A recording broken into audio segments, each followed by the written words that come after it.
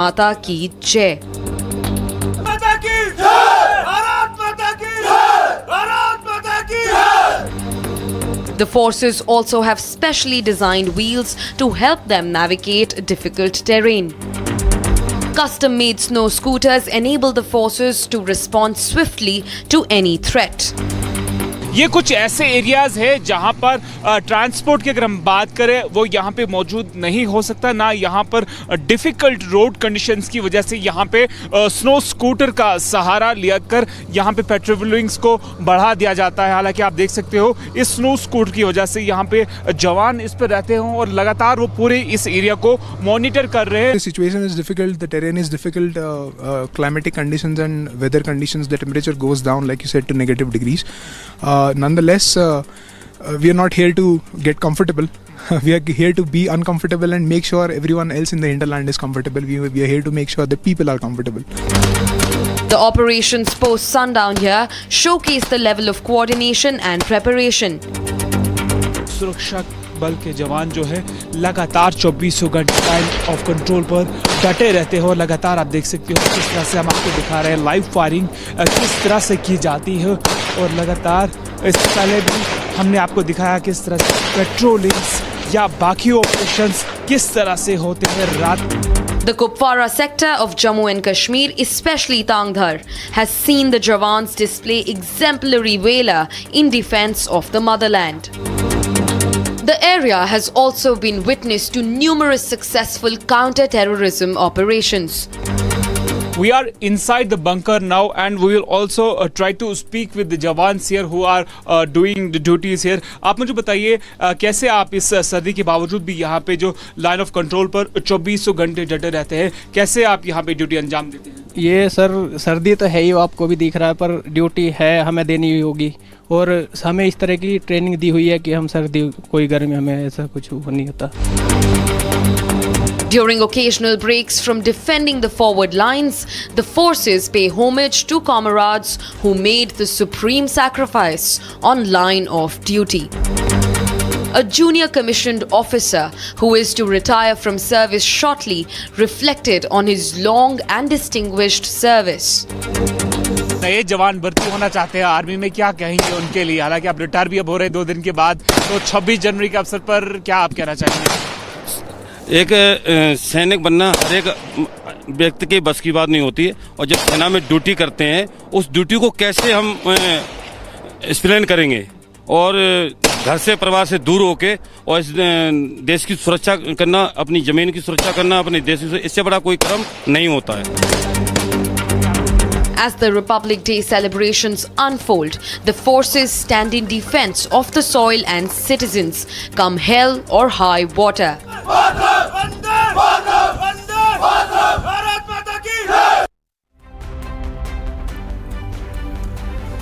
Well, that was a report on how our forces remain forever vigilant, guarding our borders, ensuring that there is no infiltration and no untoward incident, especially from Pakistan, hampers our peace, and that's why we get a sound sleep at night. But let me go across to Zeenath, who's joining us live from the iconic Lal Chowk. Zeenath, how long before the tricolour would be hoisted at the Lal Chowk, and how's the Josh on ground?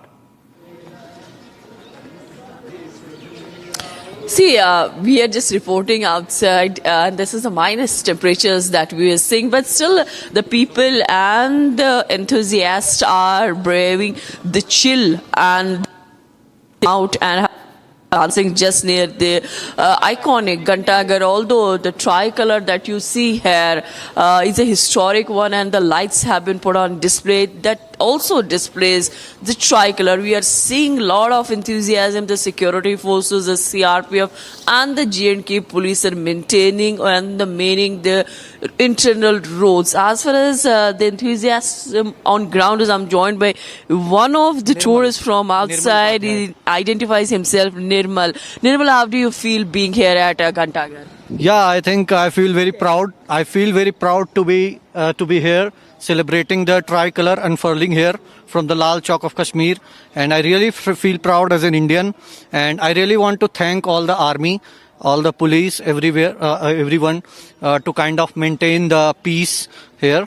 and really feel proud, on 26th of January. Actually, I'm leaving for my hometown in Bihar. Okay. So, I think I cannot say much. I say a lot of thank you to all the army.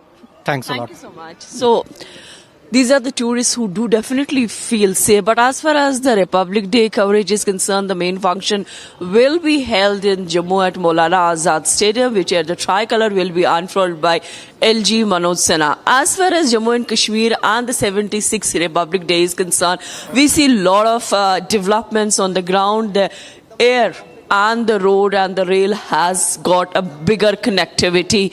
Now you see the kind of development that has come in the form of railways, because Kashmir has been waiting for the railway tracks for around 78 years long, and the wait of more than 7 decades have come to an end yesterday when the Vande Bharat trial was completed and the train had come from Katra and touched the railway tracks of Srinagar here. That is a bigger development. And also we are seeing, as far as the literally sections are concerned, the Jammu and Kashmir was able to bag Padma Vibhushan in 2 Padma Vibhushan in the category of art, culture, literature and also education. Then LG Manoj Sinha recently during his ceremonial address had mentioned that the 3-tier democracy will be strengthened as the panchayat elections will be held soon. That gives a sense of belief to the people that this is a government and that will be strengthened, and the people power will be given by to them. So as far as the Lal Chowk is concerned, the movement has just picked up in minor. People are still most of the, but we see security forces as usual dealing with the temperatures and the security alert on ground. Getting the roads, the CRPF as well as the Jammu and Kashmir police. We are also seeing there the roads are being monitored and scanned by the sniffer dogs. Patrolling of the troops is going on, and also some of the tourists, because Ghantaghar is a tourist spot, especially tourists who are clicking Ghantaghar. We expect that the tricolor will be unfurled first at the Balidan stump, which is some 200 meters from this place, and the tricolor will be unfurled by the Deputy CM of Jammu and Kashmir. All this is happening when the country has completed the 75 years of Republic Day, and yes, we are witnessing the 76. As far as the... Yes, Shivani. Right. Yes, Zeenat, keep reporting live for us. And of course, like Zenith is telling us, all the iconic sites will be illuminated in the tricolour, including Lal Chowk, where she is. And viewers, let's move ahead, because thank you for joining us on Republic TV. Let's get you the news summarized with Note Assist using Galaxy AI on Samsung Galaxy Z Fold 6.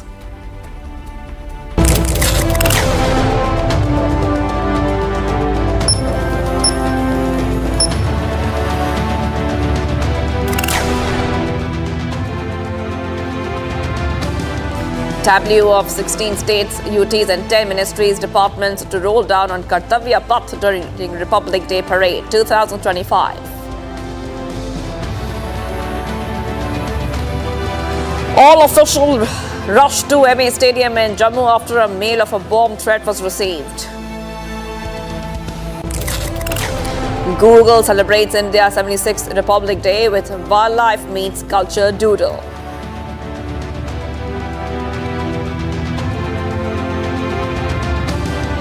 Burj Khalifa, the world's tallest building, illuminated with the Indian tricolour to celebrate India's Republic Day.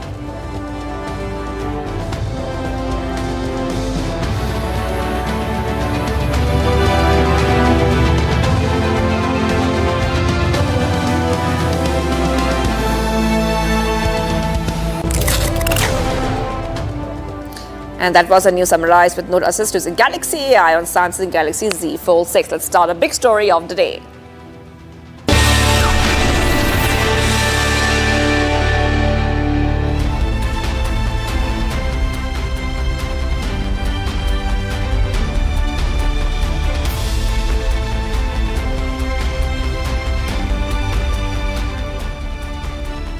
Viewers, on this Republic Day, we take you on a journey along the Srinagar-Jammu highway, a lifeline for Kashmir Valley and a symbol of India's engineering excellence. That is right, Deepaka.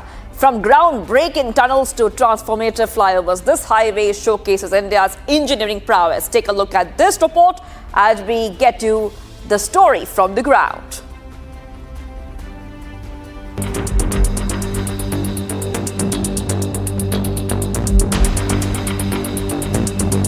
On this Republic Day, we take you on an exclusive journey along the Srinagar-Jammu highway.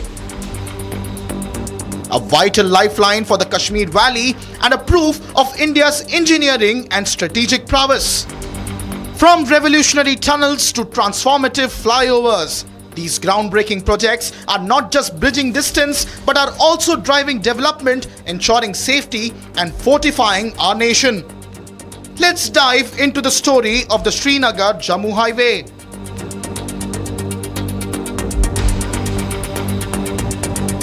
Srinagar-Jammu highway is a part of NH44 and this route connects Kashmir to the rest of the country. This route is stretching somewhere around 270 kilometers and is a critical artery road for the well-being, for the socio-economic and also the strategic well-being of Kashmir. This is the Ramsu Viaduct, poised to revolutionize travel on the Srinagar-Jammu highway. This vital project addresses the pressing issue of traffic congestion, road safety and year-round accessibility. A proof of engineering excellence, it promises a smoother journey through one of most challenging terrains in the region.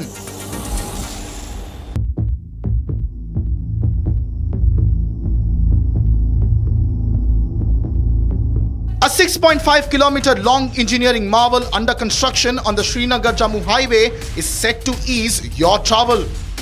Once completed in April of 2025, this tunnel will drastically reduce travel time between Digdol and Panthyal from 1 hour to just 3 minutes. This tunnel addresses long-standing issues of traffic congestion, landslides and safety concerns.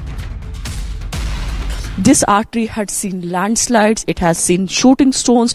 People would get stuck here for days together and they would have to deal with the harsh weather conditions. But now these kind of tunnels that are coming up here is a game changer because here we see the workforce that works 24/7, the kind of machines that they have used. These are all high-tech machines that the companies here are used to connect Kashmir with the rest of the country. Let's talk to the brain behind this marvel. Yes, ये अभी tunnel जो बन रही है ये डिगडोल से Panthiyal tunnel है। ये ट्विन टनल है, इसमें 2 टनल है। एक टनल जो है अपना यहाँ से 3 किलोमीटर का टनल का स्टेज है और इसमें करीब 6 किलोमीटर हमारा सेविंग होता है जो रोड से जाते थे। उसमें काफ़ी लैंडस्लाइड वगैरह काफ़ी टाइम से इशूज हुए हैं और रोड कनेक्टिविटी भी प्रॉपर नहीं थी, तो अभी काफ़ी मच बेटर हो जाएगा ये टनल। हम अभी मार्च अप्रैल तक हम हैंड ओवर करके दे रहे हैं एक tunnel. The Ramban flyover is an engineering triumph that eliminates the bottlenecks of Ramban town.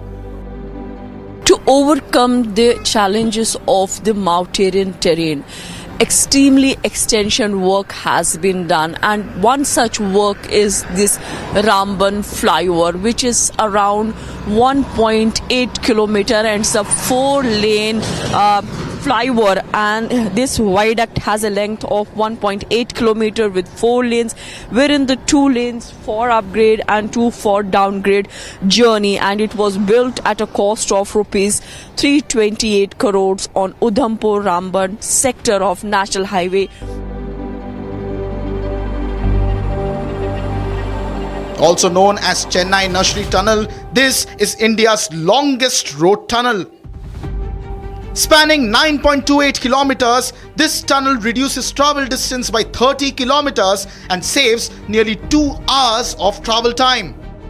With its advanced ventilation, surveillance and emergency systems, it ensures a safe and seamless journey for commuters. You can take the drive of Shama Prasad Mukherjee tunnel and it will reduce the travel time and you can have a breathtaking view around. This tunnel has helped the security forces, the Indian Army, the defense sector. It has given a boost to the tourism and also the socio-economy of Jammu and Kashmir. The Ramban Banihal 4-laning project is a monumental step towards upgrading National Highway 44.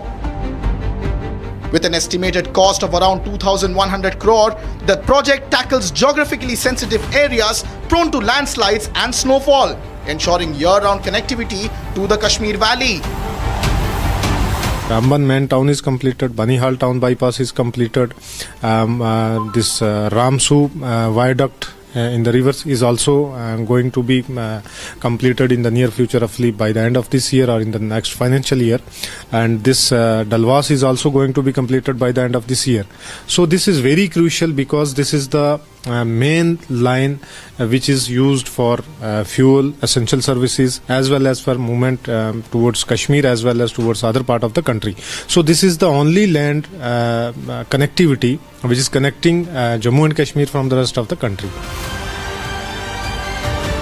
This Republic Day, the Srinagar-Jammu highway shines as a symbol of progress and unity.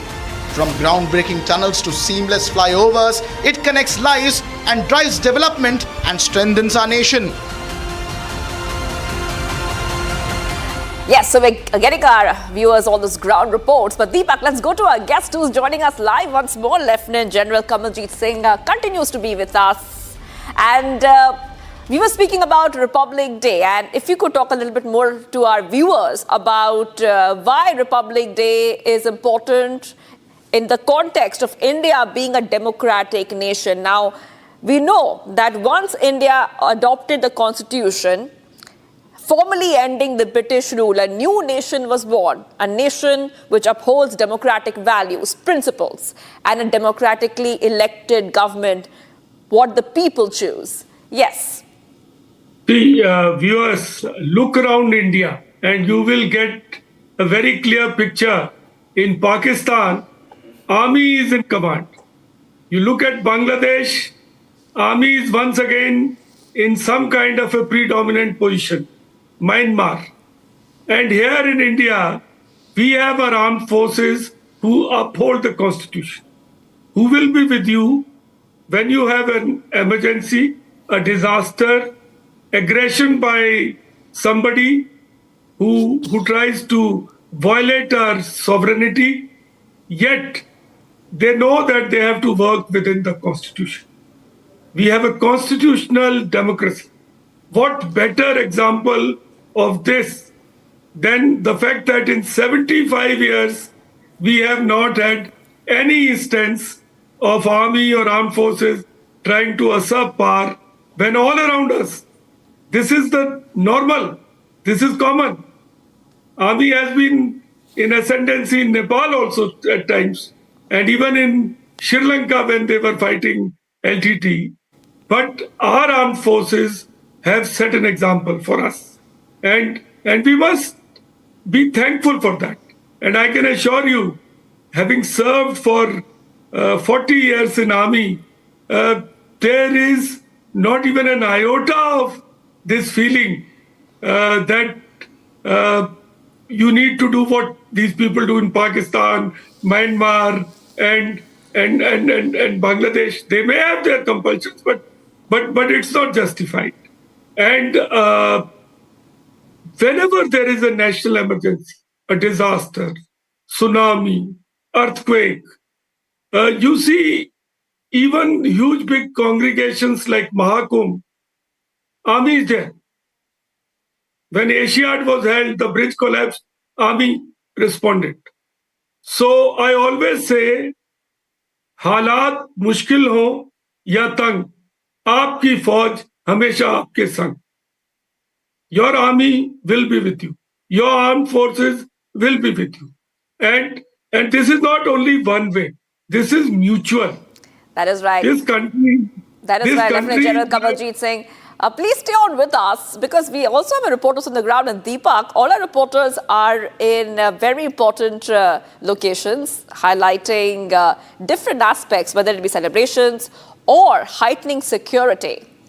That's right, Shivangi. And Arawat is in Baramulla, which is all the more important because over the last year, we've seen how terrorists have infiltrated via Baramulla, trying to disrupt peace. But Arawat, tell us, how is it today on the occasion of Republic Day? How's the security arrangements? Take our viewers through what's happening on ground zero. Yeah, absolutely, Deepak. As we have seen that the Baramulla has remained the hotbed of the anti-terror activities, and also we have seen that the multiple operations have also taken place in the North Kashmir's Baramulla district. In fact, we are here at the North Kashmir's Baramulla, and you can see here in the visuals that the multiple checkpoints have been established at the various locations in the Baramulla district, where you can see that the security persons are guarding, and in fact, we have seen that the multiple tier security is in place from the line of control areas. And right now where we are standing, this is the road where border area is connected. Also you can see that the CRPF and the Rashtra Rifles, including the special operation group of the Jammu and Kashmir police, has established various type of nakas in the North Kashmir's Baramulla. Already we have seen that the intelligence agencies have sounded alert for the Jammu and Kashmir for the peaceful conduct of the celebrations. Then after we have seen that these kind of multiple checkpoints have been established at the various locations. In fact, you can see here in the visuals how the Jawans are performing their duties here at the various locations. Republic will get you all the details. Keep watching the Republic, and we will get you all the reports after this break.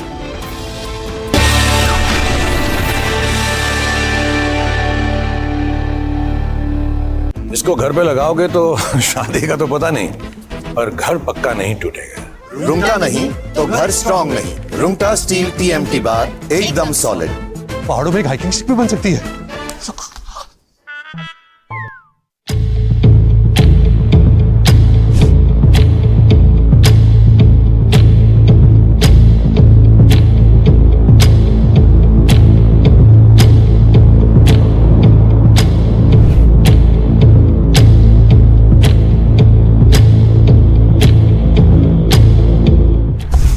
Okay, thank you very Mr. much.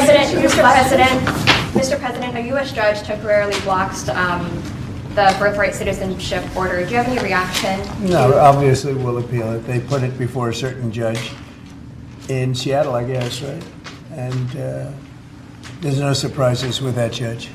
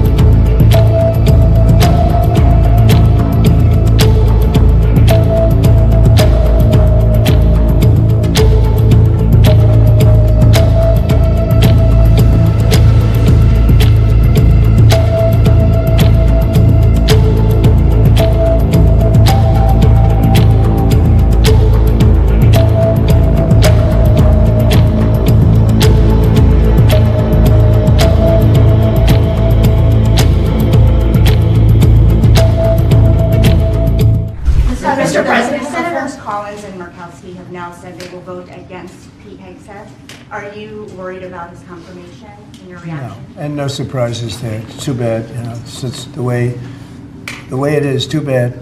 Sir, do you have any of the people you pardoned that were participated in the January 6th, 20...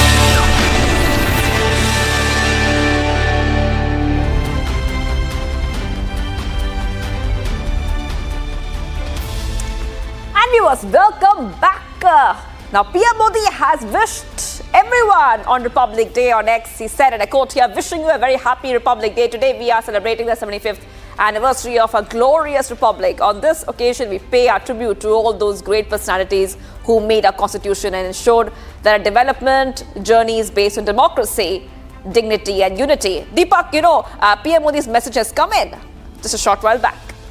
That's right, Shivangi. It's a very important day, and the Prime Minister, before the Our Day speech, has taken to his social media account to ensure that he puts out that message for all our citizens to, read on this occasion.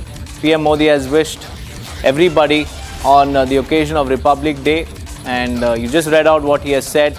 He has said that the celebration will preserve the values of our constitution. That's an important message because today is the day a republic was born and the constitution came to life, ensuring that the colonial rule was ended and that it was a beginning of a new chapter for India. And on this Republic Day, the Prime Minister has said that we must celebrate to uphold all the values of our constitution.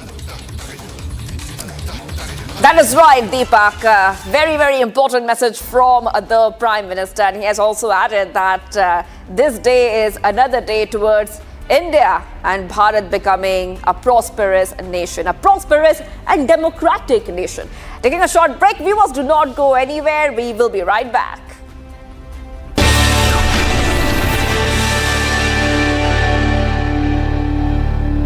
At Amity, we believe happiness drives success. The Amity Reiki Center for Happiness, established in partnership with Dr. S.S. Reiki's Foundation, empowers youth with the science of happiness, enabling them to lead with confidence. It is part of Amity's nation-building commitment to drive India higher on the World Happiness Index.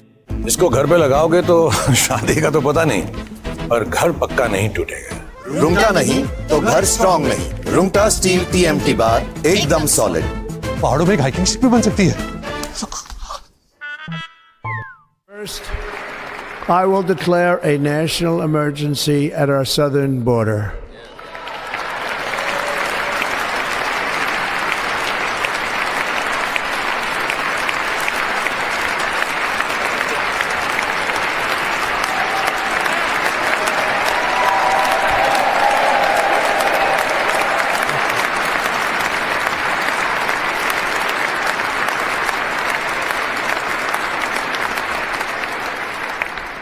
All illegal entry will immediately be halted, and we will begin the process of returning millions and millions of criminal aliens back to the places from which they came.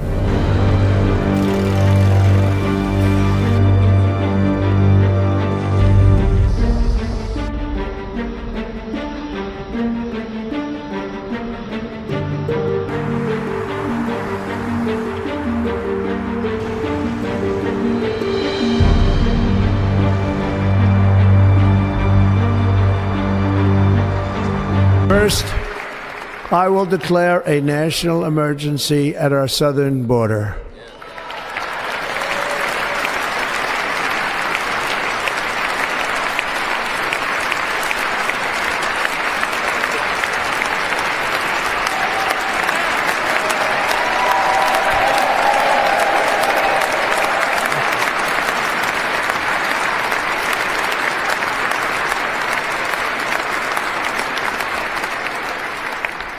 All illegal entry will immediately be halted, and we will begin the process of returning millions and millions of criminal aliens back to the places from which they came.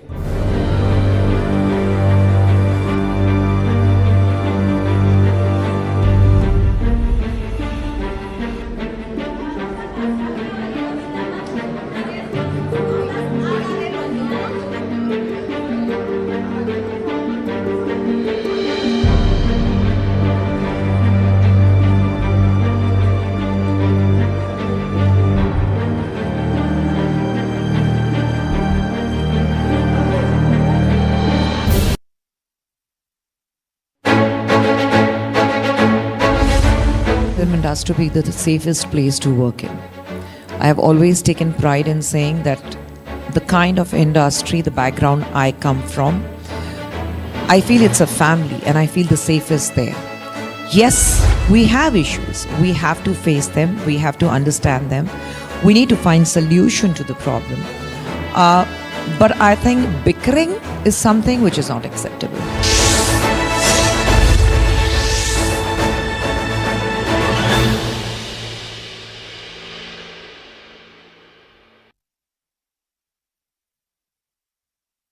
इसको घर पे लगाओगे तो शादी का तो पता नहीं, पर घर पक्का नहीं टूटेगा। रूंगटा नहीं तो घर स्ट्रॉन्ग नहीं। रूंगटा स्टील TMT बार एकदम सॉलिड। पहाड़ों में एक हाइकिंग शिप भी बन सकती है। How do you really see all of this really panning out in the years to come? Where do you think India is now positioned, particularly to look at these kind of missions? No, India, in fact, I will tell you, with respect to satellite technology or launch vehicle technology, we started from a very humble beginning, but today we are highly matured.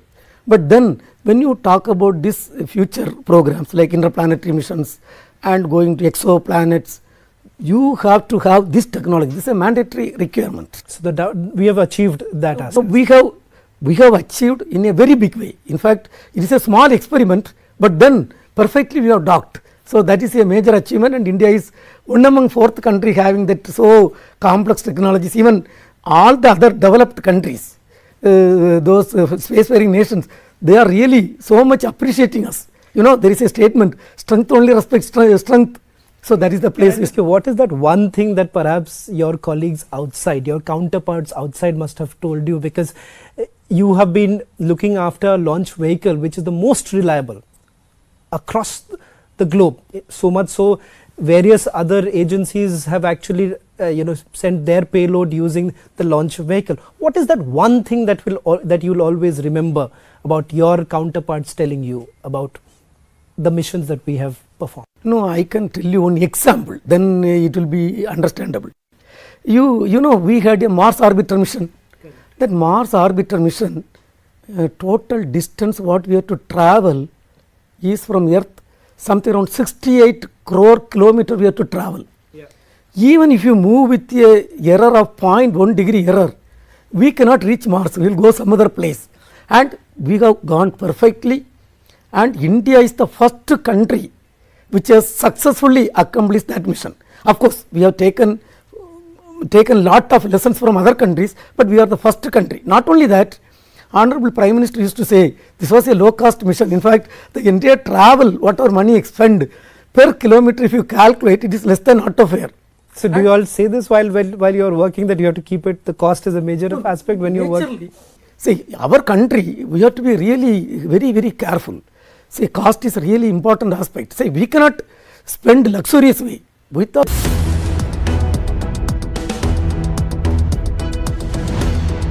$76.5 billion to India's economy by 2028.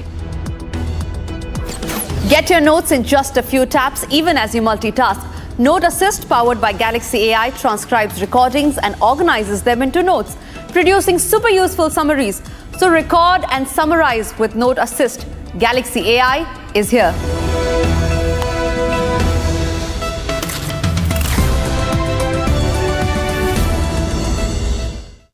At Amity, we believe happiness drives success. The Amity Reiki Center for Happiness, established in partnership with Dr. S.S. Reikhi's Foundation, empowers youth with the science of happiness, enabling them to lead with confidence. It is part of Amity's nation-building commitment to drive India higher on the World Happiness Index.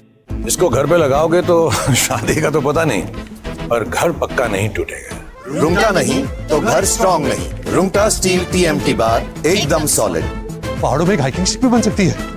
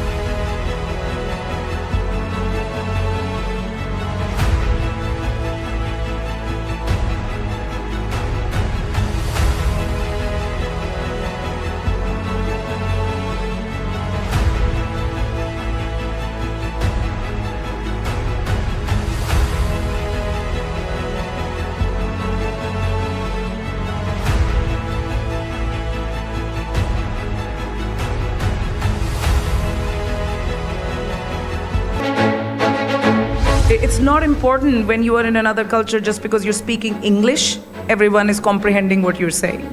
That's just the language, but communication is more than language.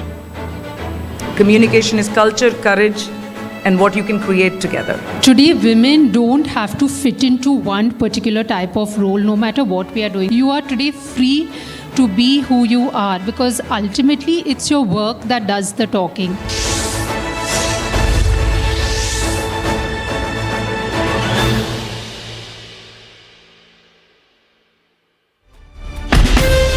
From Asia's largest news headquarters, setting the agenda for Bharat.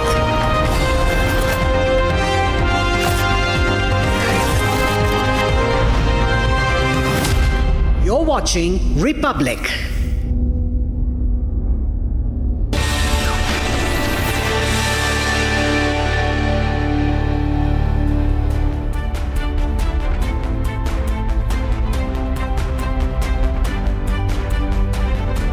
A very good morning, viewers. It is Republic Day. That is right. More than 7 decades ago, the adoption was adopted.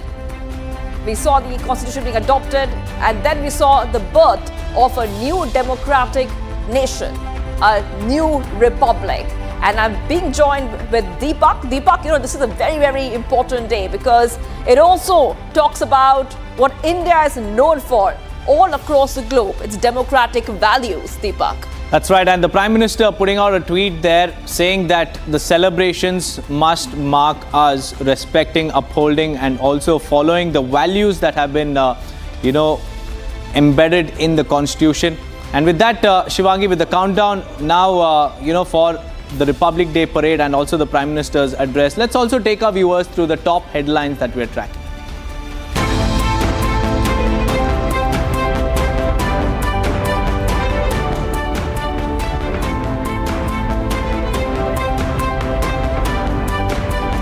W of 16 states and UTs and 10 ministries and departments to roll down on Kartavya Path during Republic Day Parade 2025.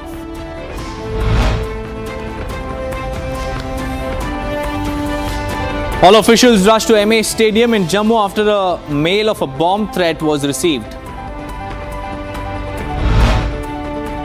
List of Padma Award is out. Late Ghazal Maestro Pankaj Udas, ex-Bihar Deputy CM Sushil Modi among the awardees.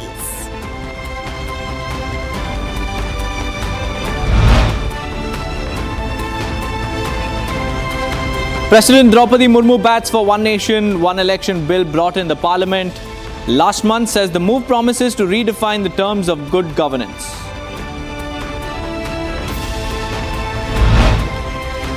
Google celebrates India's 76th Republic Day with Wildlife Meets Culture Doodle.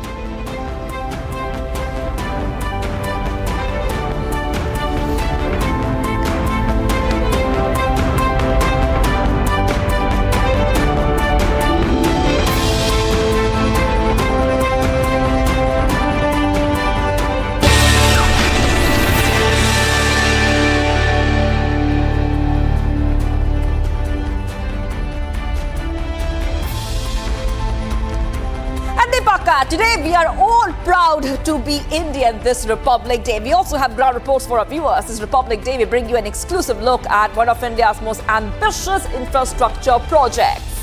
The Zojila Tunnel, a gateway to Ladakh, this engineering marvel is set to transform connectivity, boost trade and also enhance our national security. Here's how.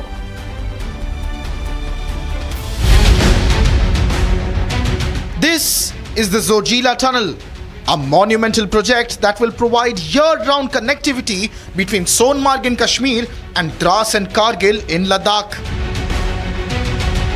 At the moment, about 2,800 meters of excavation work still remains, with the tunnel expected to be operational for defense and emergency use by the end of 2025.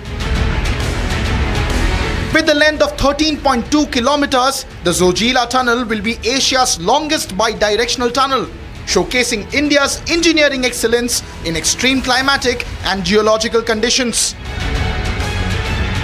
Once completed, it will bypass the treacherous Zojila Pass, drastically reducing travel time, especially during winters when the pass is often closed due to heavy snowfall. Sonmarg recently was in news as the Prime Minister Narendra Modi inaugurated Sonmarg tunnel, which not only reduced the travel time but also the distance, and it has increased the footfall of tourists in Sonmarg. But Sonmarg is again a critical artery that connects you to Ladakh, and for Ladakh one has to use the pass the treacherous terrain which is Zojila, but now the Zojila terrain will be bypassed with the upcoming Zojila tunnel, which is of 13 kilometers. Sonmarg, the last major town before Zojila Pass, holds strategic significance as a gateway to Ladakh. It is a hub for travelers, security forces and transporters heading to the region. The recently completed Nilgrat tunnel near Sonmarg was even used for Prime Minister Narendra Modi's commute for the inauguration of the Z-Mode tunnel. Right now we are at the Nilgrat, and this is one of the tunnels that is coming up. Although the finishing part has been completed and you see that moment of traffic, though it is official moment of the traffic that is going on also here, and it's a 6-kilometer long tunnel. It connects Nilgrat with Sarwal, and this is again an engineering marvel that we see where the advanced engineering technology have been used. The Zojila tunnel is more than just a road. It is a lifeline. For the Amarnath Yatra pilgrims, it offers a safer, faster route. Bypassing dangerous terrain from Ladakh, it ensures uninterrupted connectivity, vital for trade, tourism and development. And for the defense forces, it provides reliable access to sensitive border areas near the line of actual control. Listen in to what went behind making this tunnel what it is today. दिक्कत तो आएगी तो minus temperature में, दिन में भी minus में है, नाइट में भी माइनस में है, लेकिन फिर भी हम काम कंटिन्यूस कर रहे हैं 24/7 और इसको हम NATM मेथड से एग्जीक्यूट कर रहे हैं टनल को. अभी हम इसको 2 स्टेप्स में काट रहे हैं जिसको हम हेडिंग और वेंचिंग बोलते हैं. सर, कितना लेबर फोर्स लगा होगा कि इस तरह के टेम्परेचर में काम करने? डायरेक्टली जो इन्वॉल्व है इस पोर्टल पे डे नाइट में 200 पीपल के आसपास इन्वॉल्व है, बाकी इनडायरेक्ट सपोर्ट अलग से आती है. Hopefully end of this year we will complete this. The finishing work at the tunnel part 3 marks a significant milestone in this transformative project. Equipped with advanced technology, these tunnels are designed to enhance connectivity in one of the most challenging terrains, reducing travel time and improving safety for commuters. This Republic Day, the Zojila Tunnel stands as a symbol of India's engineering brilliance and commitment to Viksit Jammu and Kashmir. Connecting Kashmir to Ladakh, it's not just a tunnel, it's a bridge to a stronger, more connected India.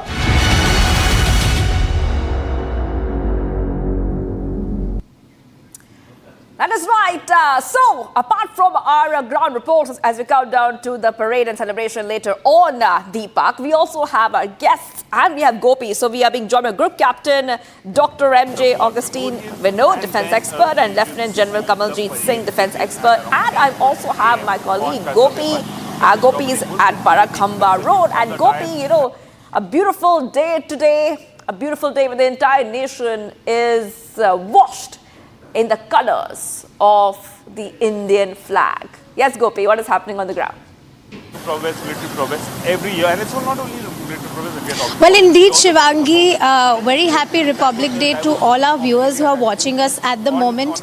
And I'm standing right here at the vantage point from where India Gate and Kartavya path begins here. So today is in fact the day which displays the military prowess and the cultural heritage of India. While we are celebrating Swarnim Bharat, Virasat and all the ancestral culture as well as what we have been seeing over the years. We are celebrating the values of Constitution. This is in fact the 76th Republic Day, where we are celebrating the 75 years of this essential rule book. While we are standing here at the Barakamba Road, I would also ask my video journalist to show how the security has been heightened here.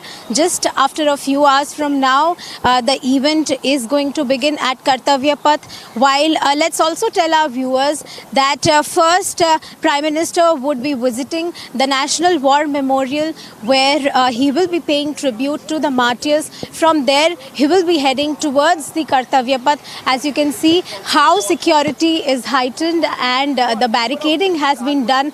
That is the Copernicus Marg, while the adjacent road to this is Barakamba Road. So this are the visuals from the ground, and at around 10:30 we are expecting a Prime Minister to address on the Kartavya Path, while there will be display of 16 tableaus of various states and union territories along with different departments. So yes, tricolour everywhere in the capital city. Back to you, Shivangi.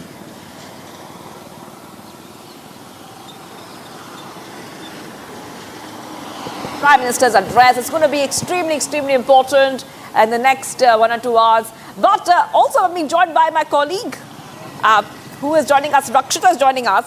And Rakshita, you know, what we see right now, Rakshita, is a day which marks the adoption of the Constitution, a day which marks India becoming a republic, India becoming a democratic nation, a nation which is upholding the principles of democracy. And Rakshita, we also have a guest joining us. We have two of our guests joining us right now. I'll introduce our guest once more. We are being joined by Group Captain Dr. M.J. Augustine Vinod and Lieutenant General Kamaljeet Singh. Over to you, Rakshita. You can go ahead and take a question to our guests who are joining us. Well, of course, a very happy Republic Day to Shivangi and everybody, all our countrymen. And thank you so much, our very special guests, Lieutenant General Kamaljeet Singh and Group Captain Retired Dr. M.J. Augustine Vinod. Group Captain Vinod, I'll just go across to you first. And this is, of course, the 76th Republic Day. And the theme of this Republic Day is Swarnim Bharat. Swarnim Bharat, Virasat or Vikas. This is heritage, celebrating the heritage and also the development, the progress, the growth that India is witnessing in the 21st century. What does this Swarnim Bharat mean to you today as we celebrate the 76th Republic Day?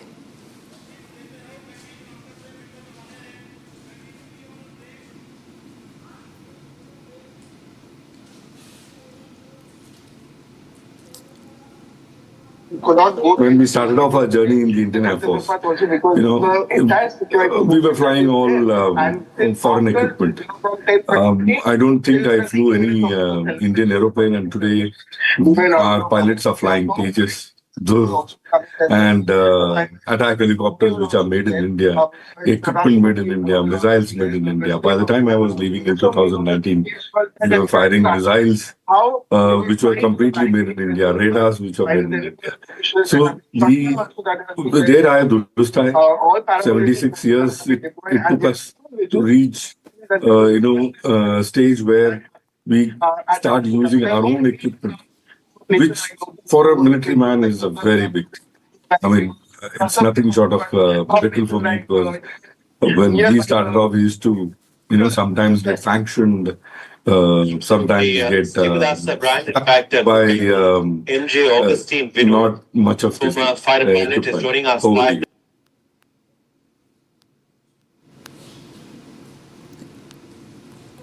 Right, absolutely, and Lieutenant General Kamaljeet Singh also joining us live from Chandigarh, sir. Of course, it's a great occasion, and for the for the longest time there has been a debate around constitution politically. There has been heated debates in the parliament as well. But today we all stand united and celebrate the constitution and the values it instills as a nation together, sir. Today the Republic Day parade is all set to begin in a short while from now. And very importantly, apart from honoring our braves, we'll also have our military prowess on display. In your experience, sir, today as we stand on 2025, how do you witness India's growth militarily? Firstly, my greetings once again. New viewers must have joined. I must also once again tell the viewers, whenever you join, please remember your brave hearts and the heroes who made this day possible for us. We are at a critical time. We are at a time where our nation has got a very unique opportunity. We have youthful demographic dividend. We are a nation which is fourth largest economy. We are fastest growing economy today. So we have everything going good for us. And if at this time we do not take advantage of it, then we have to blame only ourselves. We don't tell others. So country is at the threshold of realizing its potential. That's why it's being called Amrit Kaal. Amrit Kaal is not just a term coined to, please people. It is to encourage people, it is to motivate people that such an opportunity will not come again. And if it will come our way, and we are lucky in this generation to be part of this transformation, then let us take advantage of it. We can't blame anybody but ourselves. Our PM has been saying many times that we only talk of our freedoms, our rights, but we often forget about our duties. This is the day for us to sit back once again to look at our commitment. How much am I giving to my country, to my society? You live in any society, any village, any town. Are you contributing to its cleanliness? Are you maintaining discipline? Are you keeping the traffic going smoothly? All these are things which can be done by anybody and everybody. And we have no choice but to do it. So it's a great day. And so much of endeavor has been put in. You'll see it in this parade. How much effort these people have put in to come and show it to us, showcase to us their sense of commitment. So get out of your quilt if you are in a cold area and just take it that I am also going to be with you in this mission. And next Republic Day, the country will be in much better shape. That's how I look at it. Thank you. Right, I request our guests to please stay on with us. And Shivangi, we also have Ashwin joining us from Kochi. Our network of reporters getting us the mood and the fervor with which 26th January, the Republic Day celebrations are underway all across the country. That is right, Rakshita. And, all across the country, all across the nation, we see that the iconic sites are illuminated with the tricolor. And let's go across to my colleague Ashwin, who is at Kochi, and he will take our viewers through what is happening in terms of celebrations. Yes, Ashwin, go ahead. Well, right now I'm standing at INS Venduruthi, the heart of the Southern Naval Command, and where you can see the flag officer commanding in charge, Vice Admiral V. Srinivas, right now reviewing the parade as well. And here what we see around, it's a glorious personals, Navy personals, 850 of them standing to be part of the Republic. You can also see a very special highlight is the platoon of girls. Now you can see this platoon of girls over there. They are part of they are also taking part over here. They are, in fact, the Agniveers. The Agniveers are also taking part, and an exclusive platoon for girls is also there. Totally 850 men, and what you can see over here is this glorious tradition. You can see the most honorable president's color, a flag which is given by the president. It's the honorable president's color that is on display, and this is a highlight. What you can see right now is the discipline, the commitment, and the integrity of the men in white. It is these men who are protecting the borders, who are protecting the sovereignty, integrity, and unity of the country. And these men, the showcase of their discipline and the strength is at its top right now.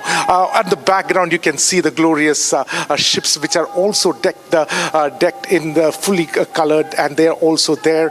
And the Cochin shipyard, the ships are also there. And you can see today the Southern Naval Command, one of the premier training institutes of the Indian Navy, and this entire platoon, around 30 platoons are there, 6 armed platoons of that. It also includes the Sea Cadets as well as the NSS and the Agniveers as well. So as in the south of India, when we celebrate this Republic Day, we can see this glorious tradition of the armed forces, of the men in white, celebrating and also ensuring that the nation is safe over here.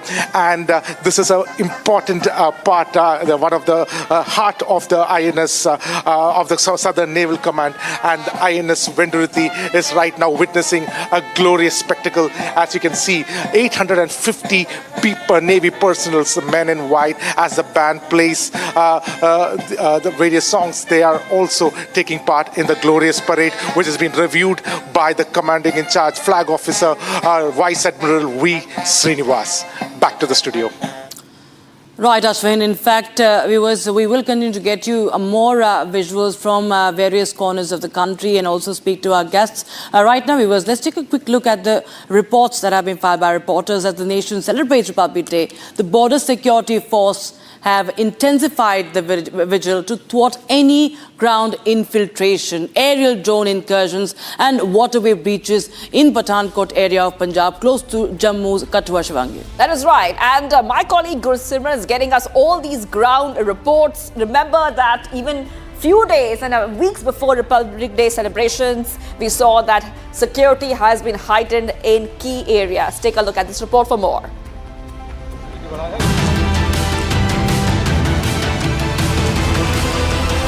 The nation is celebrating Republic Day, and on this day, the forces on the borders are maintaining the highest level of alertness because the adversary is Pakistan and it is always in a bid to destabilize the region. Right now, we are in the Punjab frontier with the Border Security Force, the troops that are ensuring that the area close to the J&K border is always intact and any attempt by the adversary is foiled well within the time. This is one of those borders where the BSF face manifold challenges. The challenges are not only from the ground threat, that is from the adversary, but also the threat that is there via drone. And since this is on the river of the on the edge of the river Ravi, it also poses a new threat, and that's why a manifold, a multi-placed infiltrations counter grid is in place.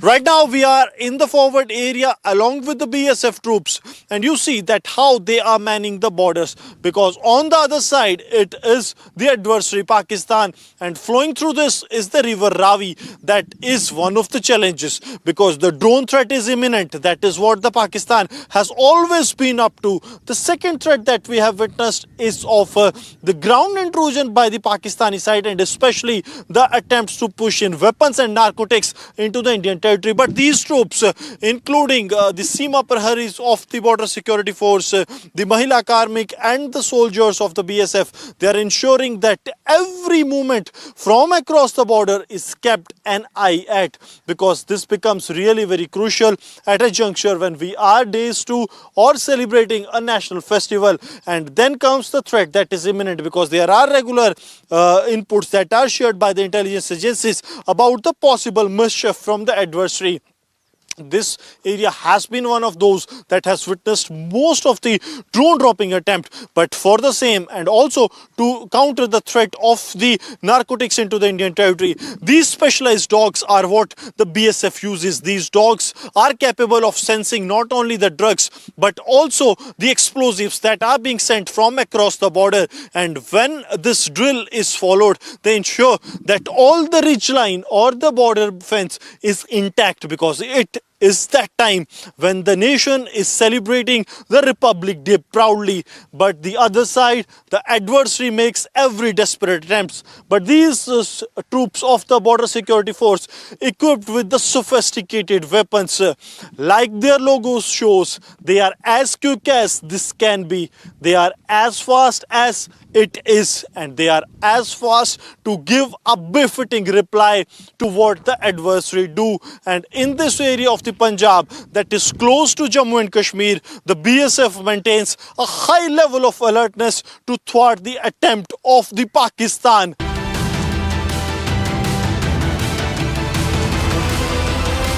On the international border, it's a long area to man, and for the same, the BSF has brought in their specially trained horses into this entire area domination. These horses are the specially trained ones that are trained to tackle the situation, every situation, because here you have to move with the flash of the light, and these are the horses of the BSF that are trained, because on the other side is the adversary Pakistan, and there you cannot actually wait for a friction of second hand. Now you will also see once again they are moving in this area. And also these BSF troops, they also have the weapons loaded on their this horse that they are riding, and the speed that you see is actually what makes the difference for them. This is the speed of the light that is the game changer, because they can travel a roughly surface within a few seconds, and that is not possible for the vehicles, because in the international border area there are many areas where you cannot go by the vehicles or by two-wheelers. And there comes this giant killer, that is the specially trained horses of the border security force on the borders. Water channels on the international border have always been a traditional route of infiltration for the terrorists and their supporters to Indian territory. Right now we are in the Punjab frontier of the BSF, that is close to the Jammu and Kashmir, and in this stretch of the international border there have been multiple instances where the terrorists have sneaked in using these traditional routes of infiltration. It's the month of January. It's the peak winters here, but the water level in the river Ravi is somewhere close to 10 feet. That means you cannot ignore the threat that is posed by this side. But to ensure that the tricolor flies high, these troops of the border security force deployed in the Western Command of the BSF ensures that every threat is given a befitting reply, and they march here round the clock. Day in and day out, they ensure that the attempt of the adversary is foiled well within the time. We have seen in the past as well that how there have been several attempts made by the Pakistani side, and so is the case this time also, because the troops of the BSF, they are ensuring that every attempt is foiled, and also the high-tech surveillance techniques along with the man and the machinery are being used. These are the real-time surveillance cameras that have been installed by the BSF in the boats that patrol in this Ravi, because here you will see that these are the high-resolution cameras that provide a real-time footage to the headquarters of the BSF in Punjab frontier about what is happening here.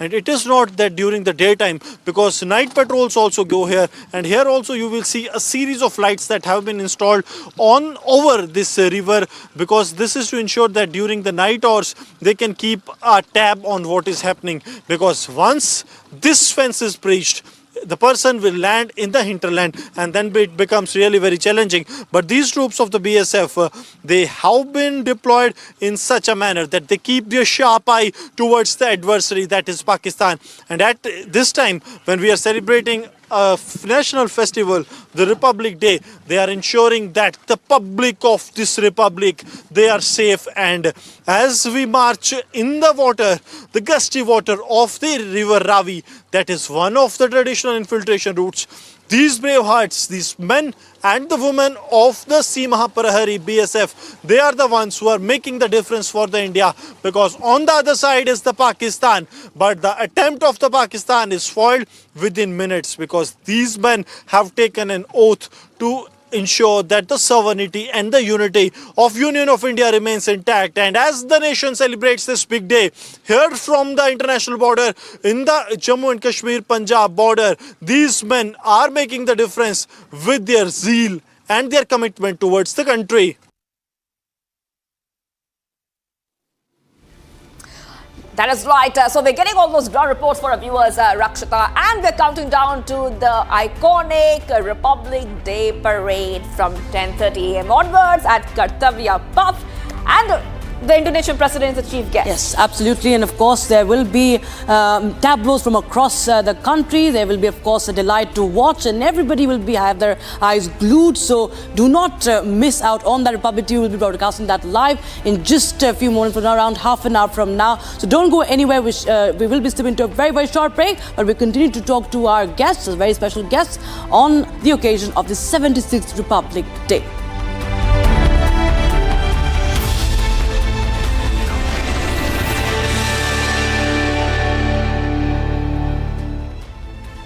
इसको घर पे लगाओगे तो शादी का तो पता नहीं, पर घर पक्का नहीं टूटेगा। रुंगटा नहीं तो घर स्ट्रॉन्ग नहीं। रुंगटा स्टील TMT बार एकदम सॉलिड। पहाड़ों में एक हाइकिंग शिप भी बन सकती है। First, I will declare a national emergency at our southern border.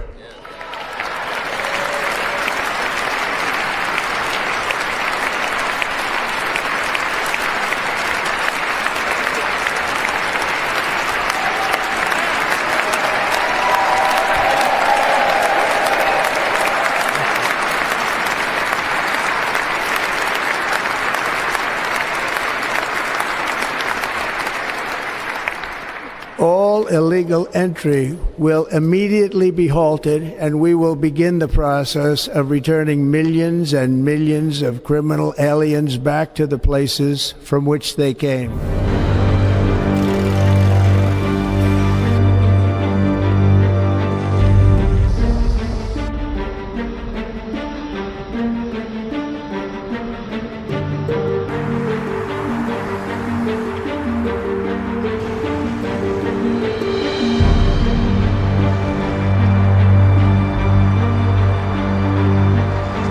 First, I will declare a national emergency at our southern border.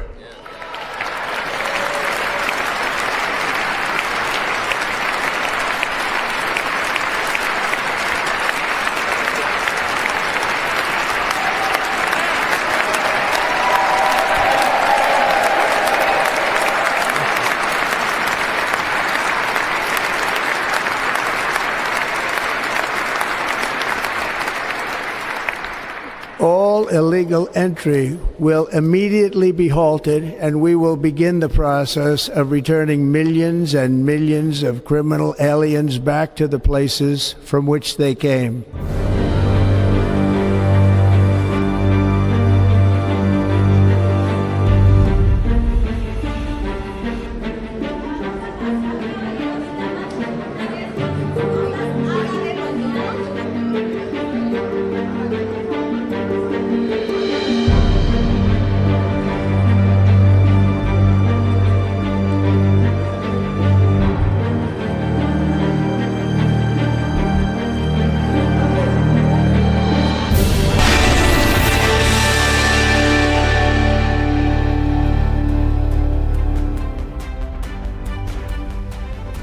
Thank you so much for joining us on Republic TV. Let's get you the news summarized with the notices using Galaxy AI on Samsung Galaxy Z Fold 6.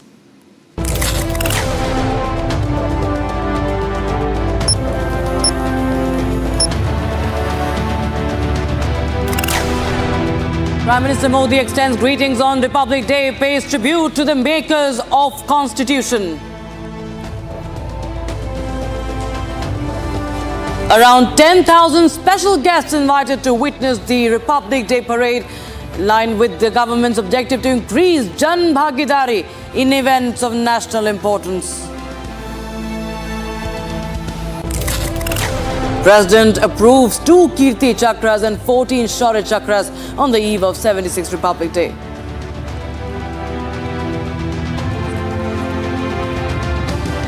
Pakistani intruder apprehended by the Indian Army in Jammu's Pooch ahead of Republic Day.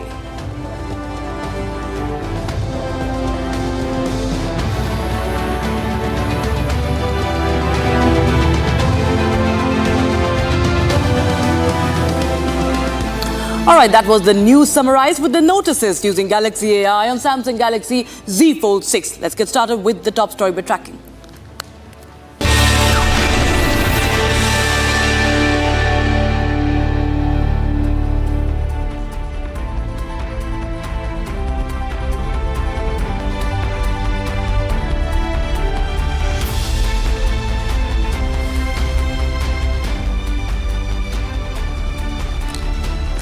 Well, viewers, it is Republic Day and we are all proud to be Indian today, Rakshita. And 10:30 a.m. is the iconic Republic Day parade at Kartavya Path. We are counting down to that. And before that, we have a reporters, we have a guest joining us live. But now I want to go across to my colleague, Gursimran, who's been on the ground. He's at the Indo-Pakistan border. Let's go straight across to our colleague, Gursimran, at the Indo-Pakistan border. And he has been especially very importantly tracking what is happening in terms of security, because you've seen that the security at the border has been heightened with India and Pakistan. The BSF has stepped up security. Yes, let's go straight across to Gursimran. What is happening on the ground, Gursimran, and how is the Josh today? The Josh, as always, remains high at the Indo-Pakistan international border because we are 100 meters away from the Pakistan, and here at the Oktrai border outpost in the Araspura sector of the Jammu, the BSF troops have lined up because now it is going to be the flag hoisting of 131 feet long tricolor that will be hoisted here by the DIG of the Border Security Force in a minute's time now. It's important to mention that this border holds important significance because this is one of the challenging borders that has BSF guards in Jammu and Kashmir. And as we speak, the senior officials, including the Deputy Inspector General of the BSF, they have arrived now from the war memorial, from the memorial of their brave hearts, and now he will be taking the salute, and also the wreathing has taken place, and now it will be the flag hoisting ceremony that will be taking place. I'll request Sarjeevan to show you the visuals that the Deputy Inspector General of the BSF Jammu Frontier, Chitrapal, has arrived here, and he will be taking the salute. It is one of those historical moments because it is at this place where the wars have been fought. The BSF has always shown their that how they stood next.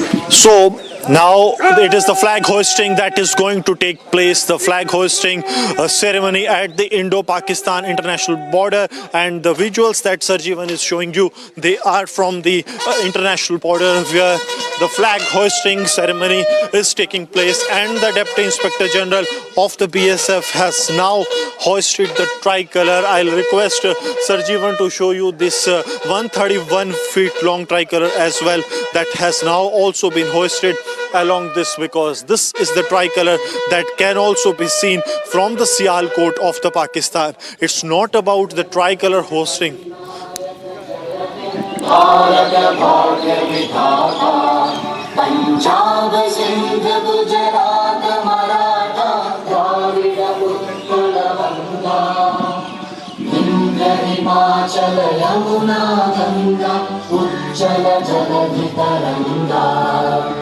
तव शुभ नामे जागे, तव शुभ आशीष मांगे, गाहे तव जय गाथा, जन गण मंगल दायक जय हे भारत भाग्य विधाता, जय हे जय हे जय हे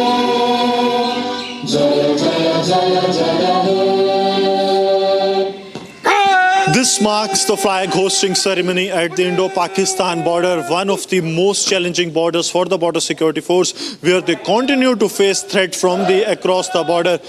And now the slogans of the Bharat Mata Ki Jai also being chanted, and it's the time for the celebration. It is the sweets distribution by the Deputy Inspector General of the BSF here at the Indo-Pakistan border in the Araspura sector, where the troops are being greeted on the Republic Day, the 76th Republic Day. And as on this day, we are able to celebrate this day at our homes with peace. The credit goes to these soldiers, these brave hearts, be it from the Border Security Force, the Indian Army, or the paramilitary forces that have given their lives for our safety, for the sovereignty of the country. And now the Deputy Inspector General of the BSF is distributing the sweets with these brave hearts. The visuals that you are seeing here, that a message is also being sent that all is well. And at this time, at this crucial time, when we are witnessing a challenge on the border, the message is loud and clear. Sir, he is now distributing it, and also to the other troops as well. The sweets distribution will take place, after which there will be a message that will come from the Deputy Inspector General of the BSF. It is very important because these are those frontiers that have always been challenging, and now the Deputy Inspector General of the BSF will brief on the sending a message to the troops that are here and also to one and all. Yes, back to studios. Right, Gursimran, of course, it's a reason for every countryman to, celebrate. And, of course, our Jawans who continue to keep us safe, that we can sleep very peacefully. We cut across live to my colleague Gopi right now, live from the National Capital, from Barakhamba Road in New Delhi. Take us through, Gopi, what's really happening around you? What is the celebration happening in New Delhi like? Well, in fact, Rakshita, very happy Republic Day to you and the viewers who are watching us at the moment. While I'm standing here at the Barakhamba Road, India today is going to display its military prowess and cultural legacy on Kartavya Path today, just after a short while from now.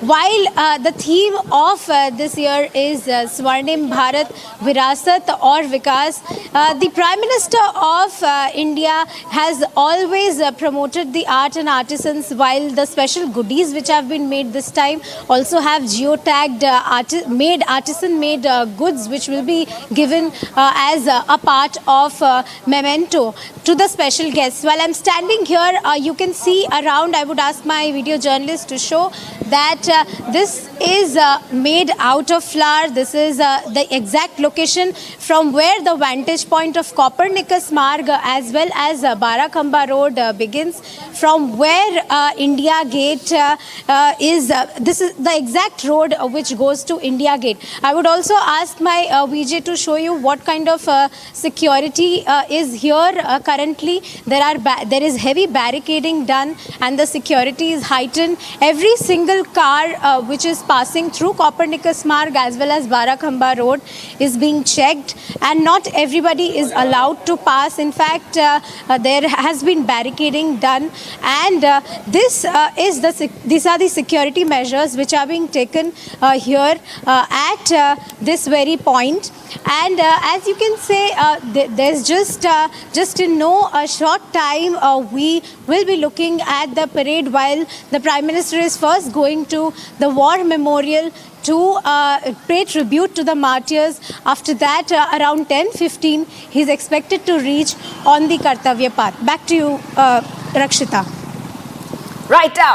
Yes, Gopi, stay on with us. We're counting down to that very, very iconic Republic Day parade, which will begin in a short while from now. But we also have a guest joining us, Rakshita, because we will be talking to a guest today, and they will be speaking about Republic Day, which is a celebration of democracy. Joining us is Major General G.D. Bakshi, and we also will be joined by our other guests. I'll come back to other guests in a short while from now. But yes, Major General G.D. Bakshi, big day for India. After 7 whole decades, we see that Republic Day is a moment where, when the first Republic Day was celebrated 7 decades back, India became a republic, a new republic, and it showed the world what democracy truly is.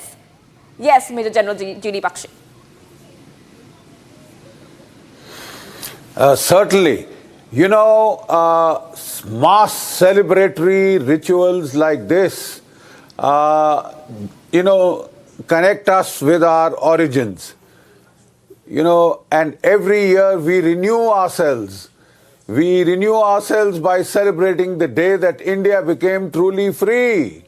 In 1947, let me remind you, we had achieved dominion status. We were not really free. We became free only in 26th of January 1950 when India became a republic.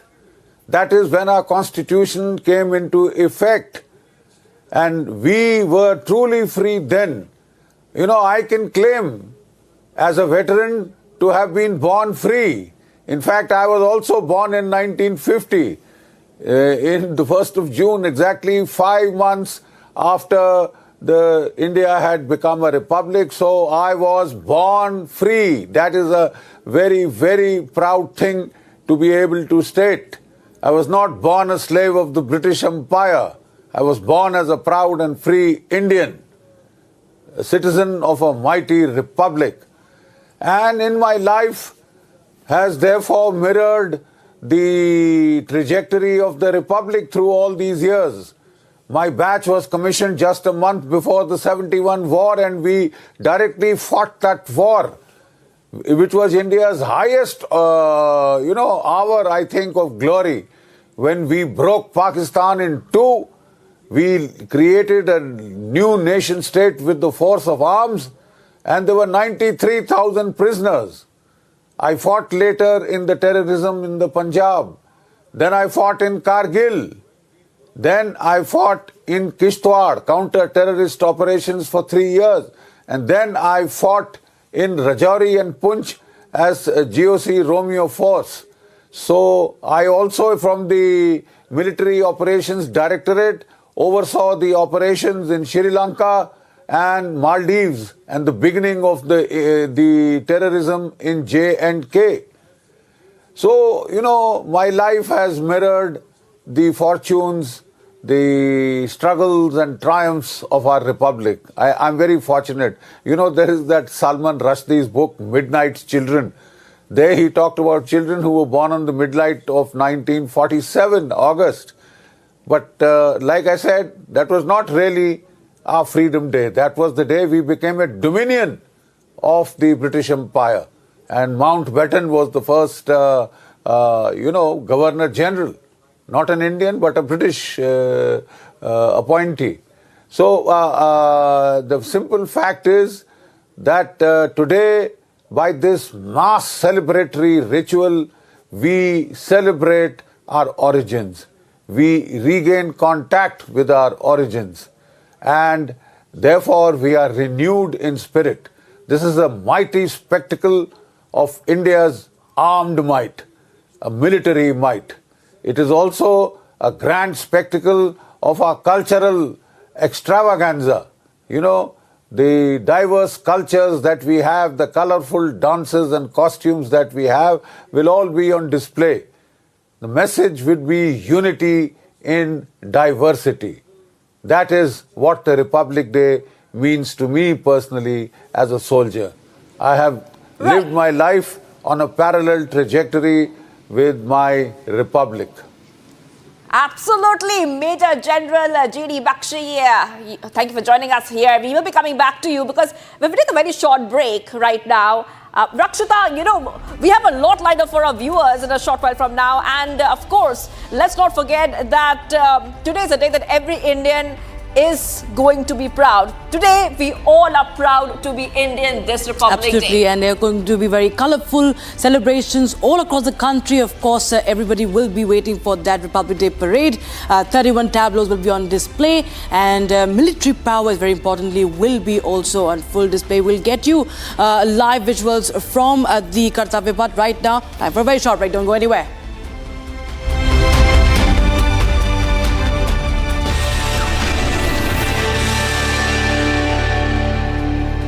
At Amity, we believe happiness drives success. The Amity Reiki Center for Happiness, established in partnership with Dr. S.S. Reiki's Foundation, empowers youth with the science of happiness, enabling them to lead with confidence. It is part of Amity's nation-building commitment to drive India higher on the World Happiness Index. इसको घर पे लगाओगे तो शादी का तो पता नहीं, पर घर पक्का नहीं टूटेगा। रुंगटा नहीं तो घर स्ट्रॉन्ग नहीं। रुंगटा स्टील TMT बार एकदम सॉलिड। पहाड़ों में एक हाइकिंग शिप भी बन सकती है। I want to first ask the latest experiment that was done with regards to space docking, and it was complex. We are now part of the elite club, fourth country to do so, but many would be asking, what's the big deal about it? No, let me explain in a very ordinary language. Please understand, when two vehicles in the ground are moving with 100 km/h speed, and if you are to dock one object to another one within millimeter, micrometer level of accuracy, you can understand two buses are moving and you have to dock, and one is moving, both are moving with a near equivalent relative velocity. You know, in orientation and other thing, you have to how perfectly you have to go and dock. That itself will be difficult. Now here we are talking about two satellites moving in a orbit, in the low Earth orbit, with a velocity of 28,400 km/h velocity. Two are moving.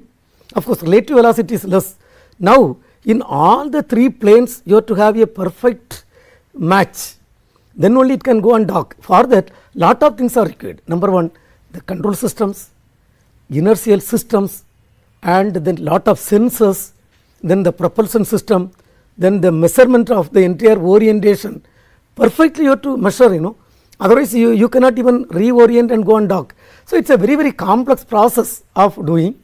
Otherwise every country would have done. Right. And then it is a very, very involved challenging. Where do we stand now, and what is it that we have accomplished, and how far will that push much of our missions that are coming? We are talking about lunar bases, we are talking about, there are talks of colonization of the Mars that has been spoken by a few gentlemen in the United States of America. I'll come to that later. But with this, what big achievement are we really talking about?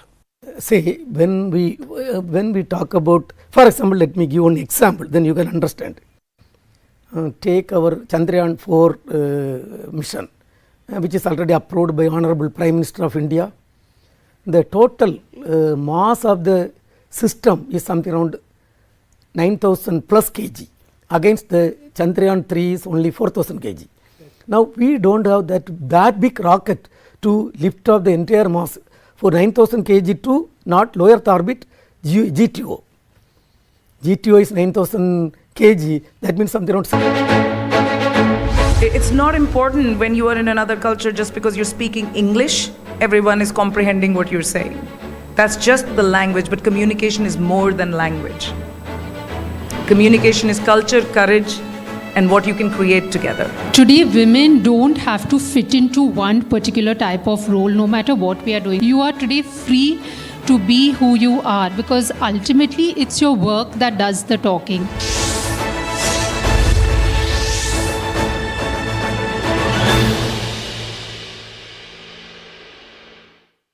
इसको घर पे लगाओगे तो शादी का तो पता नहीं, पर घर पक्का नहीं टूटेगा। रुंगटा नहीं तो घर स्ट्रॉन्ग नहीं। रुंगटा स्टील TMT बार एकदम सॉलिड। पहाड़ों में एक हाइकिंग शिप भी बन सकती है।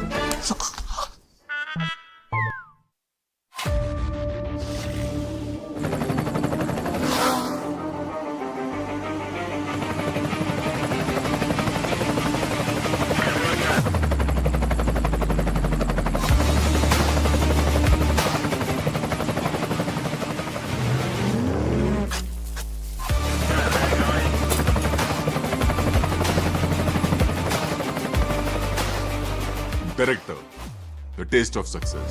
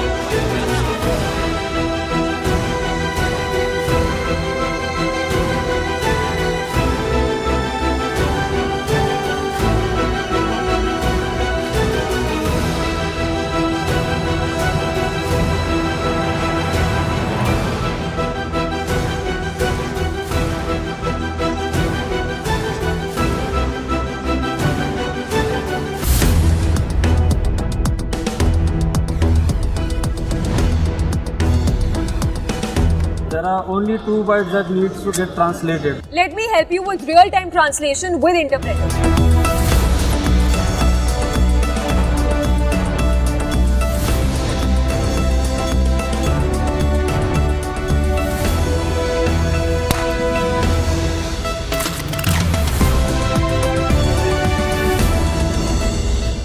At Amity, we believe happiness drives success. The Amity Reiki Center for Happiness, established in partnership with Dr. S.S. Reiki's Foundation, empowers youth with the science of happiness, enabling them to lead with confidence. It is part of Amity's nation-building commitment to drive India higher on the World Happiness Index. इसको घर पे लगाओगे तो शादी का तो पता नहीं, पर घर पक्का नहीं टूटेगा। रूंगटा नहीं तो घर स्ट्रॉन्ग नहीं। रूंगटा स्टील TMT बार एकदम सॉलिड। पहाड़ों में एक हाइकिंग स्टिक भी बन सकती है।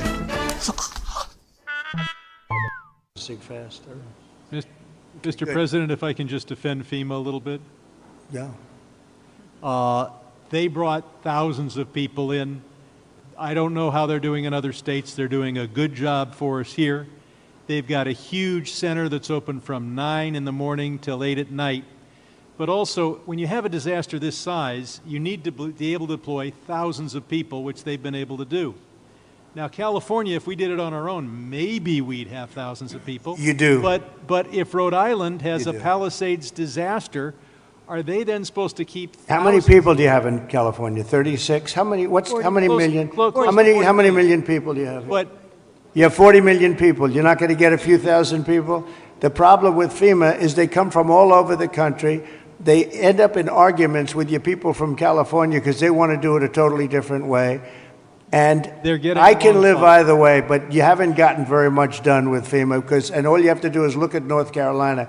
It's one of the great disasters of all time. And Mr. President, you can't have Rhode Island maintain a staff of thousands and thousands of people waiting to see if they have a disaster. You know who came in and fixed North Carolina or the process? Other states, people from all over the country came. And you have the same thing. You have a lot of people from all over the country. Getting the people is not a problem. Getting the organization's a big problem. FEMA's incompetently run, and it costs about 3 times more than it should cost. I'm hoping we can spend money on schools instead of giving money to bureaucracy. It takes you so much longer. Mr. President, it takes you so much longer. FEMA for helping our people. FEMA has a standard, Brad, and I'm a builder. I was a very good builder. FEMA has a standard that's so slow. They want permit on permit on permit, and then they want permits on top of that. If you use FEMA, you'll be here for a long time. What I'm saying is get the city, get the state to give you immediate 24-hour permits. These people are going to build their own homes. They're going to get them built fast. I'll also be signing an executive order to begin the process of fundamentally reforming and overhauling FEMA, or maybe getting rid of FEMA. I think, frankly, FEMA is not good.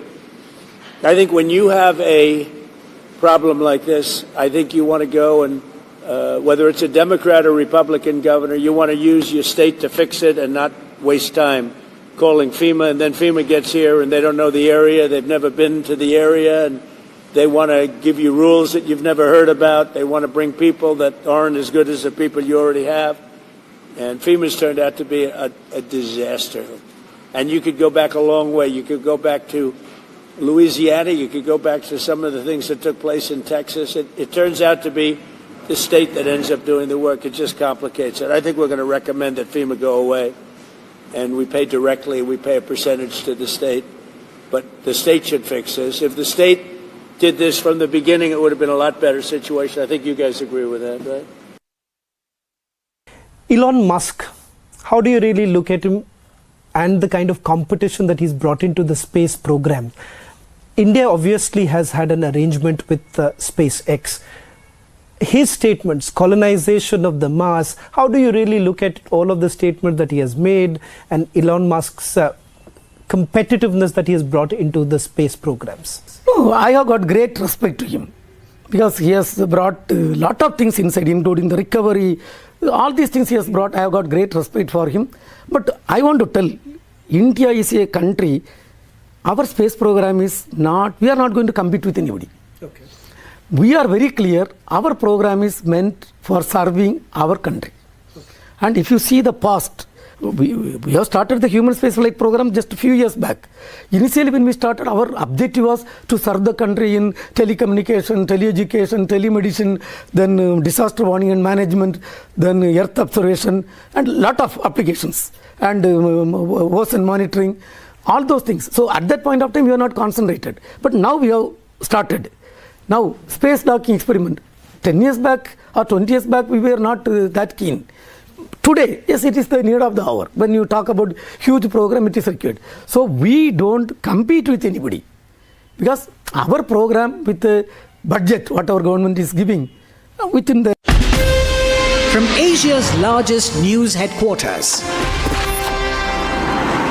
setting the agenda for Bharat.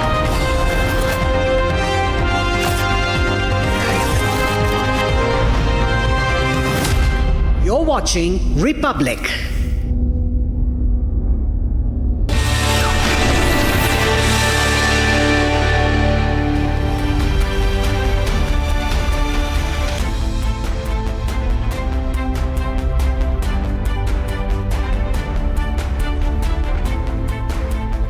Very good morning, viewers. Today, every Indian is proud. We are proud to be Indian today because it's Republic Day. Remember, Republic Day marks that occasion more than 7 decades ago when India became the youngest republic back then. And ever since then, Deepak, and Deepak is my colleague and the co-anchor right now, ever since that day, Deepak, we saw that India has shown the way when it comes to democratic values. What does democracy mean? And the world has been learning from us, Deepak.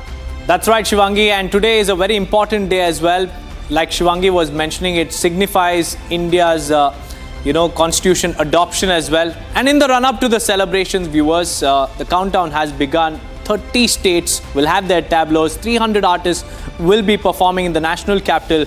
We'll get you all the latest from Ground Zero, but first a quick check on the headlines we're tracking.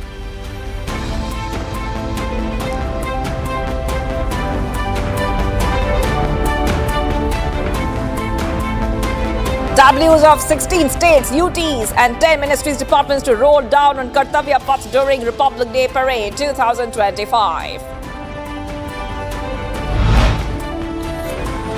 All officials rushed to MA Stadium in Jammu after a mail of a bomb threat was received.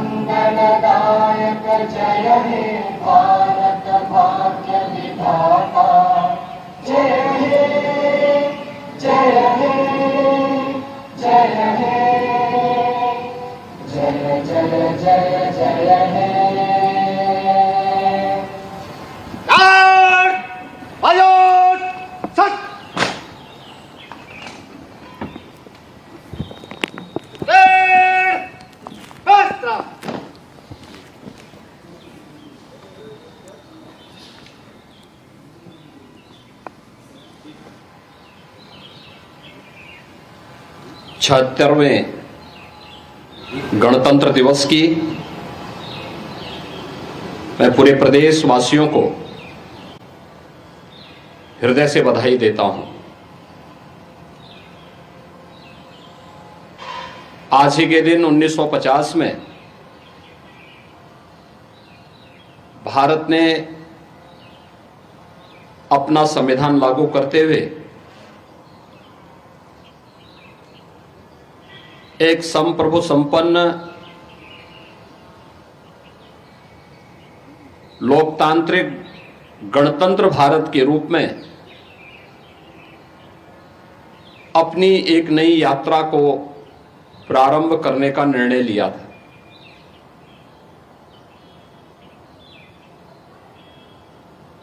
एक लंबे संघर्ष के बाद 15 अगस्त 1947 को यह देश आजाद हुआ। राष्ट्रपिता महात्मा गांधी, सरदार वल्लभ भाई पटेल, नेताजी सुभाष चंद्र बोस, बाबा साहब डॉक्टर भीमराव अंबेडकर, डॉक्टर राजेंद्र प्रसाद जैसे अनेक स्वाधीनता सेनानियों ने देश की आजादी के लिए पूरी मजबूती से नेतृत्व प्रदान करते हुए ब्रिटिश हुकूमत को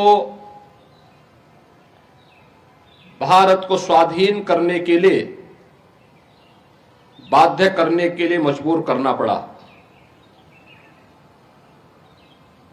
15 अगस्त 1947 में देश आजाद होता है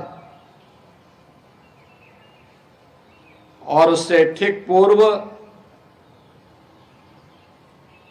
डॉक्टर राजेंद्र प्रसाद जी के नेतृत्व में भारत ने अपना एक संविधान सभा का गठन भी किया। संविधान के प्रत्येक अनुच्छेद को एक माला के रूप में पिरोने का जो गुरुतर दायित्व था, यह दायित्व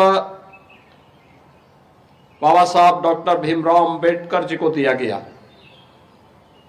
जिन्होंने 26 नवंबर 1949 को भारत के संविधान का मसौदा तैयार करते हुए संविधान सभा को सौंपा और अंततः 26 जनवरी 1950 को यह देश अपना स्वयं का संविधान लागू करने में सफल हो पाया। भारत का संविधान हमें न्याय, समता और बंधुता के साथ जुड़ने की एक नई प्रेरणा प्रदान करता है। सम और विषम परिस्थितियों में यह उत्तर से दक्षिण तक, पूरब से पश्चिम तक पूरे भारत को एकता के सूत्र में बांधने में सफल रहा है। आज के इस अवसर पर जब हम भारत के संविधान के लागू होने के 75 वर्ष पूरा कर रहे हैं, इस अवसर पर भारत माता के उन महान सपूतों को जिन्होंने देश की आजादी को नेतृत्व दिया था, उन महान क्रांतिकारियों को, उन बलिदानियों को पुण्य स्मरण करते हुए उन्हें मैं विनम्र श्रद्धांजलि अर्पित करता हूं। 75 वर्षों की हमारी यह शानदार यात्रा हम सबको संविधान के लागू होने के अमृत महोत्सव के साथ जोड़ रही है। यह हम सबके लिए एक नए चिंतन को आगे बढ़ाने का एक अवसर भी है कि भारत का संविधान भारत के प्रत्येक नागरिक को न्याय देने के लिए, समता मूलक समाज की स्थापना के लिए, आपस में बंधुता के सूत्र में जोड़ने का हमारा सबसे बड़ा मार्गदर्शक है। प्रत्येक नागरिक को न्याय मिले, बिना भेदभाव के न्याय मिले, उन्हें शासन की सुविधा का लाभ बिना भेदभाव के प्राप्त हो, समाज में समता का माहौल पैदा हो और आपस में जुड़ करके पूरा भारत एकता के सूत्र में बंध करके अपने देश के समृद्धि के बारे में, सुरक्षा के बारे में सोचे। यह प्रेरणा भारत का संविधान हम सब भारतवासियों को प्रदान करता है। आज जब हमारा यह देश अपने संविधान को लागू करने के 75 वर्ष पूरा करके 76वें वर्ष में प्रवेश कर रहा है, तो स्वाभाविक रूप से हम सब के सामने जो एक लक्ष्य है कि विकसित भारत का निर्माण करना, ये विकसित भारत के निर्माण का मार्ग भी भारत के संविधान का अनुसरण करके ही हम कर सकते हैं। भारत का संविधान भारत की हजारों वर्षों की Well, that was Uttar Pradesh Chief Minister Yogi Adityanath addressing the people after hoisting the tricolour at the Uttar Pradesh State Assembly in Lucknow. Now let's shift our focus, viewers, because as far as army deployments go, there are few terrains that challenge the forces more than the ones on the country's eastern border, also known as the line of actual control. That is right, Deepak. On the 76th Republic Day, and for the first time on India television, Republic gets you a special report from some of the remotest and the harshest forward lines on the China border in Arunachal Pradesh. We also bring you a glowing testament of the Army's commitment to preserve and protect the rich and vibrant cultural identities of the native tribal communities. Take a look at this report for more.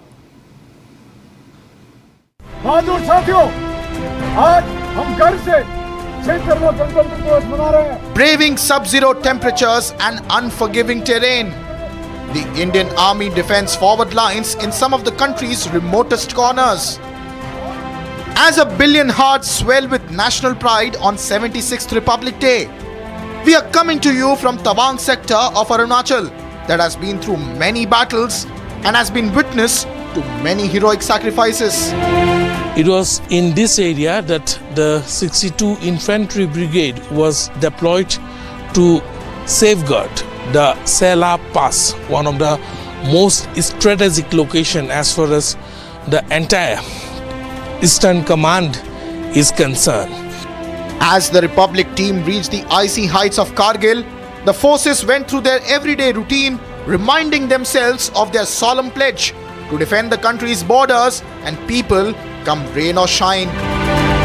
We began at Kameng War Memorial, which stands as a proud repository of the symbols of service and sacrifice. From service rifles, helmets, backpacks, tiffin boxes to the familiar olive green uniforms, the War Memorial holds timeless treasures from the field of battle.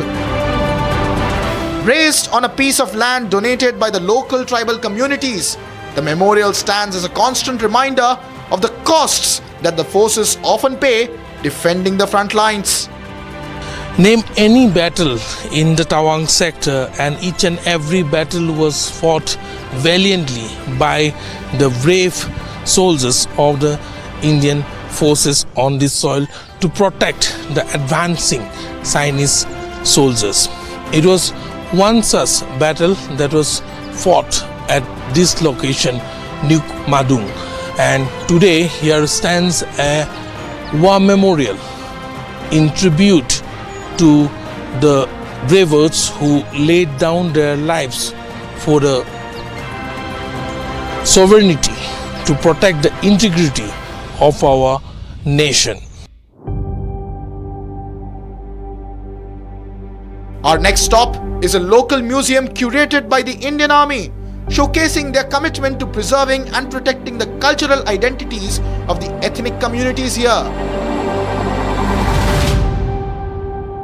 Arunachal Pradesh is known for its rich and vibrant culture. There are more than 25 major tribes and at least 80 other odd number of sub-tribes from these 25 major tribes. And among all these tribes, the Indian Army plays the role of a bridge.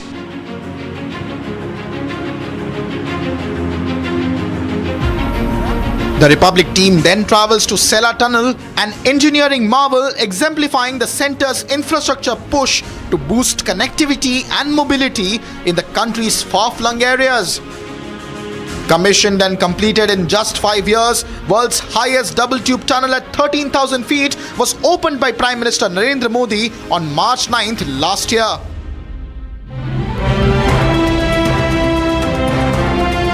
We then proceed to another forward position in Tawang sector, with only snow-capped mountain ranges separating India from China. As we arrive here, an officer is seen taking his comrades through the service pledge of the Indian Army, as the tricolour flies high and mighty. God! Rashtriya Dhwaj ko salami dega! Salam! Just! कहना चाहता हूं कि हम दुर्गम और कठिन परिस्थितियों में इसलिए खुश रह पाते हैं क्योंकि हमें देश और देशवासियों पर गर्व है यही हमारा मोटिवेशन है। For the first time on Indian television. Thereafter, we bring you exclusive visuals of the forces holding a mock drill with a field gun at a post close to the line of actual control.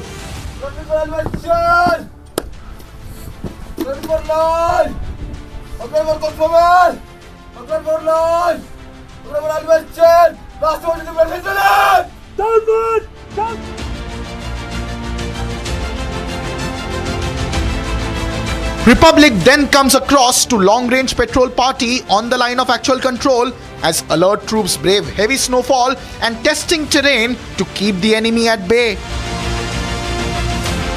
Though some snow have melted, most of the snow are still there in the mountain, and the patrol team that you are looking at on your screen is a long-range patrol of the Indian Army along the border. In another first for the Indian television, we go up close and personal with the special forces on the line of actual control as they hold a mock drill to test their preparedness for the challenges that lie ahead. We are right now at sub-zero temperature in a forward area very close to the LSE in Tawang sector, and here you can see the vehicles, the all-terrain vehicles, 2 ATVs and 1 armored vehicle of the Indian Army anti-SOF QRT team moving towards a specific location as they have got input about deployment of SOF by the enemy forces. SOF is the Special Operation Force of the enemy side, and as they have got input about SOF landing, they are moving towards for further action. The quick response team, you can see the first ATV is equipped with an LMG. The armored vehicle is equipped with anti-tank guided missile. As the many vignettes from the front lines in the Tawang sector bear evidence, the tougher the terrain, the deeper is the resolve of our soldiers to defend our borders from forces inimical to national security and territorial integrity. Bharat Mata Ki Jai! Bharat Mata Ki Jai! Bharat Mata Ki Jai! Well, Shivangi, those were the exclusive, clippings from Tawang sector. And to give us more insights about today's significance and also the army as well, how they celebrate Republic Day, we have Commander GJ Singh joining us live from Bengaluru, a senior defense analyst and a veteran. And along with GJ Singh, we have Zeenat also live with us from Lal Chowk, Shivangi. That is right, Deepak. We'll go to our guest in a short while from now. I just want to take a quick look at what is happening on the ground. Let's go to Zeenat. Zeenat is at Lal Chowk. And Zeenat, we know that the most iconic places are being decked up with the tricolour. They have been illuminated. If you could take our viewers through what is happening. A short while back, we also saw that a lot of celebrations and a lot of people were dancing there at the Lal Chowk. Yes, the dancing visuals continues here at the Ghantaghar Lal Chowk, which is one of the historic places. You see the group of people who are coming, who have reached to this historic place, and they are dancing to the tunes of Ki Dil Hai Hindustani. Let me go and speak to them. Hindustani. I am from Nagpur. Okay, how do you feel being in this place? यहाँ के लोग, यहाँ के people इतने खूबसूरत, इतना बढ़िया culture, और मेरे को नागपुर से ज़्यादा फ्री फील यहाँ लग रहा है कश्मीर के अंदर में. इतना बढ़िया मज़ा आ रहा है और हम लोग एंजॉय कर रहे हैं आज लाल चौक पे 26 जनवरी के दिन और गणतंत्र दिवस का झंडा वंदन करने आए, और सब जितने भी देश के रक्षा करने वाले लोग हैं उनको सैल्यूट करने आए, उनके साथ एंजॉय करने आए. मोहब्बत कश्मीर में जो सुनते थे हमने यहाँ देखे, आके हमने यहाँ देखे. यहाँ की ईमानदारी, यहाँ के लोग बहुत पसंद है. पूरी दुनिया में ऐसे शानदार लोग कहीं का नहीं है. Kashmir is the best. बहुत ईमानदारी है यहाँ पर. Kashmiris are the best as far as the hospitality is concerned. The Kashmiri hospitality is known across the globe, and you see the visuals that are coming in from the Ghantaghar here, where the people are dancing, the tones of patriotic songs are being played, and also the place has been decked up, illuminated, and the tricolor is being displayed. In some time from now, we expect that the Deputy CM will be arriving at the Balidan Stamp to pay tributes to the fallen soldiers, and here the main function will be held at Bakshi Stadium, where again the tricolor will be unfurled by Deputy CM. We see a lot of alertness on the ground, but yes, the people have been given the free movement. There are no restrictions on ground. In fact, the DIVCOM also has ensured that no passes will be given to any people, because it's Republic Day. All are welcome to the function. In fact, the mobile connectivity has not seen disruption. That tells you the situation on ground, which has drastically improved in the last 4 to 5 years. That's right, Zeenat. Stay on with us. I have Commander GJ Singh as well. Commander, what does Republic Day signify to you as a veteran? And also tell us about how the armed forces play an important role in upholding the values of our Constitution. Deepak, first of all, let me wish you a very happy Republic Day to you and to your viewers. Looking at your television channel, when I saw Honorable Chief Minister of UP, Yogi Ji, and then Zeenat, I am reminded of the Constitution of India way back in 1950 on 26 Jan, when we solemnly resolved to constitute the whole of India into a sovereign and a democratic republic. And that was meant to secure all the citizens of India. So that is why I see today that people speaking from Srinagar are telling that they are so comfortable when they are in Srinagar or whether they're in any part of the country. And this constitution, which we resolved ourselves to be inducted on 26 Jan 1950, ensured that justice, whether it is social, economic, or political, be practiced in our country. Then came the liberty of thought, expression, and faith. And I see today that in India, almost everybody, whether he belongs to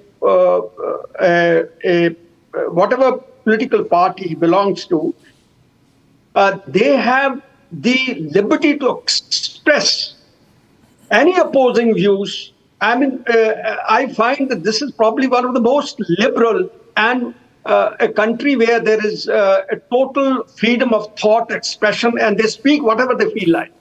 And then I see equality. In equality, we have status and opportunity to grow as we want. There's no restriction in this country. And then, of course, we have the fraternity ensuring that the dignity of every individual is upheld and the country remains united as one country and one nation. So I find that all those principles, all those tenets that we resolve to have are being practiced very thoroughly, freely in our country. And when it comes to defending this country, and it goes without saying that armed forces had played a very significant role right from 1947 when we were invaded by Pakistan in 1947, how we stood as a one country, one nation together, followed by 1965. And that was again something which I would say that was exemplary when we fought against Pakistan. Then in 1971, again, we broke Pakistan, which was very hostile neighbor to us, into two, teaching them a lesson that they should not, touch India. And it was during the battles like Battle of Longewall, Battle of Basantar, and of course, when we had Bangladesh, the Tangail airdrop, and various other battles, that we fought in Khemkaran sector. And I mean, the stories and the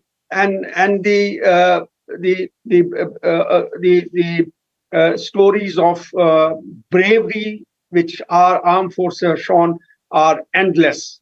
And we have moved on. It is not that we stayed stuck there on our glory.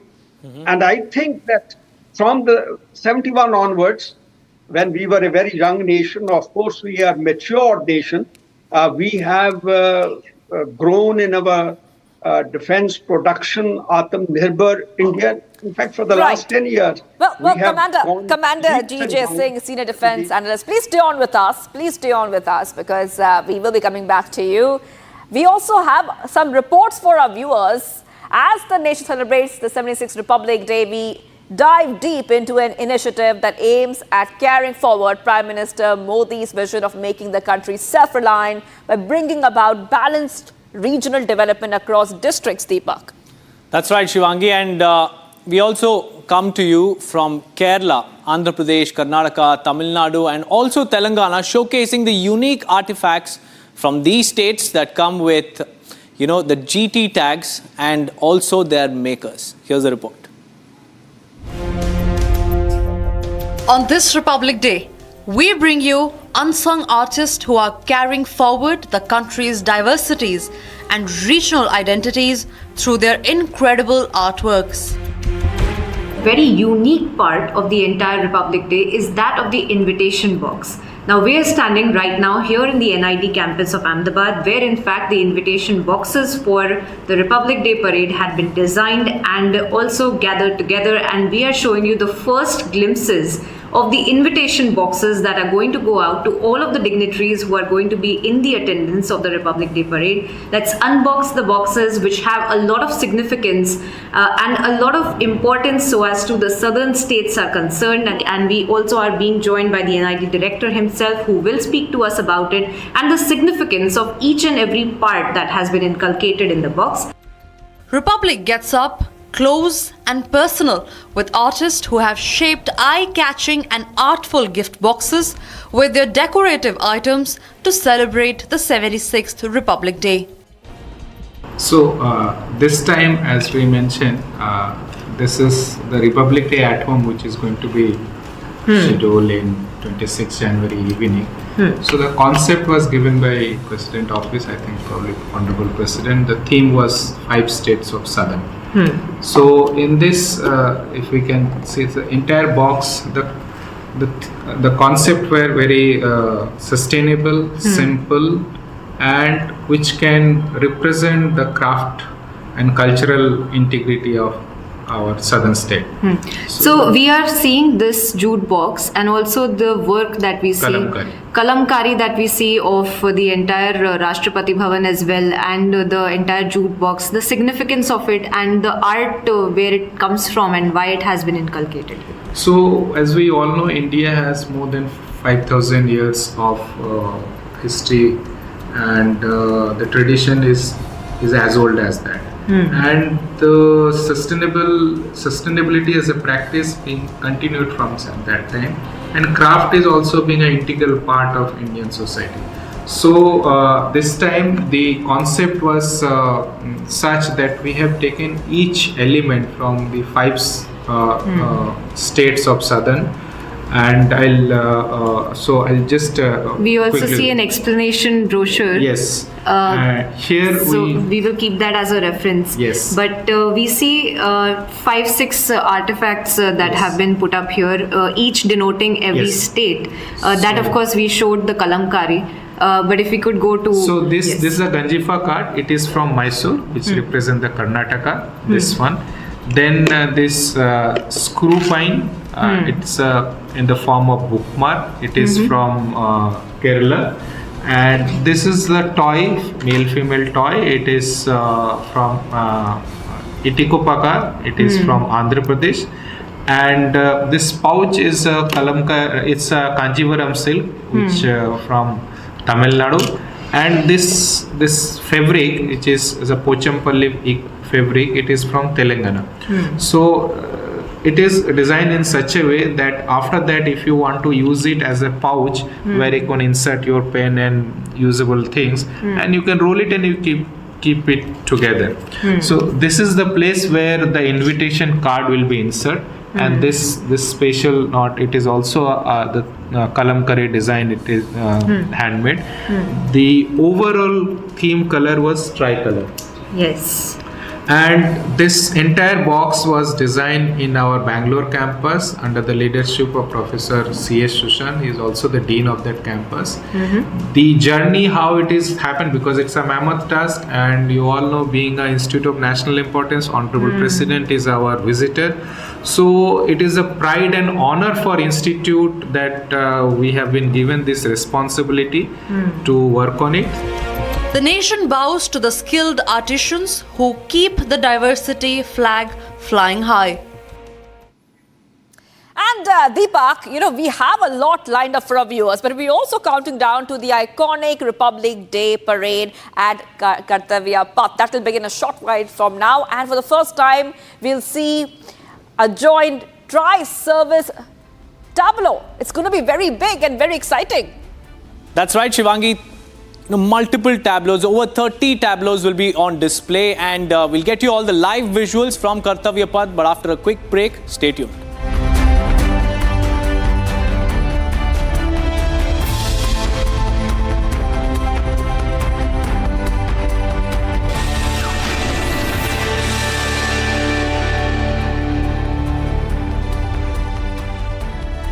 इसको घर पे लगाओगे तो शादी का तो पता नहीं, पर घर पक्का नहीं टूटेगा। रुंगटा नहीं तो घर स्ट्रॉन्ग नहीं। रुंगटा स्टील TMT बार एकदम सॉलिड। पहाड़ों में एक हाइकिंग शिप भी बन सकती है।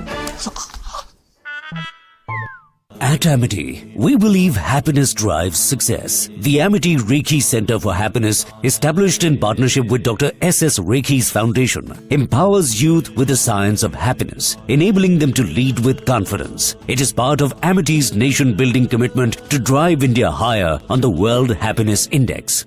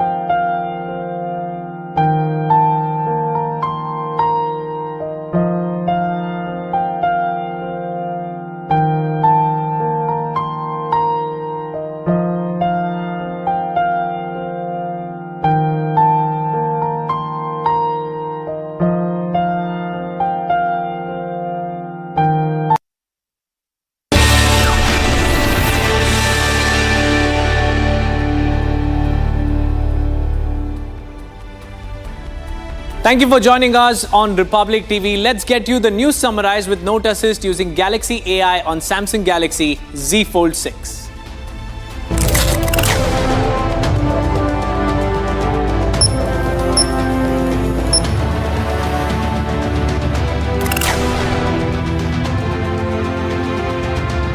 Uttar Pradesh Chief Minister Yogi Adityanath addresses Republic Day event, says important to abide by the constitution drafted by Dr. B.R. Ambedkar. India sends strong message to Pakistan to mend its ways to ensure peace. No exchange of sweets with Pakistan in Jammu International Border by BSF. Uttarakhand Chief Minister Pushkar Singh Dhami will fulfill poll promise of UCC, says he wants the society to be equal. US Secretary of State Marco Rubio says US-India partnership to be the defining relationship of the 21st century.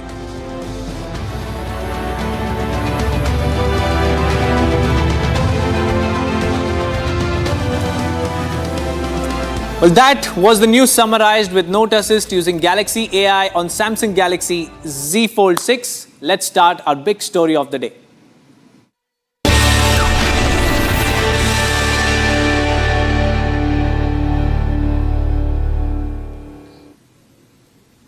All right, viewers, we're getting in live visuals coming in from New Delhi. That's Rajnath Singh, the Defence Minister, distributing sweets. And these are live visuals coming in from New Delhi, and he has unfurled the national flag. Just now, we're getting in visuals, celebrations all across the country. And in New Delhi, of course, we see all the top ministers busy with the celebrations. And and you can see the photo op happening right now, Rajnath Singh. And after this, we'll also see the Prime Minister paying tribute to the martyrs at the National War Memorial. Defence Minister Rajnath Singh unfurling the national flag and also distributing the sweets to the officers as India celebrates its 76th Republic Day. That's right, Rakshita. These are the visuals from the national capital. Defence Minister Rajnath Singh there after distributing sweets, marking the occasion of the 76th Republic Day. He also hoisted the tricolour, and this is the photo session with the concerned people there in the national capital. And in just an hour from now, Rakshita, Kartavya Path will come alive with the iconic Republic Day parade. From Kashmir to Kanyakumari, the entire nation is dipped in nationalistic and patriotic fervour. Absolutely, it's a special occasion, 76th Republic Day, upholding the values of the Constitution, as the Prime Minister also posted on social media platform X a while back, wishing the entire nation a very happy Republic Day. And we'll get more updates from across the country. In fact, we was a network of reporters across the length and breadth of the country are bringing you the celebrations that are happening, celebrations that are underway. And my colleague Aniruddha has also filed a report as he brings you what's happening in Assam, how our Jawans and how the citizens are right now celebrating Republic Day in Assam. Northeast is still infested with terrorism, and if we talk about Assam, then the worst form of terrorism was witnessed by the people of Dima Hasao in the hill district of Assam. Right now we are with the 32 Assam Rifles at Haflong. This is the first posting of the 32 Assam Rifles in Haflong, but yes, this is also the very battalion which have witnessed complete wiping out of tribal insurgency from the hill district of Dima Hasao. What keeps our forces motivated? People from all different caste, creed and tribe comes to the Assam Rifles. They live here as a family and continue to serve the country. What is the motivational force behind? We have few of our soldiers here.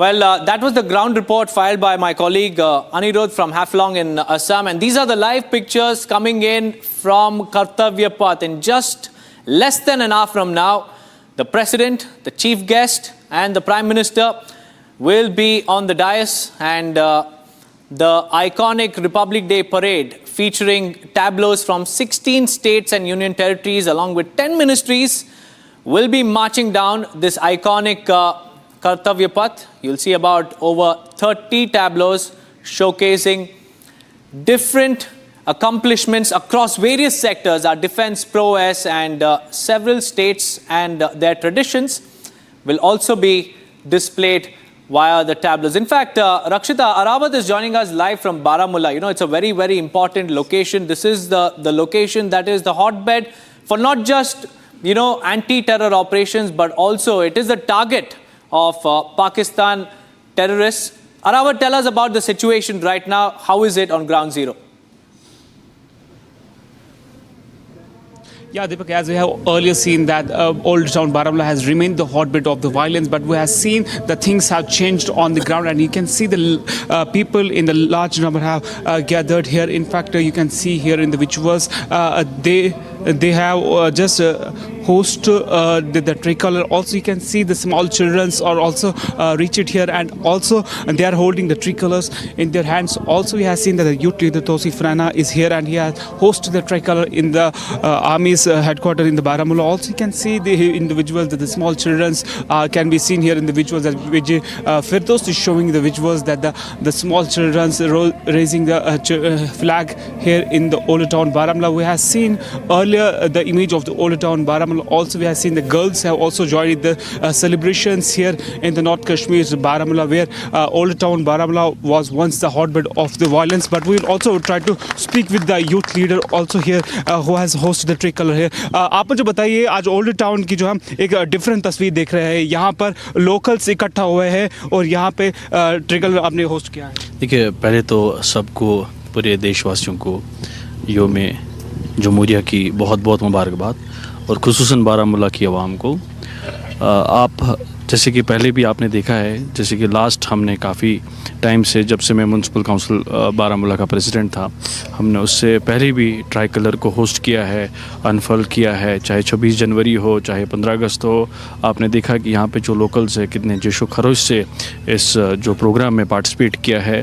हालांकि despite जो कि हमारा main program है वो DPL Baramulla में है, तो आज देख सकते हैं कि यहाँ का जो आवाम है, यहाँ का जो नौजवान है, वो अमन और खुशहाली और तरक्की के साथ है. आपने देखा यहाँ पे छोटे छोटे बच्चे और बच्चियाँ भी यहाँ पे हाथ में ट्रिकलर लिए हुए हैं. कैसे आप इस चीज़ को देख रहे हैं, ओल्ड टाउन से इस तरह की तस्वीर?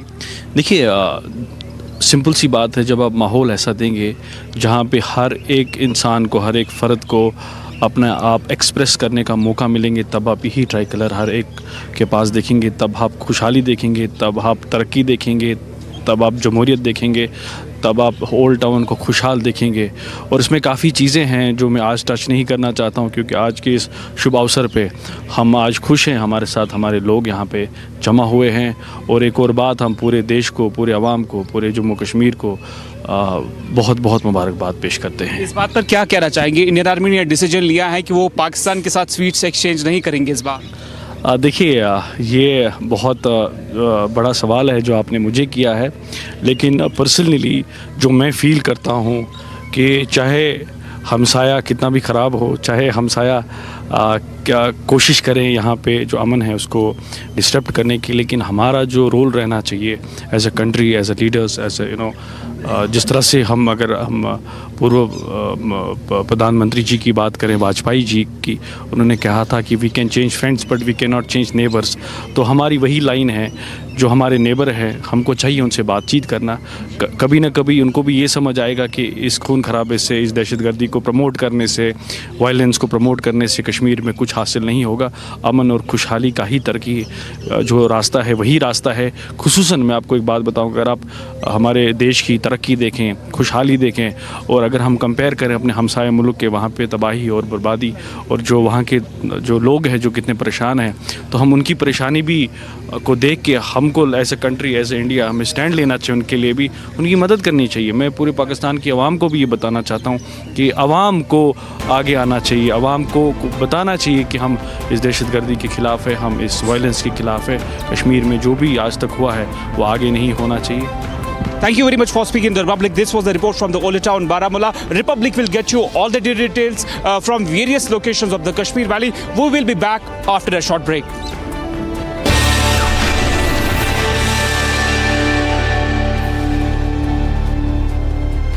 इसको घर पे लगाओगे तो शादी का तो पता नहीं, पर घर पक्का नहीं टूटेगा। रूंगटा नहीं तो घर स्ट्रॉन्ग नहीं। रूंगटा स्टील TMT बार एकदम सॉलिड। पहाड़ों में एक हाइकिंग शिप भी बन सकती है।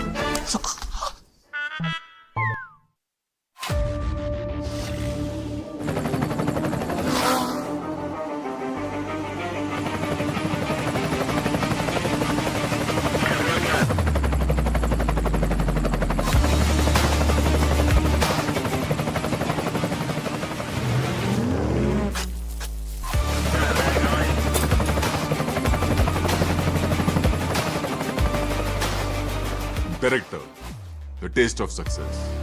केजरीवाल जी, दिल्ली की जनता आपकी वो विश्व प्रसिद्ध डुबकी की राह देख रही है, कब आप लगाओगे। और अगर यमुना जी में नहीं लगानी है तो कुंभ चल रहा है, वहां जाकर डुबकी लगा दो तो कम से कम झूठ बोलने के आपके जो पाप है वो धुल जाएंगे।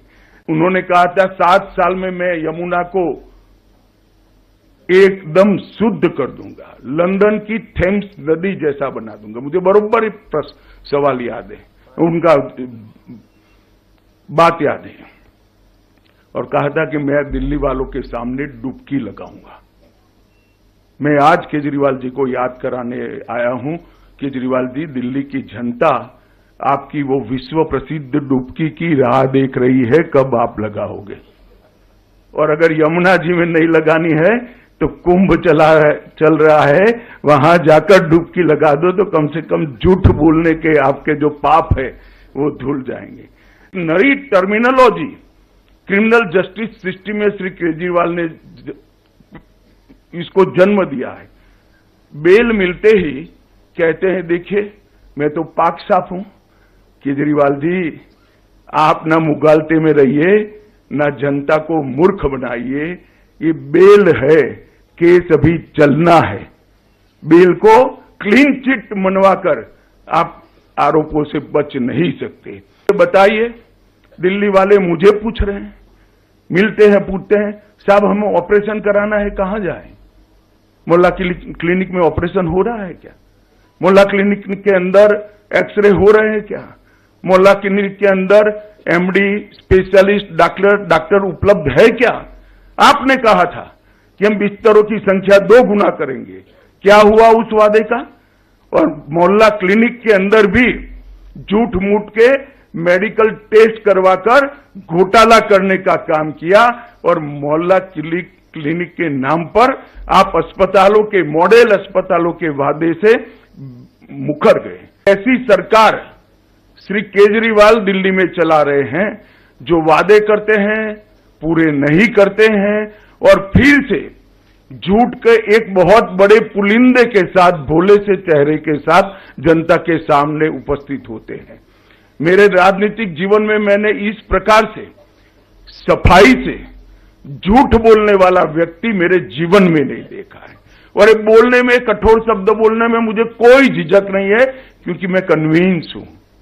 मैं इससे कन्विंस हूं, इसलिए मैं कह रहा हूं। उन्होंने कहा था कि रिहायशी क्षेत्रों से हम शराब की दुकान बंद कर देंगे।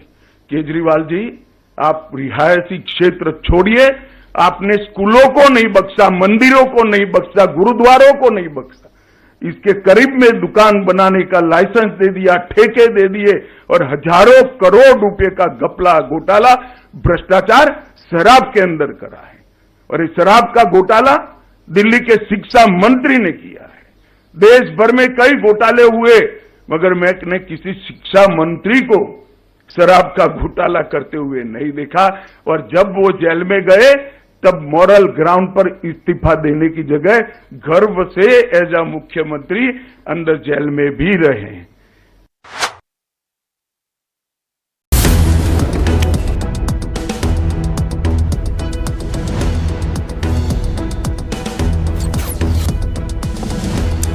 When in the newsroom, it is not that simple to summarize a story that is breaking.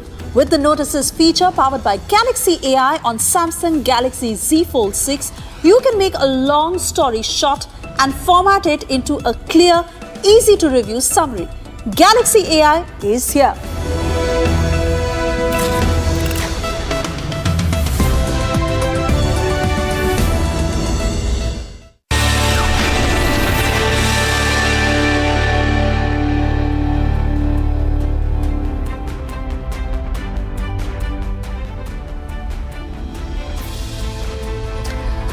Welcome back, viewers, and we are getting live shots from across the country. India celebrating 76th Republic Day, and visuals coming in from the national capital, from Jammu and Kashmir, from across the length and breadth of the country. These are visuals coming in from the national capital, from the Kartavya Path. Shortly, we are going to witness that beautiful Republic Day parade. 31 tableaus will be rolling down the Kartavya Path today. 16 of them from from several states and union territories of the country. And of course, Swarnim Bharat is the theme for the 76th Republic Day. And Republic TV continues to get you the celebrations that are happening, and we too become a part of this celebration of Constitution and of the ideals that we uphold with it.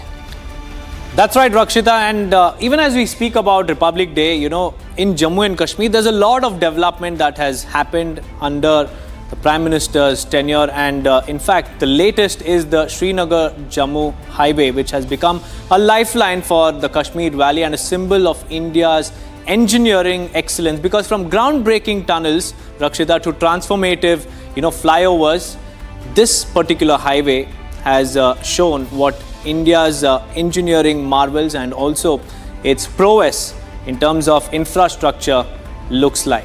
Absolutely, viewers. Take a look at this report.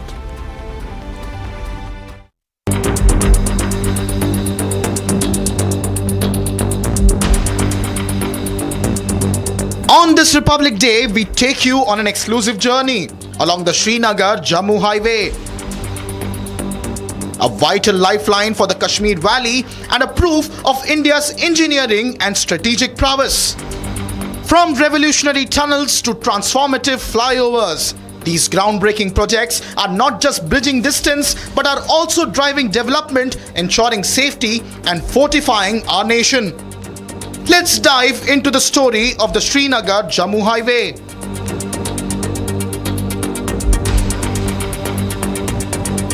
Srinagar-Jammu highway is a part of NH44, and this route connects Kashmir to the rest of the country.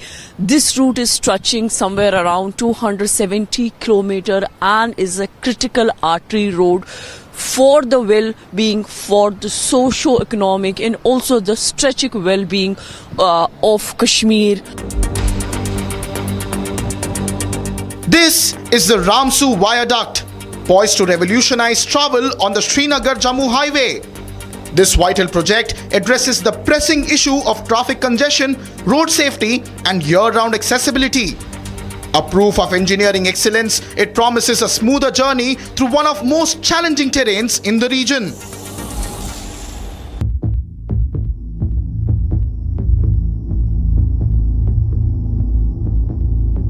A 6.5-kilometer long engineering marvel under construction on the Srinagar-Jammu highway is set to ease your travel. Once completed in April of 2025, this tunnel will drastically reduce travel time between Digdol and Panthyal from 1 hour to just 3 minutes. This tunnel addresses long-standing issues of traffic congestion, landslides, and safety concerns. This artery had seen landslides, it has seen shooting stones. People would get stuck here for days together and they would have to deal with the harsh weather conditions. But now these kind of tunnels that are coming up here is a game changer, because here we see the workforce that works 24/7, the kind of machines that they have used. These are all high-tech machines that the companies here are used to connect Kashmir with the rest of the country. Let's talk to the brain behind this marvel. Yes, ये अभी tunnel जो बन रही है ये डिगडोल से Panthiyal tunnel है। ये ट्विन टनल है, इसमें 2 टनल है। एक टनल जो है अपना यहाँ से 3 किलोमीटर का टनल का स्टेज है और इसमें करीब 6 किलोमीटर हमारा सेविंग होता है जो रोड से जाते थे। उसमें काफ़ी लैंडस्लाइड वगैरह काफ़ी टाइम से इशू जो है और रोड कनेक्टिविटी भी प्रॉपर नहीं थी, तो अभी काफ़ी मच बेटर हो जाएगा ये टनल। हम अभी मार्च अप्रैल तक हम हैंड ओवर करके दे रहे हैं एक tunnel. The Ramban flyover is an engineering triumph that eliminates the bottlenecks of Ramban town. To overcome the challenges of the mountain terrain, extremely extension work has been done, and one such work is this Ramban flyover, which is around 1.8 kilometer and it's a 4-lane flyover, and this viaduct has a length of 1.8 kilometer with 4 lanes, wherein the 2 lanes for upgrade and 2 for downgrade journey, and it was built at a cost of rupees 328 crores on Udhampur Ramban sector of National Highway. Also known as Chennai Nashri Tunnel, this is India's longest road tunnel. Spanning 9.28 kilometers, this tunnel reduces travel distance by 30 kilometers and saves nearly 2 hours of travel time. With its advanced ventilation, surveillance and emergency systems, it ensures a safe and seamless journey for commuters. You can take the drive of Shama Prasad Mukherjee Tunnel and it will reduce the travel time, and you can have a breathtaking view around. This tunnel has helped the security forces, the Indian Army, the defense sector. It has given a boost to the tourism and also the socio-economy of Jammu and Kashmir. The Ramban Banihal 4-laning project is a monumental step towards upgrading National Highway 44. With an estimated cost of around 2,100 crore, the project tackles geographically sensitive areas prone to landslides and snowfall, ensuring year-round connectivity to the Kashmir Valley. Ramban main town is completed, Banihal town bypass is completed, this Ramsu viaduct in the rivers is also going to be completed in the near future, roughly by the end of this year or in the next financial year, and this Dalwas is also going to be completed by the end of this year. So this is very crucial because this is the main line which is used for fuel, essential services, as well as for movement towards Kashmir as well as towards other part of the country. So this is the only land connectivity which is connecting Jammu and Kashmir from the rest of the country. This Republic Day, the Srinagar-Jammu highway shines as a symbol of progress and unity. From groundbreaking tunnels to seamless flyovers, it connects lives and drives development and strengthens our nation. We have former diplomat Deepak Vora joining us on the broadcast. Ambassador Vora, a very happy Republic Day from all of us to you. And as we celebrate 76th Republic Day, we continue to remember what our Constitution instills in us and how it binds us all together from north to south and east to west. Well, thank you very much. A privilege to be with you. I'm in Puttaparthi, far away in Sai Baba's place, and we are celebrating it with so much gusto here, you won't believe it. May I just say to you, ma'am, because we are, in a few minutes, the Prime Minister will be arriving. What do I feel today?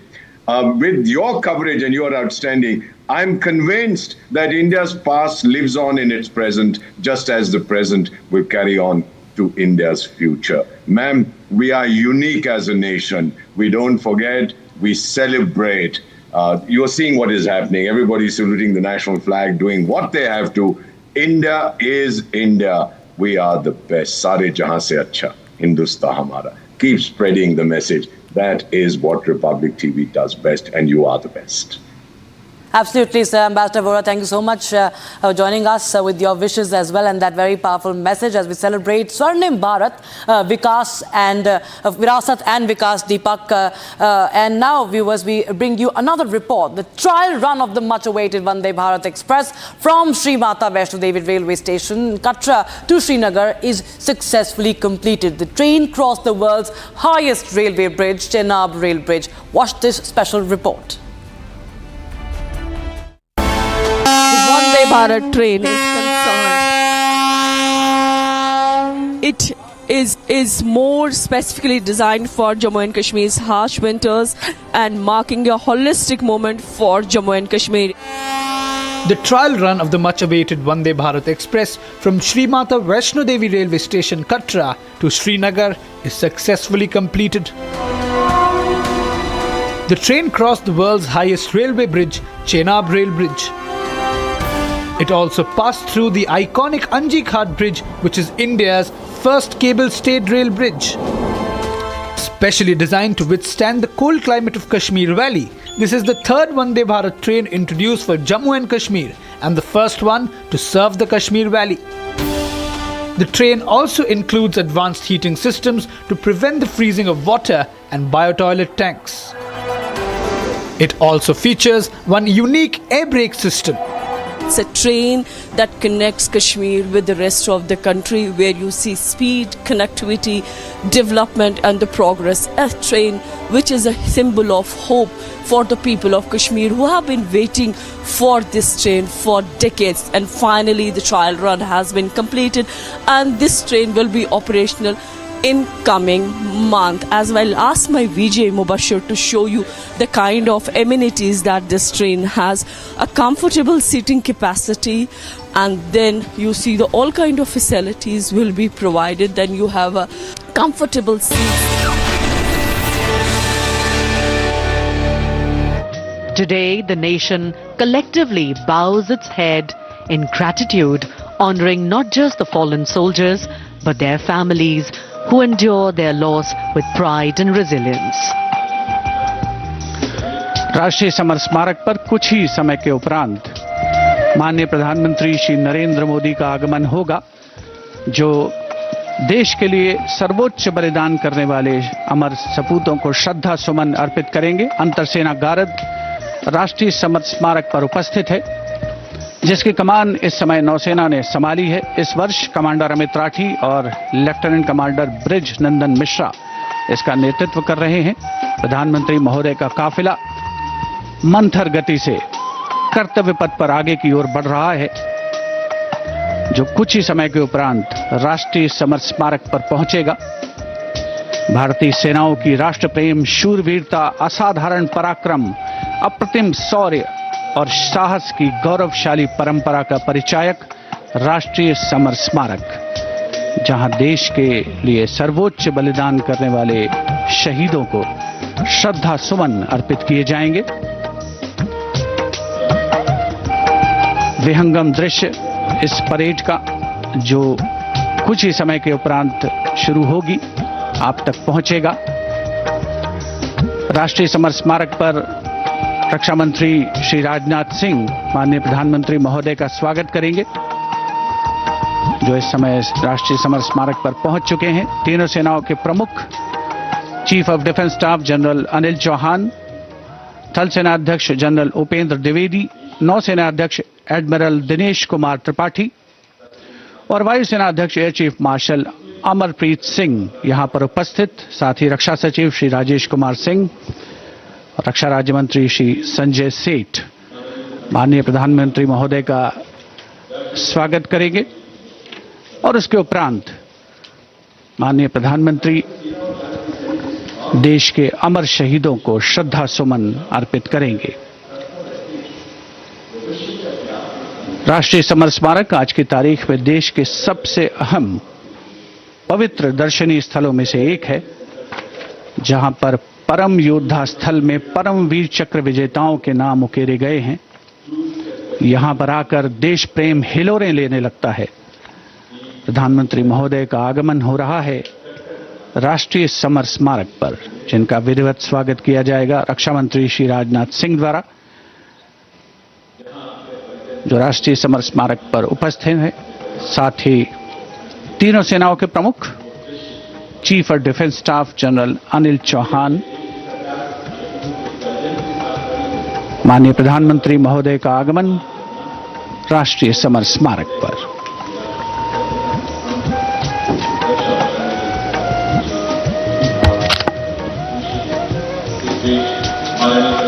Prime Minister Narendra Modi's carcade has arrived at the National War Memorial, and as the leader of the government of the country, he will lead the nation in paying homage here at the National War Memorial.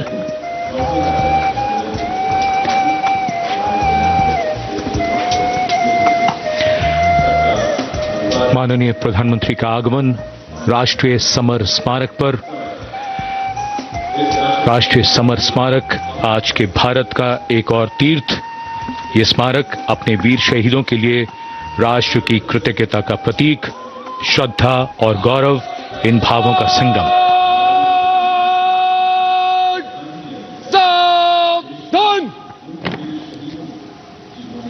The Prime Minister, having arrived here, is now moving towards the Amar Chakra, or the Circle of Immortality.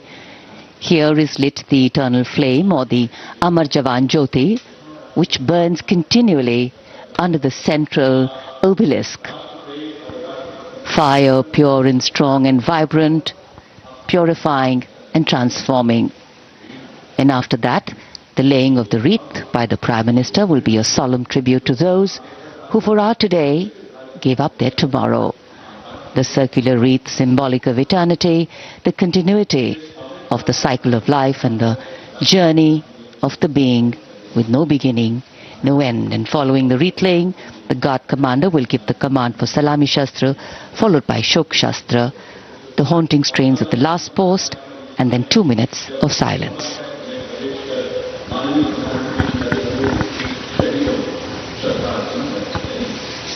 India gate और major Dhyanchand national stadium के बीच स्थित है राष्ट्रीय summer स्मारक, और ये पुष्प चक्र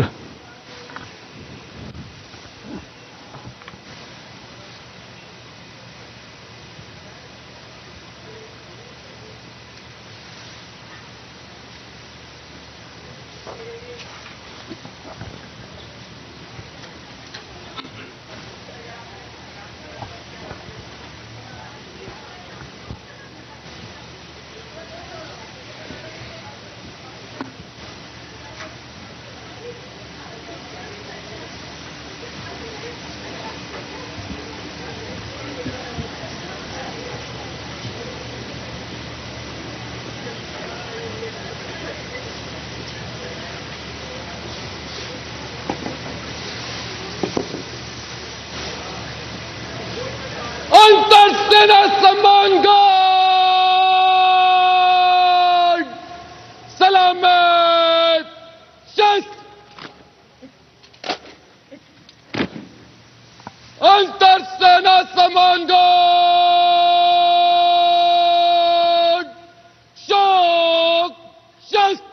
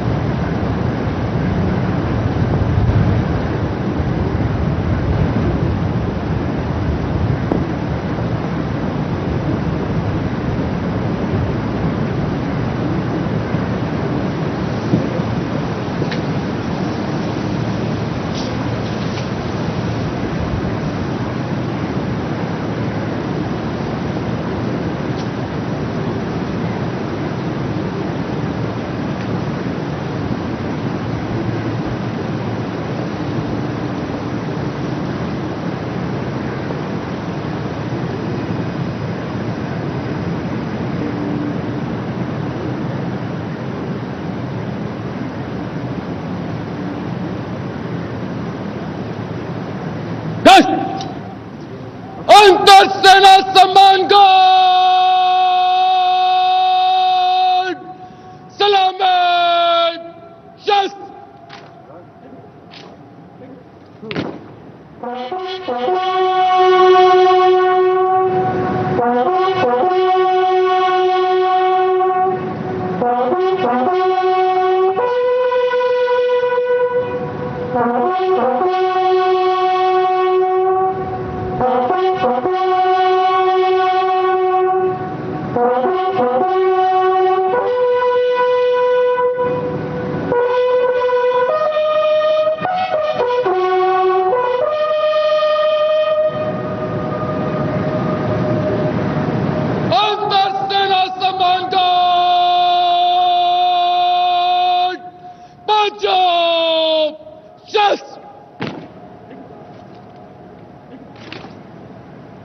The buglers sounding the rouse, the guard commander ordering Salami Shastros, salute with arms, marking the completion of 2 minutes of silence.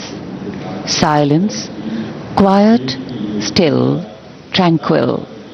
While a billion hearts beat, some now lie still. As gratitude, homage and honor call, the silence quietly, saying it all. The wreath-laying ceremony here at the National War Memorial, a solemn and poignant one. Time, the great healer, the great mediator, and the great change maker. As it seamlessly carries the moments away, it leaves in its wake many things, stories, memories, and heroes. And today, we revere and pay homage to those heroes. देश के लिए सर्वोच्च बलिदान करने वाले अमर शहीदों को राष्ट्र का नमन। माननीय प्रधानमंत्री द्वारा श्रद्धांजलि अर्पित की गई। अमर जवानों का बलिदान आने वाली पीढ़ियों के लिए प्रेरणा है।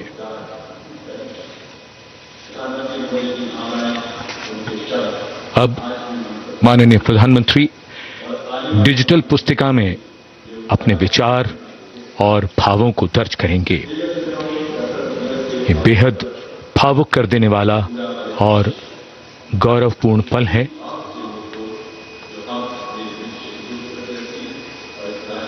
राष्ट्रीय समर स्मारक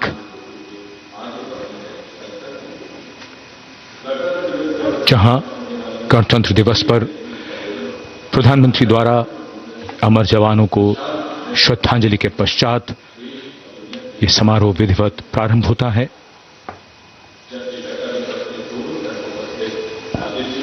अपने विचारों और मन के भावों को डिजिटल पुस्तिका में दर्ज करते माननीय प्रधानमंत्री, याद बहुत आते हैं वो और हमेशा याद रहेगा उनका बलिदान।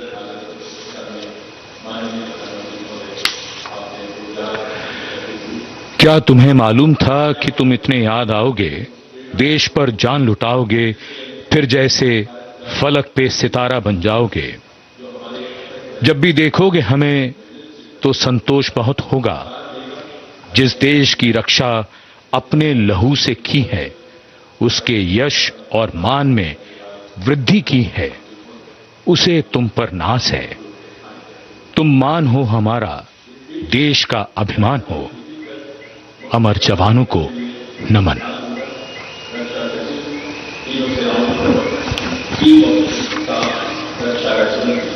As the Prime Minister leaves the National War Memorial, the focus will now move to the saluting base, where after the arrival of the President of India, Srimati Draupadi Murmu, the celebrations and the parade will begin.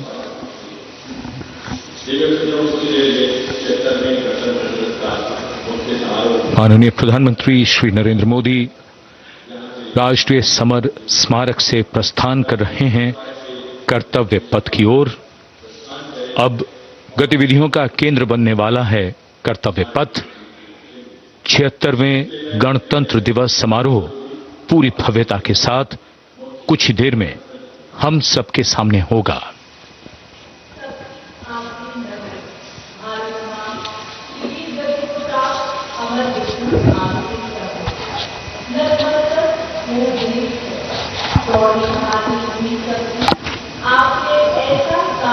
A beautiful winter morning, a slight breeze picking up, of course, the flutter in the flag and also the spirits of everyone here. देश के 76वें गणतंत्र दिवस के अवसर पर माननीय प्रधानमंत्री श्री नरेंद्र मोदी ने श्रद्धा सुमन अर्पित किए राष्ट्रीय समर स्मारक पर और इधर रायसीना पहाड़ी पर स्थित भव्य राष्ट्रपति भवन से देश की राष्ट्रपति माननीय श्रीमती द्रौपदी मुर्मू और इस वर्ष के गणतंत्र दिवस के हमारे खास मेहमान इंडोनेशिया के राष्ट्रपति श्री प्रबोवो सुबियांतो के साथ समारोह पूर्वक प्रस्थान करेंगी कर्तव्य पथ की ओर। गणतंत्र मंडप राष्ट्रपति भवन का भव्य हॉल है, वहां से माननीय राष्ट्रपति महोदया प्रस्थान कर रही हैं। राष्ट्रपति महोदया के सैन्य सचिव मेजर जनरल रंजीत सिंह मनराल उनके ठीक पीछे बाईं ओर हैं और दाहिनी ओर राष्ट्रपति के उप सैन्य सचिव ग्रुप कैप्टन अभय अरुण फंसलकर। राष्ट्रपति महोदया के एडीसीज भी सधे कदमों से आगे की ओर बढ़ते नजर आ रहे हैं। दाहिनी ओर हैं लेफ्टिनेंट कमांडर सानिल उमेश पारुलेकर और बाईं ओर मेजर अविनाश छेत्री। देश की राष्ट्रपति माननीय श्रीमती द्रौपदी मुर्मू, उनके साथ इस वर्ष के गणतंत्र दिवस के मेहमान इंडोनेशिया के राष्ट्रपति श्री प्रबोवो सुबियांतो, राष्ट्रपति के सैन्य सचिव मेजर जनरल रंजीत सिंह मनराल, राष्ट्रपति महोदया के ठीक पीछे दाहिनी ओर और बाईं ओर राष्ट्रपति के उप सैन्य सचिव ग्रुप कैप्टन अभय अरुण फंसलकर। राष्ट्रपति महोदया को और मुख्य अतिथि को राष्ट्रीय सैल्यूट प्रदान किया जाएगा प्रेसिडेंट बॉडीगार्ड के द्वारा।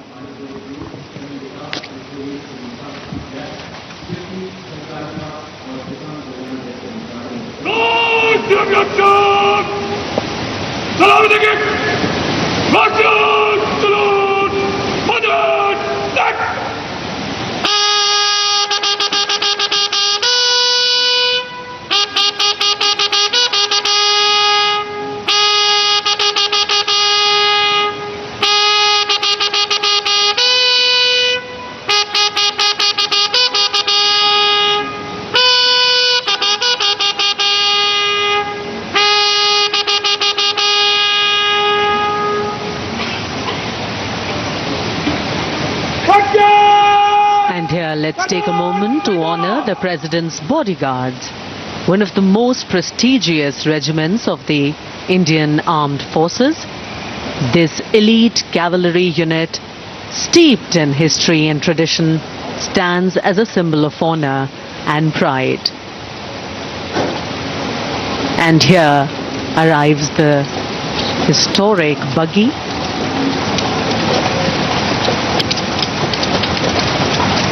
Coming back to the President's Bodyguards, which is the oldest regiment in the Indian Army, originally known as the Governor General's Bodyguards.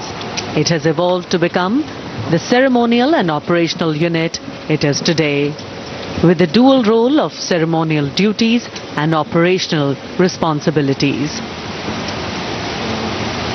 The President's Bodyguard is not just a symbol of grandeur, but also of readiness and valor. Dressed in their immaculate ceremonial attire, complete with vibrant turbans, they ride their magnificent steeds with unmatched grace and discipline. Their iconic presence at state ceremonies, including Republic Day, adds to the grandeur of the event. देश की सेनाओं की सर्वोच्च commander Bharat की राष्ट्रपति माननीय श्रीमती द्रौपदी मुर्मू और इस वर्ष के 76वें गणतंत्र दिवस के मुख्य अतिथि इंडोनेशिया के राष्ट्रपति श्री प्रबोवो सुबियांतो पारंपरिक बग्घी में विराजमान हो चुके हैं और समारोह पूर्वक राष्ट्रपति महोदया का काफिला कर्तव्य पथ की ओर प्रस्थान करेगा, जहां पर गणतंत्र दिवस की मुख्य परेड का आयोजन हो रहा है।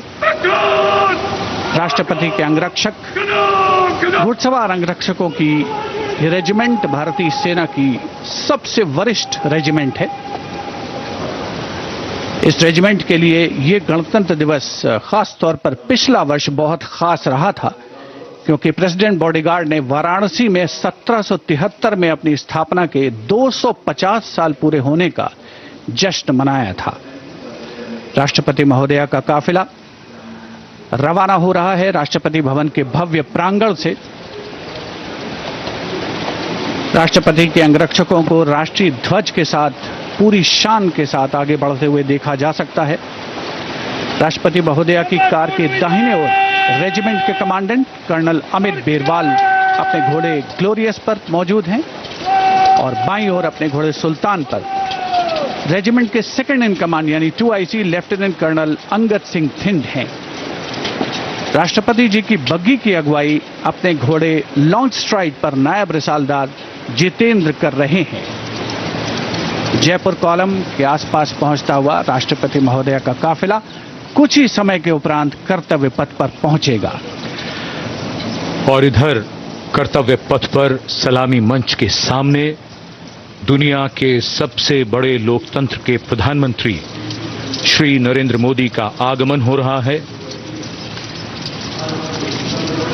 गणतंत्र के 75 वर्ष, संविधान के 75 वर्ष, हमारा गणतंत्र दिवस समारोह और आगमन कर्तव्य पथ पर प्रधानमंत्री श्री नरेंद्र मोदी का। रक्षा मंत्री श्री राजनाथ सिंह ने उनकी अगवानी की। रक्षा राज्य मंत्री, CDS और तीनों सेनाओं के अध्यक्षों से अभिवादन स्वीकार करते हुए और रक्षा सचिव प्रधानमंत्री की अगवानी करते हुए। So this saluting base on either side is flanked by 2 VIP enclosures where cabinet ministers, members of parliament, foreign dignitaries, senior members of the judiciary and other special invitees are seated. Well, it's customary when the Prime Minister arrives here. He greets people seated on either side, goes up to them, meets them, interacts with them. Republic Day greetings being exchanged.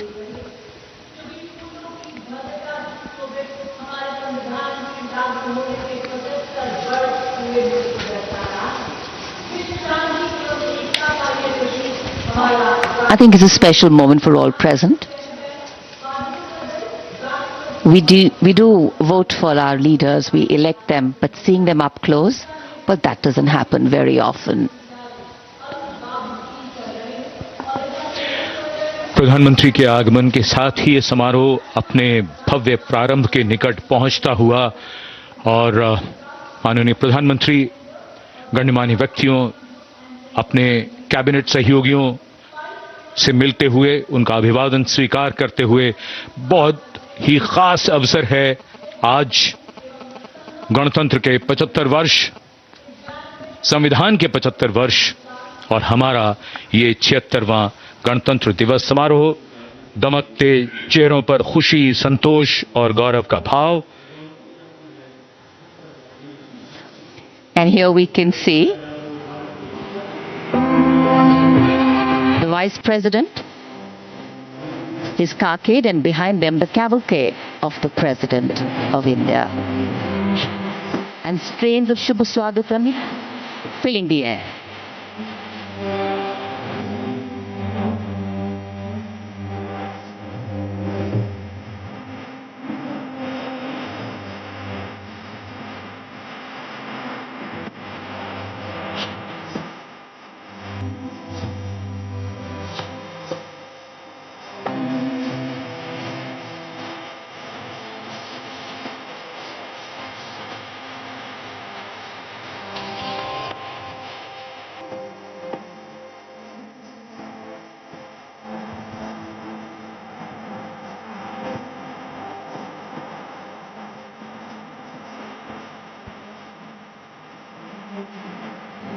The Vice President of India, Shri Jagdeep Dhankar, arriving here, along with his wife, Dr. Sudesh Dhankar.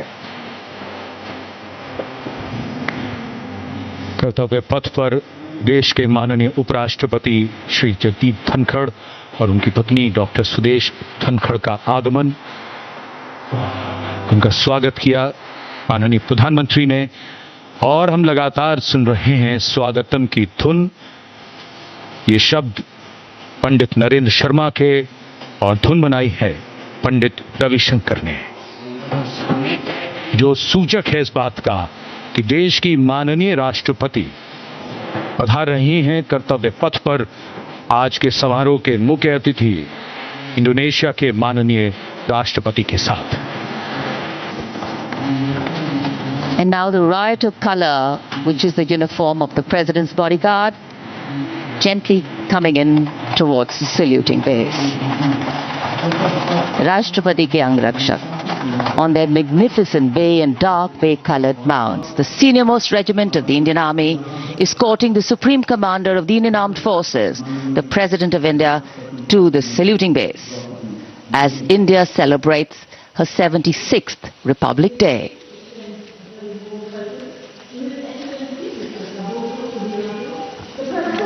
The Republic of Indonesia.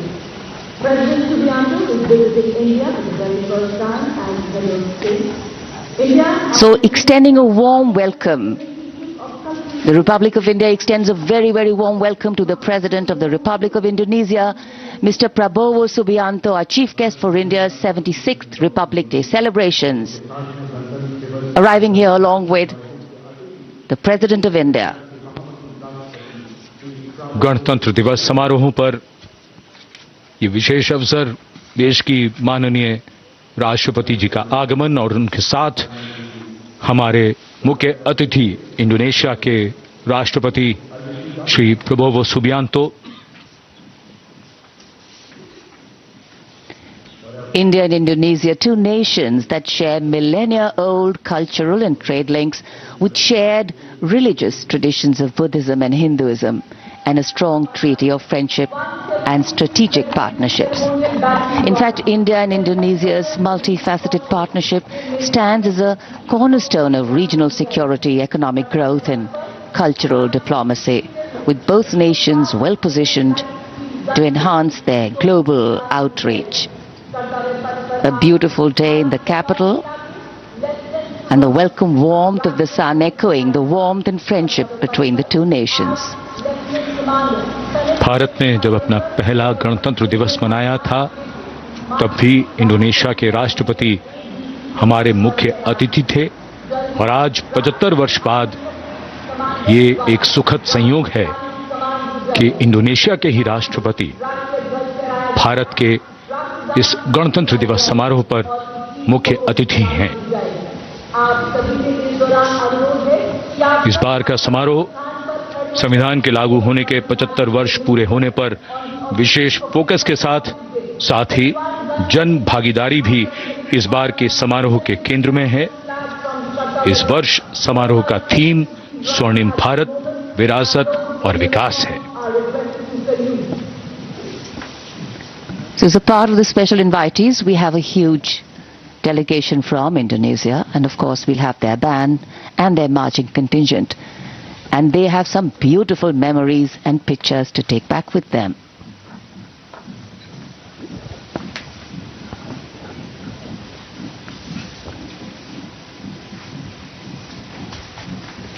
And now the national anthem, the 21-gun salute, and the unfurling of the national flag.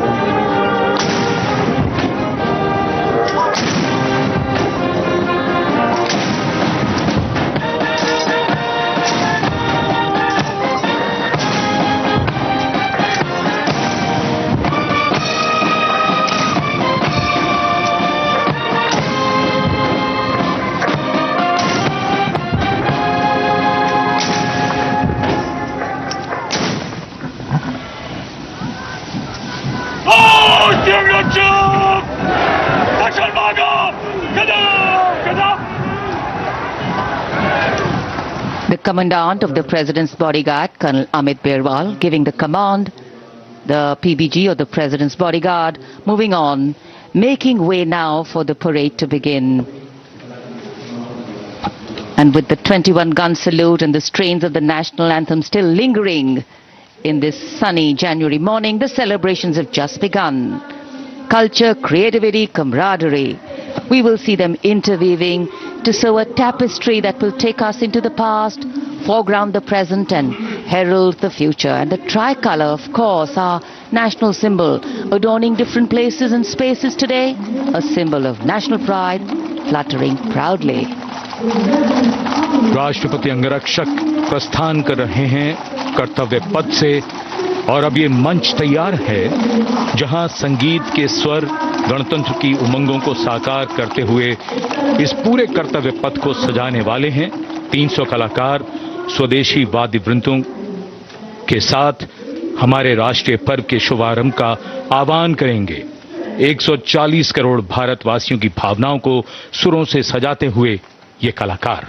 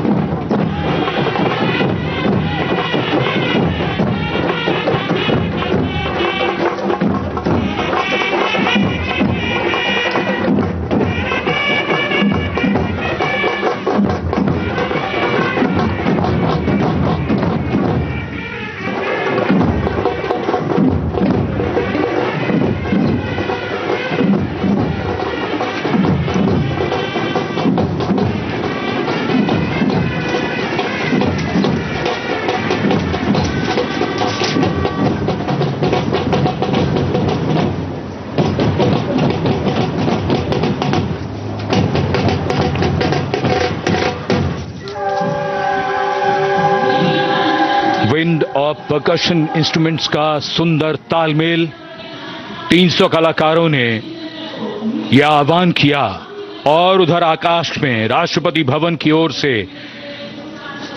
129 helicopter unit के मी-17 V5 helicopter कर्तव्य पथ की ओर उड़ान भरते हुए formation का नेतृत्व कर रहे हैं ग्रुप कैप्टन आलोक अहलावत राष्ट्रीय ध्वज के साथ। उनके पीछे थल सेना के ध्वज के साथ wing commander Shailendra Singh, wing commander Rohit Tiwari भारतीय नौसेना के ध्वज के साथ और विंग कमांडर विनय भारतीय वायुसेना के ध्वज के साथ उड़ान भरते हुए धरती आकाश सब ओर उत्साह के रंग।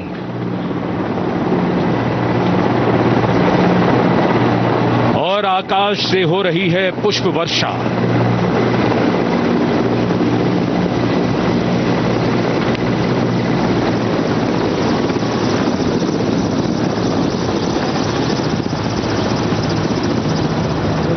भव्य प्रारंभ गणतंत्र दिवस परेड का। गतिविधियां जमीन में और आकाश पर। Kartavya Path, red and gold with the musical instruments and the players, and the pale blue sky, a beautiful backdrop for the red and gold that's showering from the sky. The showering of flower petals, customary, traditional, ceremonial and auspicious. आज सूर्य देवता अपने पूरे तेज के साथ इस समारोह में मौजूद और कर्तव्य पथ पर सलामी मंच की ओर बढ़ते हुए आज की गणतंत्र दिवस परेड के parade commander lieutenant general Bhavnish Kumar, general officer commanding Delhi area, दूसरी पीढ़ी के officer lieutenant general Bhavnish Kumar ने 16 दिसंबर सन 1989 को पैराशूट रेजिमेंट में कमीशन प्राप्त किया। नेशनल डिफेंस कॉलेज के पूर्व छात्र जनरल ऑफिसर ने नवंबर 2023 में जीओसी दिल्ली एरिया का पदभार ग्रहण किया। तीनों सेनाओं के सर्वोच्च कमांडर राष्ट्रपति जी के सामने सलामी देने के लिए बढ़ रहे हैं परेड कमांडर। इस बार संयोग और गर्व की बात यह भी है कि परेड कमांडर के सुपुत्र परेड में अश्वारोही दल का नेतृत्व संभाल रहे हैं। Parade commander lieutenant general Bhavnish Kumar.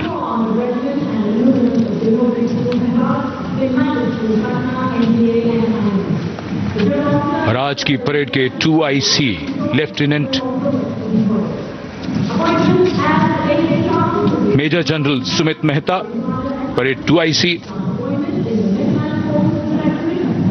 National defence academy और इंडियन मिलिट्री एकेडमी देहरादून के पूर्व छात्र मेजर जनरल सुमित मेहता सन 2010 में विशिष्ट सेवा मेडल से अलंकृत। आज की परेड के परेड उप commander major general Sumit Mehta.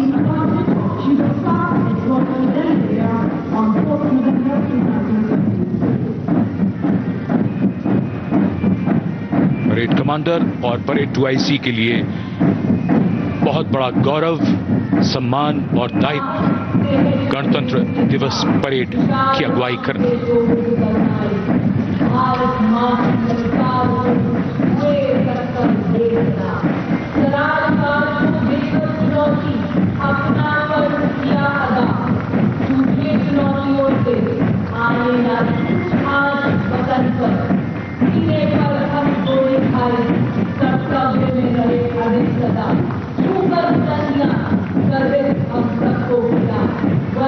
गणतंत्र दिवस समारोह और कर्तव्य पथ पर आगे बढ़ते हुए अपनी वीरता की विरासत दर्ज कराते प्रेरणा पुंज हमारे वो वीर जिन्होंने वीरता को जिया है, साकार किया है। परमवीर चक्र से सम्मानित सूबेदार major honorary captain Yogendra Singh Yadav, सेवानिवृत्त 18 ग्रेनेडियर्स, सूबेदार major Sanjay Kumar PVC 13 Jammu Kashmir rifles, शूरवीर कैसे होते हैं, कोई पूछे अगर तो बता देना कि वो ऐसे होते हैं। परमवीर चक्र युद्ध में असाधारण वीरता के लिए दिया जाता है और ये अशोक चक्र से सम्मानित लेफ्टिनेंट कर्नल जसराम सिंह अशोक चक्र। अशोक चक्र अन्य परिस्थितियों में वीरता और सर्वोच्च बलिदान के लिए शूरवीरों को दिया जाता है। And the flash in blue and white you see behind our gallantry award winners, the Gendarang Suling Kangka Lokananta military band of the Indonesian Military Academy, a 190-member ensemble band, a unique blend of military music and noble values. Going past the saluting base. Picture perfect positioning.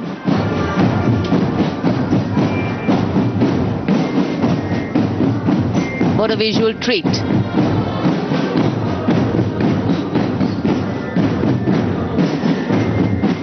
Proud moment for our chief guest too as the band goes past the saluting base. Snare drums, veliras, trumpets, flutes, all a part of the band.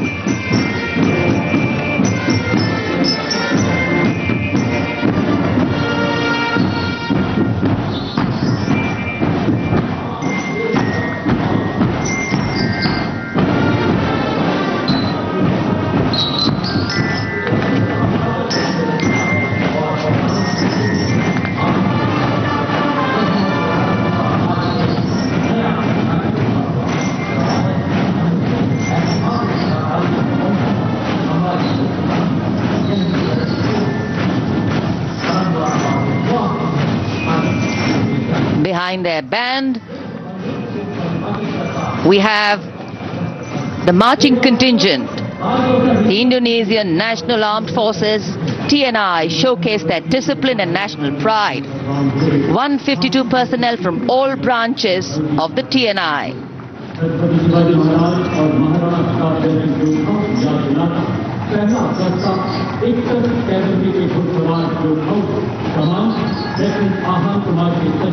Meticulous training, synchronized steps, perfect timing.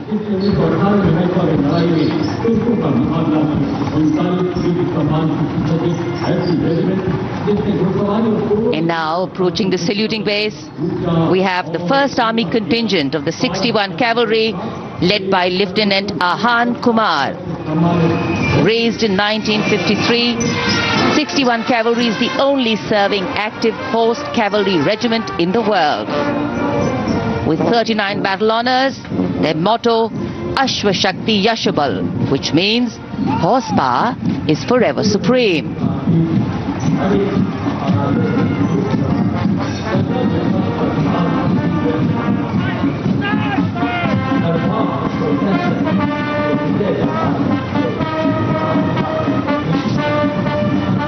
A flash of gold in the sky, a flash of gold on Kartavya Path.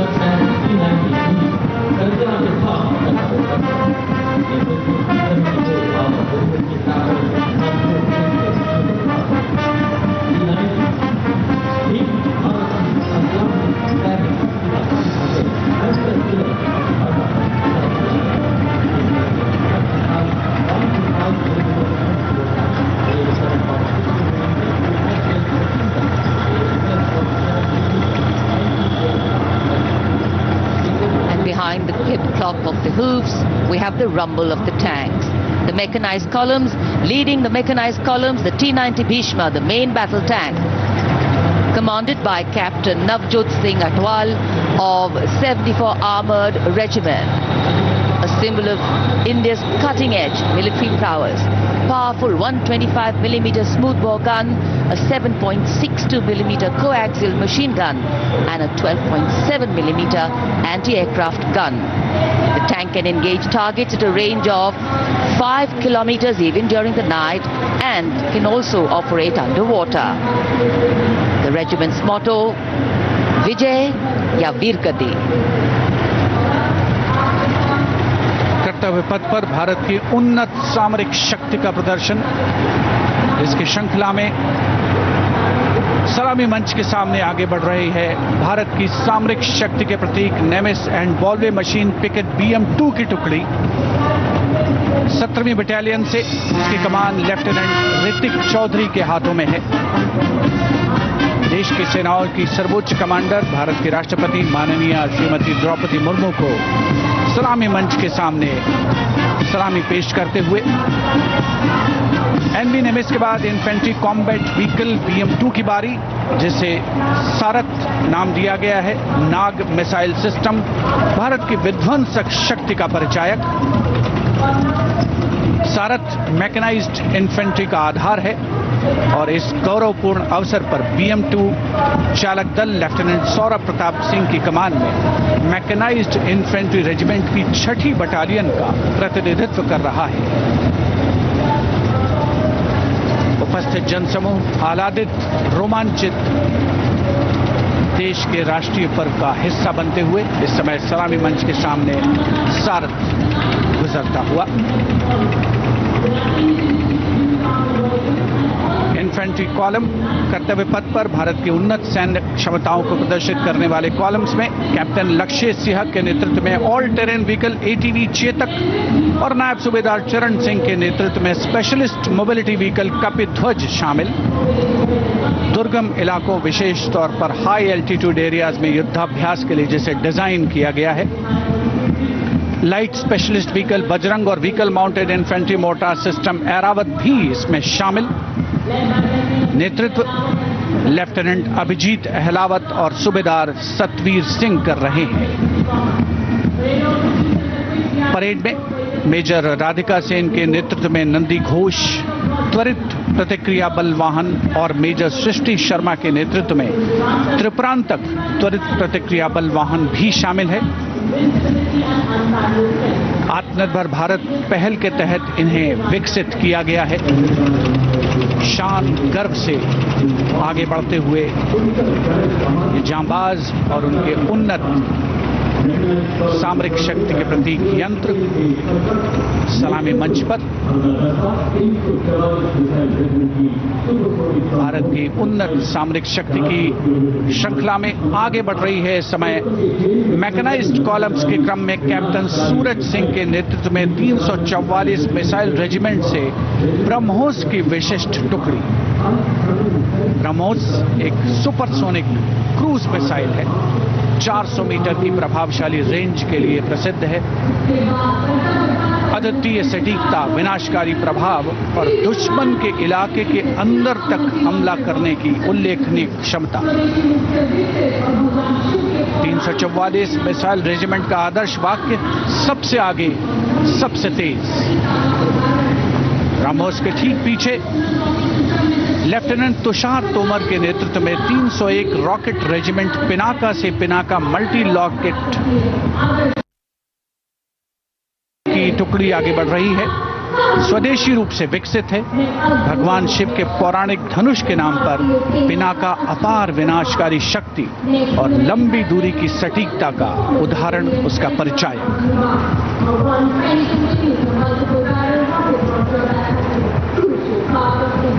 And next, approaching the saluting base, BM-21 Agniban. Leading this impressive display is Captain Manoj Chonial of 213 Rocket Regiment. With a range of up to 40 kilometers, it remains a vital asset for targeting enemy positions, logistic hubs. And next coming in, integrated battlefield surveillance system. The system indigenously developed jointly by the Indian Army and Bharat Electronics Limited packs a punch with its ability to integrate all ground-based and aerial-based sensors on a common grid.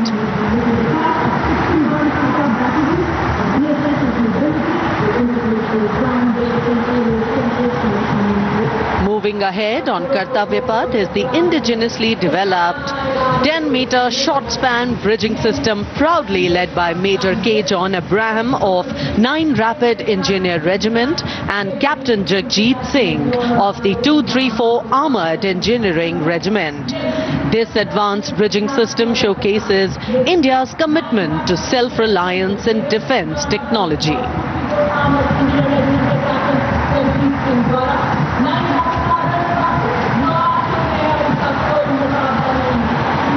And next we witness the impressive Akash weapon system, commanded by Lieutenant Himanshu Singh Chauhan from the 27 Air Defence Missile Regiment and Captain Shamishta Datta of 50 Lieutenant Air Defence. The regiment upholds the motto of the Army Air Defence, Akashe Shatru Jahi, which translates to defeat the enemy in the sky, highlighting its critical role in safeguarding India's airspace. कर्तव्य पथ पर अब marching दस्तों का जोश,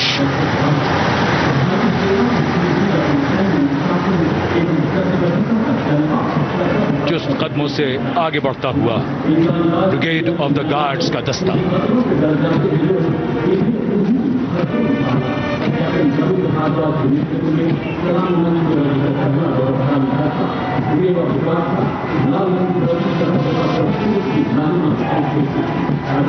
19 guards के captain Ravindra Bhardwaj की कमान में ब्रिगेड ऑफ द गार्ड्स का दस्ता। 1949 में इसका गठन किया गया। आदर्श वाक्य पहला, हमेशा पहला।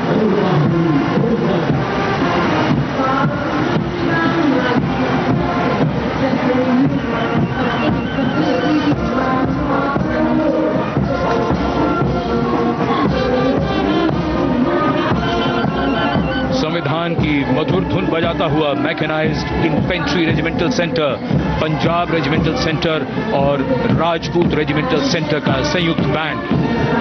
सूबेदार मेजर राजेंद्र सिंह की कमान में 73 संगीतकारों का ये दल। कर्तव्य, अनुशासन और संगीत।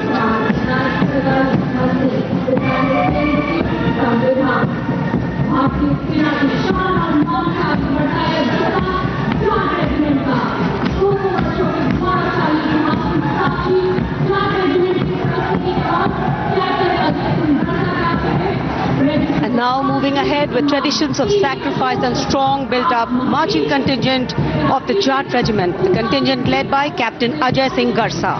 In their glorious history of more than 2 centuries, the regiment has actively participated in both the world wars. The motto of the regiment, Sangathan va Veerta, and the war cry, Jat Balwan Jai Bhagwan.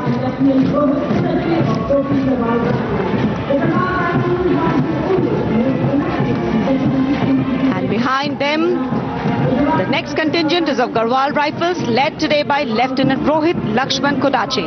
The 136 years old Garhwal Rifles, one of the most illustrious and decorated infantry regiment of the Indian Army. The motto of the regiment, Yuddhe Krit Nischay, and the war cry, Badri Vishal Lal Ki Jai.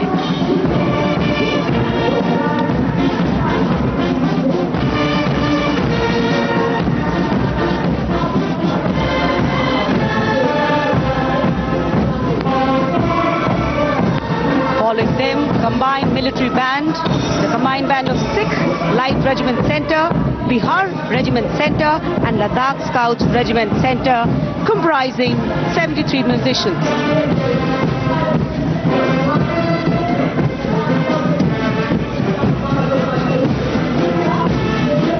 The band led by Subedar Honorary Captain Vishan Bahadur Chetri of Ladakh Scouts Regiment Center and assisted by Naib Subedar Jatinder Singh of Sikh Light Regiment Center, Subedar Arun Kumar of Bihar Regiment Center and Subedar Chering Galtson of Ladakh Scouts Regiment Center, playing the lilting tune Kadam Kadam Badhaye Ja.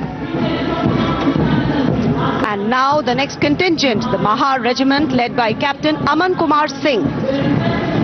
The motto of the regiment, Yash Siddhi, and the war cry, Bolo Hindustan Ki Jai.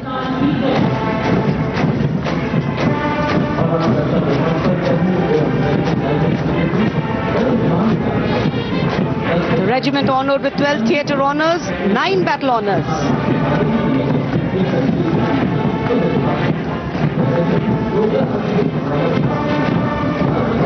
कर्तव्य पथ पर अब Jammu Kashmir rifles की टुकड़ी शान से आगे बढ़ रही है।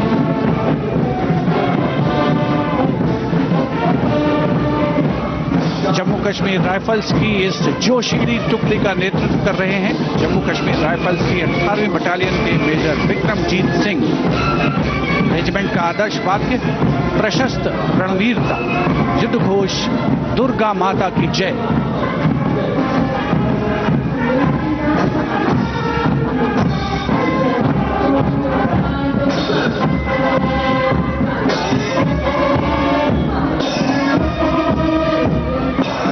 सलामी मंच के सामने अग्रसर होता हुआ अगला दस्ता 14 Gorkha training centre, artillery centre Nashik और ईएमई सेंटर भोपाल का कमान सूबेदार मेजर एम चंद्रदास संभाल रहे हैं। साथ दे रहे हैं नायब सूबेदार संता बहादुर गुरंग, नायब सूबेदार धनजी पासवान और नायब सूबेदार रमेश कुमार परिहार। ये दस्ता ध्रुव की सुमधुर धुन बजा रहा है। 73 संगीतकार इसमें शामिल।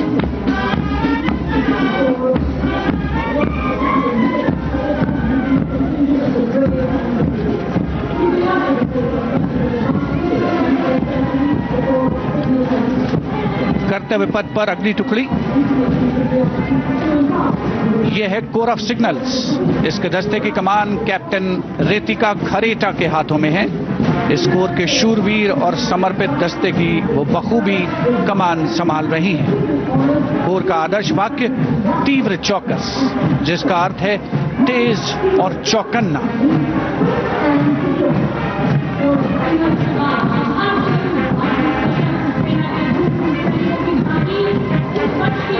विशिष्ट दर्शक दीर्घा रोमांचित महसूस करते हुए देश के गणतंत्र दिवस का अनोखा उत्सव कर्तव्य पथ देश प्रेम से सराबोर होता हुआ।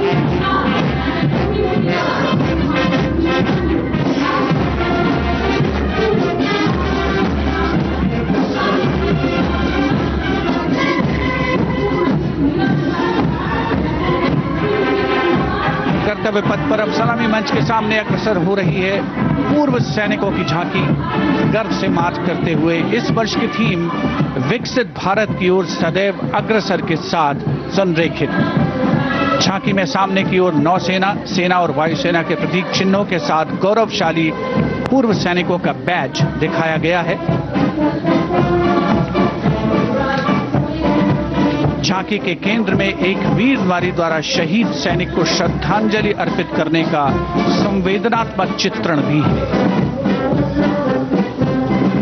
Going past the saluting base, the Naval Brass Band, the renowned, world-renowned brass band of the Indian Navy, led by Master Chief Petty Officer Musician First Class M.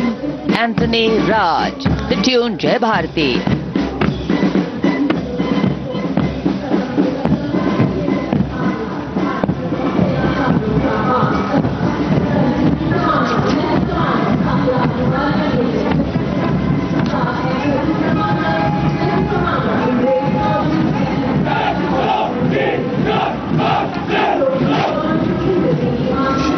Following their band, the naval marching contingent, 144 smart personnel marching shoulder to shoulder, symbolizing the Indian Navy as a combat-ready, credible, cohesive and future-ready force.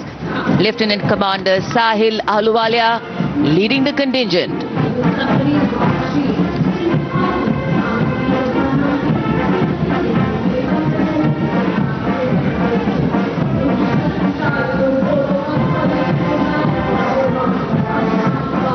This is the naval tableau, which advocates a strong Atmanirbhar Navy capable of protecting India's maritime interests and projecting India's sea power across thousands of miles.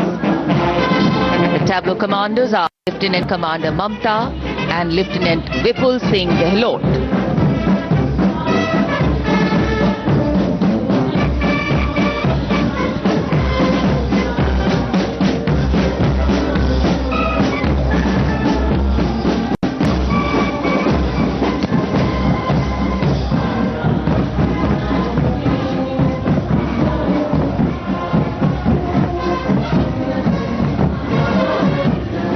Now the men in blue, the Indian Air Force band comprising 72 musicians, and up in the air you can see the bars formation comprising 3 MiG-29 Air Superiority Fighter aircraft led by Group Captain Amit Ranjan, Vayu Sena Medalist.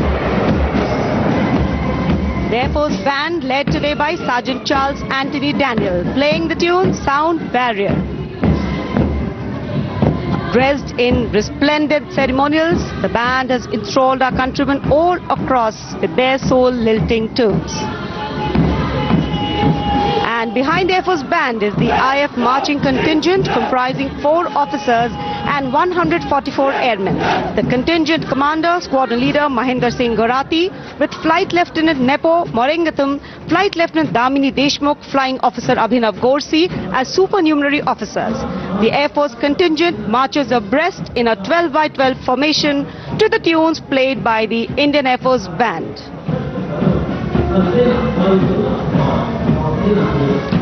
Each step on this Kartavya Path forwarded, achieving their motto, Nabha Sprisham Deeptam.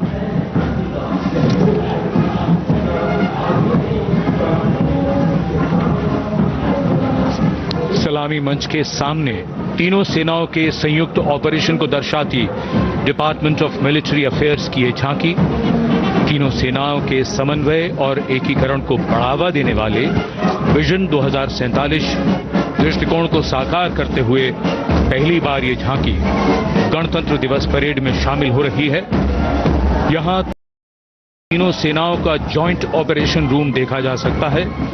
स्वदेश निर्मित Arjun tank, तेजस लड़ाकू विमान, INS Visakhapatnam के जरिए भारत की रक्षा उत्पादन क्षमता को भी यहां दर्शाया गया है।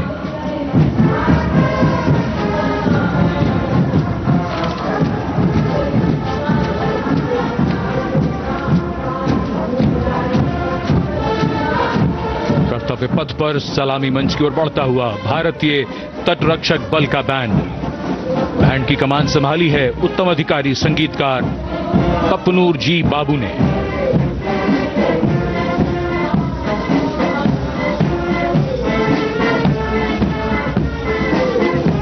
सारे जहां से अच्छा की धुन गूंजती हुई।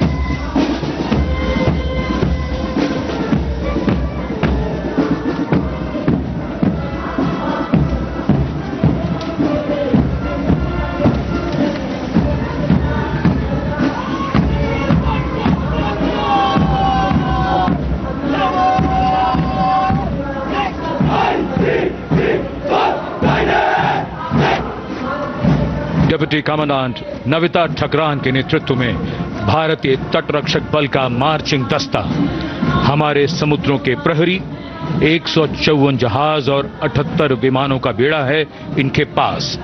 7,500 किलोमीटर समुद्री सीमा की निगरानी और हजारों जिंदगियां बचाने का काम किया है इस बल ने।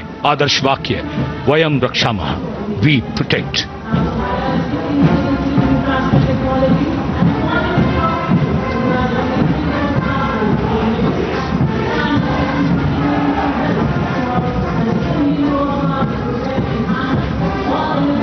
And here comes the tableau of the Indian Coast Guard led by Commandant Sonia Singh and Commandant Sadhana Singh. Focuses on coastal security and maritime search and rescue under the theme Swarnim Bharat, Heritage and Progress. The tableau highlights assets like drones, dropping life buoys and coordinated operations symbolizing life-saving efforts.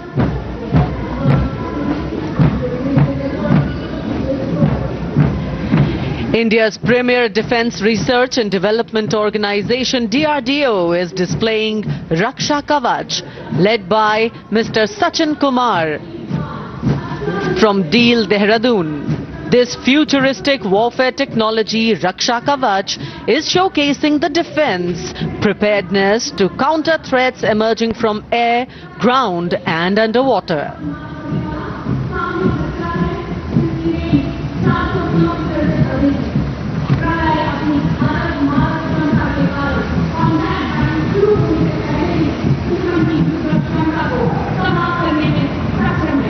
The next on display on Kartavya Path is the Pralay weapon system.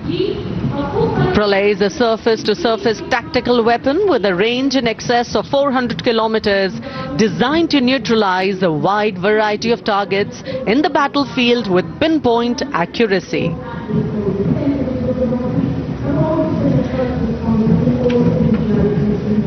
This Pralay weapon system is led by the project director, Dr. R. Srinivasan.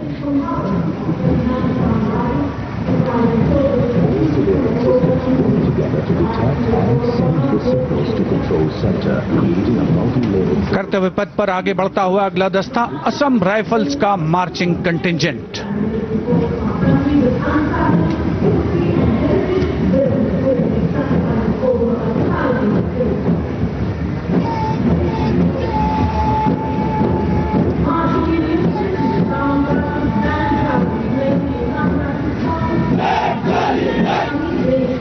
Assam rifles के इस marching contingent का नेतृत्व कर रहे हैं 29 Assam rifles के captain Karamveer Singh Kumbhawat.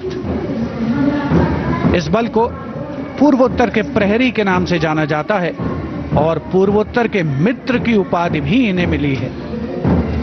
आदर्श वाक्य Kartavyam सर्वोत्तमम, war cry Durga माता की जय।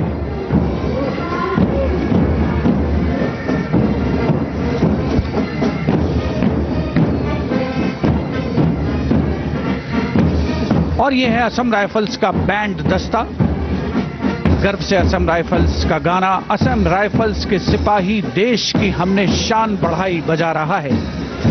इस बैंड दस्ते की अगुवाई कर रहे हैं वारंट ऑफिसर जयमन गुरुंग। 105 संगीतकार इस दस्ते में शामिल, जिसमें 22 राइफल्स का महिला पाइप बैंड भी शामिल है।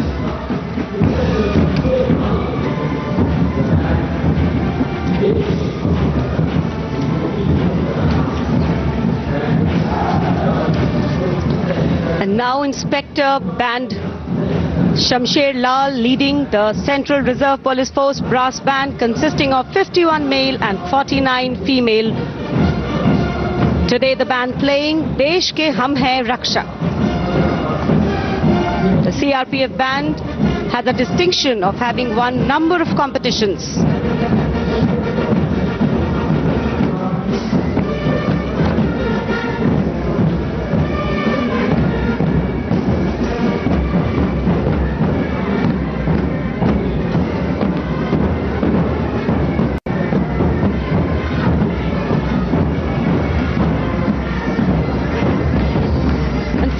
Band is Assistant Commandant Aishwarya Joy M leading the Central Reserve Police Force Mahila Marching Contingent of 148 women personnel, along with Sub-Inspector Pragya Sharma, Sub-Inspector Narini Kurpe, Sub-Inspector Deepika.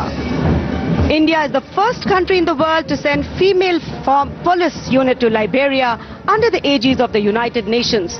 The motto of the CRPF, service and loyalty.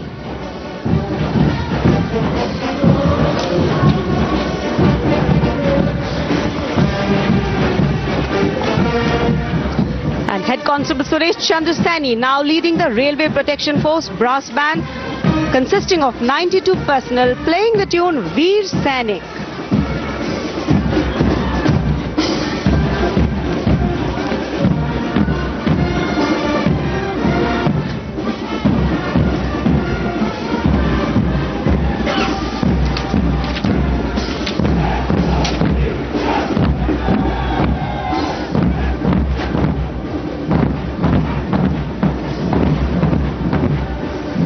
Divisional Security Commissioner Aditya leading the Railway Protection Force marching contingent.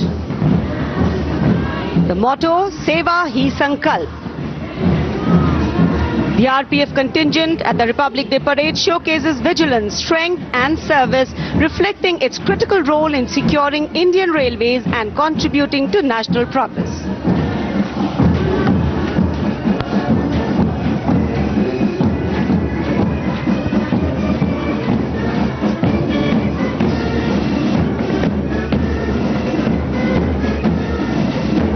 Grand master रोइंग गुनाव केसे की अगुवाई में Delhi police का महिला band दस्ता Delhi police गीत की धुन बजाता हुआ सलामी मंच के सामने। ये बैंड दस्ता दूसरी बार गणतंत्र दिवस परेड में।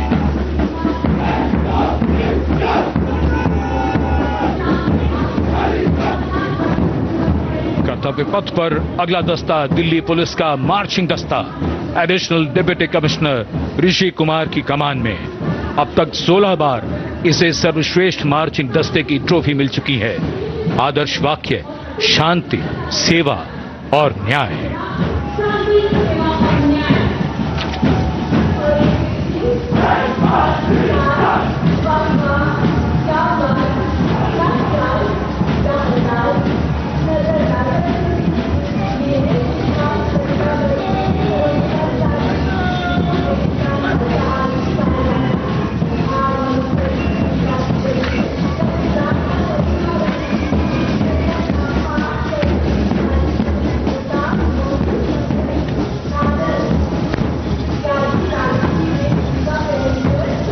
रंग बिखरते हुए कर्तव्य पथ पर डिप्टी कमांडेंट मनोहर सिंह खींची की कमान में बीएसएफ का ऊंट दस्ता। रेगिस्तान के जहाज ये ऊंट सीमा पर तैनात जवानों के भरोसेमंद साथी हैं। राजस्थान और गुजरात की सीमा पर इनकी मौजूदगी बड़ी जरूरी है। बीएसएफ का आदर्श वाक्य जीवन पर्यंत कर्तव्य।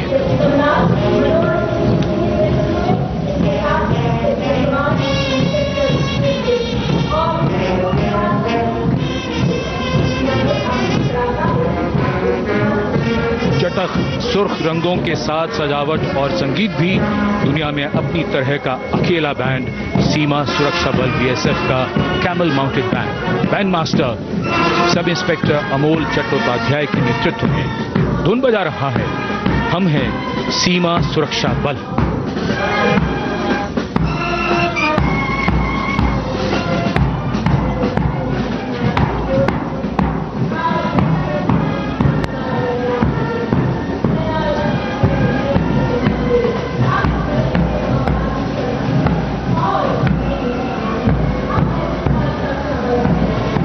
Color me with beauty, color me with grace, and color me with melody. Beauty in motion gliding across Kartavya Path today.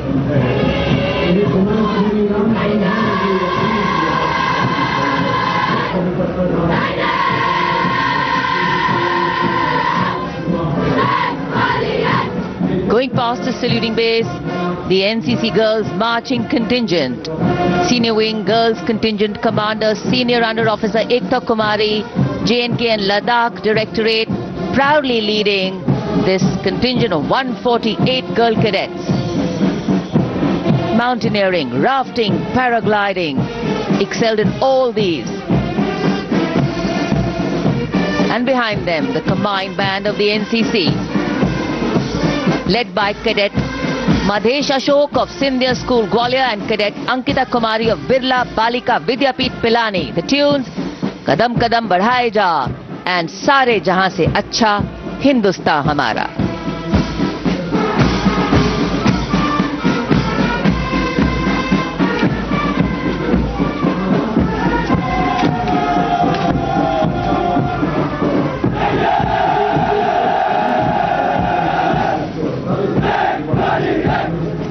Proud, loud and strong, the Senior Division Boys Contingent Commander, Senior Under Officer Prasad Prakash Vaikul of Maharashtra Directorate, leading this 148 boys strong cadet marching contingent. NCC, the largest uniformed youth organization in the world, fosters discipline, leadership and a sense of national service among India's youth.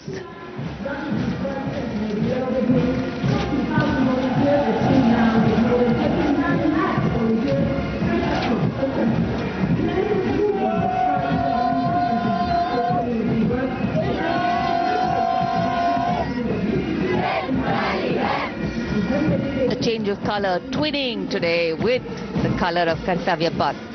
The National Service Scheme Marching Contingent, Contingent Commander Mr. Deepak from Punjab leading this contingent. Smart salute. Personality development considered to be a silent revolution in constructive community work. That's the NSS.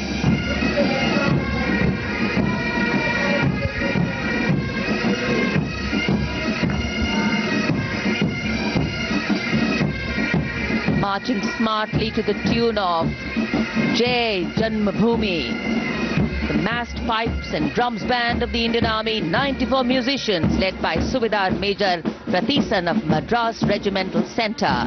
The pipes and drummers are drawn from the Madras Regiment Centre, Sikh Regiment Centre, Kumaon Regiment Centre, J&K Light Regimental Centre, 39 Gurkha Training Centre and 58 Gurkha Training Centre.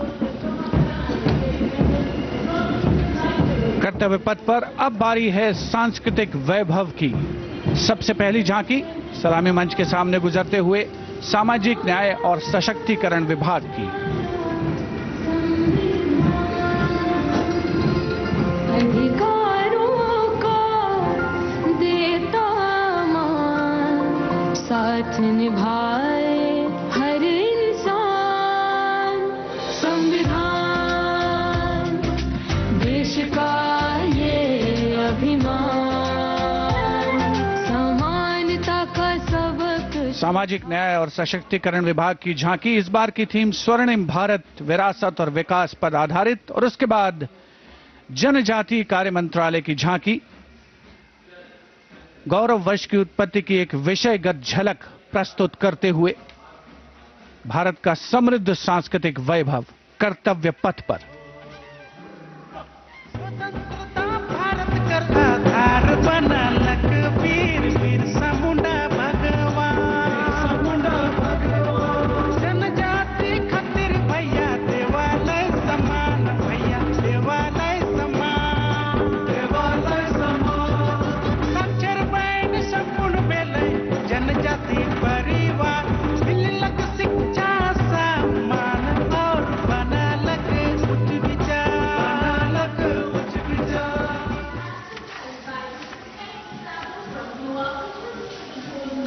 And gliding gracefully on Kartavya Path is the tableau of Goa themed Swarnim Bharat, Virasat aur Vikas.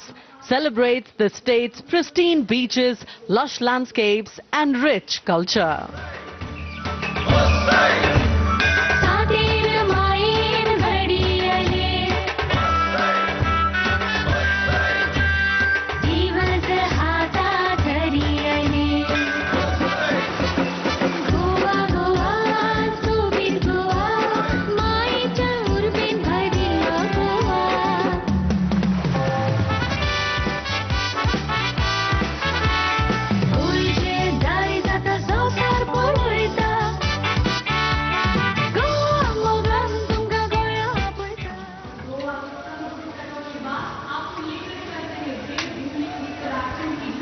And here comes the tableau of Uttarakhand, themed cultural heritage and adventure sports, showcasing the state's rich culture, natural beauty and adventure tourism.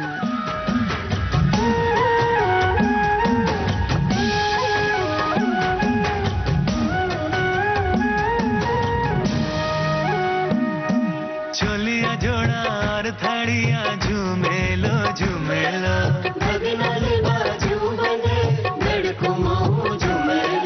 सरुली सुम्याल की प्रेम गाथा झूमेलो मोला मेरा गड़को झूमेलो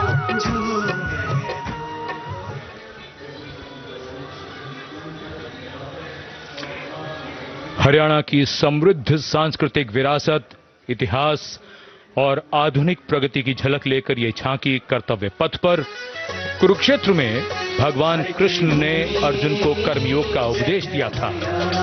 उज्जवल इसका वर्तमान और गौरवमय इतिहास पुराना, देश की खातिर अनूप जाते किसानों की कर्म धरा, नारी का सम्मान और पूजन हरियाणा की परंपरा।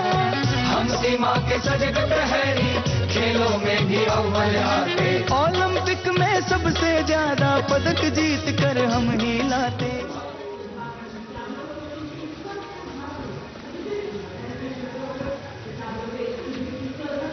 हरियाणा के बाद स्वर्णिम झारखंड, धरोहर और प्रगति की एक परंपरा के विषय के साथ ये झांकी शिक्षा के प्रचार प्रसार से बदलती तस्वीर है झारखंड की।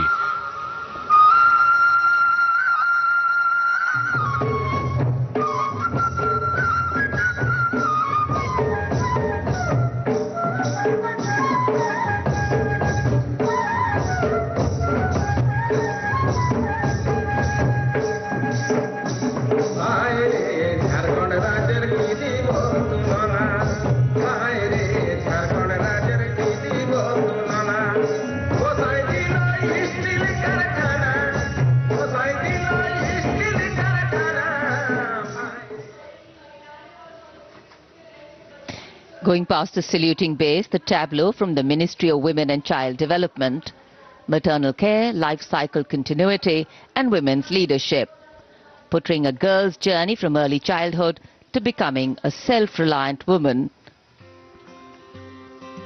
पढ़ाती लिखाती बीमारी से बचाती कुपोषण को बाहर का रास्ता दिखाती अंबर से ऊंची उड़ान लगाती जग में तिरंगा तू है फहराती हो देश को तुझ पे गुमान है अमृत पीढ़ी की शान है सरहद है तुझसे सुरक्षित विकसित भारत की पहचान है.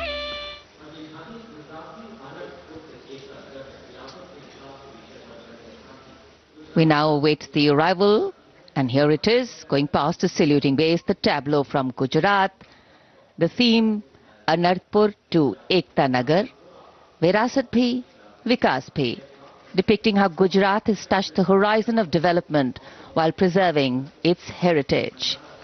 The state's cultural and development journey.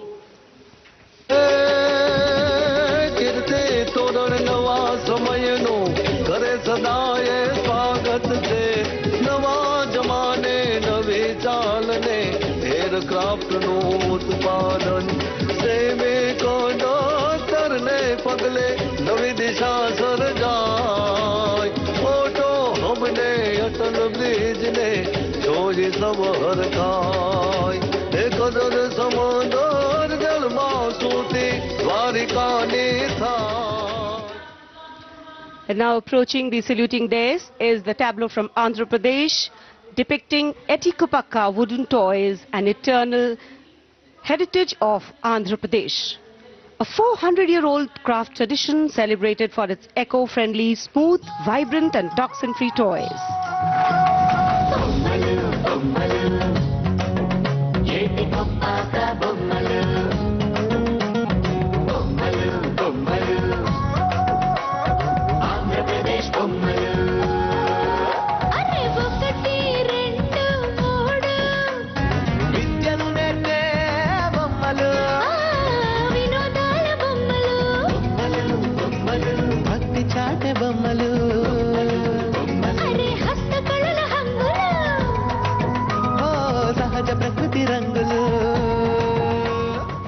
And now the tableau from Punjab, showcasing its exquisite inlay design art and rich handicrafts.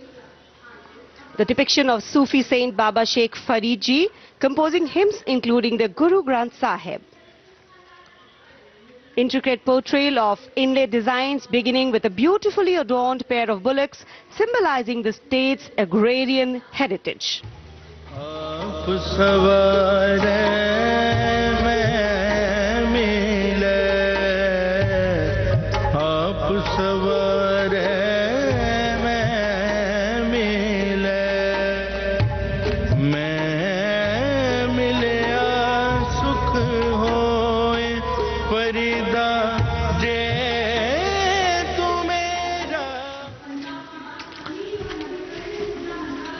कर्तव्य पथ पर भारत की समृद्ध सांस्कृतिक विरासत का प्रदर्शन, नवीन भारत का उदय, स्वदेशी स्वच्छ ऊर्जा परिवर्तन से वैश्विक भविष्य को ऊर्जावान बनाना, ये विषय है नवीन और नवीकरणीय ऊर्जा मंत्रालय की इस झांकी का.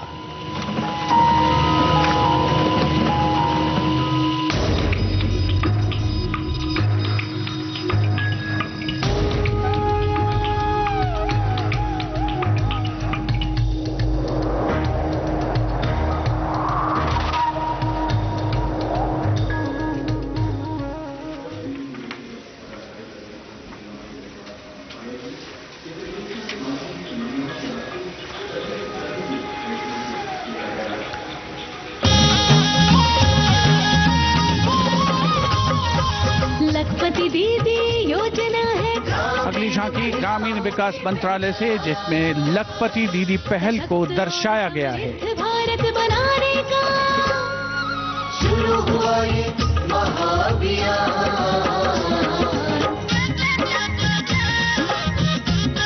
लखपति दीदी योजना की अवधारणा के अंतर्गत उद्यमिता को बढ़ावा दिया जा रहा है।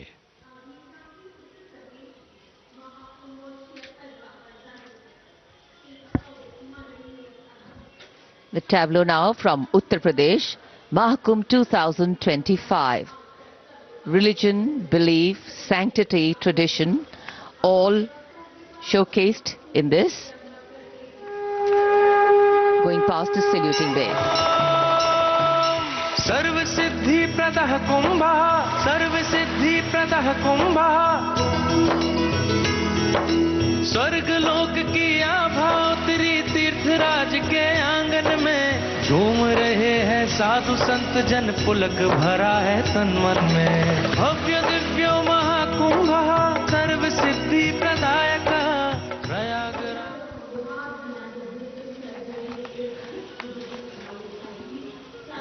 This is the tableau from Bihar, going past the saluting base. Swarnim Bharat, Virasat aur Vikas. A land of meditation, a land of piety. रूपं शून्यता, शून्यतैव रूपं। रूपान्न पृथग् शून्यता, शून्यतायान पृथग् रूपं। यत् रूपं स शून्यता।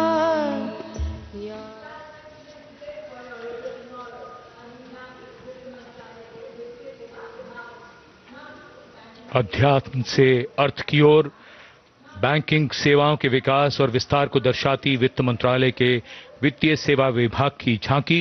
घूमता हुआ सुनहरा सिक्का, बेहतर अर्थव्यवस्था का प्रतीक।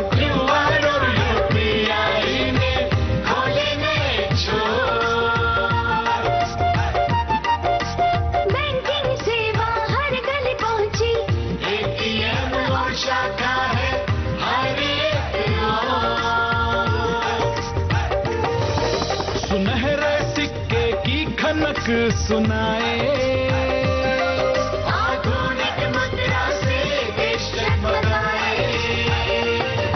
भारत बढ़े।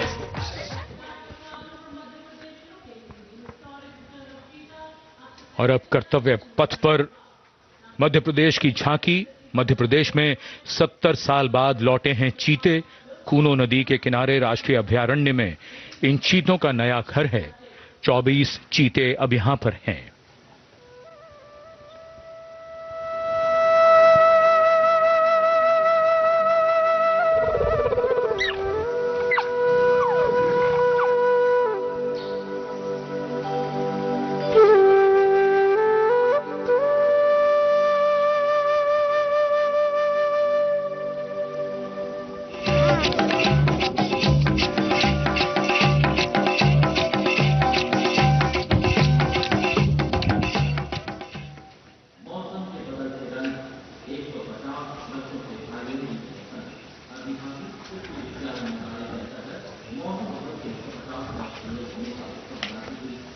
And the next tableau commemorates 150 years of Mausam Bhavan under the Ministry of Earth Sciences, showcasing its transformative contributions to meteorology and society.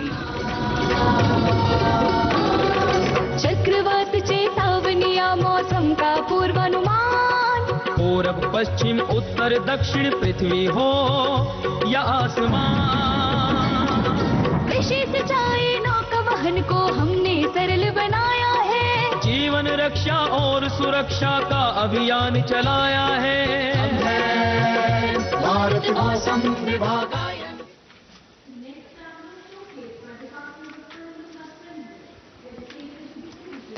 And the enchanting tableau of the Department of Animal Husbandry and Dairying, Virasat aur Vikas of Swarnim Bharat, gliding on Kartavya Path, is dedicated to the indigenous cows of India. तू ही मंगला घर घर की है जान, बारंबार तुझे प्रणाम, तुझे प्रणाम, तुझे प्रणाम। गौ मैया तुझे प्रणाम, तुझे प्रणाम।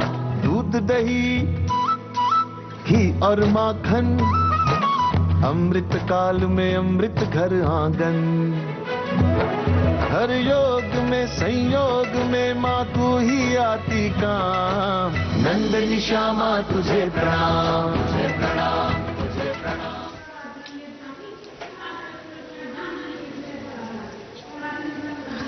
And now approaching the saluting base is the tableau from the state of Tripura, depicting eternal tribute worship of 14 deities in Tripura and sheds light on the Kharchi Puja, also depicting their traditional bamboo-based art and modern technology.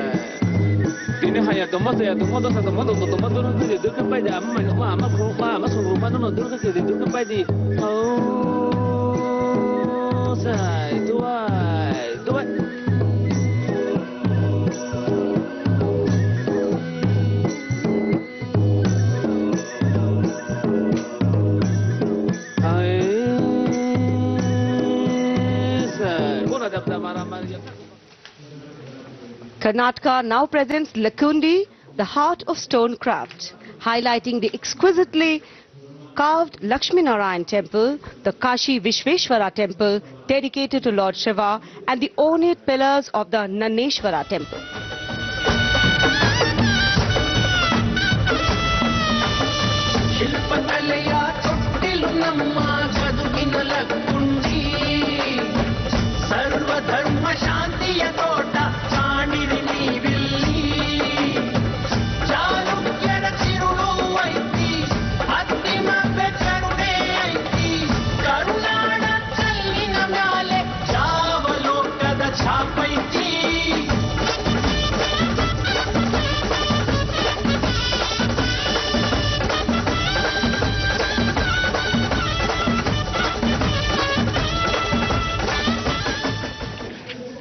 कर्तव्य पथ पर अब बारी है दादरा और नगर हवेली तथा दमन और दीव की झांकी की, जिसमें वन्य जीवन और मछली पकड़ने की संस्कृति के साथ साथ राज्य के विभिन्न क्षेत्रों में हुए प्रगति को परिलक्षित किया गया है।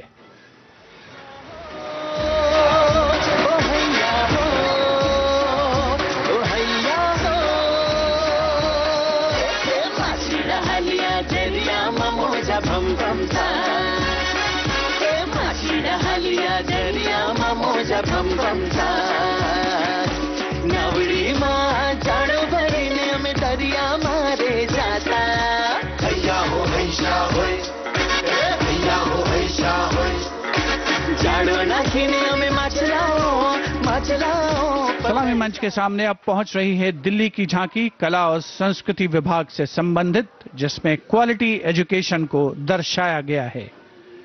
उच्च शिक्षा के क्षेत्र में विकास और डिजिटाइजेशन के लाभ इसमें परिलक्षित।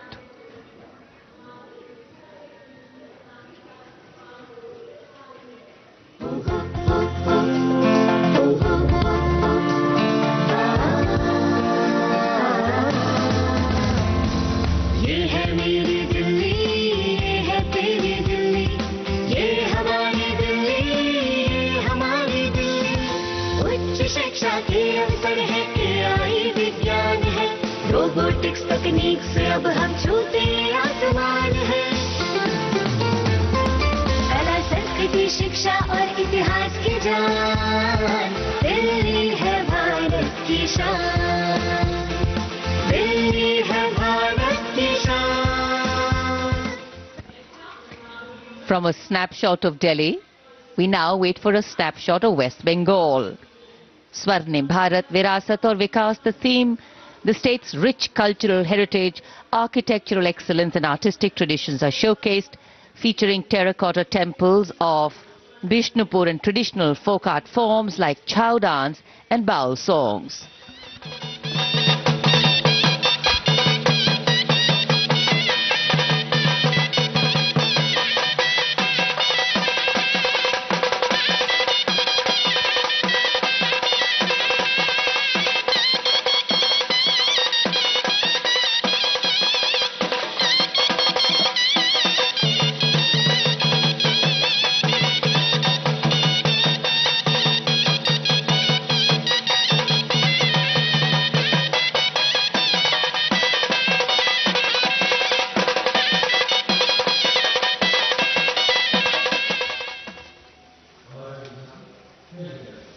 For an appreciative audience, eagerly awaiting the next tableau, we have, going past the saluting base, gliding slowly, the tableau from Chandigarh. The Union Territory of Chandigarh presents a tableau celebrating the blend of tradition and modernity under the theme, "The City is Beautiful."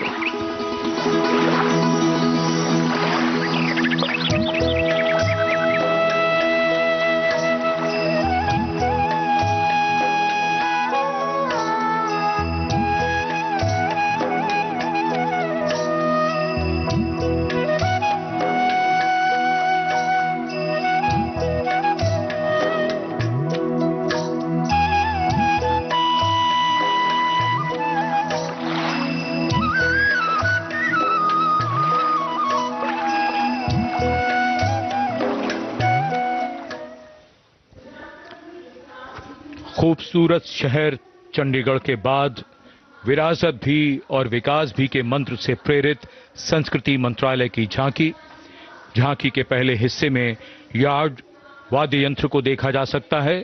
ये एक प्राचीन Tamil string instrument है, हमारी संगीत विरासत को दर्शाता हुआ। यहाँ कल्प वृक्ष के भी दर्शन कीजिए, जो इच्छा पूर्ति का सूचक है, जो बाद में सोने की चिड़िया में बदल जाता है।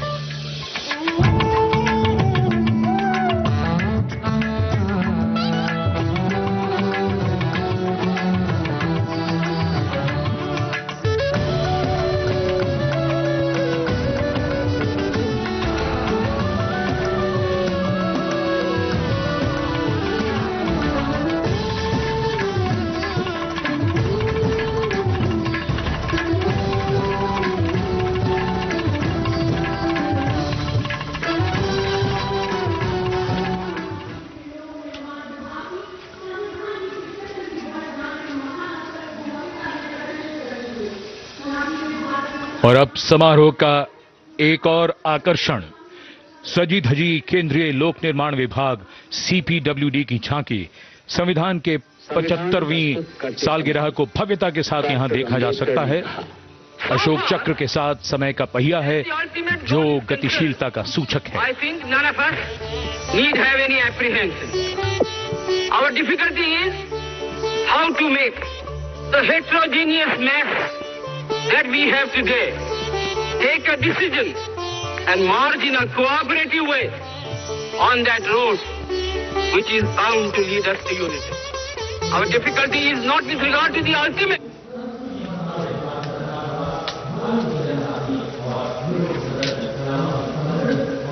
And now get ready for a spectacular performance featuring over 5,000 folk and tribal artists, representing youth power, artistic heritage and Nari Shakti, drawn from the length and breadth of India, representing the varied tapestry of culture and diversity of India's heritage. Ministry of Culture presents Jayati Jai Mamaha. The choreography celebrates the themes of Viksit Bharat, Virasat Bhi, Vikas Bhi, and Ek Bharat Shreshth Bharat. The 5,000 folk and tribal artists have brought their dance forms to life with their own original and authentic costume, jewelry, headgear, and traditional props like spears, swords, and drums. Let's welcome these 5,000 artists from across India as they present Jayati Jai Mamaha Bharatam. कर्तव्य पथ पर पहली बार एक साथ 5,000 कलाकार मौजूद, सिर्फ सलामी मंच के सामने ही नहीं, पूरे कर्तव्य पथ पर एक छोर से दूसरे छोर तक, यानी हर एनक्लोजर में बैठे दर्शक इस प्रस्तुति का आनंद एक साथ ले सकेंगे। इतने कलाकारों के साथ ऐसी प्रस्तुति कोई साधारण बात नहीं है, लेकिन आज तो राष्ट्रीय पर्व का विशेष अवसर है और पूरा कर्तव्य पथ मानो कलाकारों और उनके गीत संगीत के लिए उत्सुक है। So all our words of color, culture, creativity, well, actually take physical meaning. This highly engaging performance will include certain dance forms which are spreading their flavor for the first time, like the Sindhu folk dance and ancient traditional dance form from the upper reaches of Himachal Pradesh, gracing the plains of Delhi and being beamed across the world for the first time. In fact, the different layers of culture in our ancient land being showcased today. Traditional dance forms or folk forms are rooted in the daily lives of our people, celebrating nature, celebrating work and celebrating life. Music, movement and color so integrated in local life over here, sprinkled liberally with the flavor of celebration. विश्व की सबसे प्राचीन सभ्यता और विश्व की सबसे प्रगतिशील सभ्यता दोनों ही हैं मम भारतम, क्योंकि विरासत के नाम पर न हम विकास को दरकिनार करते हैं, न ही विकास की दौड़ में हम विरासत को पीछे छोड़ते हैं। साथ है हमारे युवाओं की असीमित ऊर्जा और नारी शक्ति का अखंड योगदान। लेते हैं हम प्रेरणा हमारी अद्वितीय लोक कलाओं से, करते हैं हम असीम सम्मान हमारी जनजाति संस्कृतियों का। तभी तो हम ही नहीं विश्व सारा कहता है जयति जय जय भारतम, जयति जय जय मम भारतम, मम भारतम, भारतम।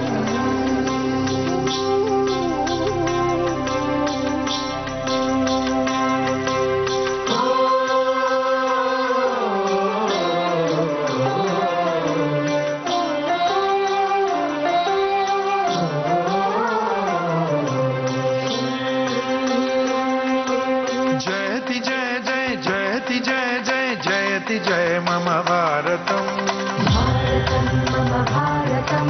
जयति जय जय जयति जय जय जयति जय मम भारतम। हो तेरी जय जय तेरी जय मम भारतम, तेरी जय मम भारतम, तेरी जय मम भारतम। देवभूमे नमो नमः, वेदभूमे नमो नमः, त्यागभूमे नमो नमः, मातृभूमे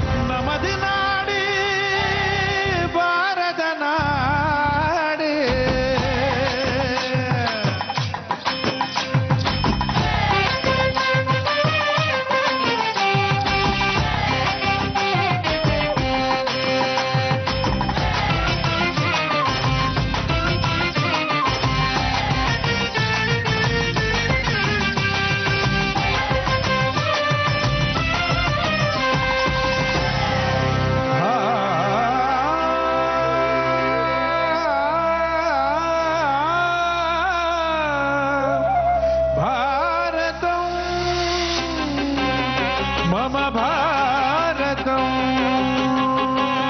देवभूमे नमो नमः वेदभूमे नमो नमः त्यागभूमे नमो नमः मातृभूमे नमो नमः नमो नमः नमो नमः जयति जय जय जयति जय जय जयति जय मम भारतम् ओ तेरी जय जय तेरी जय तेरी जय मम भारतम्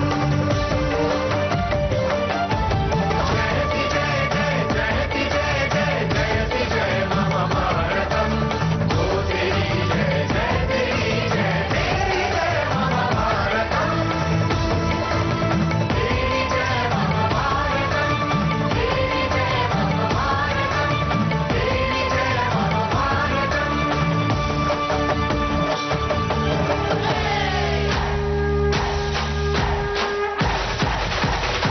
जयति जय जय जयति जय जय जयति जय मम भारतम् ओ तेरी जय जय तेरी जय तेरी जय मम भारतम् तेरी जय मम भारतम् तेरी जय मम भारतम् तेरी जय मम भारतम् जयति जय जय मम भारतम् भारतम् मम भारतम्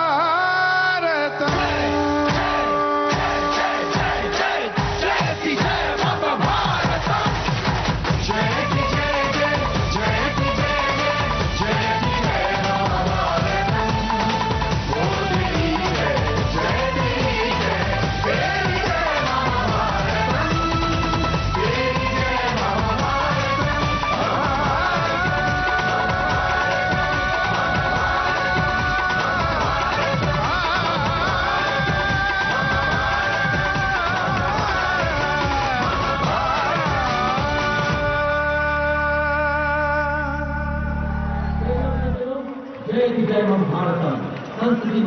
So there we are, viewers. That was literally a running commentary, or rather a dancing commentary on what living, life and tradition and culture in India are all about. Well, now that we've lulled your sensibilities into a world of music and melody, let us challenge your sights with gravity-defying and gravity-redefining feats by the daredevils of the Corps of Signals. गणतंत्र दिवस समारोह में अब रोमांच एक नई परिभाषा लिखने को तैयार है। कोर ऑफ सिग्नल्स के डेयरडेविल्स मोटरसाइकिल्स पर ऐसे करतब दिखाने को तैयार जिनकी कल्पना करना भी असंभव लगता है। डेयरडेविल टीम का नेतृत्व कैप्टन आशीष राणा कर रहे हैं। वो 3 साल से इस टीम को लीड कर रहे हैं और दूसरी बार गणतंत्र दिवस परेड में नेतृत्व संभाल रहे हैं। इस बार डेयरडेविल्स की टीम 2 विश्व रिकॉर्ड बनाने की नियत से कर्तव्य पथ पर उतर रही है। डेयरडेविल बनने के लिए निडरता, लगन और लगातार अभ्यास पहली शर्तें हैं। In fact, when you see what they actually do, you will wonder if the devil would also dare to do these. Indomitable courage, teamwork, today on display. Approaching the saluting base, we can see from the director of Rashtrapati Bhavan, the opening salute with a bullet wheelie, leading the Corps of Signal Daredevils team, today's parade, dynamic team captain, Captain Ashish Rana. And these are the 2 wheelies. What balance, what synchronization and what confidence. और 12 feet ऊंची सीढ़ी से salute का विश्व record बनाने महिला officer captain Dimple Singh Bhati. What a moment of pride for all these performers over here to be And now we can see the three-peak devil formation. Leading the formation, Naik Jayakumar, Naik SP Mangu and signalman Sanket, making a world record of the longest assisted handstand on Kartavya Path for the very first time.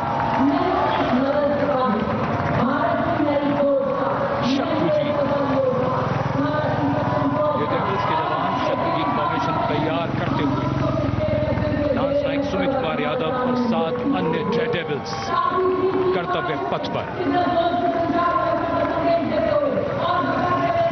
So many brilliant formations.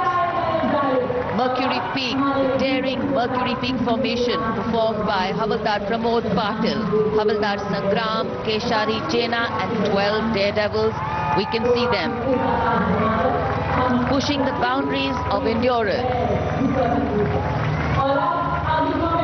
Devils एक एक करके आगे बढ़ते हुए mercury peak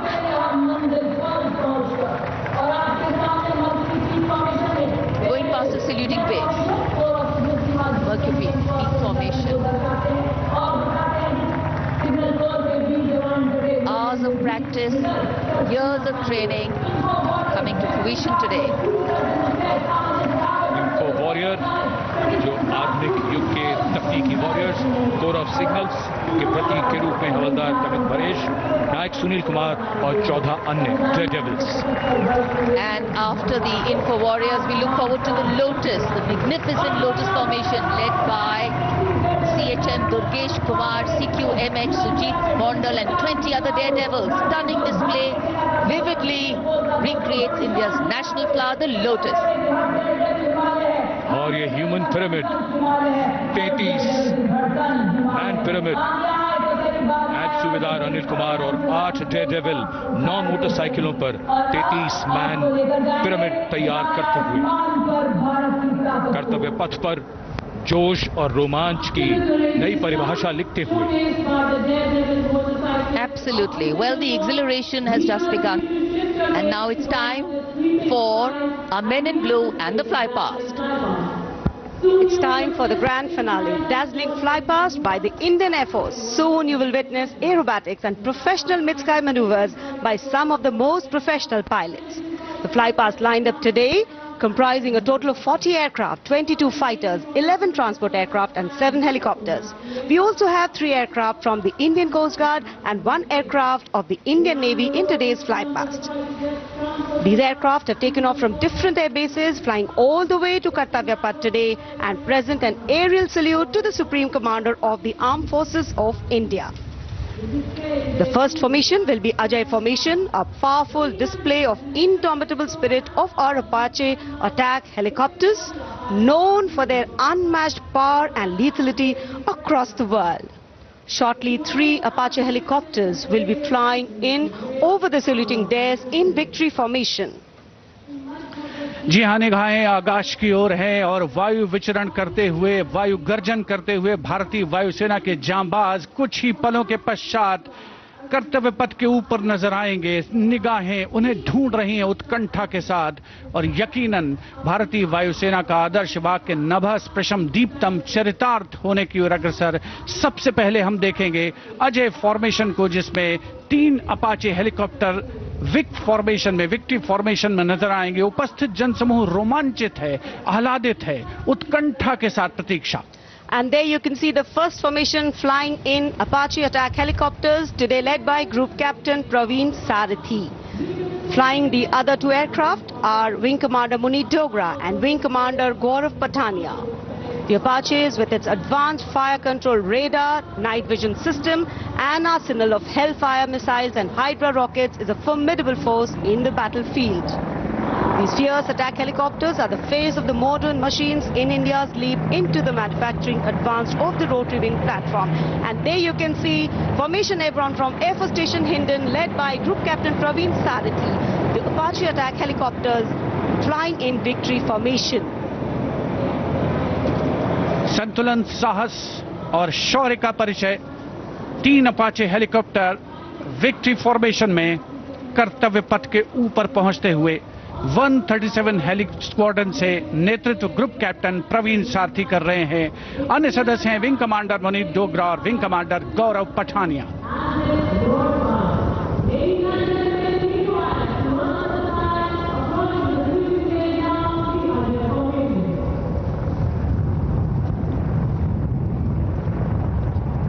The aircraft equipped with state-of-the-art avionics and sensors, allowing them to operate in a variety of environment and weather conditions.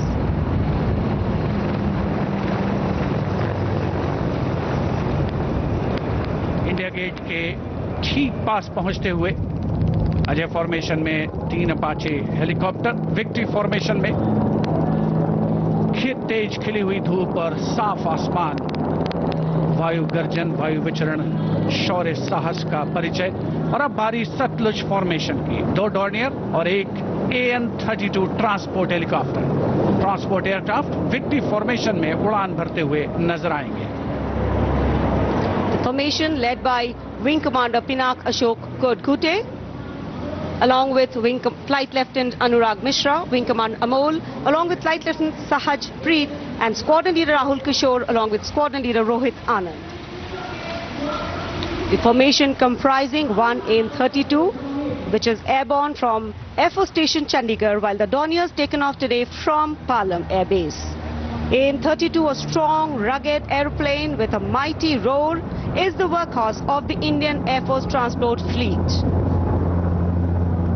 2 Dornier इस formation में 41 squadron से आदर्श वाक के समय पर सहायता।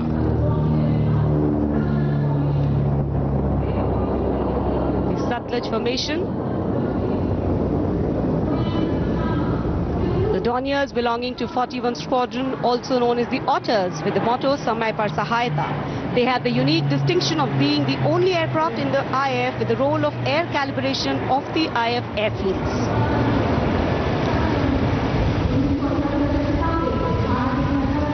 And now, the Rakshak formation debuting on the Kartavya Path today for the maiden formation flypast, Rakshak, the Dornier formation of the Indian Coast Guard. True to their motto, Vayam Rakshamaha, the Indian Coast Guard have rescued over 12,000 lives from the unforgiving ocean.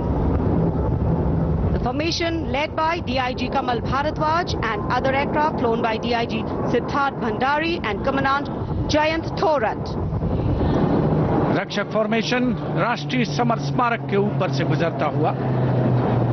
The Indian Coast Guard Dorniers capable of carrying out maritime reconnaissance, search and rescue, pollution response, maritime security, anti-piracy and assistance to fishermen at sea. And now the next formation, Arjun formation.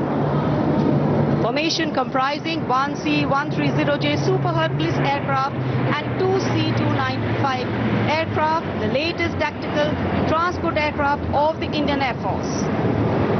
2 C-295 विमान एशॉन में C-130J aircraft के साथ, और इस formation का नाम Arjun formation marshal of the air force Arjun Singh के नाम पर रखा गया है। नेतृत्व ग्रुप कैप्टन अंकित राज सिंह कर रहे हैं। C-295 में विंग कमांडर सौरभ सिंह और wing commander CP Reddy. And now the Varuna formation comprising 1 PHI aircraft of the Indian Navy and 2 Sukhoi 30 MKI of the Indian Air Force. The Sukhoi 30 air dominance fighter aircraft of the Indian Air Force. The PHI is a long-range maritime reconnaissance and anti-submarine warfare aircraft equipped with the state-of-the-art sensors and weaponry, including indigenous equipment, making it the most potent maritime platform. The aircraft undertakes wide range of missions. The formation today led by Commander Ruchit Kaur, flying the PHI, and the Sukhoi 30 flown by Group Captain Manoj Yadav and Wing Commander Parvinder Singh Chahal. PHI airborne today from Air Force Station Jaisalmer, while the Sukhois have got airborne from Air Force Station Jodhpur. This formation is flying at a speed of 555 kilometers per hour. Formation led by Commander Ruchit Kaur.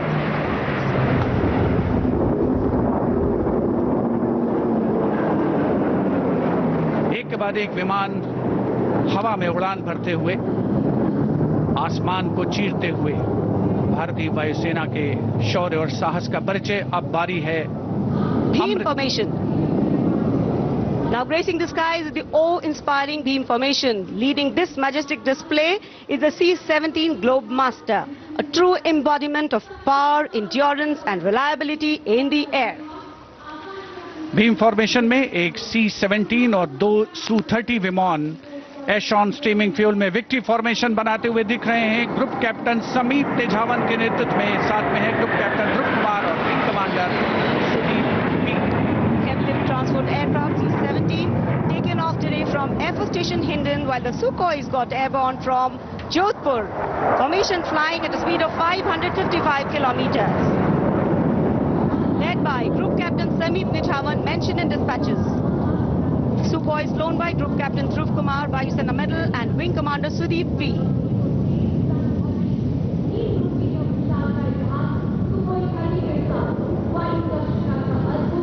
निगाहें आसमान में इन वायु गर्जन करने वाले विमानों को ढूंढ रही हैं और एक के बाद एक हैरत अंगेज कारनामे करते हुए फॉर्मेशन आगे बढ़ते हुए। And now time for faster moves with pure fighter formations. In the lead, Jaguars. Jaguar, a versatile twin-engine strike aircraft known for its robust design and adaptability, capable of performing in challenging environment and thus a valuable asset for close air support, precision strikes and reconnaissance missions. And there you can see 5 Jaguars in aero formation, formation led by Group Captain Akash Chechi. The other members of the formation, Wing Commander Ujjwal K. Mishra, Wing Commander Bharat Singh, Squadron Leader A.K. Jha and Squadron Leader Aditya Jamdagni. Amrit formation 5 Jaguar विमान, भारत की सुदृढ़ वायु शक्ति का प्रदर्शन। Squadron का मोटो शक्ति विजयते, आदर्श वाक्य। फॉर्मेशन का नाम अमृत काल, भारत का विजन 2047 से and flying at a speed of 750 kilometers per hour. Today led by Group Captain Akash Chechi.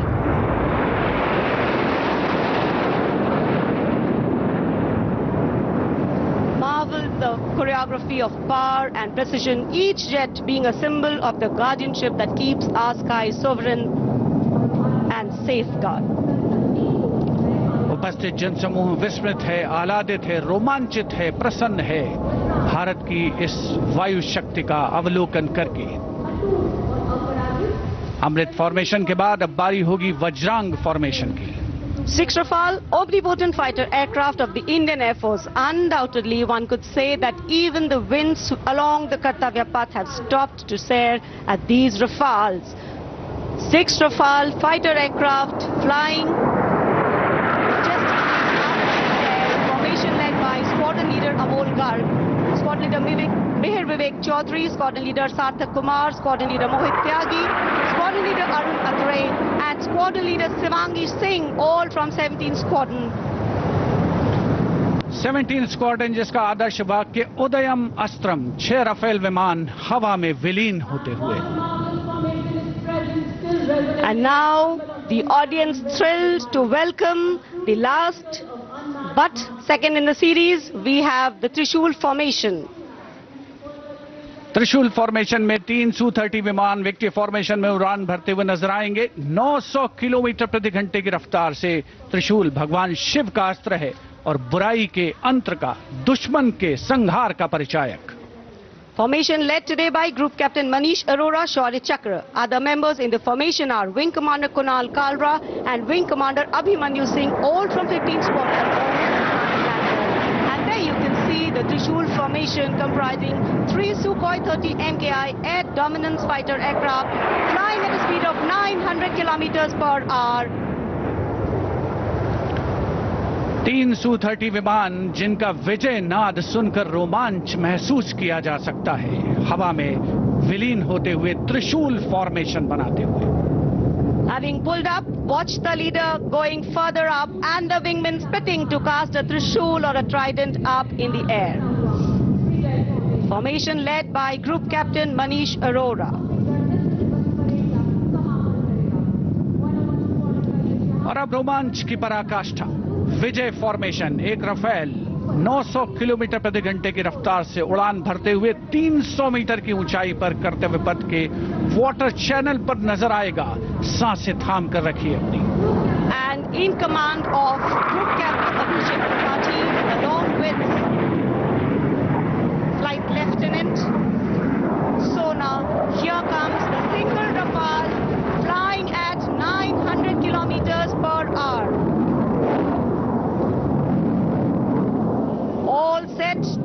the sky with glory as he will execute the victory roll over Kartavya Path today.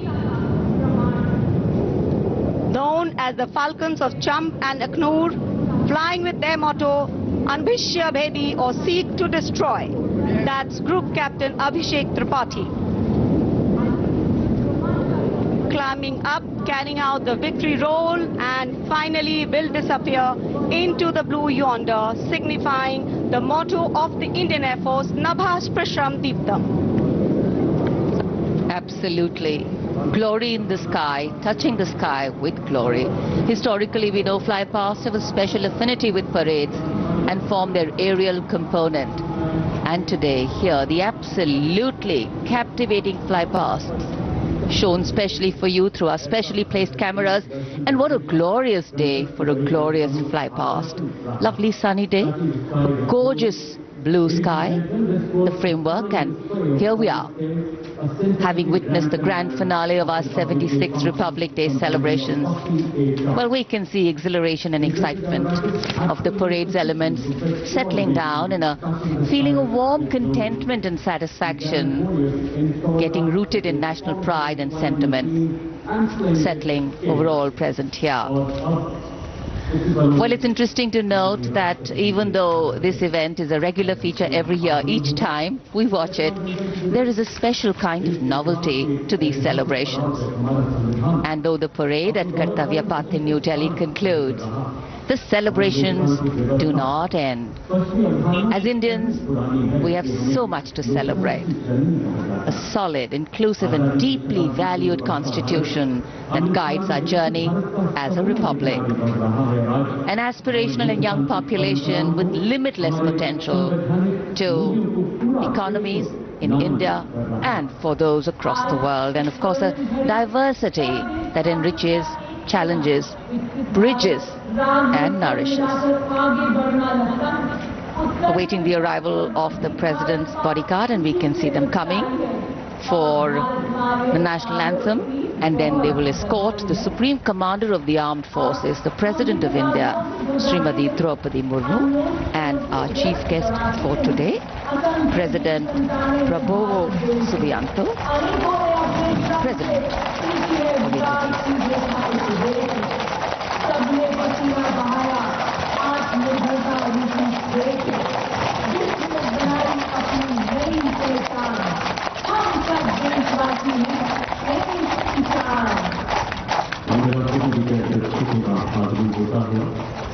एक बात तो हमारे शास्त्रों में गुरु को सूर्य पुत्र माना जाता है।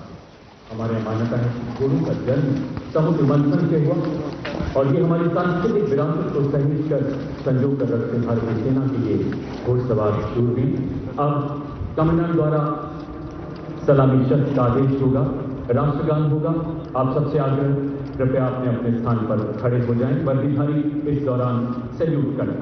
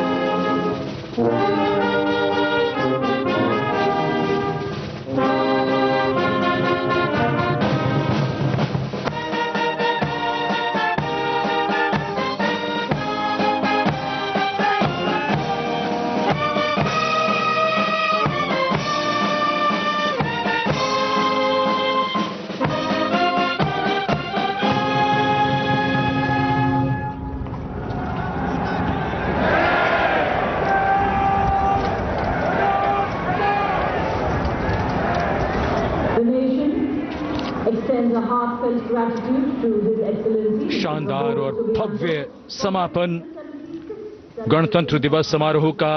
आकाश में रंग बिरंगे गुब्बारे और संविधान के लोगो वाले बैनर्स ऊंचाइयों को छूते हुए संविधान के 75 वर्ष पूरे होने की भावना जीवंत और साकार होती हुई।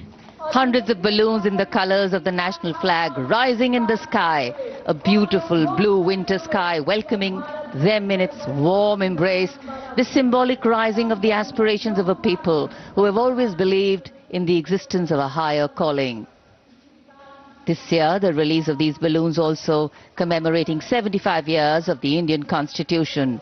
A constitution that keeps us anchored and grounded as we spread our wings to follow our dreams. And as we participate in celebrating all the sights and the signs and symbols that unite us, days like today remind us that we are not just individuals, but a comity of nations, a larger collective. The President, along with our chief guest, having seen some beautiful moments, captured memories, a warm reinforcement of the camaraderie and coming together of values that give these two democracies and republics their meaning. भारतीय सेनाओं की सर्वोच्च commander देश की राष्ट्रपति माननीय श्रीमती द्रौपदी मुर्मू और इस वर्ष के गणतंत्र दिवस के मुख्य अतिथि इंडोनेशिया के राष्ट्रपति श्री प्रबोवो सुबियांतो के साथ परंपरागत बग्घी में कुछ ही समय के उपरांत प्रस्थान करेंगी राष्ट्रपति भवन की ओर।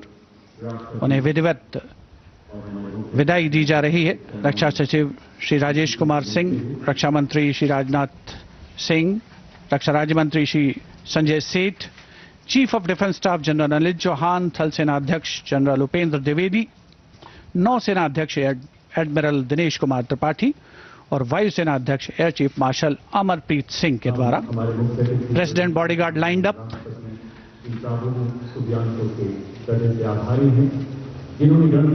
कर्तव्य पथ पर आज देश की सामरिक सैन्य शक्ति का प्रदर्शन हुआ। भारतीय वायुसेना के विमानों का वायु गर्जन सुना हमने, वायु विचरण देखा। रोमांच की पराकाष्ठा तक पहुंचा ये समारोह। डेयर डेविल्स के हैरत अंगेज कारनामे देखे। भारत की समृद्ध सांस्कृतिक विरासत और वैभव का प्रदर्शन हुआ और 76वां गणतंत्र दिवस अपनी पराकाष्ठा पर, अपने वैभव की ऊंचाइयों पर पहुंचा।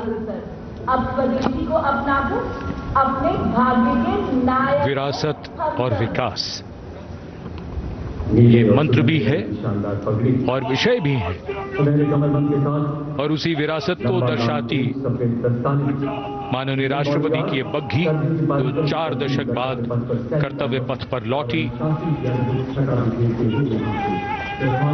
एक इतिहास है इसका। और अब राष्ट्रपति अंगरक्षक और उनके साथ देश की माननीय राष्ट्रपति और आज के समारोह के मुख्य अतिथि प्रस्थान कर रहे हैं सलामी मंच के सामने से राष्ट्रपति भवन की ओर।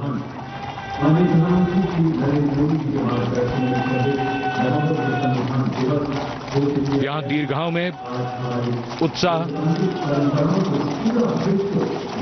दर्शकों को आशा है कि माननीय प्रधानमंत्री उनकी दीर्घाओं के निकट जाएंगे और उनको माननीय प्रधानमंत्री को नजदीक से देखने का एक बहुत ही शानदार अवसर प्राप्त होगा।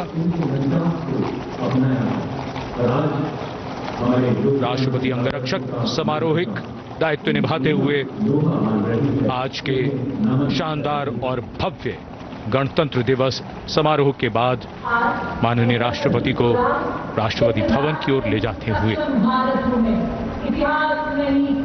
In fact, today we can do much more than just observe tradition.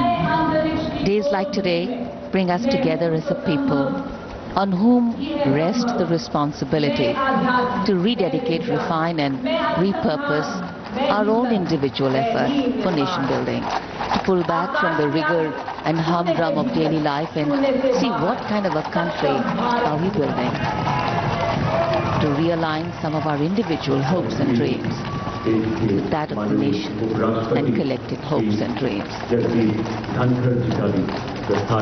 Post the culmination of the parade here, we now see the departure of the Vice President of India from the saluting base.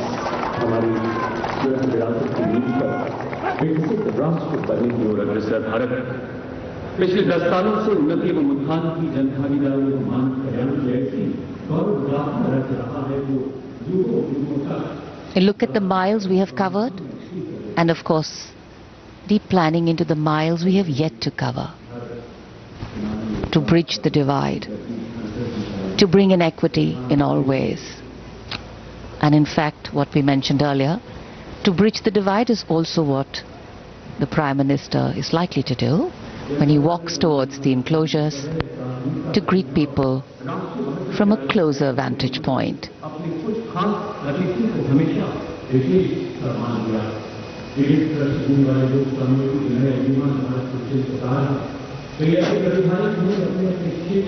So though it's a lovely day and the enclosures are full, we've seen that even in the coldest of cold days, even during a wet spell at this time of the year, people turn out in large numbers from all walks of life, from all quarters of the country to see the parade.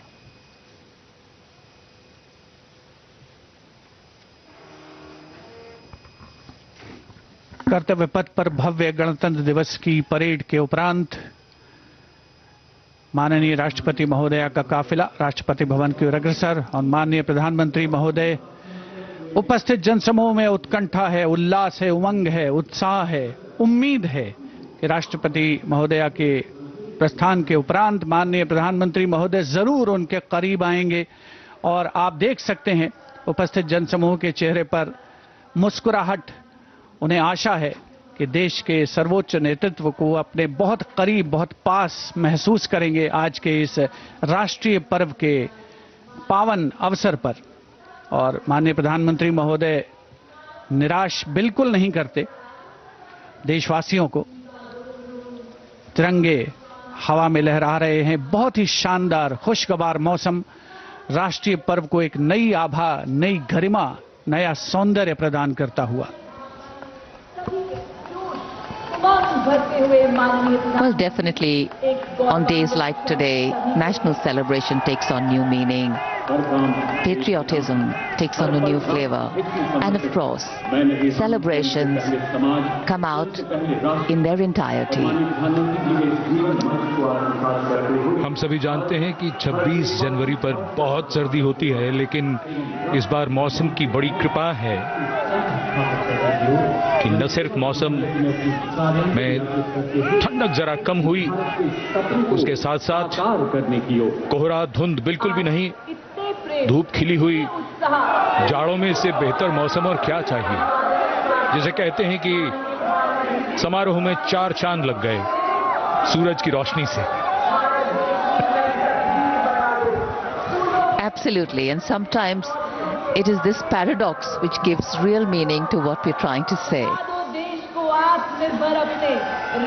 The citizens are brimming with pride and adoration, light up at the sight of Prime Minister Shri Narendra Modi.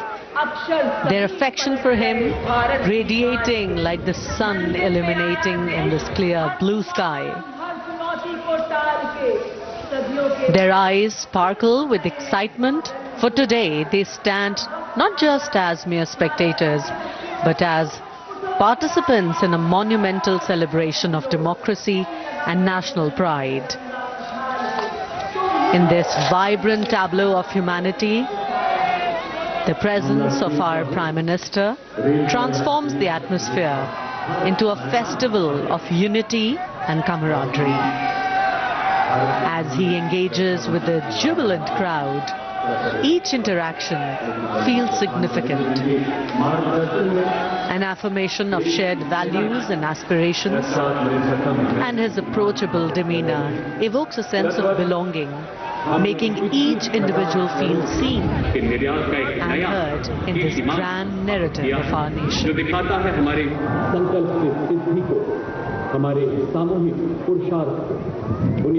जितने भी enclosures हैं सभी को ये उम्मीद है कि माननीय प्रधानमंत्री महोदय उनके बहुत करीब आएंगे और उन्हें अभिवादन करने का एनक्लोजर में मौजूद जो दर्शक हैं उन्हें अवसर मिलेगा और एक और उनके लिए और ज्यादा यादगार ये बनेगा राष्ट्रीय पर्व का अवसर 76वां गणतंत्र दिवस।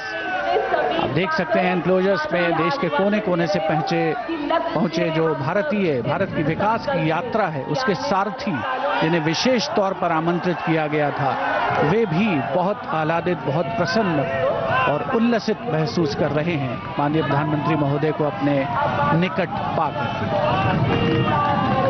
एनक्लोजर्स में जो दर्शक हैं उनमें ज्यादातर के हाथों में उनको मोबाइल फोन्स जिनका कैमरा मोड ऑन है, वो इन दृश्यों को, तस्वीरों को, इन पलों को हमेशा के लिए कैद कर लेना चाहते हैं, अपनी यादों में संजो लेना चाहते हैं।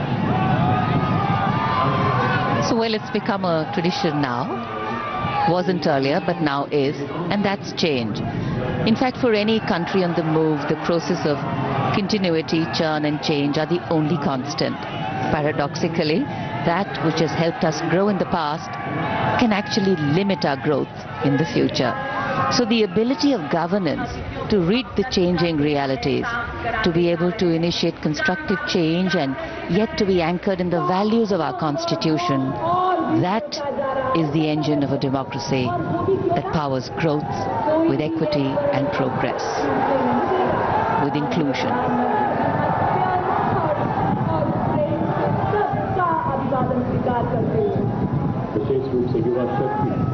This day in 1950 was a historical landmark for a nascent democracy waiting to come into its own, and this day today in 2025 is yet another milestone, measuring and marking the progress made by an established democracy, India having made a place for itself in the Committee of Nations. And though we do understand that we are work in progress, we have grown and strengthened our position as an intrinsically strong and stable economic and political entity.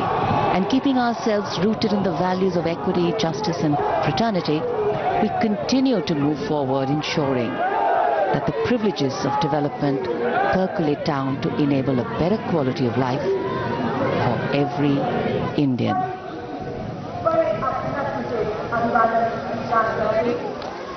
Democracy is what democracy does.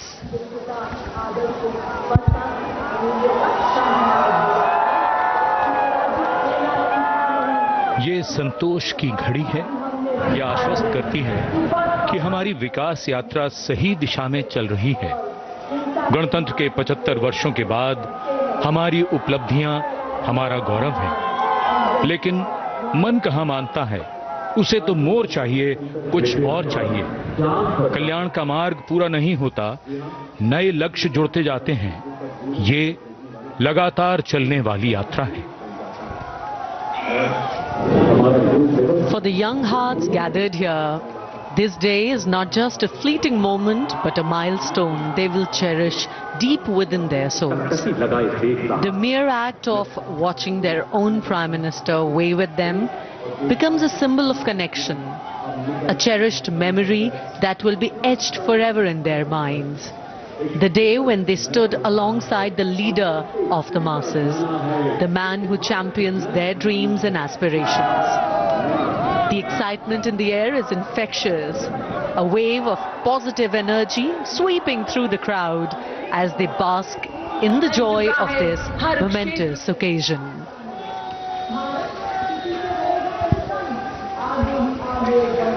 अठहत्तरवां 76वां गणतंत्र दिवस एक चरमोत्कर्ष पर पहुंचता हुआ उपस्थित जनसमूह आज सुबह से जिन्होंने इंतजार किया एक शानदार परेड का, भारत की समृद्ध सांस्कृतिक वैभव का अवलोकन किया, भारत की सामरिक शक्ति का अवलोकन किया, डेयर डेविल्स के हैरत अंगेज कारनामे देखे और अब सभी उत्सुकता से इंतजार कर रहे थे जिस घड़ी का, जब वो आ पहुंची है तो क्यों ना वो उत्साहित हों, क्यों ना वो उल्लसित हों। माननीय प्रधानमंत्री महोदय बहुत सारे एनक्लोजर्स के पास जाकर के लोगों से मिलने के बाद उनसे अभिवादन स्वीकार करने के पश्चात अब अपने वाहन पर पहुंचे हैं और प्रस्थान कर रहे हैं कर्तव्य पथ से। 26 जनवरी 1950 से शुरू होकर 2025 की सुबह तक के सफर में कई खूबसूरत मोड़ हैं, उतार चढ़ाव हैं, महत्वपूर्ण पड़ाव हैं। ये ना तो सफर की मंजिल है और ना ही आगाज। सफर में रहना ही जरूरी है। ये यात्रा विकास की है, प्रगति की है। सब नेक रहकर देश हित की। चाहो देश अब विकास एक लक्ष्य को पाकर दूसरे को पाने के लिए चलना पड़ता है। बस चलना है, सफर में रहना है, नए आसमानों को छूना और नई मंजिलों को पाना है। गणतंत्र दिवस की शुभकामनाएं। धन्यवाद। जय Hind.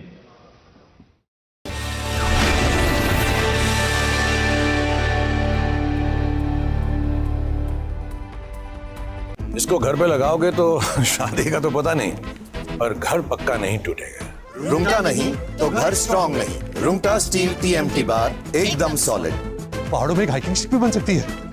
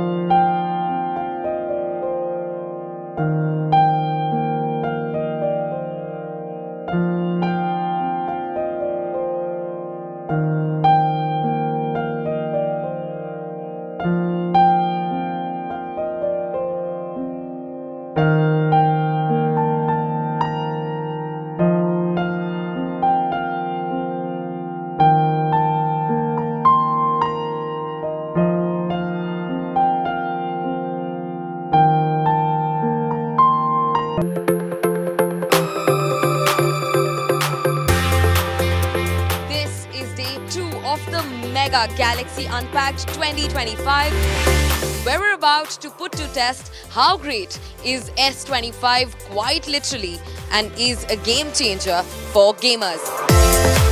This device really redefined the gaming setup. We have worked very hard to bring 40% improvement in our ray tracing. All the devices comes with a 12 GB of RAM. We have worked very hard to get the heating system right, because for that long hours of gaming, the device should be really cool.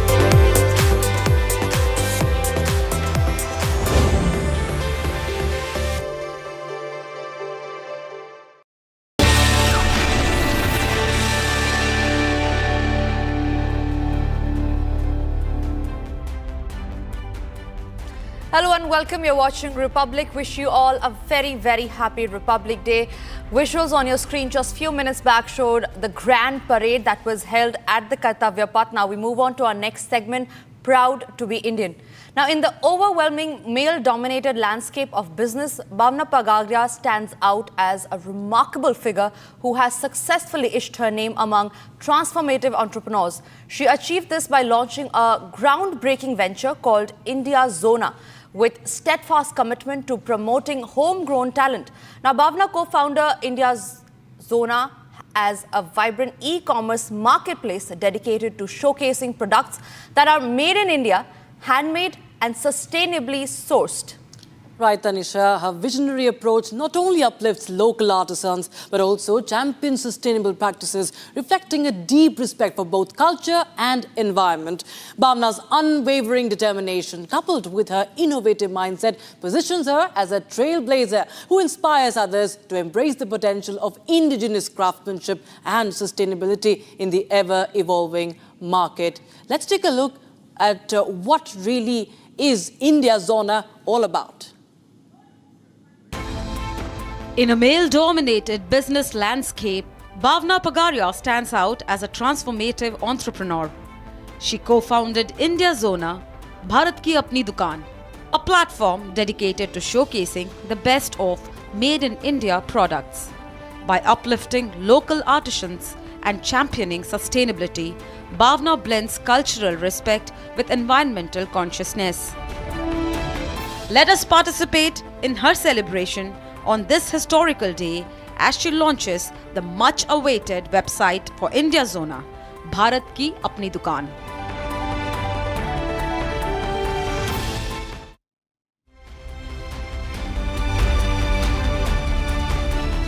So we have co-founder and CEO of India Zona, Bhavna Pagaria, with us here in the studio. Happy Republic Day to you, Ms. Pagaria. And of course, you're a young entrepreneur of Bharat. And today is a very special day for you. It is 26th of January, Republic Day. Very special for all the Indians and for a young entrepreneur of the country like you, launching the India Zona website today. It will be, of course, an overwhelming, moment for you. But tell us what is going to happen, what really is in store when it comes to India Zona, the new website that is launching in the market. Thank you so much for having me here. I wish a very happy Republic Day to everyone who is watching. It is on this auspicious day that the journey of India Zona is beginning, and the journey has been challenging but incredibly rewarding, and I'm very happy that the efforts of everyone, the whole team, every person who supported me through this process, all my mentors, the project is going live, and we are actually beginning with our mission to transform the Indian business landscape. Bhavna, we also learned that you started this journey from scratch, and it was just 100 years ago when you started this. How has the journey been so far for you and your team? I'll tell you, I started on 2nd May for India Zona, and it was a whole learning phase. Initially, the plan was to launch on 15th August, but the project collapsed. But it gave immense learnings to me, and now we have come back stronger. And I'm very happy that we are launching on this auspicious day of Republic Day. It's truly what we stand for. We want to do something for our nation, and I'm really happy that everyone's efforts on the team are actually now coming in front. Right, and when we were looking at that audio visual, it said Bharat Ki Apni Dukaan. So tell us more about the Bharat factor in this, because of course India has a vast market, but tell us about how India Zona is going to waves as a Bharat Ki Apni Dukaan. So we have a strong belief that if you act enthusiastically, you will get those people of that mindset, of the right mindset to change the country for a better. And by starting India Zona, Bharat Ki Apni Dukaan, we aim to bring all those businesses of India to the forefront who actually want to grow. And those are the type of businesses associating with us. On this auspicious moment, I would like to highlight some of the businesses that are already associated with us, the entrepreneurs which are associated with us. So one of our sellers, she is from the small town of Giridih. She has started her own manufacturing of kurtis and garments, and she is doing that single-handedly and providing a lot of customizations at incredible prices. Then I would also like to appreciate this a woman who is on a mission to change the food landscape. She has come up with organic superfood, which she wants to, she's on a mission, and she's associating with us to realize her dream, to reach to every Indian with those right kind of products. So, right. Yeah, this is how, this is like just of one of the few examples that I'm giving, but we are working on the grassroots level to get such businesses, such entrepreneurs, such ideas to the nation and eventually globally. Bhavna, people love variety when they're shopping online. So I want to know what kind of products can shoppers explore on your website, India Zona, because when we talk about shopaholics, they love variety. So what's in store for everybody? Okay, I'm very happy to say that what we are launching with, the selection of products is what everyone loves. The first is the fashion for all, for men, women and children. Then we have electronics, all the different types of products, home appliances, kitchen appliances, And we also have organic superfood like the Desi Khand, A2 ghee, all these different types of products and a lot of variety. Also, we have the handmade paintings and products for our Indians. So it is a vast variety, wide variety of products from which the customers can choose. And since we are not taking any marketing fees from the sellers, we are passing that benefit directly to the customers. And we are expecting to give that price benefit to the customers. So the prices which the customers can expect would be at much higher discounts that they would get in other platforms. And when there's a new website that launches, the important part becomes the trust factor. So what steps will you be taking so that you ensure that the consumer trust is also there? So I'll tell you, for a new company, there is a lot of apprehension that comes in the way. But it is the challenge and it is the duty of the management, of the people founding it, of the people behind it, to actually gain that trust in customers. And for us, that trust would come from the authentic sourcing which we are doing. Each and every product that we have on our website is a genuine product, and we are ensuring a smooth experience for our customers.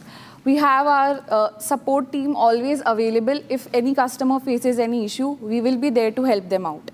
We are providing COD orders because that is a major factor when someone is trying out a new website. If a COD option is available, then they trust that they will be getting the authentic product and they won't be getting scammed. Right. Bhavna, I believe these are the SOPs that makes India Zona stand out from the already big players that are in the market. But I think what our viewers actually really want to know is what are the exciting updates coming soon that the customers should know about, because everybody is really looking forward to that. Yes, so today is the launch of our website.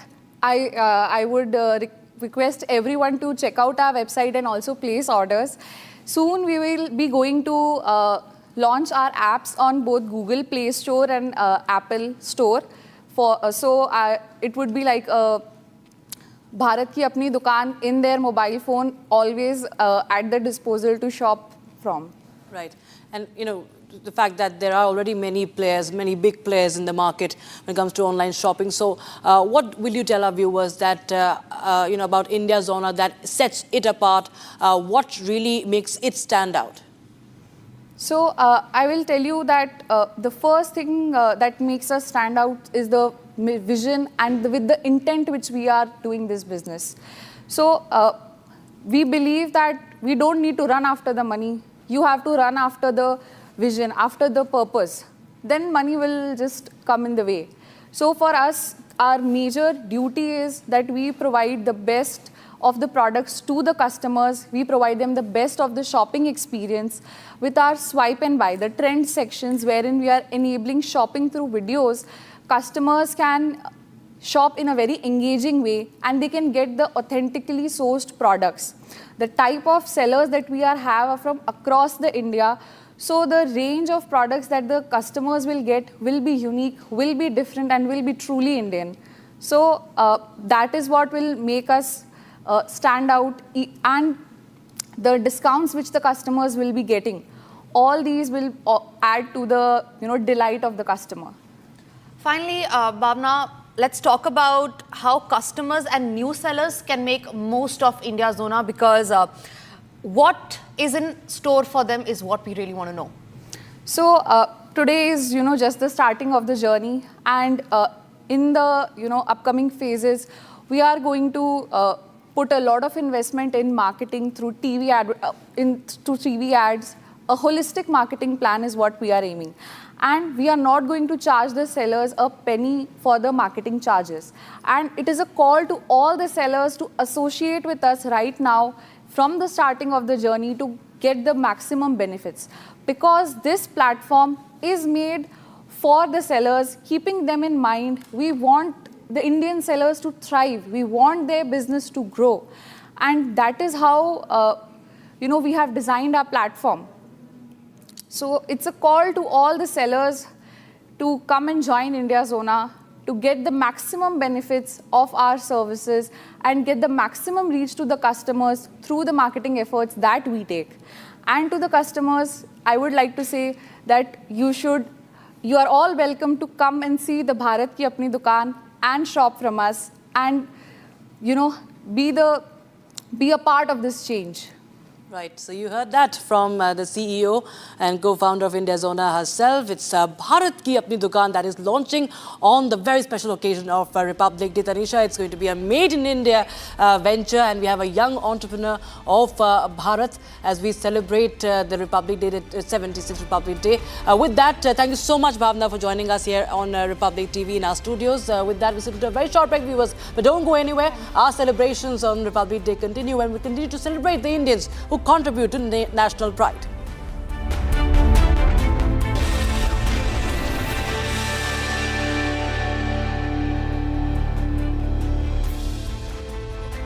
At Amity, we believe happiness drives success. The Amity Reiki Center for Happiness, established in partnership with Dr. S.S. Reiki's Foundation, empowers youth with the science of happiness, enabling them to lead with confidence. It is part of Amity's nation-building commitment to drive India higher on the World Happiness Index.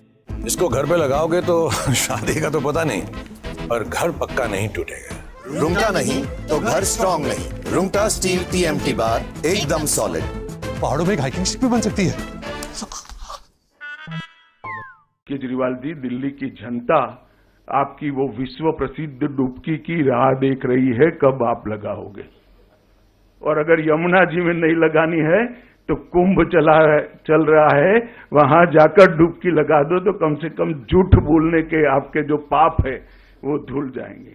उन्होंने कहा था 7 साल में मैं यमुना को एकदम शुद्ध कर दूंगा, लंदन की थेम्स नदी जैसा बना दूंगा। मुझे बरोबर सवाल याद है, उनका बात याद है, और कहा था कि मैं दिल्ली वालों के सामने डुबकी लगाऊंगा।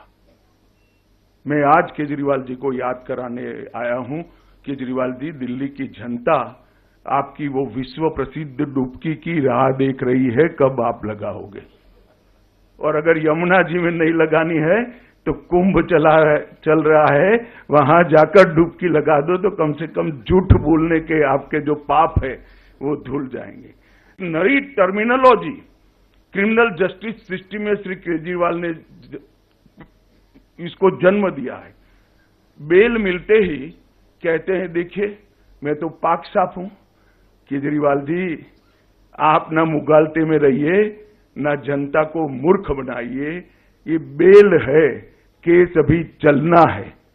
बेल को क्लीन चिट मनवाकर आप आरोपों से बच नहीं सकते। बताइए, दिल्ली वाले मुझे पूछ रहे हैं, मिलते हैं, पूछते हैं, साहब हमें ऑपरेशन कराना है, कहां जाएं? मोहल्ला क्लिनिक में ऑपरेशन हो रहा है क्या? मोहल्ला क्लिनिक के अंदर एक्सरे हो रहे?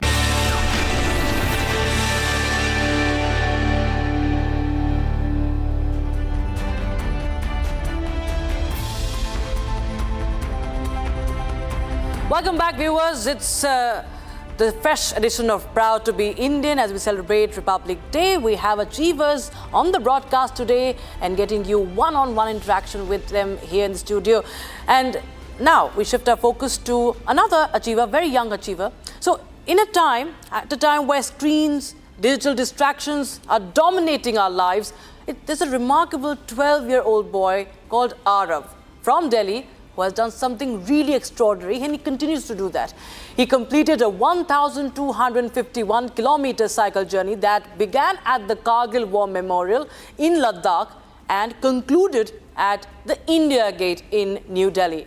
Over 2 weeks, this ride showed his strong patriotism, and he paid tribute to the Indian Army soldiers who fought in the Kargil War. Absolutely, Rakshita. Now, this was not the first time where he embarked on his impressive journey. At just 10 years old, he completed a 2,612-kilometer ride from the INA Memorial in Manipur to the national capital. Now, the ride honored Subhash Chandra Bose on his 125th birth anniversary and celebrated freedom during Azadi Ka Amrit Mahotsav in 2022.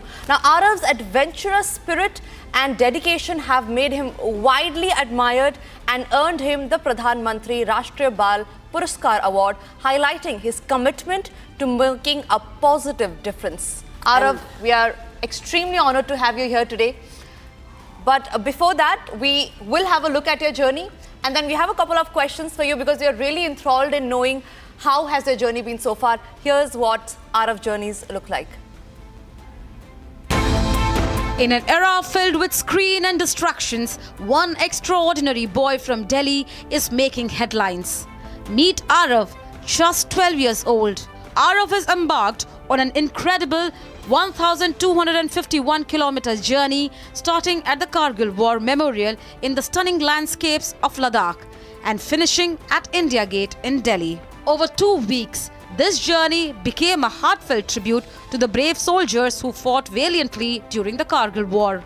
His passion for exploration and dedication to honoring India's history earned him the prestigious Pradhan Mantri Rashtriya Bal Puraskar Award. Arav is not just a cyclist, he's an inspiration to embrace adventure and patriotism. A true hero at heart.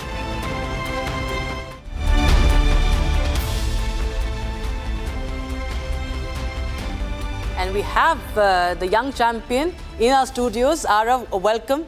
And it's a great, it gives us immense pride to see you here and see what you've been doing. In fact, we met in Kargil when you were actually, starting that journey. You were there, you had your tricolor with your cycle. He's the cycle boy, viewers of India.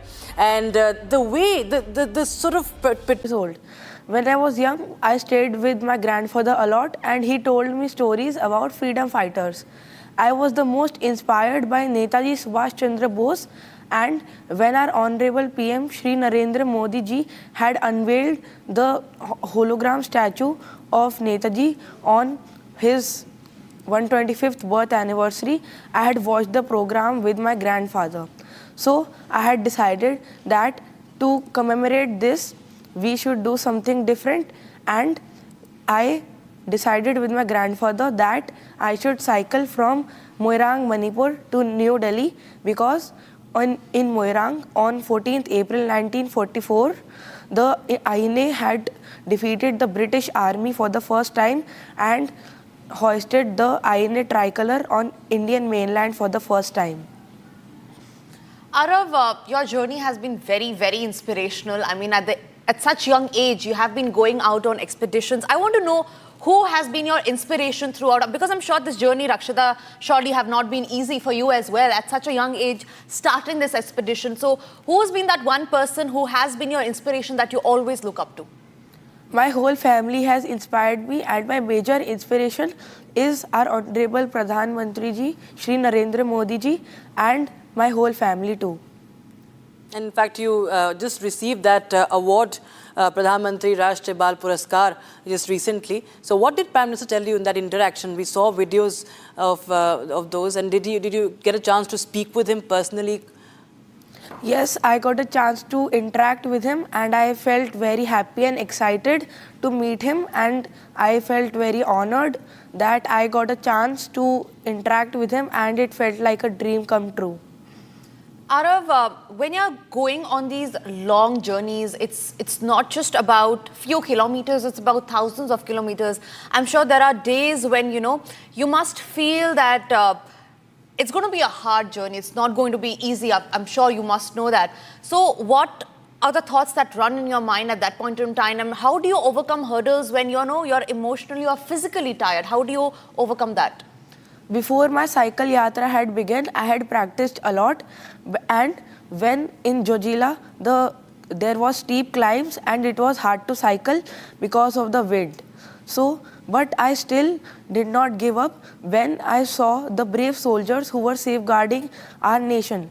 I thought of them. Whenever I saw them cycling, I waved at them and said Jai Hind. They also replied back.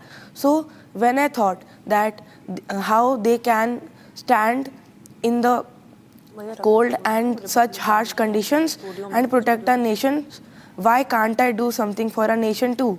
So I got inspired by them and continued. Arnab, Rakshita, I'm speechless right now because his journey has been quite inspirational. We at this age are wondering as if, if we should start this journey. And he, at such a young age, he had that motivation to start and go on a journey which he knew would get him hurdles. Rakshita, over to you. In fact, last time we met, he spoke about, he was already on that route. And, in Kargil, I remember speaking to his father, he was talking about the climate change. And, there are a lot of things come in because the weather changes, you're going on road. Even your father was accompanying you there. He was also riding the bike with you. So how do you prepare for such situations when challenges come in? How do you prepare and, make sure that you achieve your goal? Before my cycle yatra had begun, I had already practiced before 3 months before the yatra began. And for the mountainous terrain, I wore ankle weights and we cycled on flyovers at least 10 to 15 times. And we had to get up very early. And when my school had started, after I came home from school, I practiced again. And so if you talk about school, since you mentioned school, so how do you balance studies and, cycling and your all expeditions? So before and after my practice, I study very hard so that I can cope up and keep track of my studies. And how your friends react? They get excited when they see you, getting the awards, completing these rides? They feel very happy that they have a friend like me. Arnab, I'm sure both the journeys that you have gone on, I'm sure both of them must have been very special for you, very exciting. But I want to know which one is your favorite? Both of my yatras were very enjoyable, but I enjoyed the second yatra the most because there was hilly terrain. I enjoyed going down the slope, and the weather was very pleasant, which I enjoyed a lot. And Arnab, now after these two journeys, what everybody wants to know is what is going to be your next journey, because you have covered these two journeys, you have received the Bal Puruskar award as well. Now what is next in store for you?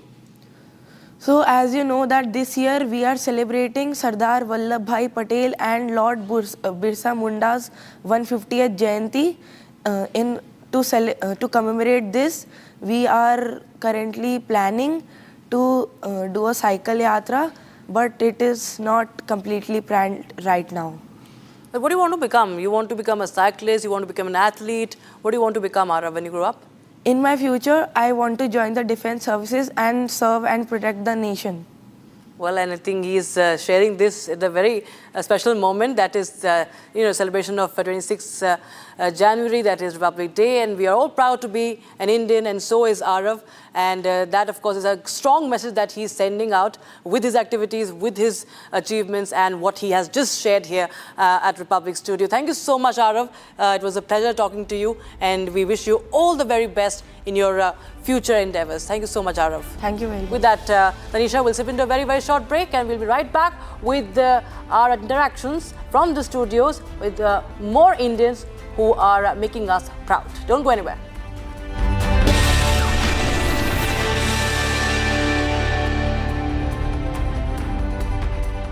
इसको घर पे लगाओगे तो शादी का तो पता नहीं, पर घर पक्का नहीं टूटेगा। रुंगटा नहीं तो घर स्ट्रॉन्ग नहीं। रुंगटा स्टील TMT बार एकदम सॉलिड। पहाड़ों में एक हाइकिंग स्टिक भी बन सकती है।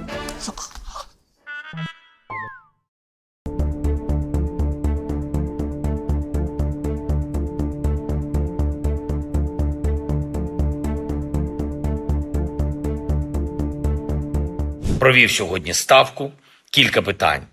Доповідь якраз керівника СЗР щодо військового потенціалу Росії та готовності Путіна продовжувати війну та маніпулювати лідерами світу. І, зокрема, він хоче маніпулювати прагненням президента Сполучених Штатів Америки досягти миру. Я впевнений, що жодні російські маніпуляції більше не вдадуться.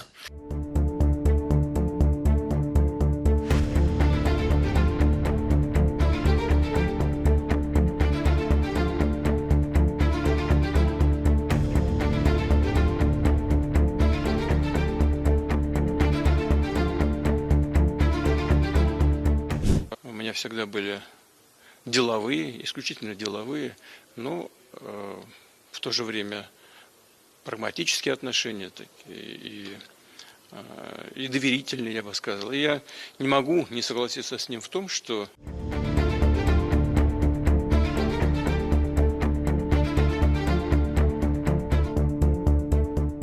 never, by the way, Russia never would have gone into Ukraine. I had a very strong understanding with Putin that it would have never, ever happened. He disrespected Biden. Very simple. He disrespects people. He's smart. He understands. He disrespected Biden.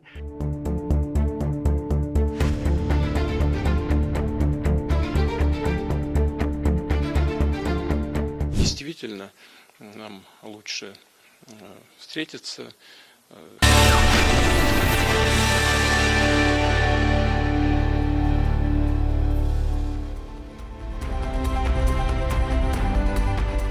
Very good afternoon and thank you for staying tuned. Wishing all our viewers a very happy Republic Day. As Samiksha and I join you in the studio with our very special guests. We are going to get to all those Indians who make our nation proud and the special interactions that you're going to be witnessing through the day, Samiksha. Well, absolutely, Suyesha, and through the day we'll also keep getting highlights of the celebrations galore across the country as we celebrate the 76th Republic Day, 75 years to the enactment of the Indian Constitution, Suyesha. But let's first up, if you can introduce the special guest joining us on the broadcast today. Oh yes, absolutely. Ladies and gentlemen, we bring you a man who is an engineer by training and a conservationist by choice. He has spearheaded the restoration of over 60 water bodies across various states in India. That's right, and not only that, Suyesha, he's also credited with the plantation of 4 urban forests in the Delhi NCR region. This Noida resident is popularly known as a pond man. Let's first take a look at his journey so far and then we go across to him live.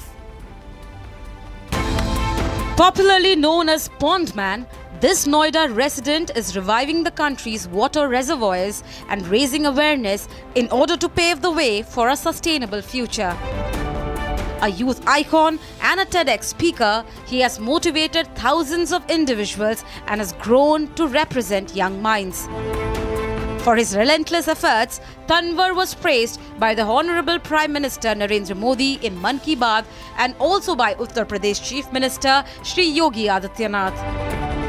He is declared as the brand ambassador of Swachh Bharat Mission Ghaziabad and appointed district coordinator for Bhujal Sena, Noida by the government of Uttar Pradesh.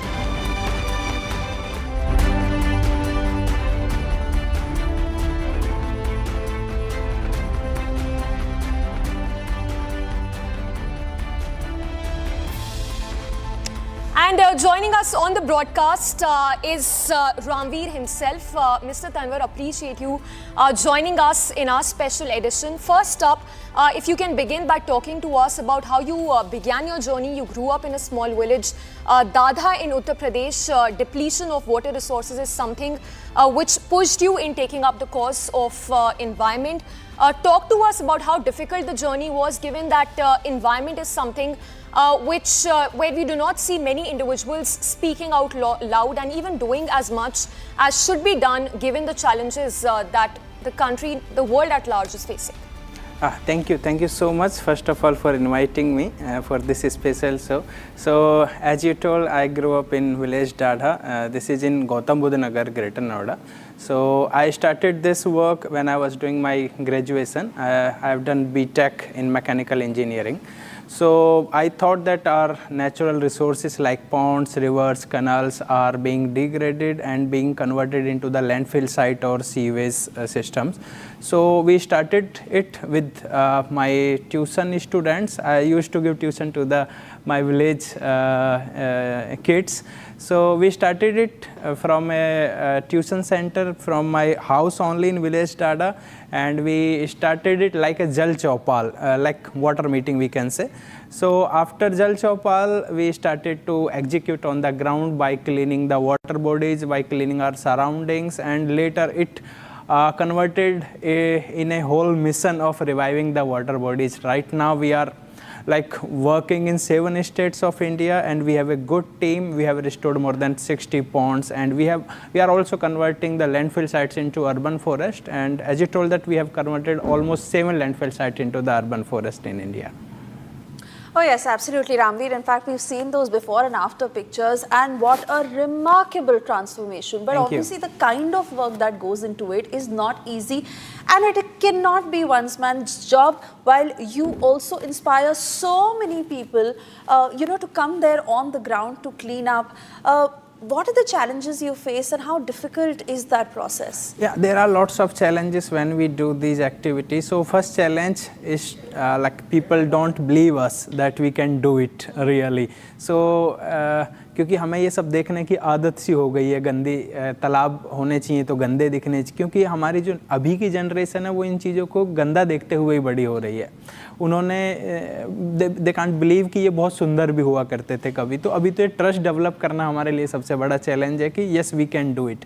दूसरा सबसे बड़ा challenge है we have learn how to restore the water bodies, how to make these water bodies so beautiful, but we have not learned till how we can restore the mindset of people so they can support and they can maintain these water bodies for the lifetime. So we are not being able to make these water bodies self-sustainable for long time, because water bodies can be restored in 1 year, 2 year, but mindset cannot be restored in 1 year, 2 years. So it will take long time, around 40 to 50 years, like to do undo of the same thing.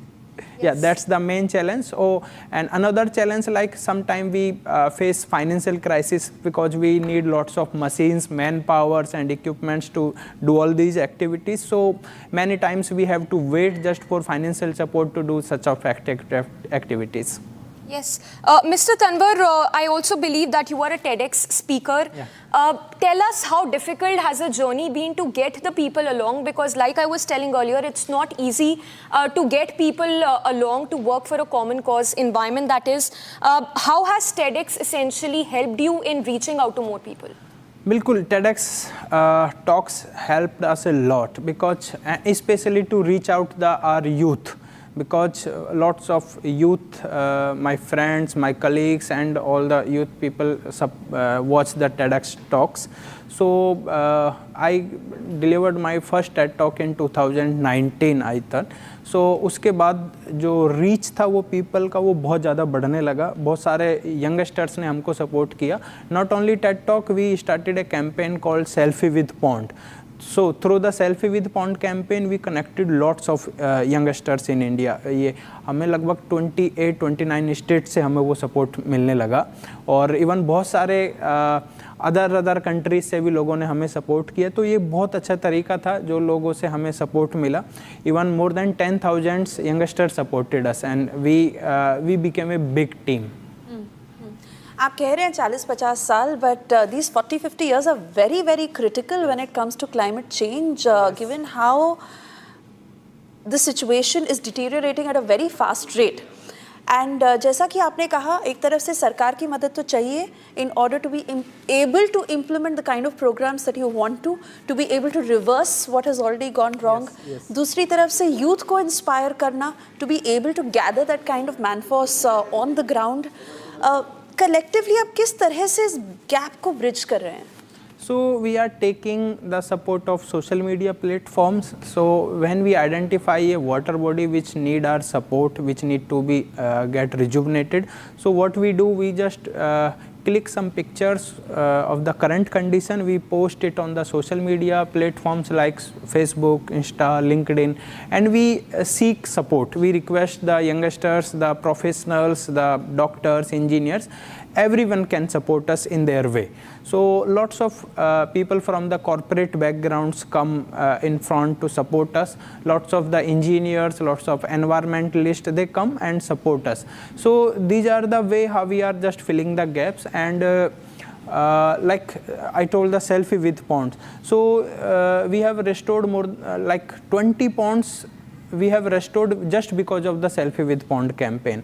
And इस campaign में करना कुछ नहीं है. बहुत सारे youngsters को, अगर आपके गांव में कोई तालाब गंदा है, आप उस गंदे तालाब के पास जाना है, सेल्फी लेनी है। यदि आपकी कोई मेमोरी जुड़ी हुई है बचपन की, आप बोलें कि मैं बचपन में नहाता था इस तालाब में, लेकिन अभी देखो कितना गंदा है, मैंने इसमें खेला है, सो वो मेमोरीज आपको सोशल मीडिया पे शेयर करनी है।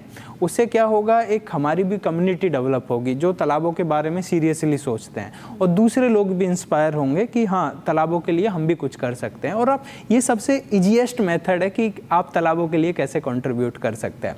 सोशल मीडिया एक तरीका हो गया, जल चौपाल एक तरीका हो गया। हम बहुत सारे कॉलेजेस, स्कूल्स, यूनिवर्सिटीज़ में जाते हैं ताकि हम यूथ से जुड़ सकें, उनको आज की जो करंट कंडीशन है, प्रेजेंट कंडीशन है तालाबों की, वाटर बॉडीज़ की, वो उनको बता सकें और वहाँ से हमें सपोर्ट मिल सके। तो बहुत सारे वॉलंटियर्स एंड इंटर्न्स इस तरह की यूनिवर्सिटीज़ से सामने आते हैं जो सपोर्ट करते हैं हमें।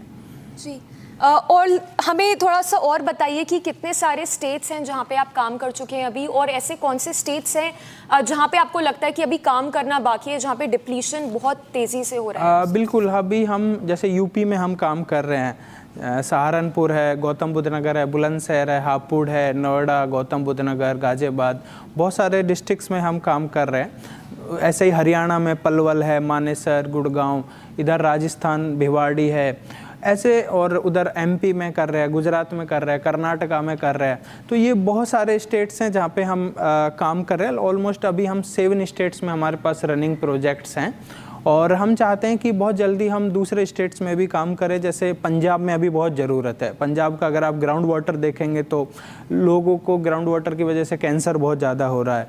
आप उधर साउथ इंडिया में देखेंगे, चेन्नई में अभी बहुत वाटर क्राइसिस आपको हर साल देखने को मिलता है। आप बेंगलुरु में देखेंगे पूरा साल वाटर क्राइसिस की वजह से न्यूज़ में रहा वो। आप इधर एमपी देखेंगे, एमपी में बहुत सारी वाटर बॉडीज़ है बट वो धीरे धीरे सूखती जा रही है। So these are the states where we wish to work really. आप जब किसी को डिटीरियोरेटिंग एनवायरनमेंट के बारे में उसके इम्पोर्टेंस समझाना चाहते हैं, आप क्या कहते हैं? क्योंकि आज इस माध्यम से रिपब्लिक डे के दिन जब इतने सारे लोग आपकी बात सुन रहे हैं, क्या आप उनको बोलना चाहते हैं? बिल्कुल, देखिए हम जब भी जल चौपाल में लोगों के साथ कनेक्ट होते हैं तो हम उनको उसी चीज़ से रिलेट करते हैं कि पहले, आज से 20 साल पहले जब ग्राउंड वाटर 10 फीट 15 फीट पे अवेलेबल था, आज वही ग्राउंड वाटर 150 फीट 200 फीट पे अवेलेबल है। तो ये पिछले 20 साल में अगर इतना चेंज आ गया है, ग्राउंड वाटर इतना डिप्लीट हो गया, तो आप अगले 20 साल का सोच के देखिए कि कहाँ पे होगा। और जिस तरह से बहुत सारे शहर हमारे ऑलरेडी वाटर क्राइसिस की वजह से न्यूज़ में आने लगे हैं, डे जीरो की हम बात करने लगे हैं इंडिया में बैठ के, वैसा ही है। और ये सब कुछ होता है क्योंकि हमें, जब हमारा संविधान लागू हुआ था तो हमें हमारे फंडामेंटल राइट्स और फंडामेंटल ड्यूटीज़ दोनों हमें मिले हैं। तो हम फंडामेंटल राइट्स की तो कहीं ना कहीं बात करते हैं, हम उसके लिए धरना भी देते हैं, प्रदर्शन भी करते हैं, डिमांड भी करते हैं, लेकिन हमारी जो फंडामेंटल ड्यूटीज़ है उसमें एक फंडामेंटल ड्यूटीज़ है टू प्रोटेक्ट आवर एनवायरनमेंट। उस एनवायरनमेंट को प्रोटेक्ट करने के लिए जो भी हमें ड्यूटीज़ है, जो हमारे कर्तव्य हैं, वो भी हमें बहुत अच्छे से निभाने होंगे, तभी शायद हम अपने मौलिक अधिकारों को भी डिमांड कर सकते हैं। तो हमें आज जो अगर आप अपने बुजुर्गों से पूछेंगे तो उन्होंने जो वाटर बॉडीज़ में तैरना सीखा है, गांव के तालाब में उन्होंने जो नहाना सीखा है, उसी वाटर बॉडी को आज हम एक गंदे सीवेज टैंक के फॉर्म में देख रहे हैं, उसी वाटर बॉडीज़ को हम लैंडफिल साइट के फॉर्म में देख रहे हैं। अब आप सोचिए, हमने नेचुरल रिसोर्सेज को एंजॉय किया है, पिछली पीढ़ी ने हमसे ज़्यादा किया था, लेकिन आप इमेजिन करिए कि अगली पीढ़ी क्या करेगी। अगली पीढ़ी शायद इनको लैंडफिल साइट की शेप में ही देखेगी और वो कभी नेचुरल रिसोर्सेज का एंजॉय नहीं कर पाए। आज हम साफ तालाब देखने के लिए हम 200-300 किलोमीटर जाके पहाड़ों पे जाके देखते हैं, हम जाके दूसरे स्टेट्स में जाके एनसीआर वालों को साफ तालाब देखना मतलब मुमकिन ही नहीं होता है। तो अगर हमें वाटर बॉडीज़ को साफ देखना है और हम चाहते हैं कि हम रियली सस्टेनेबल डेवलपमेंट करें, तो सस्टेनेबल डेवलपमेंट का सीधा सा मतलब है, जिस तरह से हमने नेचुरल रिसोर्सेज को देखा है, उनको एंजॉय किया, हमारी अगली पीढ़ी भी उसी तरह से देखे। अदरवाइज जिस तरह से आज हम अपने बुजुर्गों के लिए बहुत प्राउड से बात करते हैं कि उन्होंने नेचुरल रिसोर्सेज को इतने अच्छे से रखा था, तो अगली पीढ़ी शायद हमारे बारे में उतने प्राउड से बात नहीं करेगी, उल्टा हमें गाली देगी। तो इसीलिए हमें आज बहुत सोच समझ के नेचुरल रिसोर्सेज को यूज करना। These are our heritage, natural heritage, और हमें देश को ध्यान रखते हुए इन नेचुरल हेरिटेज को भी ध्यान में रखना है। Yes, Mr. Tanwar, like you were mentioning earlier, you've spearheaded restoration of 60 water bodies. If I were to ask you कि आपका गोल क्या है नेक्स्ट 5 years में, आप क्या सोच रहे हैं, कितने और स्टेट्स में रेस्टोरेशन ज़रूरी है और उस एरिया में आप कैसे अभी काम कर रहे हैं? बिल्कुल, हम धीरे धीरे, हमारी कोशिश है कि हम पूरे देश भर में ये काम शुरू करें, और देश भर में ही क्यों, हम पूरे अलग अलग देशों में भी अपनी सेवाएं दें। और ये पॉसिबल होगा बहुत सारे यूथ जब हमारे साथ कनेक्ट होगा। तो अभी हम क्या करते हैं, जिस गांव में भी हम तालाब को रिजुवनेट करते हैं, वहाँ पे हम कुछ यंगस्टर्स को ट्रेनिंग देते हैं, उनको सपोर्ट करते हैं। ट्रेनिंग दें, जैसे हमारा तालाब का रेस्टोरेशन कंप्लीट होता है, हम उनको एक सर्टिफिकेट देते हैं, now you are the pond man for this village, now you are the pond warrior for this village, ताकि वो उस गांव के लिए, आसपास के गांवों के लिए हमारे क्लोन जनरेट हो सके। वो फिर हमारे, हम वहाँ पे रहें ना रहें फ्यूचर में, फिर वो आसपास के गांवों के तालाबों को साफ़ कर सके। या फिर कल को कोई गवर्नमेंट की स्कीम आ रही है तालाबों को रिजुवनेट करने के लिए, तो he can work as a resource person, और वो और सारे यंगस्टर्स को ट्रेनिंग दे सके। तो हम चाहते हैं कि देश भर में लाखों करोड़ों पॉन्ड मैन जब तैयार हो जाएंगे, पॉन्ड वॉरियर्स तैयार हो जाएंगे, तब शायद हमारा मिशन एक साथ बहुत अच्छे से लॉन्च भी होगा, और ये एक तरह से बहुत जल्दी इम्प्लीमेंट होगा, और हम शायद देश के पूरे गाँव में और पूरे शहरों में, पूरे ज़िले में हम फैल जाएंगे, और हमारी पॉन्ड वॉरियर्स की एक कम्युनिटी होगी जो हम लाखों करोड़ों तालाबों को एक साफ कर सकेंगे।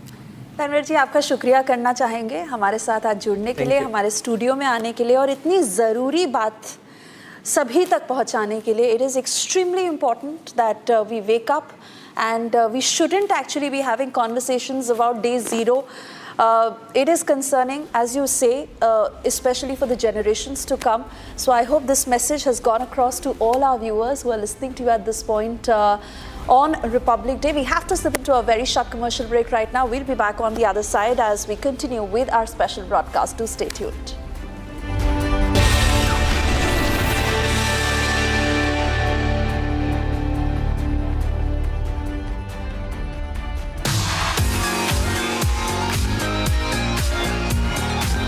Samsung has once again pushed the limits of mobile gaming with its latest flagship smartphone, the Galaxy S25 Ultra. With its blazing fast performance, it automatically becomes the top choice of gamers. Its large 6.9-inch display is big enough to help you spot your enemies in a battle royale, while arcade games are a visual treat. So whether you're a casual gamer or a competitive player, the Galaxy S25 Ultra is built to perform marvelously. We were playing for a long time, the frame rates were really smooth, and now that I noticed, we've almost played for 3 hours and the phone did not heat. There are a lot of new gaming features that have come, the processor is faster. Republic TV spoke to India's best mobile gamers to find out their gaming experience on the Galaxy S25 Ultra.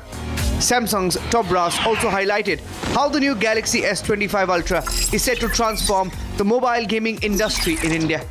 First of all, it's a large immersive screen where consumer can really enjoy the gaming at its best, where our engineers have worked with the Qualcomm engineers to get the customized chip ready.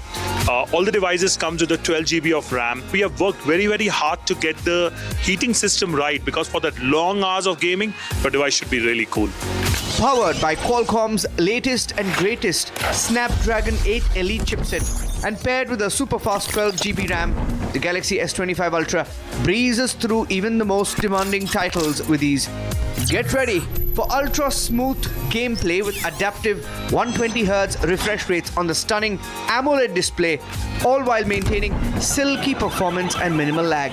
Because there's a new chip, so it's smoother, it doesn't lag, and also the bezels are thinner, and especially in the Ultra that we used yesterday, it's very immersive. The second that I started playing, I really felt that, I was more involved and immersed, like you said, in the game. Even at max settings, the Galaxy S25 Ultra handles it all, offering dynamic visuals and fluid gameplay without breaking a sweat. Samsung has used advanced cooling system in the Galaxy S25 Ultra to ensure that the phone stays cool even during intense gaming sessions, keeping your performance steady and your device comfortable. And when you're in the heat of the competition, ultra-responsive controls and fast-touch inputs give you the edge. You need to stay ahead. Whether it's epic battles or immersive RPGs, the Samsung Galaxy S25 Ultra is designed for gamers who demand the best. Let's hear more about the Galaxy S25 Ultra's performance from top gaming professionals.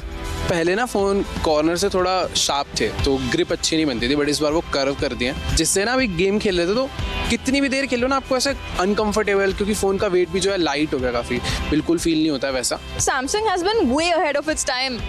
We're just at the start of the year, we already definitely have the phone of the year. I feel like Samsung makes big upgrades but makes the right upgrades, and that's what is the most important, right? It's amply clear that the Samsung Galaxy S25 Ultra offers next level gaming, and it's here to win over the entire gaming community.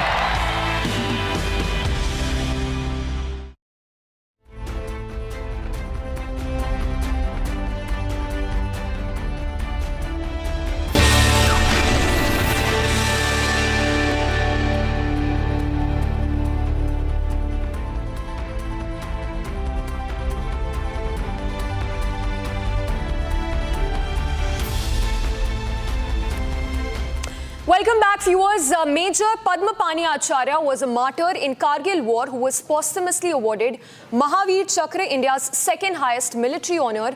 And Suyesha, today we'll be joined by the daughter of martyr Padma Pani Acharya. Oh yes, absolutely. In fact, let's also tell our viewers that Acharya graduated from the Officers Training Academy in Madras in 1993. He was commissioned as a second lieutenant into the 2nd Battalion, the Rajputana Rifles. Mecha Acharya was martyred in action during the Kargil War on June 28, 1999. And like you said, Aprajita, the daughter of martyred Padma Pani Acharya, with us on the broadcast. Aprajita, thank you for speaking to us on this day, as we remember all our tall heroes who've made the nation proud.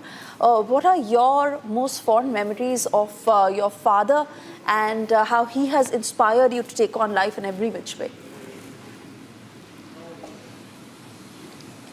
Namaskar, Happy Republic Day to everyone. It's the 76th year today, and what a special day it is. I'm glad I'm connecting with all of you on this day.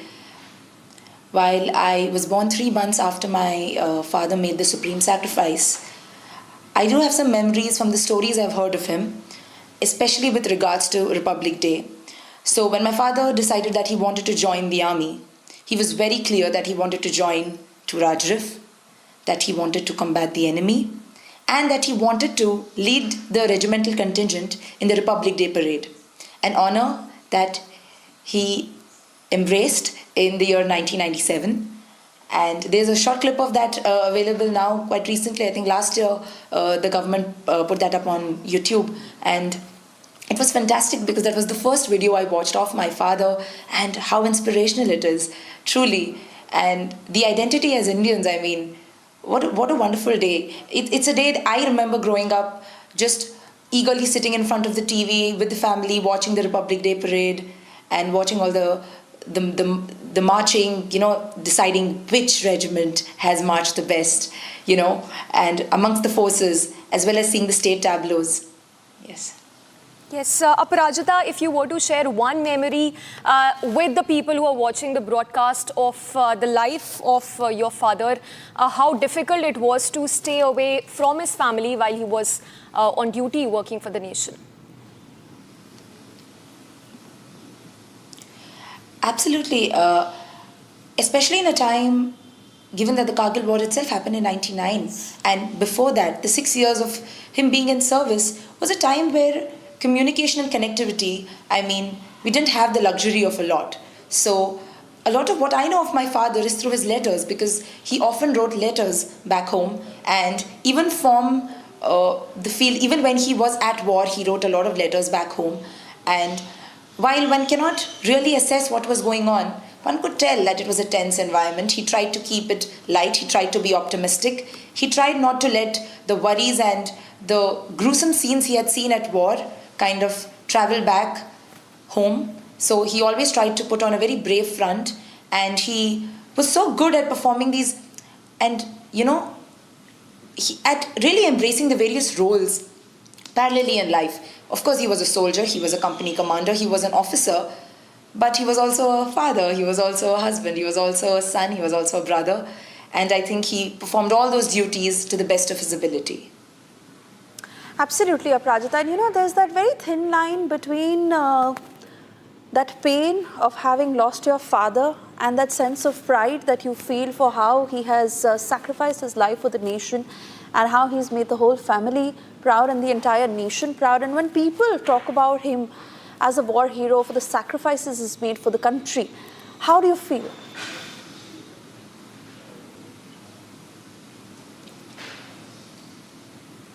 I heard that the day it was announced, that the day the nation found out that, my father is no more, the whole state, I mean, around our house, people from across the city were walking, and for years after that, growing up, I've seen people write letters, come home, want to tell how they were inspired by my father's journey.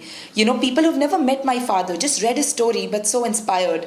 And I think that it's a testament to the magnitude of the feat that he has achieved, because he has inspired generations to come with his action. Yes. And any message you have for the civilians who have not worked in the army, but the lesson that you would want them to take note of from your father's journey? I think number one would be that, like I said, even when he was at war, even when communication was really not easily available, the best form of it, he took out time for his family. So I think, if a soldier out there in war can take out time, can take out the time to be in touch with his family, I think that's really important, to have kind of a balance. And that's something I try to emulate. I'm all of 25, but I try to emulate that as well. And while I have not worn the uniform, I come from a family of service officers. And to every civilian out there, I would just say that I think the best we can do is be very aware citizens, to know what people in the uniform are doing for our country, and to be citizens, that deserve that kind of risk that they take. Yes. Prajita, it has always spoken of the kind of sacrifices that the soldiers make, but even a bigger sacrifice that the family makes of letting their loved ones go to protect the borders of our nation. And which is why I want you to talk about how difficult it is for the family, especially during that phase of the Kargil war, how worried your mother would have been, how worried the family was, and how you still put up with every day with a sense of pride, wearing that smile and knowing that he may or may not come back.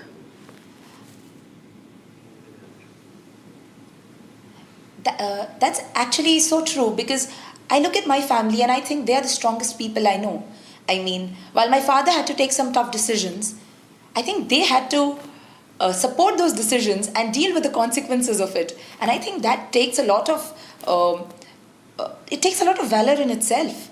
And growing up, I think they've always been so courageous. I mean, as a child also, I remember growing up in a happy house. They were brave. They tried their best not to let their vulnerable moments get through for a long time.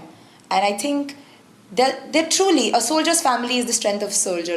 I believe so.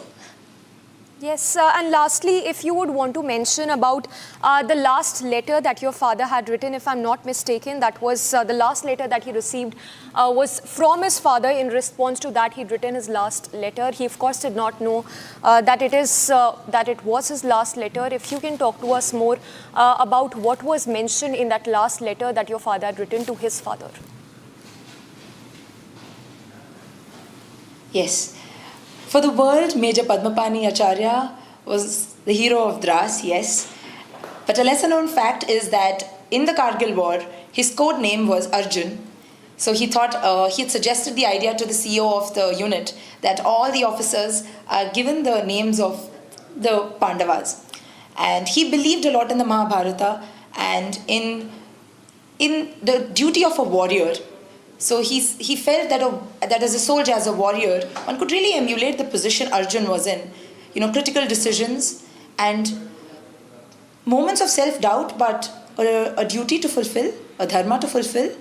And even in his last letter, he told my mother that she should read the Bhagavad Gita to me and, pass on those good values to me. And I really think that there's nothing in this world that is not in the Bhagavad Gita, and nothing in the Bhagavad Gita that is not in this world. Aprajita, we want to thank you for joining us on this very special day. But I think even a bigger, or rather the biggest thank you, not just from the two of us sitting in the studio, but from the entire nation for the sacrifice that you and your family have made for the nation. We can't thank you enough, and it has been wonderful talking to you. Thank you so much. Thank you so much. Jai Hind. Thank you. Jai Hind. On that note, we have to slip into a very short commercial break. We'll be back on the other side. The special broadcast on Republic continues all day.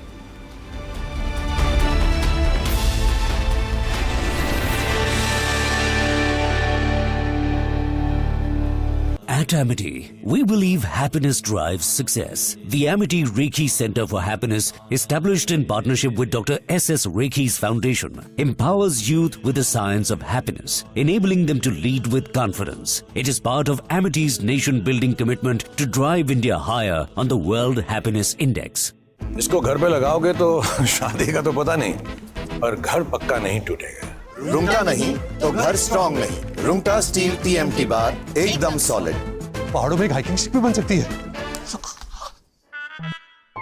What is in store for us in 2025? A lot of people are asking about Gaganyaan. There is a slight delay as we understand the G1 mission that we're really looking at. But in your understanding, where do we stand right now? How far have we achieved, and by when are you looking at perhaps the first mission to take off? Say right now, the Gaganyaan mission, I will not say there is a delay. Of course, with respect to original target, there are some delays. There are reasons for that. But it is a totally a new technology development. Number one, the vehicle has to be human rated. Human rating means you have to improve the redundancies, you have to improve the reliability, you have to demonstrate lot of tests. You know, any test there is a setback, then there will be lot of panic. So we cannot have. So go very carefully set by set, complete the entire qualification. With respect to vehicle, I will say we have completely completed. I will say that all the system, we have almost completed the human rating. Now second development is orbital module, where the human being has to be taken. That is a totally a new game, and right now we are in the process of realizing the hardware. Then third thing is crew escape system. Say, you know, the first time we are interfacing, so far we are handling only hardware and software. Now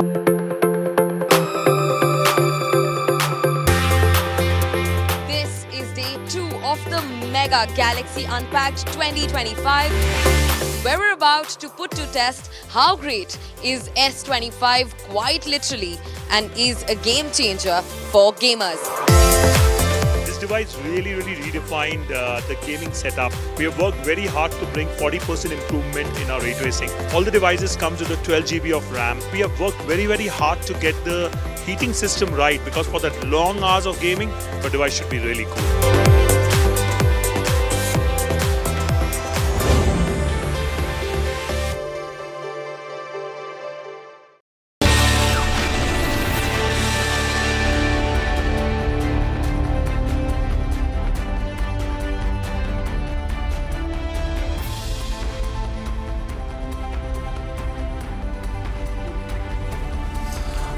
Hello and welcome, ladies and gentlemen. As the nation celebrates the 76th Republic Day, we here at Republic TV once again put our motto first, nation first. Ladies and gentlemen, joining us today is a very special guest, Colonel Tushar Joshi, a decorated army veteran and a former NSG commando. Exemplifies courage and valor. He was an integral part of the heroic Operation Vajra during the 2002 Akshardham temple attack, neutralizing the final terrorist and saving countless lives. Now, Suesha, what's also interesting perhaps is to look at his journey of how he made it to the NSG and the sacrifices that he has essentially made. And we are talking about a time when the NSG was perhaps at a very nascent stage altogether. So it's going to be an interesting conversation that we're looking forward with Colonel Tushar Joshi.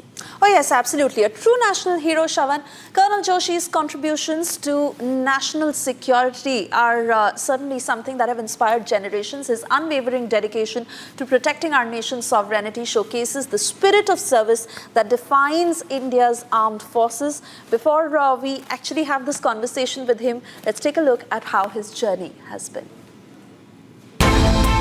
When terror struck in Akshardham Temple in 2002, one name became synonymous with bravery and decisive leadership. Colonel Tushar Joshi. In Operation Vajra, he neutralized the attackers and ensured the safety of countless lives.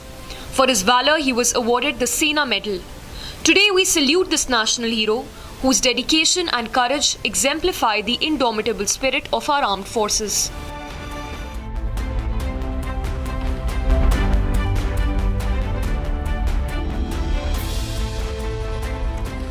Colonel Tushar Joshi, many thanks for joining us on the broadcast today. Shavan and I are joining you from the studio, as I'd really first like you to talk about Operation Vajra that you were spearheading in 2002 during the Akshardham Temple attack, and how difficult it was to carry out that operation.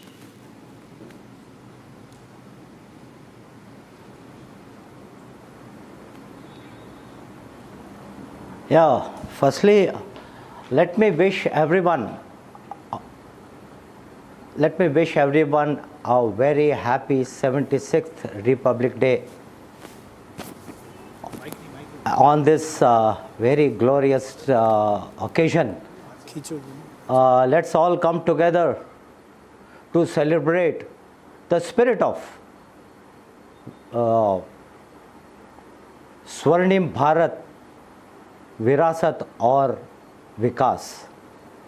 So I wish all my countrymen a very happy Republic Day. And like I said, it is our pleasure to have you with us on the broadcast today. One can't even begin to talk about the kind of achievements and all the sacrifices that you've made for the nation, but which is why my first question to you especially was on Operation Vajra, a very, very challenging operation that you conducted, and important for all our viewers to know from you of how difficult it was on the ground to lead that operation.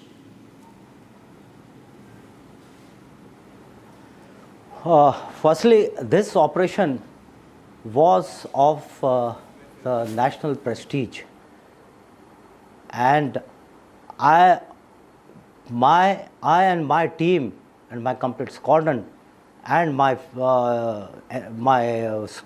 battalion, my group, we had to come victorious in this. So it was very difficult because the whole country's eyes and ears were towards us. The second thing is, the operation in itself was difficult because the hostages were taken. A great temple, a Swaminarayan temple, was in shatters. 40 to 50 civilians were killed. And to rescue those hostages from the hostage takers was a task in itself. We had to plan very strategically and play with the psychology of the terrorist and neutralize them. Colonel Joshi, if I can just ask you this, because that perhaps was a...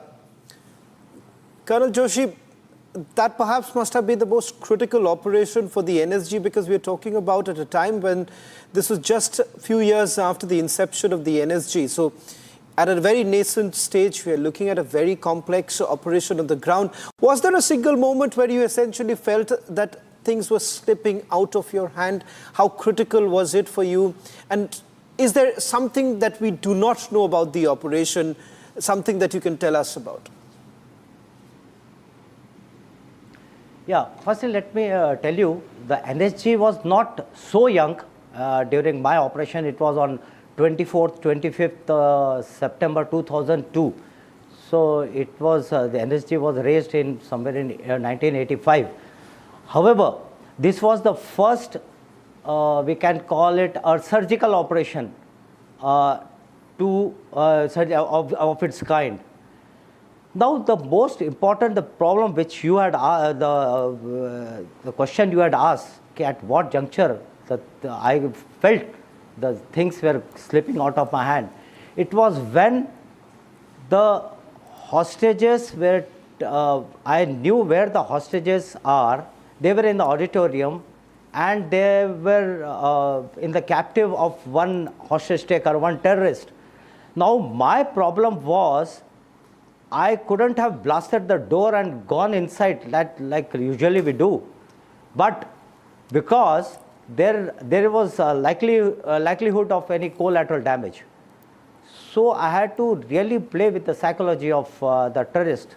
I have to wait, and only I can really, I still feel when I'm talking, while I'm talking to you, that we were waiting for him to come out of the auditorium, and self and my buddy were hanging on the top, on the sledge. And when he came out, and before we could do some action, they went in, he took the hostage inside back. So it was a very difficult, then I have to wait again. So at that time I was feeling, yeah, how am I going to neutralize this this terrorist? So I had to wait for another 20-25 minutes, but fortunately the second terrorist came out with a lady, and however my snipers, they informed me on my radio set कि that साहब वो बाहर आया है. Actually I cannot go down before him. I had to be guided by the sniper. So he was guiding me कि साहब थोड़ा बाएं हो जाओ, दाहिने हो जाओ, and I was in the line of the terrorist, and with a call, both self and my buddy, we just dropped in front of him and took a headshot of him, and that was it. And that was the time where I felt ki yes, we did it. And my buddy Durga Prasad Dimri, he just pounced on me, kar diya saab, and actually I couldn't believe myself. But yes, that was the shot which actually saved that day, saved the day for me. Oh yes, absolutely, sir. And you know, the mind-body coordination that is needed in such operations is something that is beyond what a civilian can even imagine, and which is why for all the youth listening to you today and wants to be like you, it is important that you talk about the difficult training that an NSG commando is put across, and how much it takes to be one, to be in your shoes. Now, commando is an attitude. It's not a person. It's an attitude. So, to get that attitude, we require such a training in which we have to be physically fit and mentally robust. Physically fitness can be achieved by putting your body into good stress and strain. However, for mental robustness, you need to have that mental endurance also while carrying out the prolonged physical activity, prolonged physical training. Now, for the NSG, we had 3 months of probation, and this 12 weeks of probation was too tough, and I can say that it is the toughest in Asia, you can say. I don't know, but yes, it is toughest in Asia. I'm not talking of para SF and all, but so in these 12 weeks, we undergo all physical activities. We have got various tests, we have to go through it.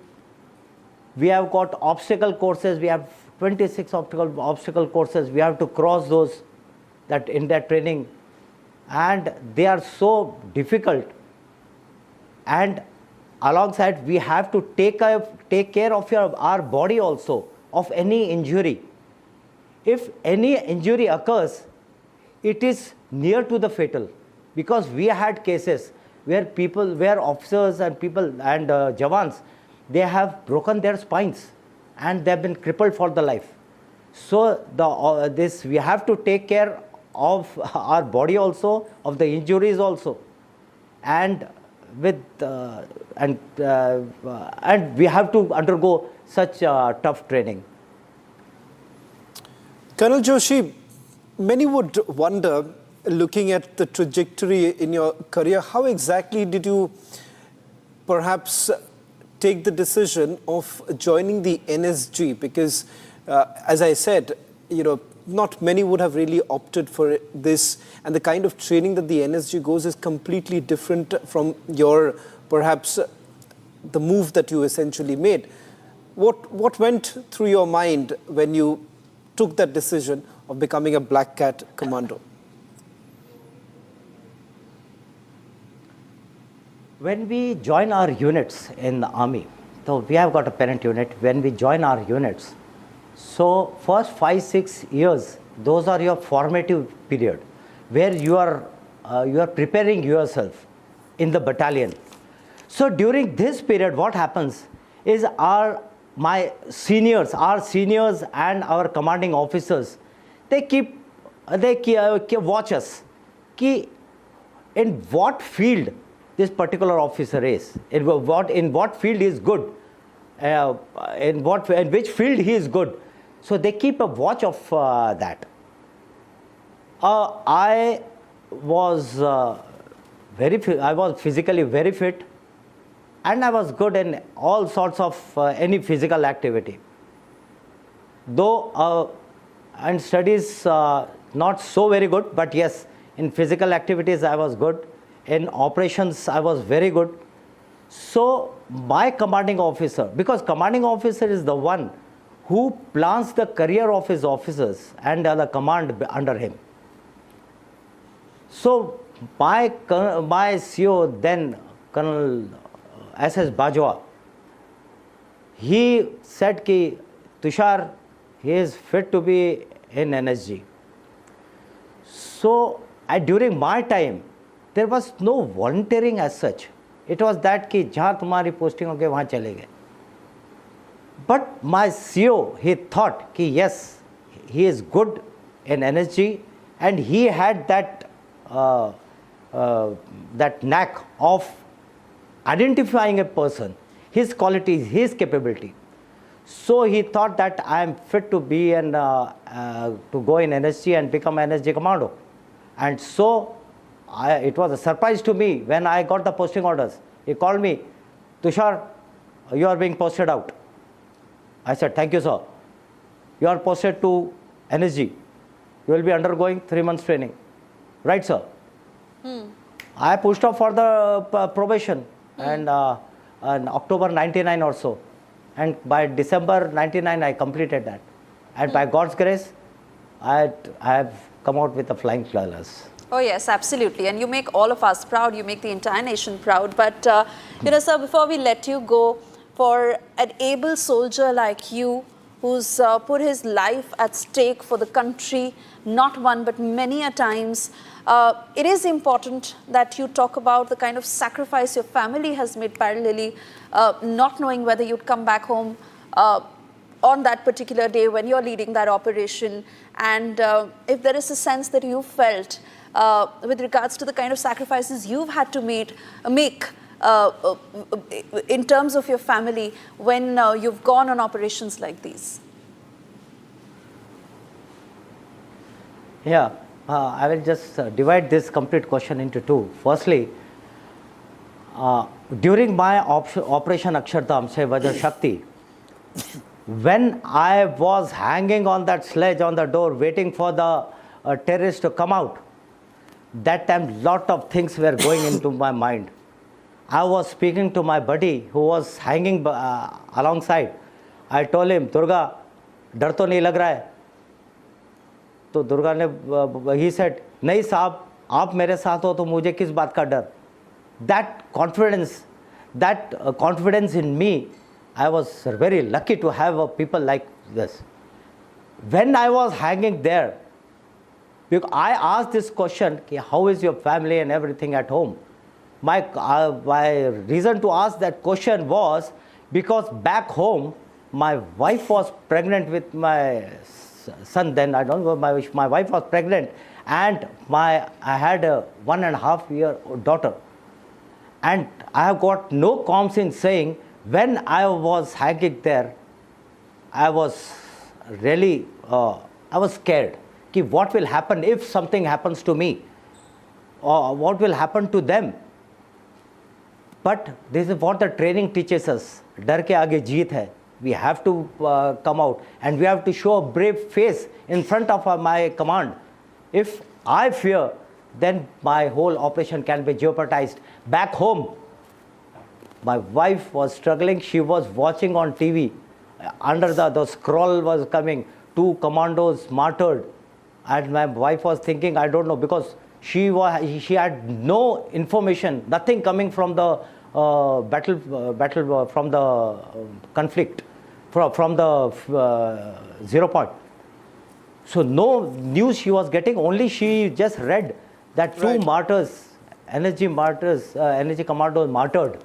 And that was the thing, and she didn't know. She thought कि अपना commando तो नहीं है. So you just see the mental pressure, the mental stress of the family has. This is one example. Secondly, when we are in field. And that too when she was pregnant. Yeah. Well, thank you very much, Colonel Joshi, for sharing your journey. And as my colleague Suesha was also saying, that it's inspiring to say the least, because your entire journey marks what a true soldier is like, and for which I think so everyone in this nation would be extremely proud of. Thank you very much for taking out the time, sir. Thank you. Thank you. Jai. Jai. Well, in fact, Suesha, on the other side, as we get you more guests, those who we would say we're extremely proud of, and more importantly, why each one of them has something to offer, something to tell you, and how these stories perhaps takes us even forward. Oh yes, absolutely.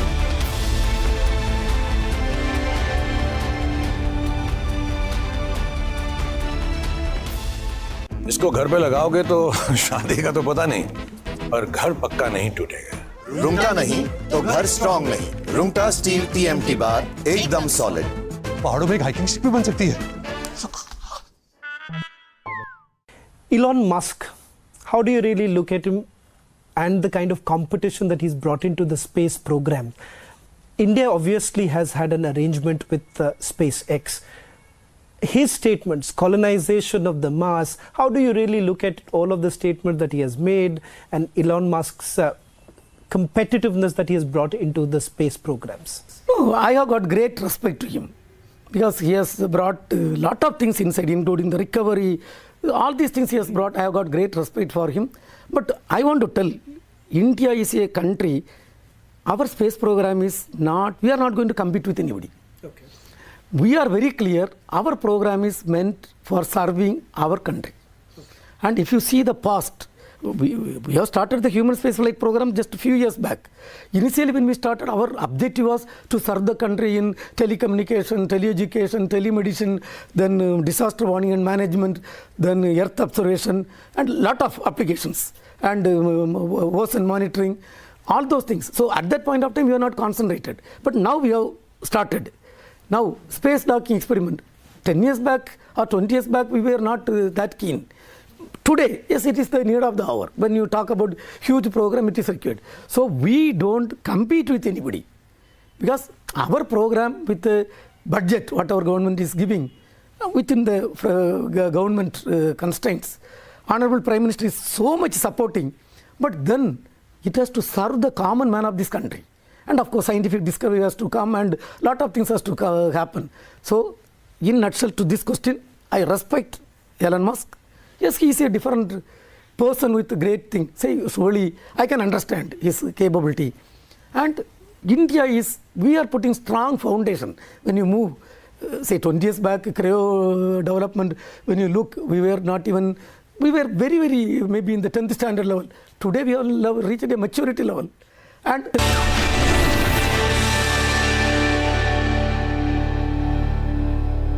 thank you for staying with us, and we get you these very important pictures. Yes, scuba divers from Devbhoomi Dwarka who unfurled the national flag underwater in Devbhoomi Dwarka on the occasion of 76th Republic Day.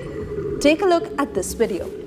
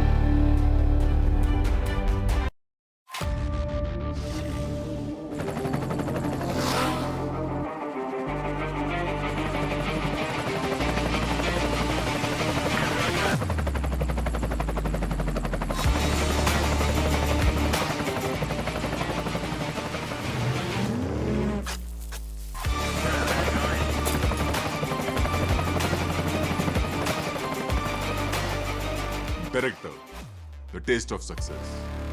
इसको घर पे लगाओगे तो शादी का तो पता नहीं, पर घर पक्का नहीं टूटेगा। रूंगटा नहीं तो घर स्ट्रॉन्ग नहीं। रूंगटा स्टील TMT बार एकदम सॉलिड। पहाड़ों में एक हाइकिंग स्टिक भी बन सकती है।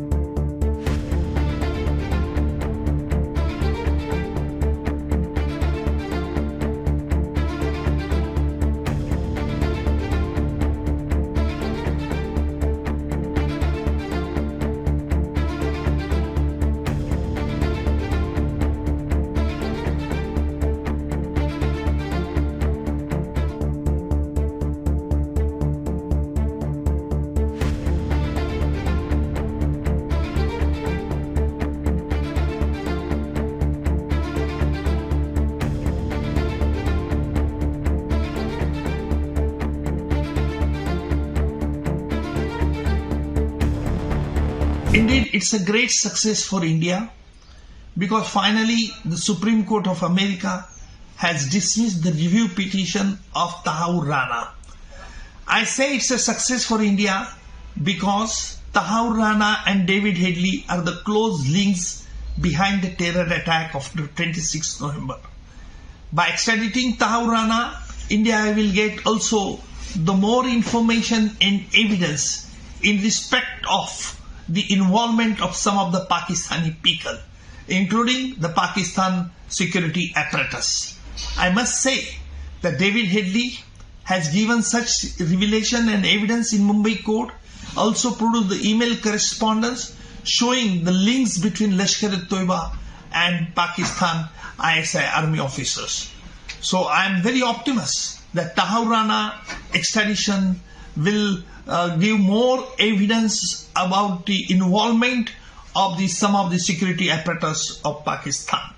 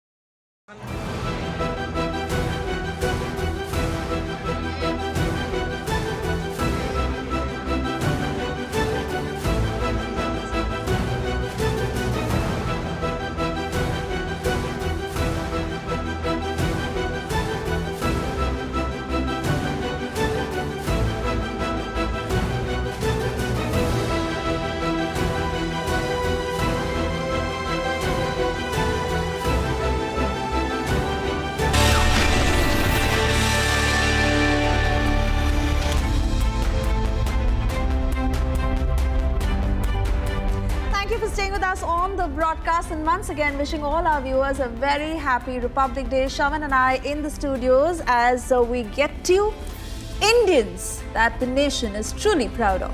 Well, in fact, I would say that not just our soldiers who've been at the border protecting our nation, there are many from different walks of life who've essentially made this nation what it is.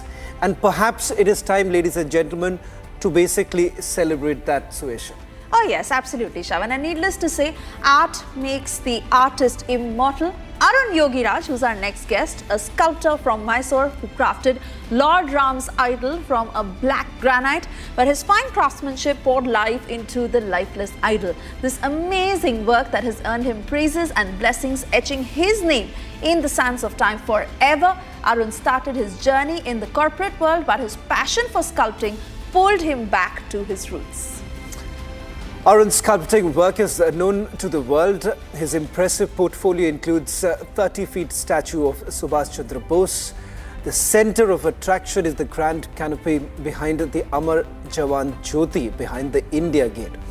He's also sculpted a 12-feet tall statue of Adi Shankaracharya in Kedarnath and many more across the country. Arun's extensive contributions to public art resonates across the country, making him a significant figure in the realm of Indian sculpture. Take a look at his journey.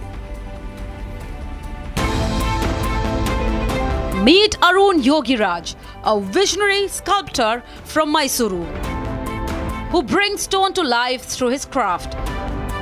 One of his notable creations is the stunning idol of Ram Lalla at Ayodhya, carved from black granite. Arun's meticulous craftsmanship has not only garnered praise but also etched his name in history. Arun's journey began in the corporate world, but his passion for sculpting called him back to his roots. Arun's extensive contribution resonate throughout the country, solidifying his legacy as a significant figure in Indian sculpture. Arun Yogiraj, a true artist, shaping the soul of our heritage.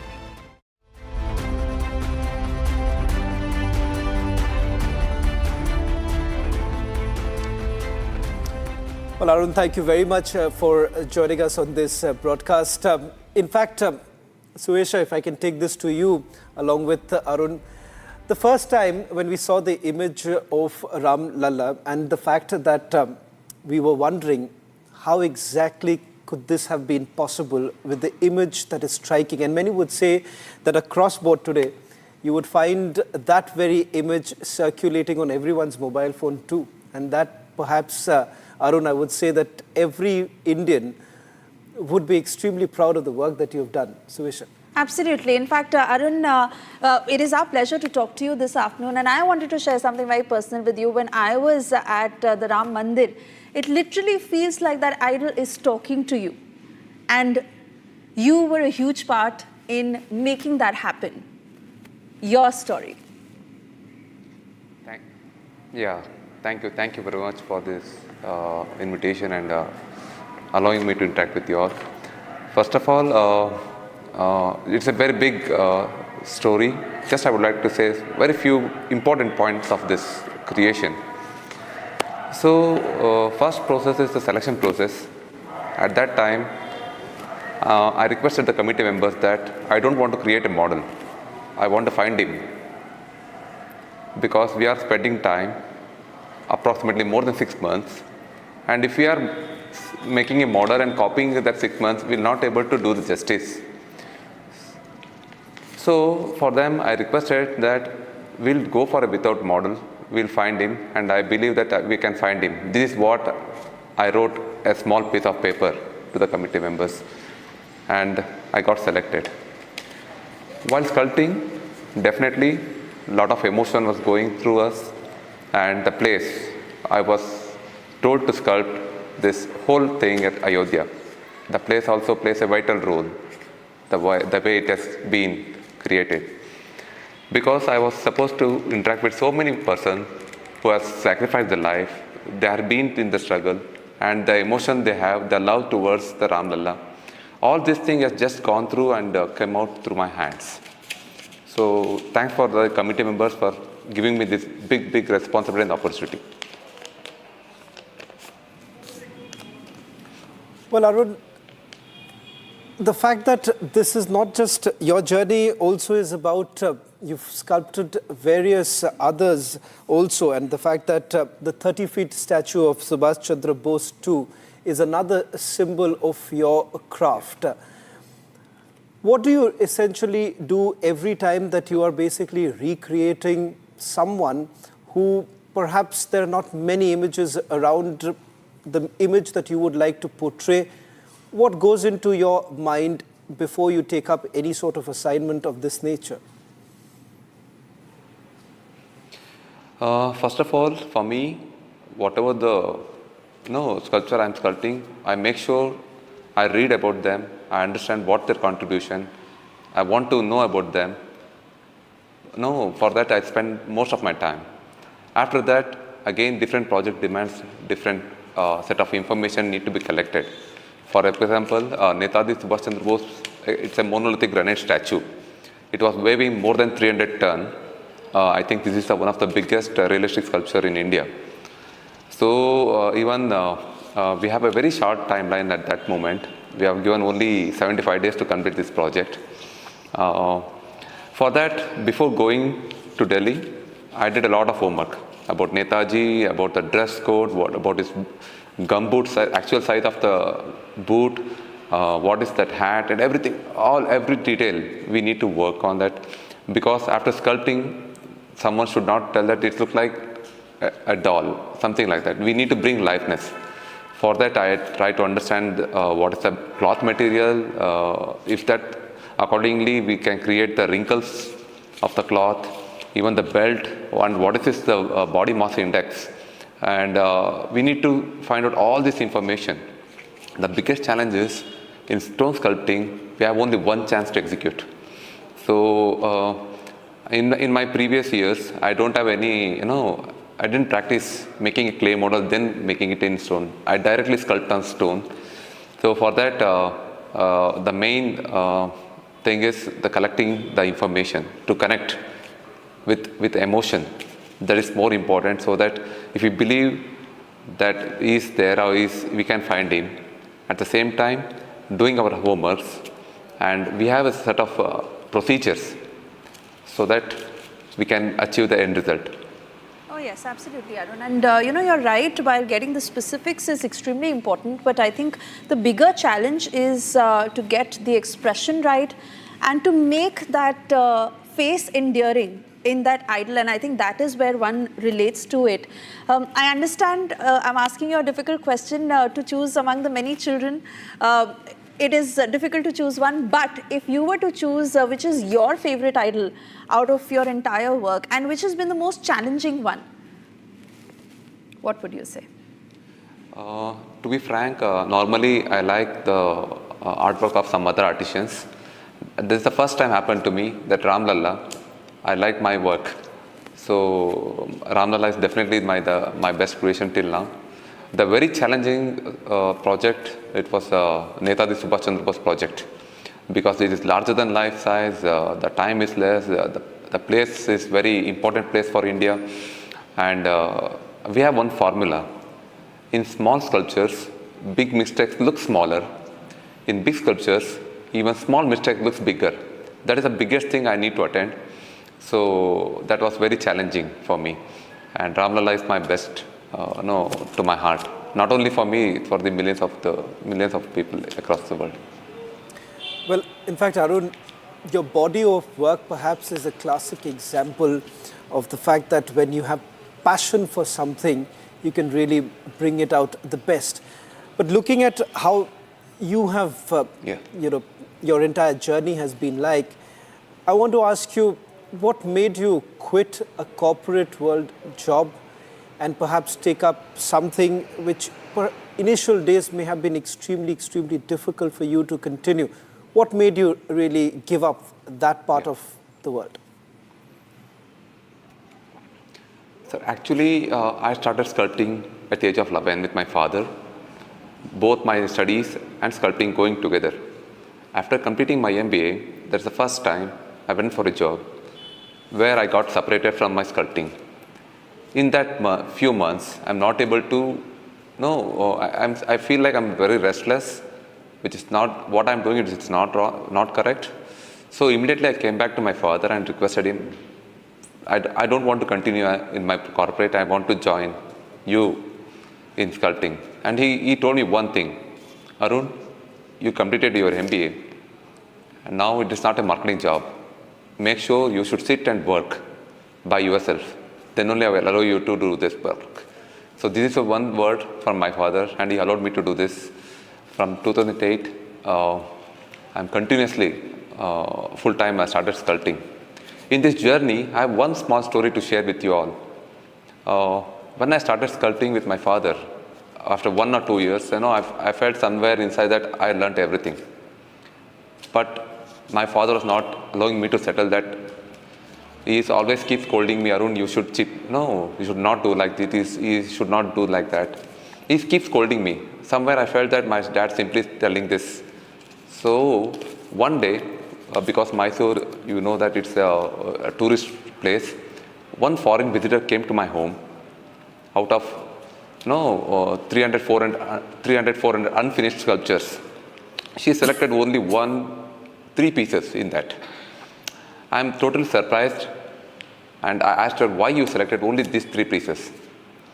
She told me, Arun, you have so many unfinished sculptures here. In these 3 pieces, you can see liveness. You can see the wave. They are moving. The fact is that all 3 sculptures she selected, it was sculpted by my grandfather, not by me. So that day I understand sculpting is not very normal, with the measurement we are copying and applying. From that day I started respecting my father and listened to everything from him. Whatever the things I can learn from him, I just spend time with him. And also I try to understanding that how can we bring liveness. So thanks to that, the lady, I don't know from which country she is from, I don't know her name. At that day, I think the way I think, thinking of sculpting totally changed thanks to her. Oh yes, so the talent runs in the family and it has been passing on from one generation to the other. But Arun, I want to ask you that the sculptures that have most got you to the limelight, in this period you worked very closely with the Modi government. How difficult has it been to meet timelines and ensure that your work is to the T? Of course, these days the timeline plays a vital role because we have already time fixed, so that we work backwards. So some, especially I work with the Modi government, which is very transparent. That's why from the city like Mysore, I got opportunity for doing these big projects, because the selection process was very transparent, very competitive. Not that they know someone, they are giving that. So all projects, all through the competitions. So that's the best way to find the best person for the best project. So the timeline is again, which is very important. And when we are doing it for the nation, even we are ready to work 24 hours continuously. We plan accordingly, according to the timeline. Arun, I do understand with the kind of work that you have done, there would be some, particularly the negativity brigade speaking against. There would be people who would be against what you've essentially done. We've seen the kind of troubles that you've also faced, particularly when you wanted to travel to the United States of America. Do you believe that somewhere down the line, this is also part and parcel of it, and you've also faced some sort of a backlash or some sort of being targeted because of the kind of work that you have done, which has been lauded by many, but a few still have a problem? Sometimes even I was surprised when I got rejected, because I'm an artist, I'm not a terrorist. So that is what first thing came to my mind. And when we are allowed to go to that country, there is a chance of learning, a culture exchange, which doesn't happen. Somewhere, if I think deeply, whatever the things we have done, that may be happy for few people, and some people are not happy about what has happened. So I don't want to think more about that, but definitely that time we are very disappointed, because I was invited to interact with the audience who would like to interact with me and listen to the experience what I had at Ayodhya. But in a broader way, just a sculptor. No, it's a matter of exchanging of culture between the countries and between the artists, which doesn't happen. I feel very sad about that. But today certainly is a day that we all celebrate, and Arun Yogiraj, it has been our pleasure to have you on this special broadcast. Wishing you a very happy Republic Day once again. Thank you very much, and wishing you all a happy Republic Day. On that note, it is time for us to slip into a very short commercial break, but our special broadcast continues on the other side. Do stay tuned. Well, in fact, as we promised you, ladies and gentlemen, we are going to bring you people who've perhaps transformed this nation. And today is the perfect day to remember all the work that they've essentially done for this nation.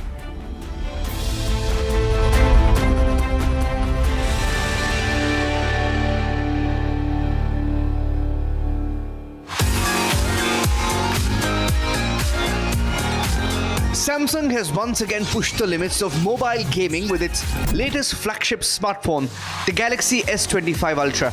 With its blazing fast performance, it automatically becomes the top choice of gamers. Its large 6.9-inch display is big enough to help you spot your enemies in a battle royale, while arcade games are a visual treat. So whether you're a casual gamer or a competitive player, the Galaxy S25 Ultra is built to perform marvelously. We were playing for a long time, the frame rates were really smooth, and now that I noticed, we've almost played for 3 hours and the phone did not heat. There are a lot of new gaming features that have come, the processor is faster. Republic TV spoke to India's best mobile gamers to find out their gaming experience on the Galaxy S25 Ultra. Samsung's top brass also highlighted how the new Galaxy S25 Ultra is set to transform the mobile gaming industry in India. First of all, it's a large immersive screen where consumer can really enjoy the gaming at its best, where our engineers have worked with the Qualcomm engineers to get the customized chip ready. All the devices comes with a 12 GB of RAM. We have worked very, very hard to get the heating system right, because for that long hours of gaming, the device should be really cool. Powered by Qualcomm's latest and greatest Snapdragon 8 Elite chipset and paired with a super fast 12 GB RAM, the Galaxy S25 Ultra breezes through even the most demanding titles with ease. Get ready for ultra smooth gameplay with adaptive 120Hz refresh rates on the stunning AMOLED display, all while maintaining silky performance and minimal lag. Because there's a new chip, so it's smoother, it doesn't lag, and also the bezels are thinner, and especially in the Ultra that we used yesterday, it's very immersive. The second that I started playing, I really felt that, I was more involved and immersed, like you said, in the game. Even at max settings, the Galaxy S25 Ultra handles it all, offering dynamic visuals and fluid gameplay without breaking a sweat. Samsung has used advanced cooling system in the Galaxy S25 Ultra to ensure that the phone stays cool even during intense gaming sessions, keeping your performance steady and your device comfortable. And when you're in the heat of the competition, ultra-responsive controls and fast-touch inputs give you the edge. You need to stay ahead. Whether it's epic battles or immersive RPGs, the Samsung Galaxy S25 Ultra is designed for gamers who demand the best. Let's hear more about the Galaxy S25 Ultra's performance from top gaming professionals. पहले ना phone corner से थोड़ा sharp थे, तो grip अच्छी नहीं बनती थी, बट इस बार वो कर्व कर दिए, जिससे ना अभी गेम खेल रहे थे तो कितनी भी देर खेलो ना आपको ऐसा अनकंफर्टेबल, क्योंकि फ़ोन का वेट भी जो है लाइट हो गया काफ़ी, बिल्कुल फील नहीं होता है वैसा. Samsung has been way ahead of its time. We're just at the start of the year, we already definitely have the phone of the year. I feel like Samsung makes big upgrades, but makes the right upgrades, and that's what is the most important, right? It's amply clear that the Samsung Galaxy S25 Ultra offers next level gaming, and it's here to win over the entire gaming community.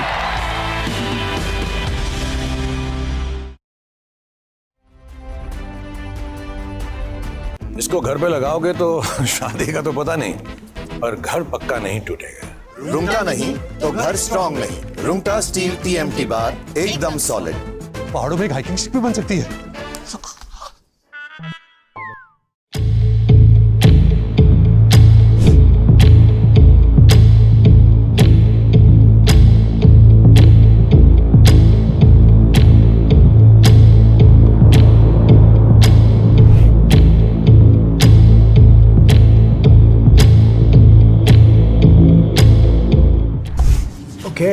Thank you very Mr. much. Mr. President, a U.S. judge temporarily blocks the birthright citizenship order. Do you have any reaction? No, obviously we'll appeal it. They put it before a certain judge in Seattle, I guess, right? And there's no surprises with that judge.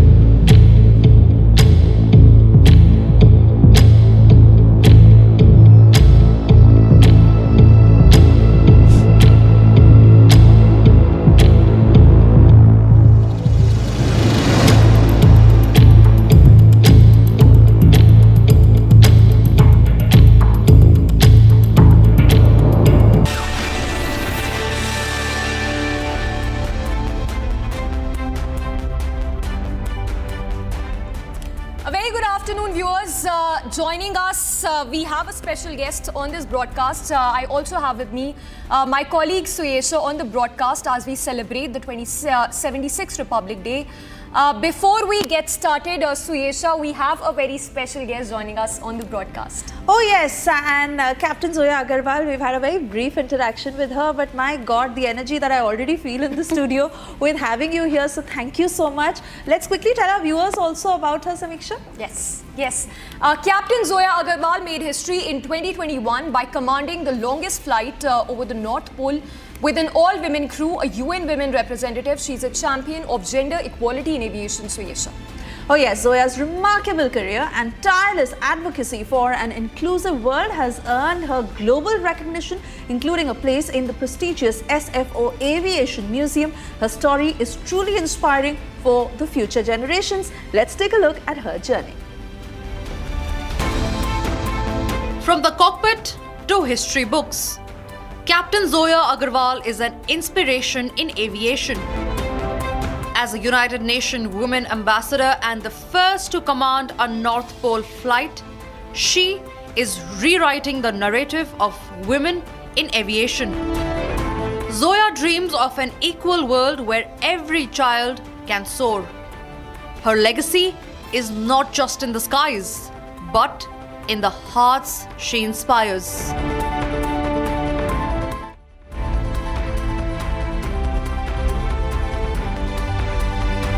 Many thanks once again for joining us here, and which is why I come to my first question. This is slightly related on the personal level also, because I wanted to be a pilot myself, and which is why I ask you, throughout your journey, what are the challenges that you face to actually reach where you have?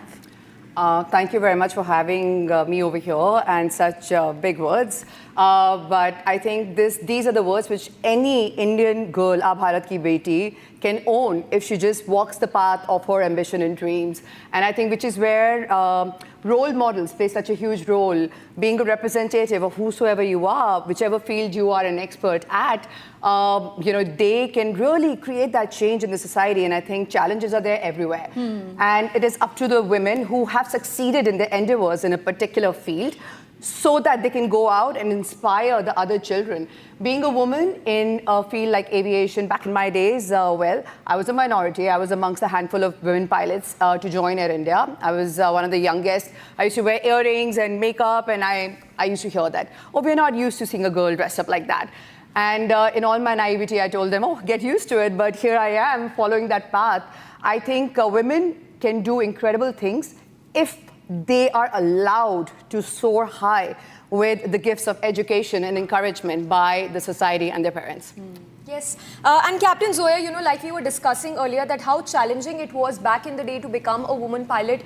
Talk to us about how there is still a gender disparity, given that, like we were discussing about the statistics, that women pilots only comprise 15% in the country.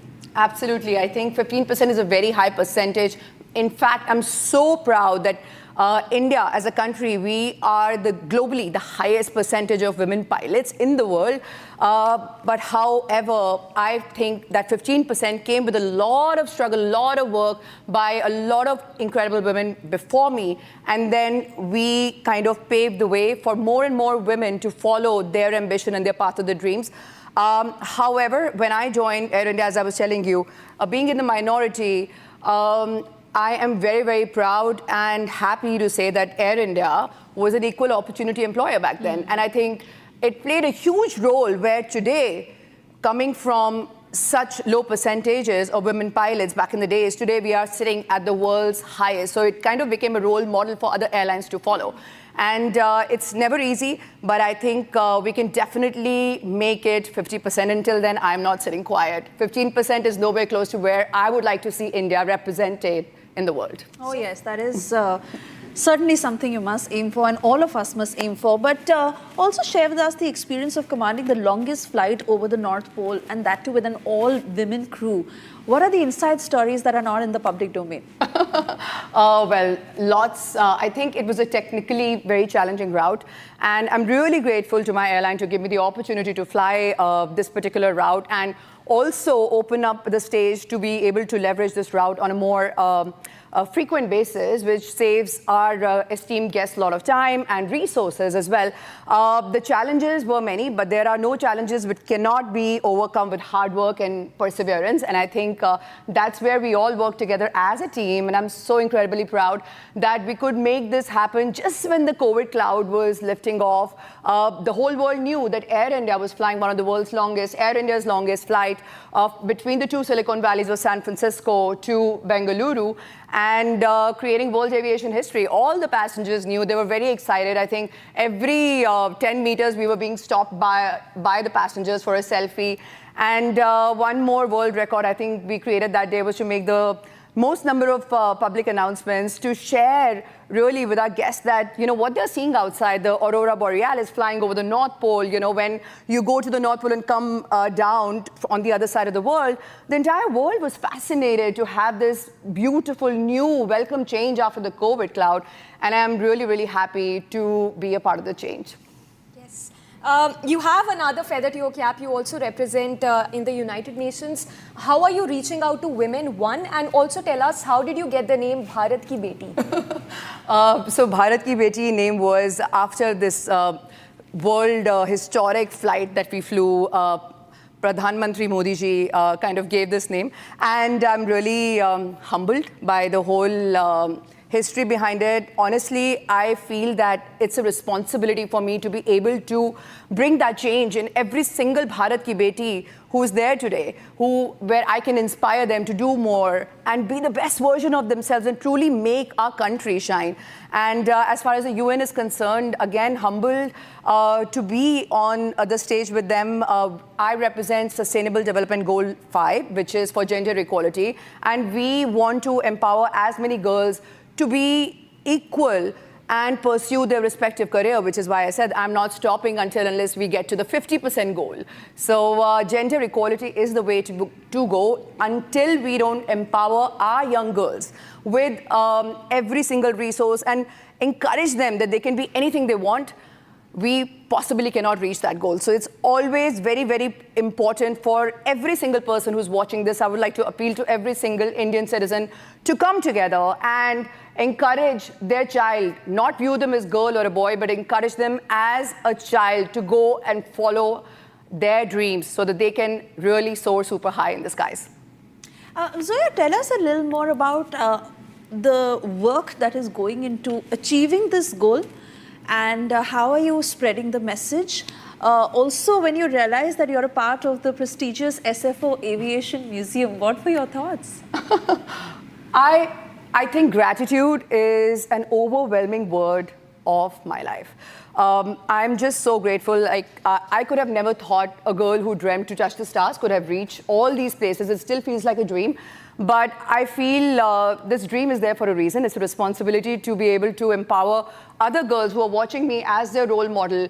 I was not a social media person. I was nowhere out, but somehow my story came out and kids started writing to me, if you can follow the flight of your dreams, so can I, you know. And that to me is the real change maker in this world. So I think anyone who represents and who is excelling in their field can be a role model. I think representation is so important, where we need to inspire the future generations who are going to be building our country and the world to be able to be whosoever they want to be. And if you cannot see that, you cannot be that. So the whole point is anyone who is at the champion of their careers should be out there as a role model to spark the change, saying that if you can see me, you can be me.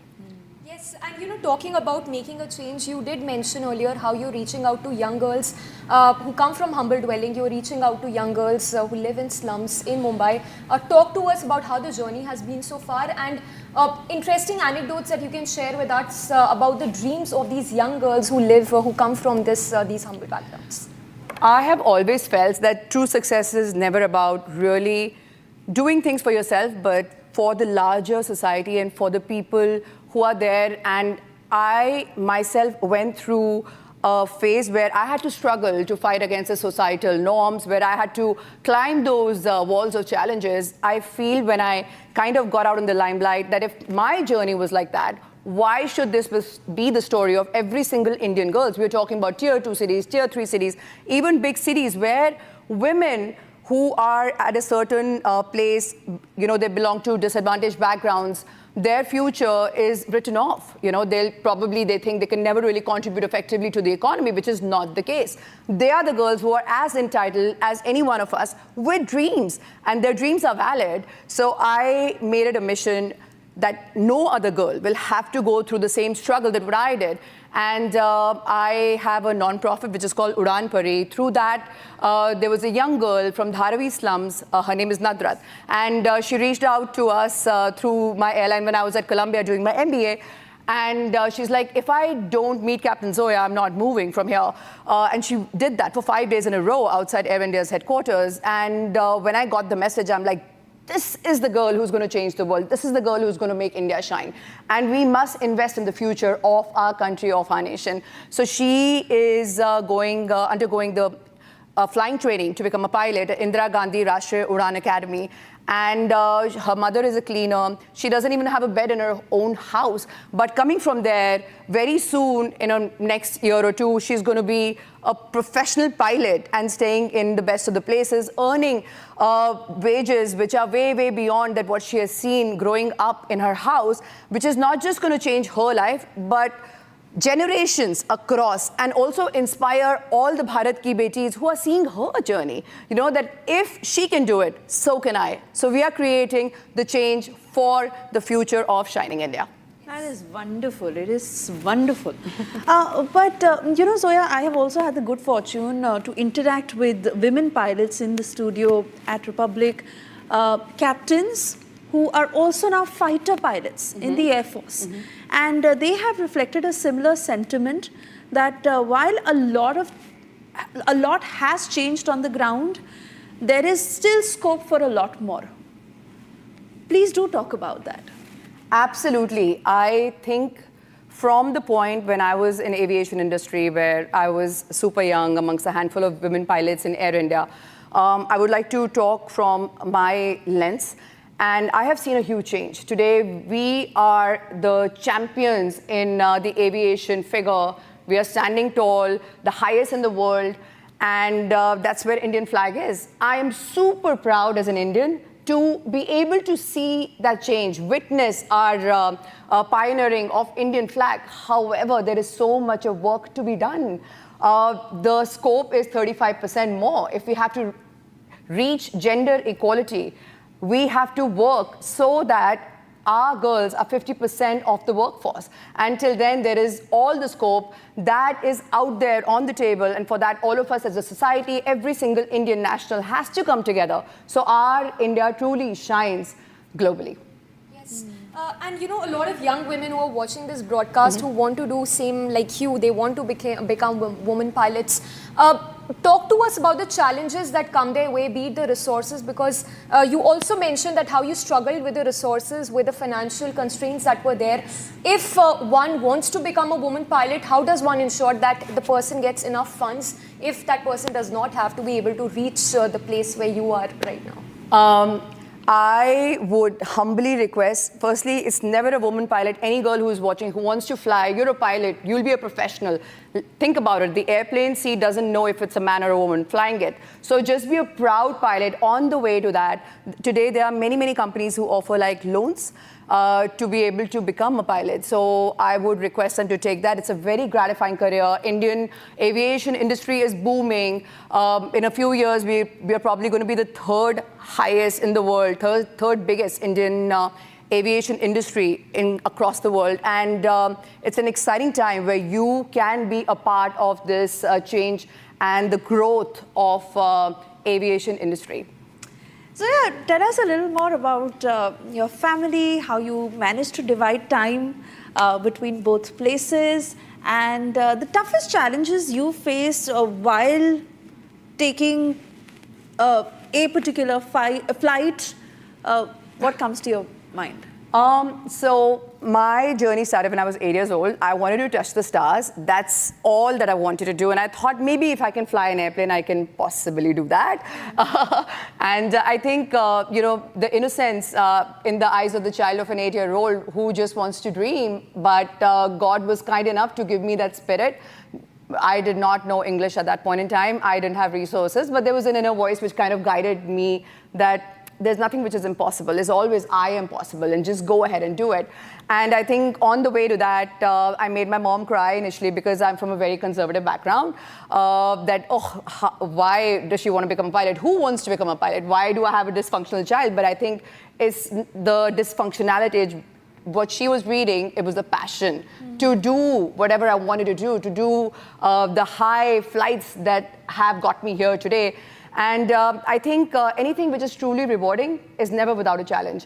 And life is a sinusoidal curve. You have to go down and you have to come down to go up again. And I truly feel challenges are just a part of any successful journey. And as far as our families are concerned, the timing, as a pilot, yes, you have a very different kind of a schedule. Like, we don't have 9 to 5. We have it's more flight focused, depending on whether you fly international or domestic. It could vary a lot, right? But if you have the passion, you can do anything you want. And to me, a job has never felt like a job. It's been like a part of my life which I always have a huge smile on my face whenever I'm wearing that resplendent uniform, because I know when I walk into the airport on my way to the airplane, I'm going to inspire so many of those young kids who will contribute to the future of Indian aviation industry. Yes, and your last message to the young women, that it should be the passion that should drive one to work and not think of it as a job. It's only then, I think, that you try looking at something as that sky is definitely not the limit and there is so much more to do. Absolutely. I think sky is never the limit. It's you who sets limits on yourself. So please don't do that, because you truly are limitless. If you do something as a job, you'll only get here. But if you do something with true passion, well, the sky is even not the limit. And I think that's what we should inspire the future generations to be that change, to have that passion for whatever you're doing, and just to go fly super high. And remember, if you can see me, if you can see her and her, you can be like all of us. You just have to dream it and be very, very stuck on your dreams and just follow it and do it. So yeah, it's been so wonderful talking to you. And I said for a reason when I started speaking about her that the energy she brings about in the studio is infectious. So thank you so much for joining us on this very special day and this very special broadcast. Thank you so much for having me as a guest here. And I would like to leave with a special little thing for all the Bharat Ki Betis that are watching. May I? Yes, please, please.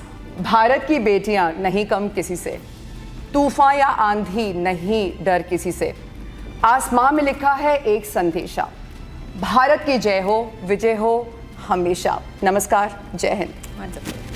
And on that note, we will head into a very short break, Suyesha, but we continue with a special live and rolling coverage as we celebrate the 76th Republic Day.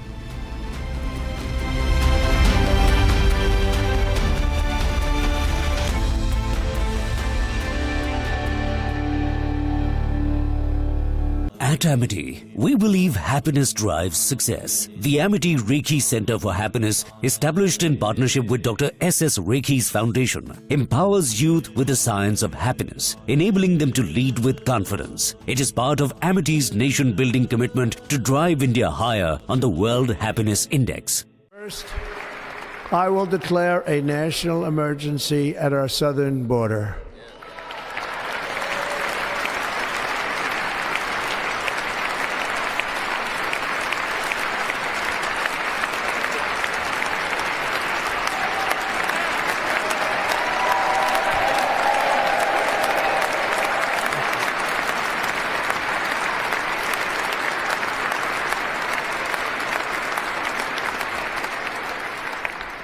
All illegal entry will immediately be halted, and we will begin the process of returning millions and millions of criminal aliens back to the places from which they came.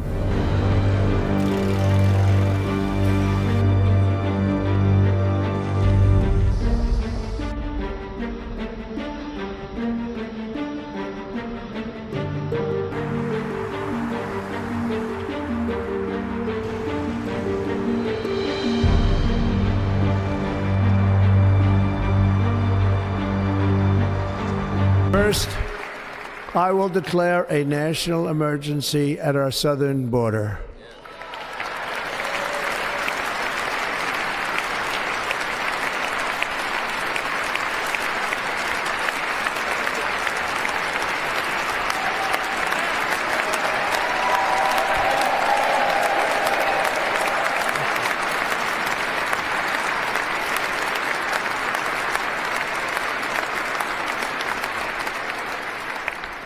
All illegal entry will immediately be halted, and we will begin the process of returning millions and millions of criminal aliens back to the places from which they came.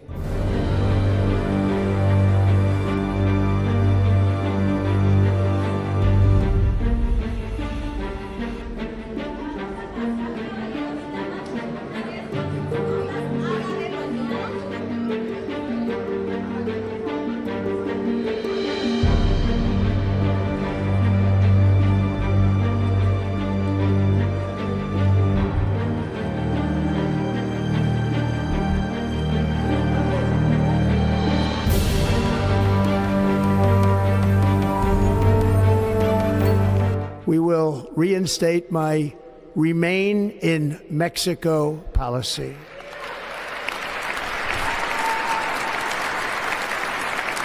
I will end the practice of catch and release. And I will send troops to the southern border to repel the disastrous invasion of our country.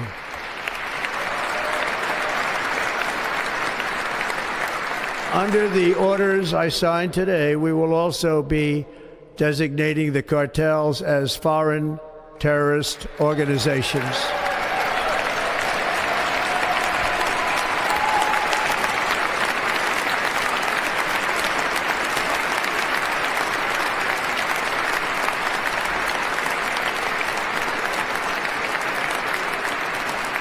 And by invoking the Alien Enemies Act of 1798, I will direct our government to use the full and immense power of federal and state law enforcement to eliminate the presence of all foreign gangs and criminal networks, bringing devastating crime to U.S. soil, including our cities and inner cities.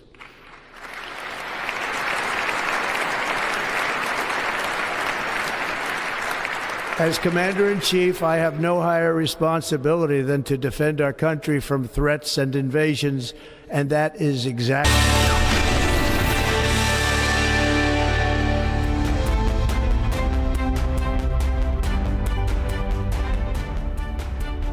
A very good afternoon, viewers. You're watching Republic, and this is Proud to be Indian. I have my colleague Tanisha Awasthi with me, and a very special guest, Arjun Vajpayee.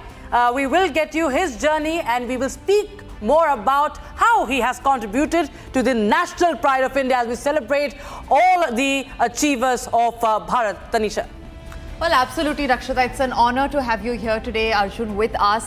Before we dive into the details of how the journey has been for you, let's quickly have a look at how Arjun's journey has been throughout all this while. Take a look. Well, in fact, let me just tell you a little bit more about Arjun. He has been literally at the top of the world. Arjun Vajpayee is one of those rare individuals who has taken the challenge head on always and emerged a winner, not just once but 8 times at least. Arjun is a professional mountaineer who scaled his first summit, in fact his first summit at a very young age, and also the Mount Everest at the very small age of 16 in 2010, becoming the youngest person to achieve this incredible feat that time.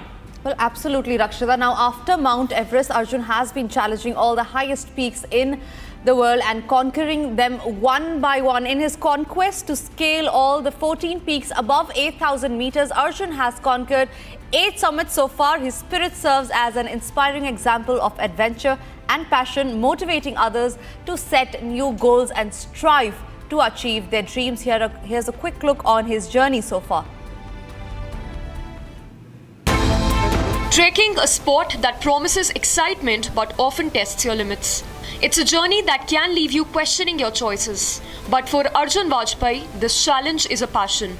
At just 16 years old, he became the youngest climber to conquer Mount Everest in 2010. Since then, Arjun has faced the world's highest peaks, claiming victory over 8 summits and aiming to conquer all 14 peaks above 8,000 meters. His relentless spirit inspires adventurers everywhere, encouraging us all to set new goals and pursue our dreams. So take a step forward. Who knows what heights you can reach.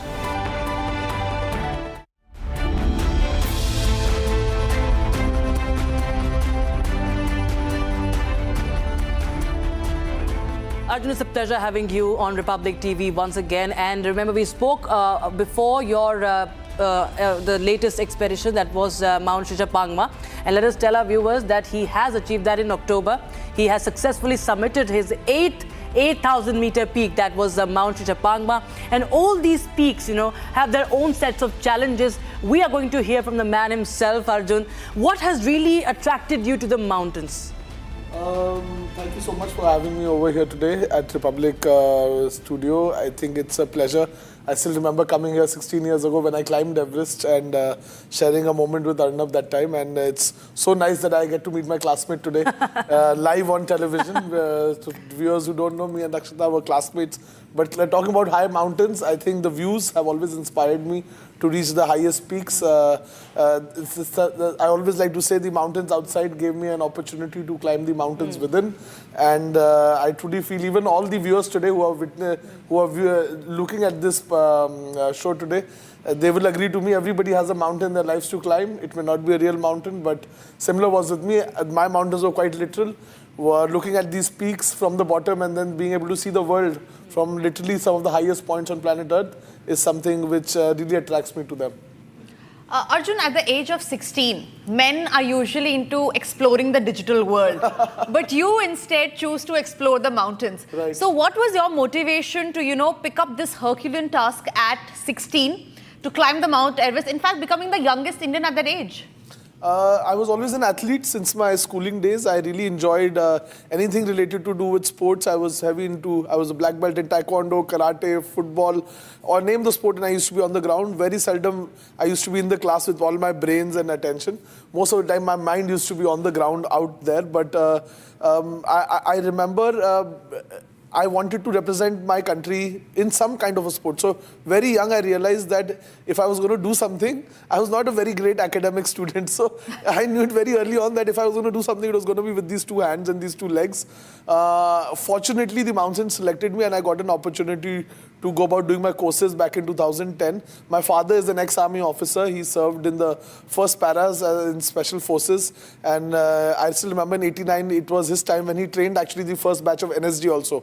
So I would very rightly say that I think somewhere or the else, it was having an army dad at home did make a huge difference. And that discipline, that josh, that adventurous spirit which was required from within was somewhere or the else inculcated by my father.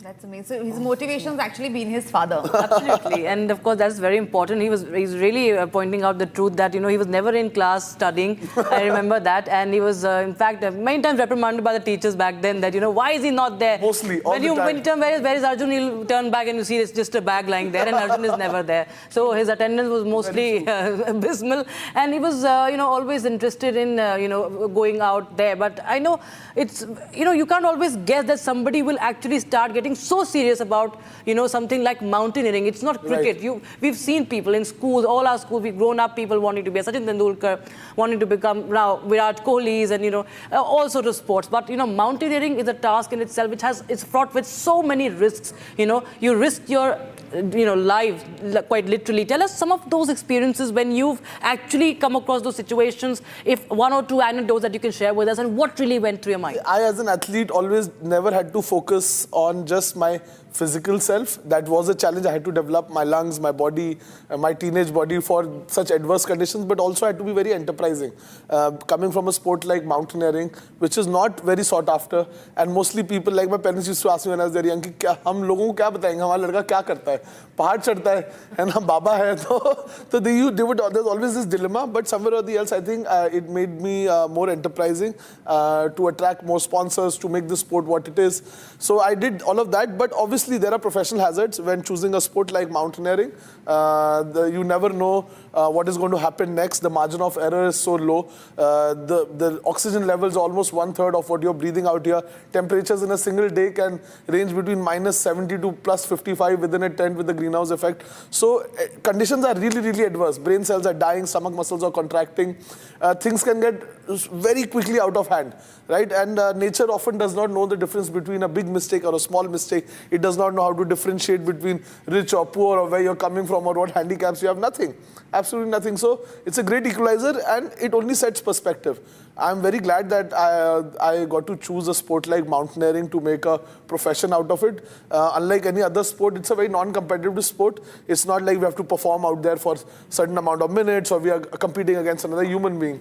At the end of the day, we are competing against Mother Nature. And if you look at these 8,000 meter mountains, basically, they would be absolutely true to say that they're the largest features which you will see rising above planet Earth. If you think Burj Khalifa is big, it's only 1,100 meters. You look at Mount Everest in front of you, it's like almost 9 kilometers straight up into the sky from where you're standing. So it's a completely very different sport, sets a lot of perspectives, helps you like push your boundaries, really helps you explore, as I say, explore the mountains within, not just the mountains outside. So I'm very happy. Obviously, there are a lot of, not all is great in any sport. There are a lot of days out of the 8,000 meter expeditions which I've done so far.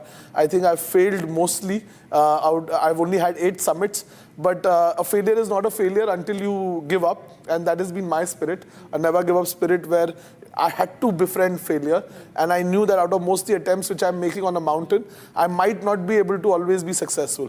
So those are the challenges, losing your team members. Sometimes you end up losing your professional mountain guides, which are on these mountains, which are your Sherpas. So there are a lot of things which can go wrong. Often mountaineers above 8,000 meters hardly have any proper fingers. All your 10 fingers and all your 10 toes are not there. So I think one of my biggest achievements so far is that I have all my 20 fingers. All my toes are intact, and there's no frostbites. And it gives me a thrill to be able to represent. The motivation comes from having the thrill to represent India, where it used to be absolutely considered, mountaineering used to be considered a white man's sport.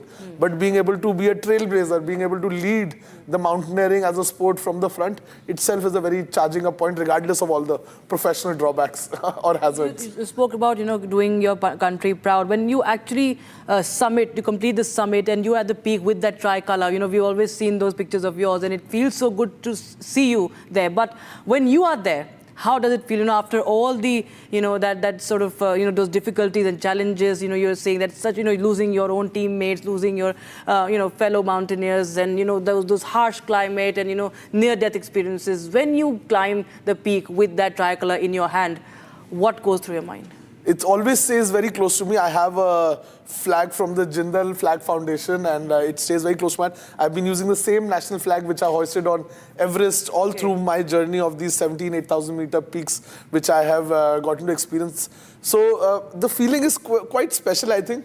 And you might call me over-patriotic. People often feel that you're a very proud Indian. Most of our group is always a very international group, so we have people from all different parts of the country. And I'm the guy who's always saying, you have to come to India, you have to come to India. So I'm always letting people, I'm a very proud Indian, and I carry that Indian flag. Being an army brat, I think having my father from the Indian Army also plays a big role in it. But I think it's a very proud feeling. Somewhere or the else, you do forget sometimes, throughout the journey, an expedition to an 8,000-meter peak can last to about 60 days, 70 days, depending on the weather. So during such long course of exposure, sometimes you do forget your inspiration. And I think the tricolor has obviously always been an instant source of, inspiration, which you can just reach out to. Holding that flag in my hand, even just talking about it right now gives me goosebumps, right? That moment when you reach the summit, and literally you can see the earth bending in front of your eyes. Like you can see for miles and miles and miles till the time the earth itself bends. For the first time in your life, the earth is not round inside your textbook, right? It is literally, you can see the earth's curvature bending in front of you, 8 kilometers above the sky. It's a different feeling. You take out the national flag from close to your heart and you unfurl it with the high speed winds on this little pinnacle which you're standing at. I think it's a moment very difficult to describe in words, but it's a feeling, and it's an instant source of inspiration for me always. Right. Arjun, we learned that in the year 2012, you, while climbing one of the peaks in Tibet, if I'm not wrong, were paralyzed. Would you share more about that incident? Because I'm sure it must be a bad memory for you, but I'm sure it must be an enthralling one as well. It must have taught you a lot. No, I still remember very clearly that time our foreign minister was Mr. Jaishankar sir. He used to be the ambassador over there, and he really helped us during my rescue efforts. We were climbing a mountain called Mount Cho Yu. It happens to be the 6th highest mountain in the world, and Tibet being Tibet, there were not a lot of resources, and we reached a certain altitude at Camp 2 and we got paralyzed from the left side of my body. I got paralyzed from the left side of my body. That wasn't a very big team. I was all of 19 years old. I felt like I was Hercules. I had never failed on a 8,000-meter expedition. I first time thought about climbing Everest. I went about doing that. Then I climbed Lhotse in less than 365 days. The same year I climbed Manaslu. So I was on a spree of a lot of success.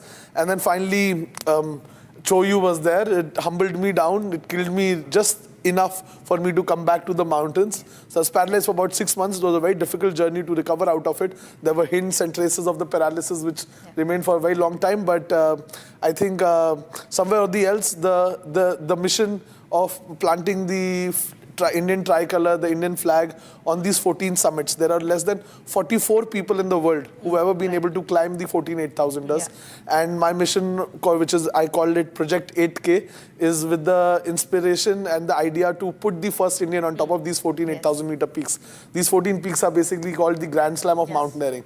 So even I still remember being in that hospital bed, I still remember talking to myself that no, I can't give up like this, because if I give up now, I will never be able to rewrite my story. So though it was very difficult times for my parents also to be witnessing your own son like this in such a state was very difficult. But even my parents now have made peace with it. They know I'm a little wacko. I'm a little crazy in my head. And I think the young India is like that. We are a little adventurous. We wear risk on our sleeves, and we are not scared of pushing our limits. Yes, absolutely, Arjun, of course. And remember, his next expedition is, I think, Mount Dholagiri. And that is, of course, another part of the Grand Slam. So 6 more to go, and we wish you all the very best. Keep doing us proud, and we get more opportunities to interact with you. And, you share such great and inspirational experiences with all our viewers. Thank you so much, Arjun. Thank you. Thank you, Rakshita. Well, right, Rakshita. Thank you very much, Arjun, for speaking with us. Viewers, it's time for us to slip into a short break. But don't go anywhere, because after the break, we'll get you more achievers who have made India proud. Stay tuned.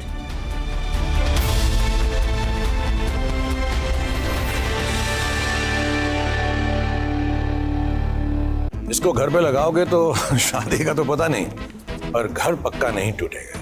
Rungta नहीं तो घर strong नहीं। Rungta steel TMT बार एकदम solid. पहाड़ों में एक hiking stick भी बन सकती है। How do you really see all of this really panning out in the years to come? Where do you think India is now positioned, particularly to look at these kind of missions? No, India, in fact, I will tell you, with respect to satellite technology or launch vehicle technology, we started from a very humble beginning, but today we are highly matured. But then when you talk about this future programs like interplanetary missions and going to exoplanets, you have to have this technology. This is a mandatory requirement. So we have achieved that aspect. So we have achieved in a very big way. In fact, it is a small experiment, but then perfectly we have docked. So that is a major achievement, and India is one among fourth country having that so complex technologies. Even all the other developed countries, those spacefaring nations, they are really so much appreciating us. You know, there is a statement, strength only respects strength. So that is the place. What is that one thing that perhaps your colleagues outside, your counterparts outside must have told you, because you have been looking after a launch vehicle which is the most reliable across the globe, so much so various other agencies have actually sent their payload using the launch vehicle. What is that one thing that you'll always remember about your counterparts telling you about the missions that we have performed? No, I can tell you one example, then it will be understandable. You know, we had a Mars orbiter mission. That Mars orbiter mission, total distance what we have to travel is from Earth something around 68 crore kilometers we have to travel. Yeah. Even if you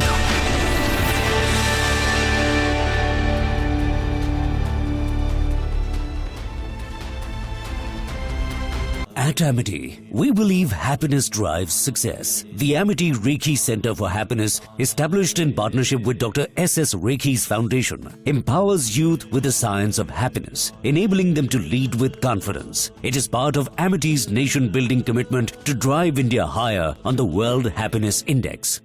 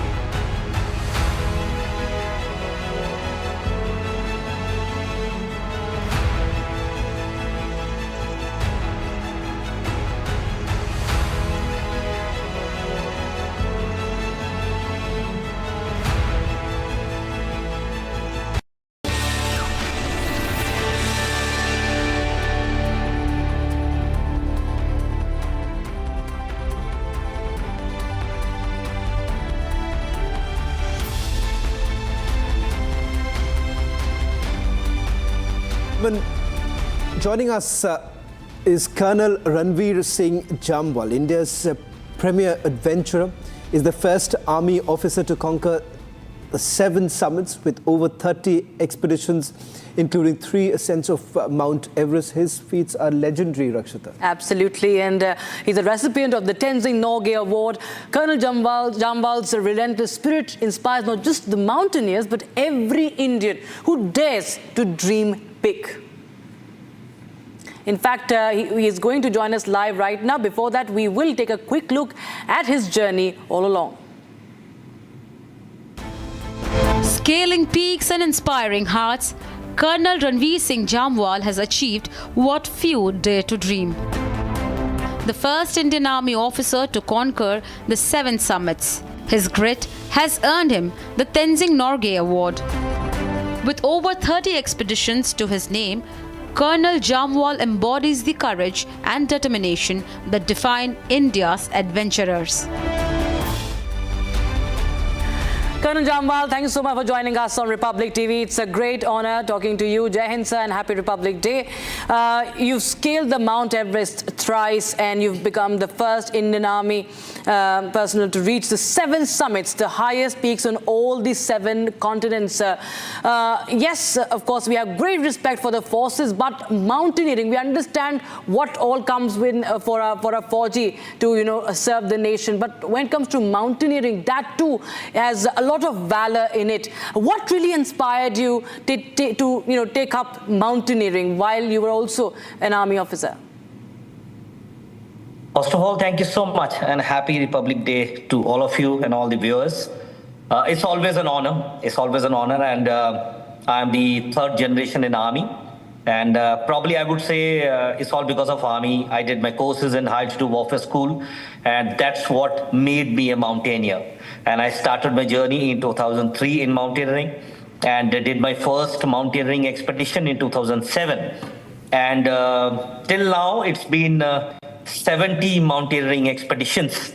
And I can proudly say that I'm not only the first one to do 7 summits with multiple 3 Everest summits, but I'm also the only one in the world who have done the highest mountain of all 7 continents and the highest peak of all 28 states of India.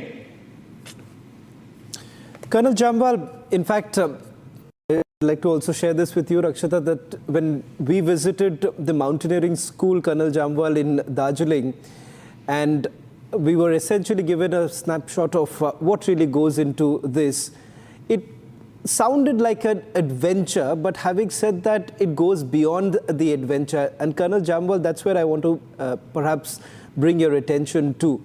Like, it's something that many do not perhaps would understand or grasp what really goes into this entire skill. And perhaps when you are in that journey, the difficulty attached to it.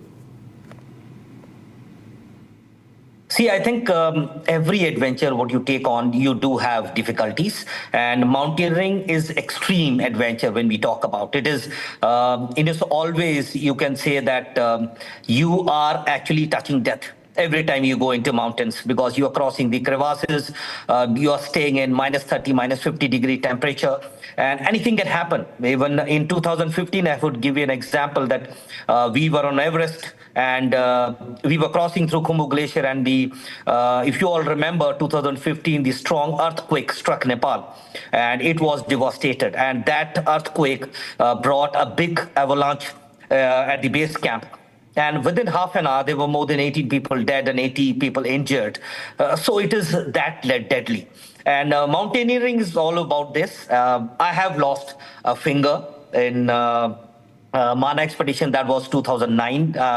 And I have a broken knee. But as we say, pain is temporary, but pride is permanent. And that's what keeps you going. But Colonel Jamwal, what made you still go on? Because, perhaps you make it sound very easy when you've said that you've lost a finger, you've a broken knee. But as I can see with the smile that you have on your face, it's a clear indication that you never gave up. I also want you to perhaps share that very moment. Was there a time when you thought that, okay, this is not worth it, especially given the fact that there is a lot of difficulty attached to it, and the fact that you still went on? I won't say that I felt ever that it's not worth it. It's always worth it. And the view from the top is always worth it. But yes, certain occasions I definitely felt that, why am I doing this? But then, once you come back to the civilized world, you again start missing mountains and you want to go back. And that's what the whole story about. You do get definitely, get afraid of, certain things which happens in mountains. But then if you're strong enough, like it's been 20 years into mountains, I would say. And I love going back to mountain. That's what adventure is all about. And also, sir, tell us about the campaign that you had launched, Har Shikhar Tiranga. That was your brainchild, Colonel Jamwal. Tell us more about, because as quite evident that that the spirit of a Fauji combined with your mountaineering passion came through in this project. If I would put it this way, Har Ghar Tiranga was actually the inspiration behind Har Shikhar Tiranga, because everywhere in the country, there was Har Ghar Tiranga was happening. So we being mountaineers, I generally just thought of that, why not as a mountaineer, let's do something which is different from it and something unique. And that's where we actually made this statement of case, got it approved, and that's how we started a journey. And first leg of this phase, we started from Northeast. We climbed the highest peak of all 7 Northeastern states, and then we went pan-India. And let me tell you, it was something which was out of the world experience. Being mountaineer and climbing since 2003 and climbed the highest mountain of all 7 continents. Probably I would say the memorable moments for me was going to all the 28 states and seeing the love for Tiranga. Everywhere people joined us. Even I would give you an example, in Kalsubai, Maharashtra, we climbed it on 15th of August, and there were more than 1,000 people with us that day, and there was a huge queue on that peak. That really showed love for Tiranga and love for the expedition and love for what we were doing actually. It was really something, I would say, really a patriotic moment for all of us. Colonel Jamwal, I'm extremely curious to know this from you, especially with the number of expeditions that you've had. Can you perhaps take us to one such expedition which perhaps was the most difficult? How did you really, tackle that? What went through your mind? And while you are scaling it up, how do you really perhaps keep yourself inspired to take it on, take it further? Can you take us through any one of your expeditions? I can give you an example of 2012 Everest expedition. That was, I would say, my first 8,000er. We went to South Col, that is the last, that is called the summit camp of the mountain. Just 16 hours later, we would have been called the summiteers, and we were preparing for it for last 1 year. And suddenly, the wind blizzard started and the weather got bad. That was around 7 o'clock, 6 o'clock in the evening. So we decided not to go ahead. Kalkotial sir was the team leader then. I was the deputy leader of this Indian Army team. So we decided not to go ahead. We came back here, next morning we were coming down. And obviously there were few members who told sir we would have gone up. So my experience in 2009 actually taught me a lot of things when I lost a finger. That whether, mountain is going to be there, we can come next time and climb it. But if we take that risk beyond a certain calculations, actually we may not survive to climb it. So we were coming down, and suddenly next day we came to know that there were a lot of rescues. And around, I think, 16, 17 people who went up that night for the summit. Out of them, 6 people died, and more than 12, 13 people got rescued from there. They lost their limbs later. Probably that thing really taught me a lot. Patience, I would say, perseverance. We have to be patient, especially in mountaineering. It does teach you a lot. You have to wait for the right moment. And this was 18th of May 2012, and we came back to Camp 2, and 25 after just 6 days, we got a chance to go back again and summit the mountain. Probably I would say the patience and perseverance really paid. And when we went up, we were crossing through those dead bodies on 25th of night. It was scary, and but then that's what keeps you strong. Once you're back, you actually, you are energized and you are good to go back again to the mountains. Well, Colonel Jamwal, thank you so much for joining us. It was an honor having you on Republic TV. And indeed, of course, the highest peaks that you've scaled, especially across India, do somewhere, define the patriotism and, of course, the spirit of our forces that you, in fact, are now personifying. Thank you so much, Colonel Jamwal. Viewers, that's all in this segment. It's an honor. Thank you so much. We'll be right back with more voices, with more achievers who have made India proud and proud to be Indian. Don't go anywhere.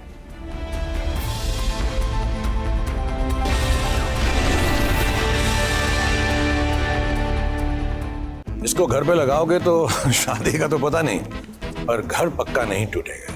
Rungta नहीं तो घर strong नहीं। Rungta steel TMT बार एकदम solid. पहाड़ों में एक hiking stick भी बन सकती है। First, I will declare a national emergency at our southern border.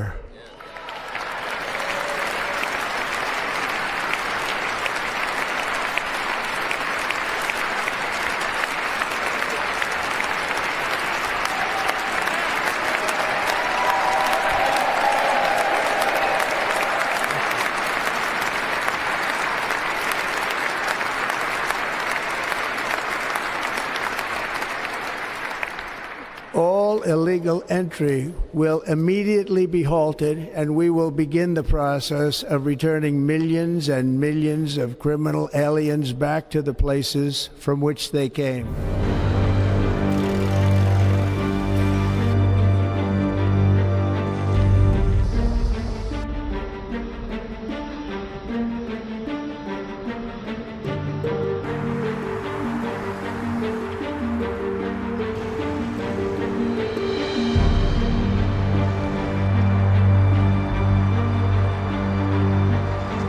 First, I will declare a national emergency at our southern border.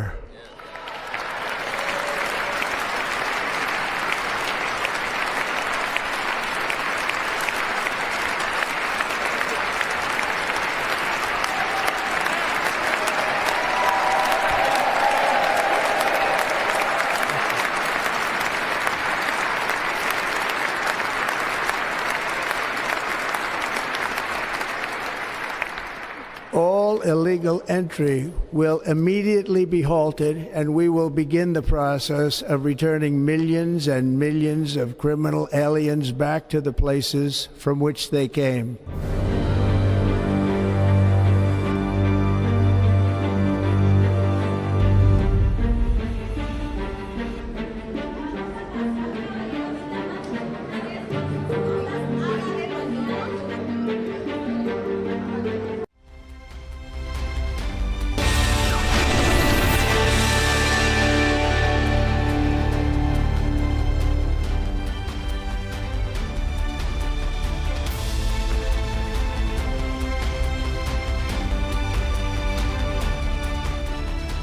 I want to first ask the latest experiment that was done with regards to space docking, and it was complex.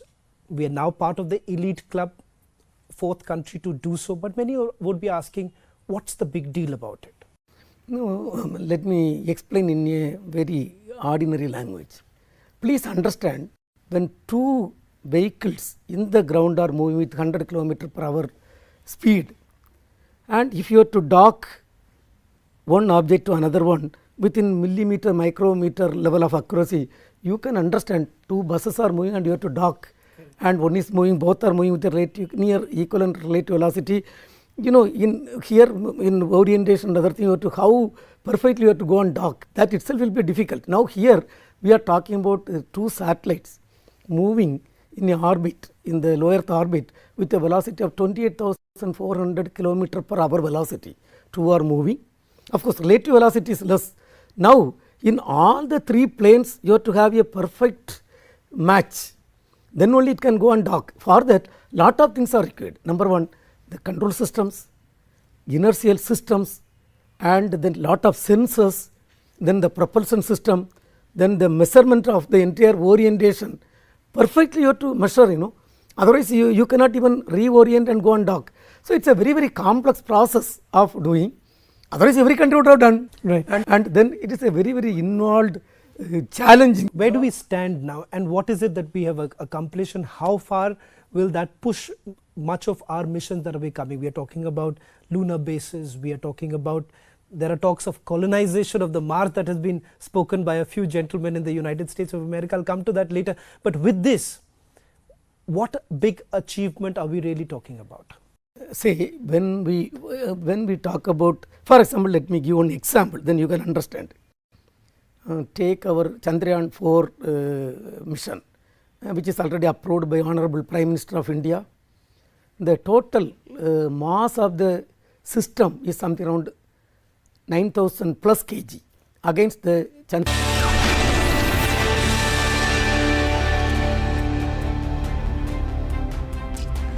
Thank you so much for being with us on this broadcast. I'm Suesha Samant, as I wish all our viewers a very happy Republic Day once again. And joining me on the broadcast is a very special guest. In fact, he's with us in the studio. I have the pleasure of introducing Mr. Yuvraj Malik, who is the Director of National Book Trust, India, under the Ministry of Education. He joined the deputation from the Indian Army with previous experience in the Ministry of Defence, Ministry of Home Affairs and United Nations missions in Africa. He's also chaired the Commission for Scientific and Technical Technology. Under his leadership, the National Book Trust is focused on publishing bilingual books for school children and promoting reading habits. Yuvraj Malik is a passionate reader with a keen interest in education. And in this conversation, we'll explore the exciting details of the upcoming World Book Fair happening under the leadership of Mr. Yuvraj Malik.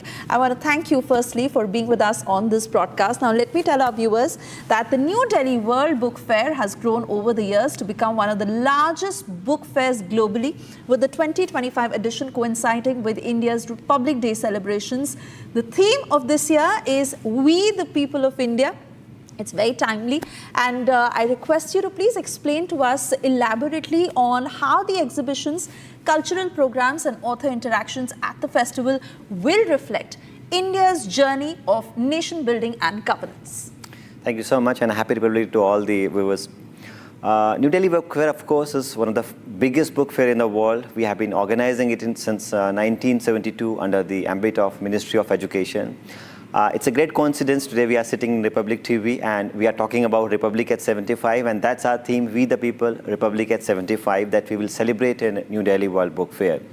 The event is going to be in Bharat Mandapam from 1st to 9th of February.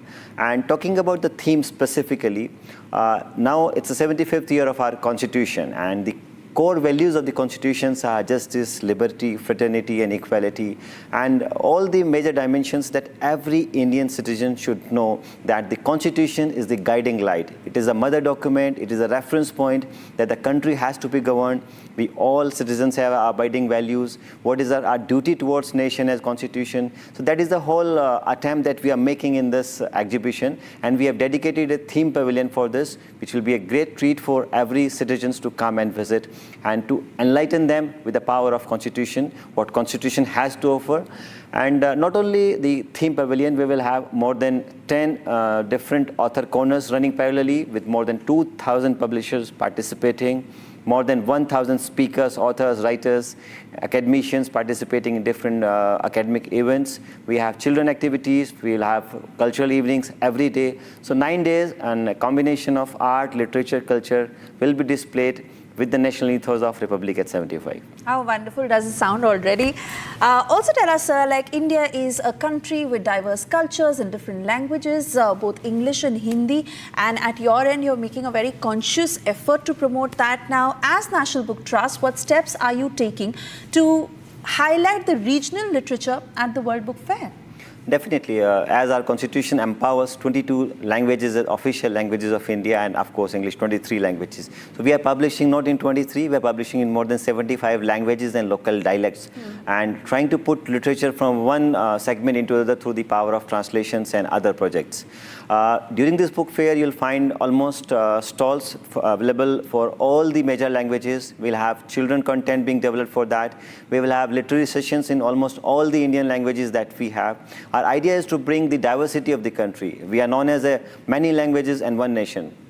That's the spirit that we have. We want to bring all the languages through the power of books, through the power of discussion, through the power of cultural performances, all together under one umbrella, and tell we stand together in spite of having diversity. It is different that being diverse, we are one. And also, as a part of this fair, there'll be several national and international attendees. You are also looking at international collaborations to ensure that there is a mix. What steps are you taking? Yeah, this is an official book fair of the Government of India, official book fair of this country, and the entire world looks up to us because we have the largest publishing ecosystem in the world. We have second largest publishing industry also. So the idea is to bring all these platforms. More than 50 countries are participating in this book fair. Russia is the focus country, which will be a major point of attraction. All these countries, other international book fair, their heads, they are coming.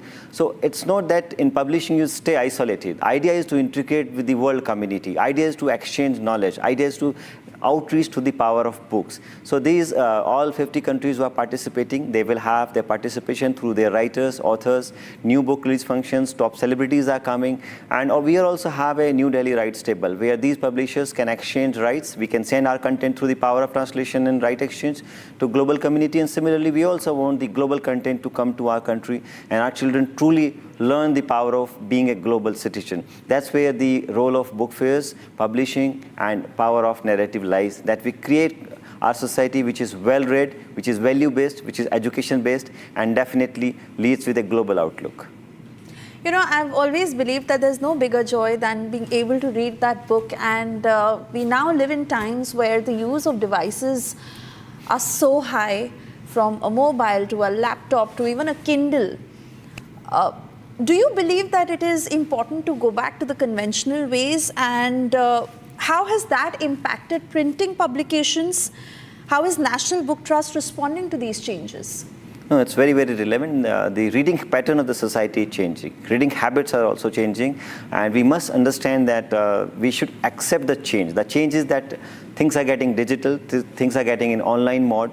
We need to diversify our reading habits. We cannot say that we will not go into audiobooks, we will not go into Kindle or all e-books kind of formats. We have to understand that there is a space for market, the kind of space we have, the kind of diaspora we have in India. We can have still another decade where we can integrate both e-learning and conventional learning. So we should be able to understand what we need and where we can fill this gap. National Book Trust of India has also filled up this gap by diversifying its content. We are available in e-books, audiobooks, and most importantly, the Government of India and Ministry of Education has taken an initiative of creating Rashtriya E-Pustakalaya, which is a free platform. Today, you just download in your mobile app or laptop. You will get more than 1,000 books in more than 22 languages free of cost. By the year end, we are going to put more than 3,000 books digitally. So the point is people should read, whether they read through gadgets, through mobile, through physical format or any other. People should read, because when country read, then only they lead. And we need a leading country, and that's where the power of reading plays its role. Very true, very rightly said. You know, even children's literature, for that matter of fact, and how it plays an important role in shaping young minds. Now, how is NBT particularly ensuring towards highlighting and planning the support of children's literature at the upcoming fair? Yeah, we have created a dedicated children pavilion. That's hall number 6. We have a pavilion for theme. We have a pavilion for international speakers. We have a pavilion for Indian languages. In Children Pavilion, you will not only find that sessions happening, we want to revive the art of storytelling, which has been the fulcrum of our Indian learning from childhood. We want to bring out Indian knowledge system to the forefront. We will have on one side the Indian knowledge system, on the other side AR, VR, where we will make our children orient with the virtual reality, e-books, audiobooks, and other AI platforms which are affecting our learning and which are even empowering our learning. So in both ways, so we are going to put this children pavilion where people will participate in all creative activities, whether it's oratory, poster making, storytelling, calligraphy, any kind of activity. And best part is we will not award them with money or anything. We will give them the book vouchers which the children can pick up as award money and go back to the book fair, explore the book fair and choose the book of their choice so that they read it. End of the day, we want our generation, our country, our citizens to come and read. And please understand that one book can change your life. Maybe that book is present in this book fair that can change your life. So I want to invite each one of you to New Delhi World Book Fair 2025 edition through your voice, through your platform, through your readership, that they should come and enjoy this experience. Certainly sounds like my favorite thing to do. Also wanting to understand from you that the government has now introduced the initiative of Bagless Day. What is the idea behind it? See, the idea is that children are going to school with their bags, set curriculum. 10 years in a day, they can celebrate. Schools can go out the place they want. They can go to any historic site, learn about it. They can go to any industry, learn about the industry. They can come to New Delhi World Book Fair also, and the book fair that we organize, so that one day they celebrate their life in a free learning environment. And there's no better way to celebrate your bagless day for schools to come to a book fair where such a wide range of books are available, such a wide range of activities are available, such a wide range of authors, writers, speakers, cultural activities, and methods to engage are there. So the choice is yours. You can choose any day, but celebrate it in a free learning and try to learn about the environment where you are belonging, wherever you are. So that's the whole concept. Celebrate a day in book fair. That is the best thing that we can offer. And government has issued these guidelines that 10 days in a year are free for you to explore the way you want. Mr. Malik, as much as we've spoken about this, but since we have the opportunity of having you in the studio, I want you to reiterate on something as basic as this. Why is it important to read, and why should every parent must push their child in this direction, given the changes that we see in our lives? Most of the self-help books you pick up, speakers, motivational speaker, you meet anybody, you ask them success formula, the recipe for success. But if you do and even go to the Google Guru, you find out that take out name of top 10 powerful people in this world, top 10 rich people in the world, top 10 most influential people in the world. Only one common habit you will find, that is reading. They are all good book readers. They still read it. So if you want to be successful, if you want to be powerful, you want to be influential, please read books. And why to read books is important? Because they build your character. They give you values. They give you the confidence. They educate you. They enlighten you. They empower you. So if you want this enlightenment, this education, this empowerment, I feel there's no better way than reading a book, because if you take the holistic view of the world history, it is the power of books, the content, that the world had changed. And if you look back thousands of years, why do people look up to India as Vishwaguru? It is because of our knowledge system. And knowledge system we know only through books. If there are no books, there's no history, there's no present, and there's no future. Completely agree with you, and which is why, as I take my last question with you, your message to all the people listening to you on the occasion of Republic Day, the lasting legacy you hope that the New Delhi World Book Fair 2025 will leave for the future generations, especially in promoting a culture of reading and intellectual curiosity. Of course, this is the most diverse festival anywhere in the world, happening for 9 days. The largest number of book lovers coming in, the largest number of literary platforms walking in. We have also started a new concept, Festival of Festival, where I want to invite all the authors, writers to come and participate. We'll provide them the platform. They can have their voices being heard here. They have the opinion to be shared here. And I'm sure in years to come, this book festival has already become the largest book fair in terms of participation and in terms of speakers. It will be also the most diverse literary platform in years to come that I look up to it. And we are creating a special zone for authors lounge where all the authors can come, and their entry is free. They can register. Their hospitality on the site is free. We want our special guests to be only two. One, the children who are our future, and the authors who educate as the guiding light for the society. So all the authors and all the children, you are most welcome. We are looking forward to host you. That will be our legacy, that we respect our knowledge society. Mr. Malik, it has been absolutely wonderful to talk to you. And the one thing I can say from my end, I'll certainly be there. Thank you so much for joining us here today. Thank you so much, and happy Republic Day once again. On that note, it's time for us to slip into a very short commercial break. We'll be back on this special broadcast with heroes that have truly made the nation proud. Don't go anywhere.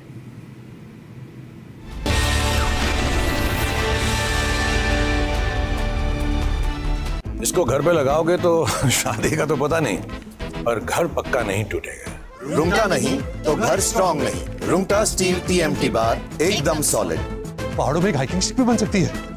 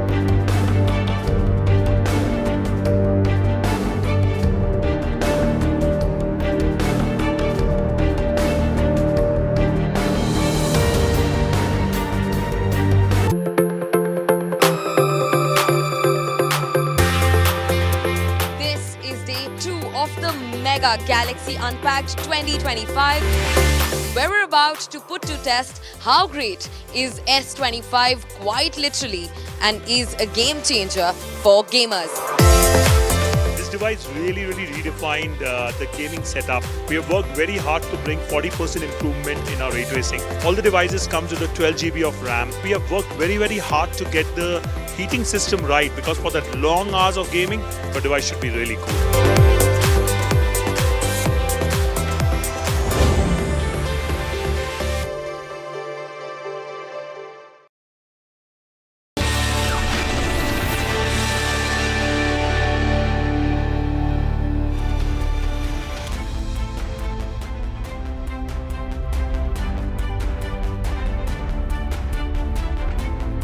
Wishing all our viewers a very happy 76th Republic Day as we continue with our special broadcast. I'm Suesha Sawant, and the heroes who have truly made the nation proud. Next, I'd like to introduce the boy who was only 11 years old when he faced a deadly electric shock measuring almost 11,000 volts that rewrote his life. He feared he'd never be able to walk again, but destiny had something different written for him.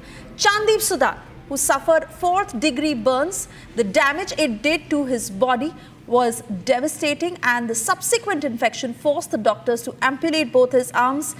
When all hope had seemed lost, this boy from Jammu fought right back, and it brought him a new way of life. Take a look at his story. Chandip Sudan was only 11 years old when both of his arms were amputated following a deadly electric shock. Today, he is a national level skater and holds a world record for the fastest 100-meter para-skating in a duration of 13.95 seconds.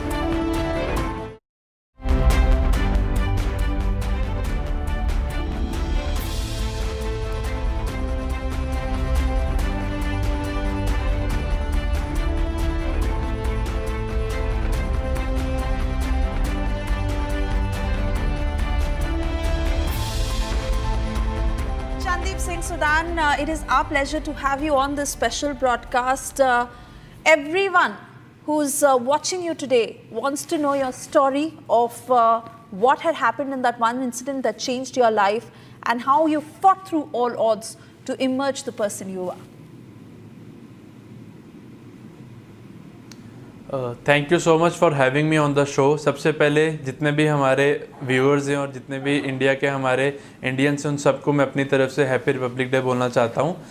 Basically मेरी जो journey थी, the journey started back in 2011, जब मुझे आपने जैसे बताया कि electric shock लगा मुझे 11,000 वोल्ट्स के साथ।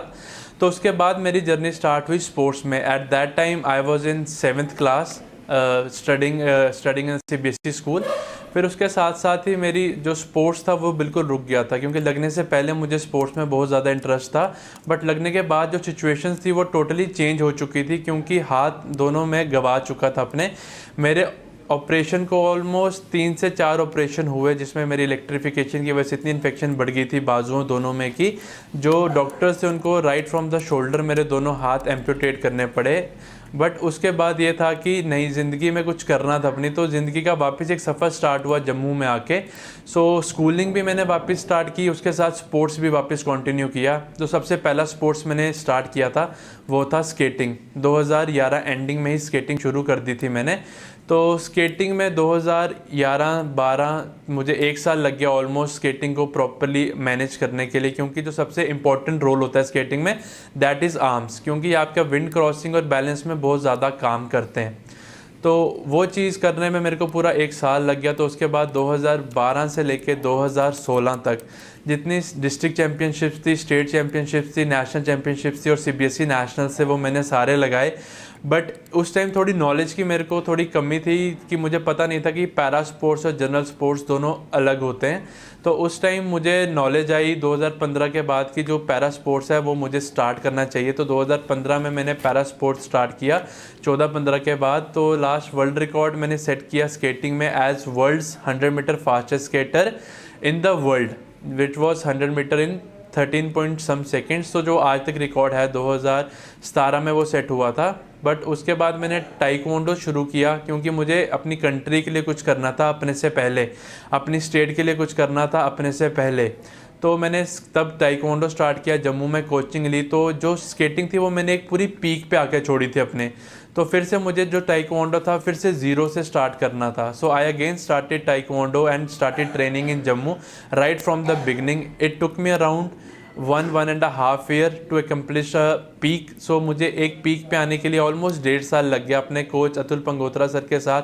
यहाँ पे कोचिंग मैंने जम्मू में ली। तो 2016-17 से मैंने डिस्ट्रिक्ट चैम्पियनशिप, स्टेट चैम्पियनशिप्स और नेशनल लगाए, और फाइनली 2018 में नेशनल चैम्पियन बनने के बाद मेरे को मौका मिला अपनी कंट्री को रिप्रेजेंट करने का इंटरनेशनली।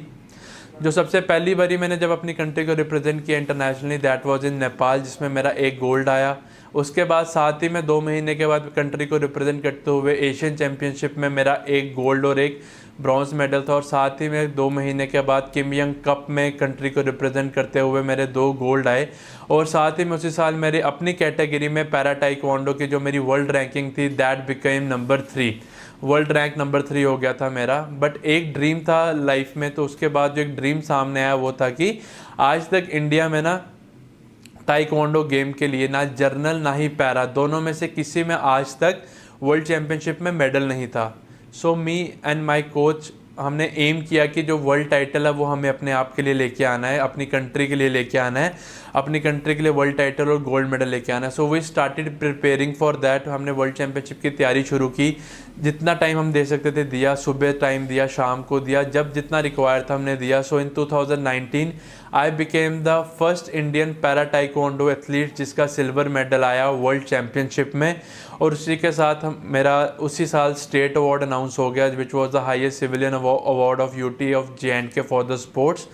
उस 2 साल के बाद वापस रिप्रेजेंट किया मैंने अपनी कंट्री को वर्ल्ड चैम्पियनशिप में, in which I became first Indian para taekwondo athlete जिसका 2 कॉन्जिक्यूटिव वर्ल्ड चैम्पियनशिप्स में 2 सिल्वर मेडल आया, क्योंकि 2021 में भी मेरा सिल्वर मेडल आया और 2019 में भी मेरा सिल्वर मेडल था जी। इसी के साथ साथ मुझे थोड़ा शौक था स्विमिंग करने का, तो जो मैंने स्विमिंग में भी नेशनल में 5 मेडल लिए हैं अपनी स्टेट के लिए।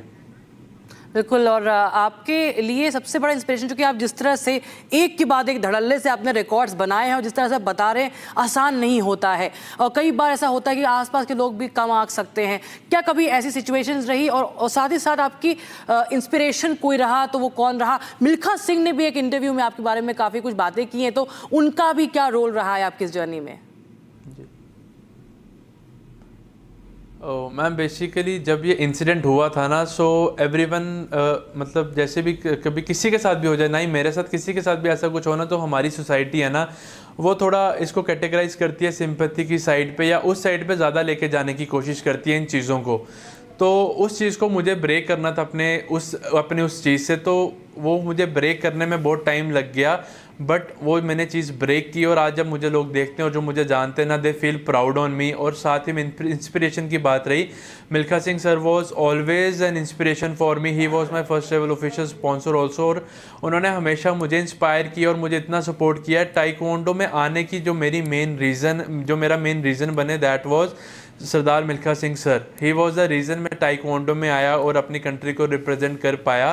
तो उनके साथ भी बहुत अच्छे रिलेशन थे, और उनकी गाइडेंस के अंदर ही मैंने, मतलब उनकी गाइडेंस और उनकी सपोर्ट के साथ मैंने para Olympic committee of India से मिलकर डिसाइड किया, मतलब उनके थ्रू नोन में आया कि कौन सी गेम खेली जा सकती है जो मेरी कैटेगरी में, जिसमें मैं रिप्रेजेंट कर सकूं इंडिया को, जो आगे जाके कुछ कर सकूं अपनी देश के लिए।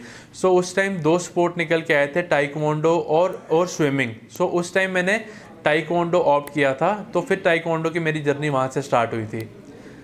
तो ये ऑल जो क्रेडिट है, इंस्पायर भी उन्होंने किया है और उन्होंने गाइड भी किया है कि कौन सी गेम और किस तरीके से करनी चाहिए। जी आपने ये भी कहा है कि आपकी फैमिली बहुत सपोर्टिव थी उस मुश्किल समय में, स्पेशली जब आपको बताया गया कि आपका दूसरा आर्म भी जो है उसको डॉक्टर्स ने एम्प्यूट करने का डिसीजन लिया था। वो फेस के क्या चैलेंजेस थे जब आप आए, आपने ये डिसीजन लिया कि आप इवेंचुअली स्पोर्ट्स की तरफ आएंगे, ताइक्वांडो, स्केटिंग, स्विमिंग, एंड फिर आपने उस एक स्पोर्ट को मास्टर किया? मैम बेसिकली जब ये मेरे साथ इंसिडेंट हुआ था ना, तो मुझे जब तक इंसिडेंट पता चला था ना, ऑलमोस्ट 20 से 25 दिन बीत चुके थे मेरे आईसीयू में, कि डॉक्टर्स ने मतलब ना फैमिली ने मुझे बताया था इस चीज़ के बारे में, ना डॉक्टर्स के थ्रू था, बट इतना पता था कुछ ना कुछ हो रहा है मेरे आर्म्स के साथ।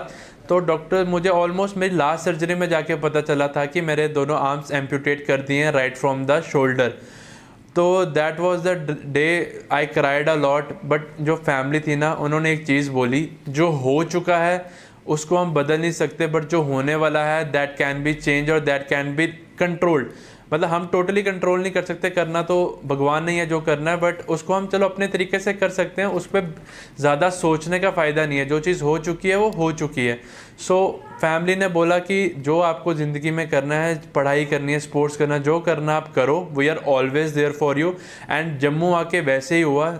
The very next day I started schooling again. और मुझे कभी भी किसी चीज़ की रिक्वायरमेंट हो, my family and my friends are always one call away from me. So ये चीज़ तब से चल रही है 2011। तब तो आई गेस मेरी एज भी ऐसी थी कि मुझे इतनी समझ नहीं थी, इतना सोच नहीं सकता था। बट उस टाइम उस चीज़ से मेरी फैमिली और मेरे फ्रेंड्स ने मेरे को बाहर लाया। उन्होंने कभी ऐसा महसूस ही नहीं होने दिया कि ऐसी कुछ चीज़ हो चुकी है मेरे साथ, कि I have lost my hands. क्योंकि मुझे किसी चीज़ की भी रिक्वायरमेंट होती थी, अगर फैमिली मेरे साथ है वो उस चीज़ को पूरा कर देते थे, अगर मेरे फ्रेंड्स मेरे साथ हैं वो उस चीज़ को पूरा कर देते थे। तो आज तक मुझे कभी ऐसा महसूस हुआ नहीं है। कभी अकेले में बैठा हूँ तब मैं कह सकता हूँ कि महसूस हो जाता है कभी कभी, बट एज सच अगर मैं अपने दोस्तों के साथ हूँ, अपने परिवार के साथ हूँ, ये कभी महसूस नहीं हुआ कि I have lost my hands. In case अगर मेरे ये 2 हाथ गए हैं ना, मुझे बहुत सारे हाथ मिले हैं, मेरे परिवार के, मेरे दोस्तों के, बहुत सारे हाथों ने मेरा साथ दिया यहाँ पे पहुँचने के लिए। जी बहुत बहुत शुक्रिया चंदीप जी, आपकी जो ये पूरी कहानी सुनकर मुझे लगता है कि हम सब लोगों को इतना गर्व हो रहा है और we are so proud of you. It's an honour to have you. Thank you so much mister Chandeep Singh Sudan for joining us on Republic TV. So Suyesh, of course it's so overwhelming to have these these interactions with all the champions. Their undying spirit is something that signifies what we Indians today stand for as we celebrate the 76th Republic Day. Viewers, we step into a very, very short break, but don't go anywhere. We'll be right back with more such inspirational stories as we celebrate the Indians who have made us proud.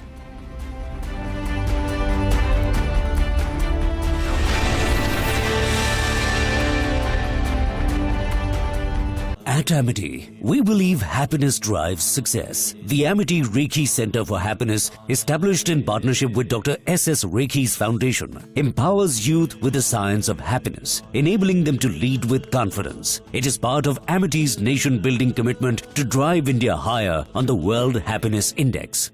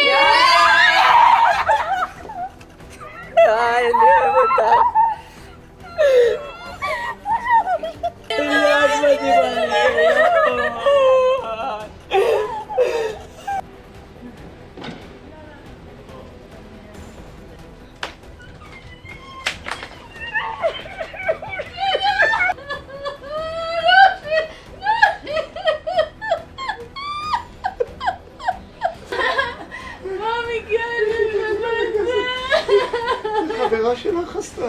באמת צערי, בואי נשוב אם את לביאה. אם את לביאה, כל העולם יהיה לך, הכל. כל העולם יהיה לך.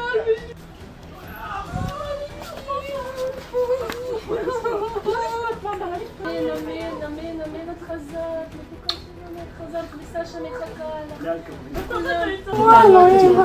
תענו.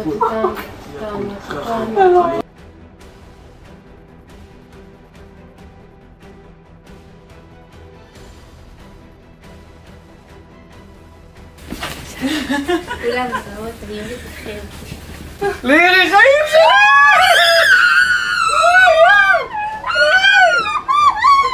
אנחנו יודעים. גיבורת בבית, זהו.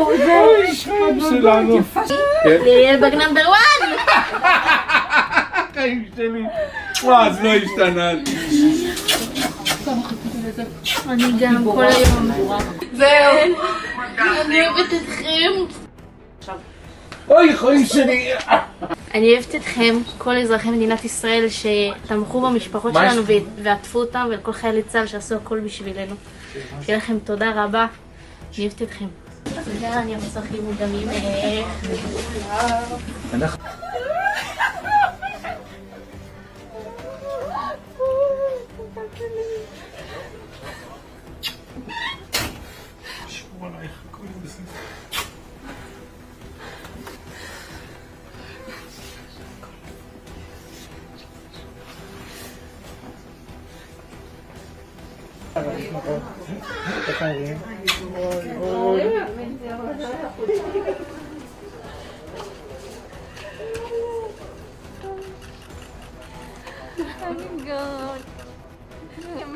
תראו בגובה שלך, זה לא צ'ום, זה ענק.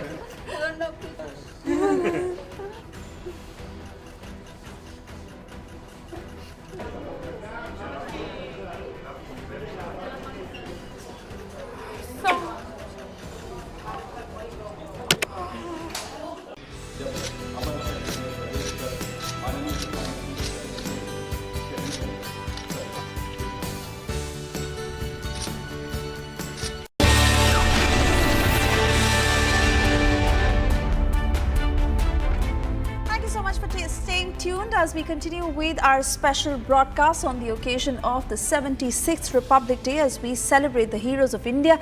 And Shravan, next we have a very special guest. We laud the spirit of brave Indians on this occasion.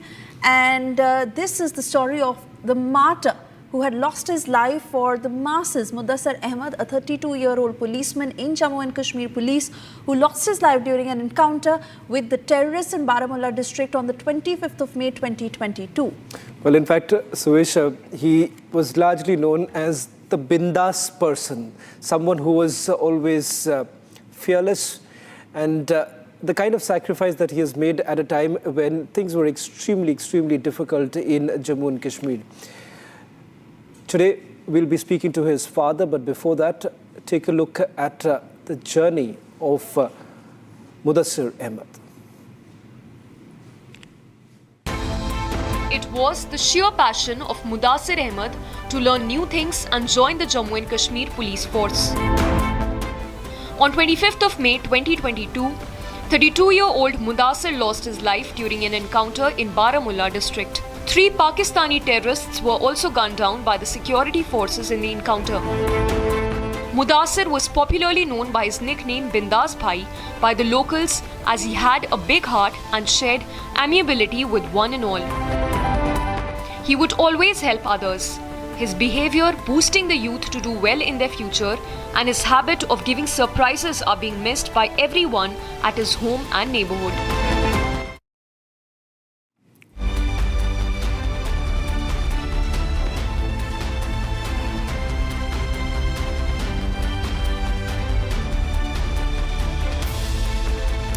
मकसूद साहब, Republic TV से जुड़ने के लिए बहुत बहुत धन्यवाद। सबसे पहले आपसे जानना चाहूँगा, आपके बेटे को कहा जाता था कि वो बिंदास है, और उस वक्त की बात कर रहे हैं जब कई लोगों के लिए, कश्मीरियों के लिए बहुत मुश्किल था कि जम्मू एंड कश्मीर पुलिस के साथ जुड़ना। पहले तो ये बताइए कि आपके बेटे को क्यों कहा जाता था, क्यों बुलाया जाता था कि वो बहुत बिंदास है? आपके चैनल का बहुत बहुत शुक्रिया। मेरा बेटा जो था ये बिल्कुल ना डर था, इसके दिल में कोई डर नहीं थी, और ख़ास करके अपने वतन, अपने देश का इसके दिल में बहुत बड़ा एक जज्बा था, और ख़ास करके गरीब लोगों के साथ में इसका जो था लगन बहुत ही ज़्यादा था, गरीबों की मदद करनी। और कई बार जो भी गरीब वगैरह लोग थे तो किसी को पैसे की ज़रूरत, किसी की कोई बीमार होता था, किसी को खून की ज़रूरत पड़ती थी, तो हर एक इंसान की मदद करता था, जिसकी वजह से इसका नाम जो था वो बिंदास था। मकसूद साहब, एक सवाल ये करना चाहूँगा क्योंकि आप खुद जम्मू एंड कश्मीर पुलिस में रह चुके हैं और उस वक्त जब जम्मू एंड कश्मीर के साथ कोई भी जुड़ता था उन्हें कहा जाता था कि वो इंडियन एजेंट्स हैं, उनके लिए जीना मुश्किल हो चुका था कश्मीर में। इसके बावजूद आप भी जम्मू एंड कश्मीर पुलिस में थे, आपने अपने बेटी की भी भर्ती वहाँ की। उसके ये बताइए कि किस तरह की कठिनाई आप लोग को झेलना पड़ा जब आपने ये डिसीजन लिया कि जम्मू एंड कश्मीर पुलिस के साथ आप जुड़ेंगे? देखें जी, मैंने तो जिस वक्त हम भर्ती हुए, हम इस नीयत से भर्ती हुए कि हम लोगों के काम आ सकें, ताकि गरीब लोगों की हमसे मदद हो सके। हम ये सोच करके कि लोगों की मदद के लिए हम भर्ती हुए कि हमारी वजह से किसी को सहूलियत मिले। तो इसी तरह से फिर जब मैं रिटायर हुआ तो उसके बाद में मेरे बच्चे के दिल में भी यही एक चीज़ थी कि जिस तरह मेरे बाप ने 36 साल पुलिस डिपार्टमेंट में सर्विस की, लोगों की खिदमत की, ईमानदारी और दयानतदारी से नौकरी की, तो उसके दिल में भी ये शौक थी कि मैं भी अपने वतन के लिए, अपनी इस कौम के लिए, मैं भी अपनी कौम की खिदमत करूं और अपने वतन का जो है एक रखवाला बन के मैं रहूं। जी मकसूद साहब, जब मुदस्सर बड़े हो रहे थे किस तरह का माहौल घर पर था? और आपसे जानना चाहूँगी, जब एनकाउंटर की खबर आई वो मोमेंट्स क्या थे? क्योंकि आप खुद भी पुलिस से रहे हैं, आप समझते हैं कि ग्राउंड पर किस तरह से सिचुएशन डेवलप होती है। क्या वो इनिशियल इंफॉर्मेशन थी जो आपको मिली? देखें जी, उससे पहले जब ये एनकाउंटर हुआ उससे पहले कोई 2-5 दिन मुदस्सर घर आए थे, क्योंकि उनकी जो सिस्टर थी बड़े वाली, उसके कुछ दिन मुकर्रर किए, क्योंकि बड़े वाली मेरी बच्ची की शादी थी। तो 25 मई को उसके दिन मुकर्रर हुए, 25 मई को उसकी शादी थी। मुदस्सर 4-5 दिन पहले आए। तो घर में जब आए, कुछ मेहमान वगैरह थे, मेहमान नवाजी उनकी की, सब चीज़ घर में करने के बाद में चले गए। तो कहा कि आप मैं छुट्टी से पहले, शादी से पहले 2-5 दिन में छुट्टी आ जाऊंगा। तो यहाँ से चले गए। फिर 2-4 दिन तक इनके साथ में हमारा ठीक रब्ता रहा, लेकिन जिस दिन ये एनकाउंटर में निकल गए तो इनके साथ में फ़ोन नहीं था, तो इनसे हमारा रब्ता नहीं हुआ। मैंने 3-4 बार इसको कॉल की, लेकिन मुझे इनका जो फ़ोन था वो स्विच ऑफ आया। तो फिर इसी तरह से मैं दुकान पे बैठा हुआ था, तो दुकान से उठ के जब मैं घर में आया तो मुझे किसी की कॉल आई, कहा जी आपका बच्चा जो है वो एनकाउंटर में वहाँ नजी बट बारामूला में वो जख्मी हुआ है। तो मैं ये चीज़ सुनते ही यहाँ से उठा, गाड़ी में बैठा और यहाँ से निकल गया। तो जब बारामूला में पहुँचे तो मैंने अपने बच्चे को वहाँ शहीद पाया। मकसूद साहब, सबसे पहले तो ये कहना चाहूँगा कि पूरे देश आपके और आपके बेटे के इस पूरे सैक्रिफाइस को सैल्यूट करता है। आज ऐसा वक्त है कि एक तबके के लोग हैं कश्मीर में जो लगातार ये कहते हैं कि जो अगर आप आर्मी के लिए काम करते हैं, अगर आप जम्मू कश्मीर पुलिस के लिए काम करते हैं तो आप एक एजेंट बन जाते हैं। आप उन लोगों को क्या कहना चाहेंगे कि किस तरह से दहशत फैलाने की कोशिश लगातार कई सालों से करते आए हैं, आज भी नहीं चाहते कि अमन हो कश्मीर में? उन लोगों को आप क्या कहना चाहेंगे? क्योंकि एक तरह से आपने अपना बेटा खोया है और आपने खुद कई लोगों की बातें सुनी होंगी जब आप जम्मू एंड कश्मीर में पुलिस में थे। लगातार आपको ये कहा गया होगा कि आप इंडियन एजेंट हैं, आप छोड़ दीजिए, इसके बावजूद आपने कभी नहीं छोड़ा। तो आज गणतंत्र दिवस के दिन आप उन लोगों को क्या कहेंगे जो लगातार ये कहते हैं कि एजेंट है, मत करिए काम? सर, मैं तो ये चीज़ कहूँगा कि कहने वाले कुछ भी कहते रहें। जिस तरह से कि मैंने कसम खाई थी कि मैं अपने देश के लिए अपनी जान भी कुर्बान करूंगा, ये हमने कसम खाई थी और करते रहेंगे। तो इसी तरह से मैं ये चीज़ कहता हूं कि इस बच्चे के गुजरने पर मुझे बहुत ही बड़ा फ़ख्र हुआ कि मेरे बच्चे ने अपने देश के लिए कुर्बानी दी और अपने देश के लिए लड़ता लड़ता ही अपना दम छोड़ गया। इसके लिए कहने वाले कुछ भी कहते रहें, लेकिन मैं ये भी कहता हूं कि मेरे और भी जो बच्चे हैं वो भी अपने इस देश के लिए, मैं खुद भी अपने बच्चों को लेकर अपने देश के लिए अपना आखिरी खून का कतरा देने के लिए भी मैं तैयार हूं। मकसूद साहब, आपका ये जो मैसेज है वो हम सबको यहाँ पर बहुत ऊर्जा से भरता है, and I am sure that is the sentiment for everyone watching you from their homes. You make us proud, and it is all due to your sacrifices and the supreme sacrifice that your son has made that India is where it is. और अगर आप ही जैसे लोग और होंगे, nothing can stop us from being the biggest power. I want to thank you once again, sir, for joining us this afternoon. दूसरा sir, मुझे एक छोटी सी एक अर्ज और भी है कि मैं ये कहना चाहता हूं कि शहीदों को जो कहा जाता है, लेकिन शहीदों का वो वादा शहीदों के साथ में निभाया नहीं जाता, क्योंकि हमारे देश के प्रधानमंत्री जी ने उस वक्त ये चीज़ कही थी कि शहीदों के साथ पूरा हिंदुस्तान का बच्चा बच्चा शहीदों की फैमिली के साथ है। लेकिन एक चीज़ हमें है कि हम किसी दफ्तर में अगर चले जाते हैं तो 2-2 घंटे हमें इंतज़ारी करनी पड़ती है। अगर किसी से कोई बात करनी हो, तकरीबन 6 महीने से हम तड़फ रहे हैं कि हमने गवर्नर साहब से मुलाकात करनी थी, तो आज तक हमें उनसे मुलाकात नहीं हो पाई। तो इसके लिए मैं रिक्वेस्ट करता हूं अपने प्राइम मिनिस्टर साहिबान से और अपने होम मिनिस्टर जी से कि इसके लिए थोड़ा सा हमें ये होना चाहिए, क्योंकि शहीदों का जो है बाकी लोगों से थोड़ा सा फर्क होना चाहिए। बहुत बहुत धन्यवाद मकसूद साहब हमसे बात करने के लिए। वी होपिंग सुवेशा the messages that Maqsood Saab has actually sent across is exactly what one would expect today in the valley. The kind of sacrifices that people like Mudassir and Maqsood Saab have actually made has perhaps enabled what we are witnessing really happening on the ground in Kashmir.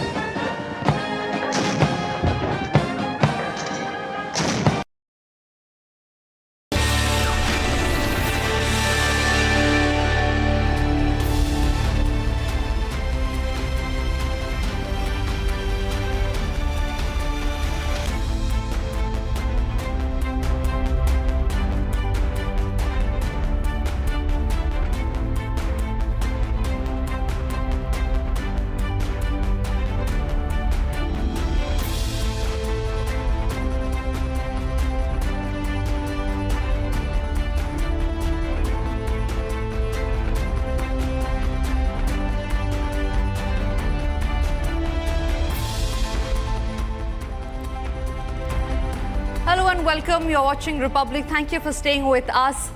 My colleague Samiksha also joins you on the broadcast. Samiksha, as we keep on getting these stories of heroes, of unsung heroes who have done a great thing for the nation, would you like to introduce our next guest? Well, absolutely, Tanisha. Let's get started with a special guest joining us on the broadcast. And as we continue to get you the guests from across the country highlighting their journey that has been so far, and as we celebrate the 76th Republic Day, let's also tell our viewers about the stories of heroism and creativity unmatched. Let's welcome our next guest for the day, who is a renowned violinist, L. Subramaniam, with a mastery that transcends time and technique. L. Subramaniam stands as a living legend in the world of classical music. Absolutely, Samiksha. Now, every note played by him resonates with a profound emotional connection, solidifying his legacy as one of the finest violinists of all times. On the occasion of this Republic Day, L. Subramaniam has been conferred Padma Vibhushan, the second highest civilian award of Republic India. He's already live with us. L. Subramaniam, thank you very much for speaking with Republic. It's an honor to have you here today. First and foremost, how is the feeling? First of all, thank you for a wonderful introduction you both gave about me. It's a great feeling because I think for anybody who has been in any field, when you get the recognition from the government, which is one of the highest honors, so not only myself, my family, I feel that the whole award is for every instrumentalist, violinist, because the violin has been my father's dream. He taught me to become a violinist. His idea was to make the violin internationally known, Indian violin particularly, because before that, Indian violin was considered almost like a folk or ethnic instrument or accompanying instrument. So he transformed into solo instrument, and seeing the result and getting rewarded in your own country. Outside India, we've got different things, but getting something in your own country is always very, very satisfying. And my family, and I share this with all the violinists, all the instrumentalists who play Indian music. And yes, sir, on behalf of Republic and from the entire nation, congratulations to you.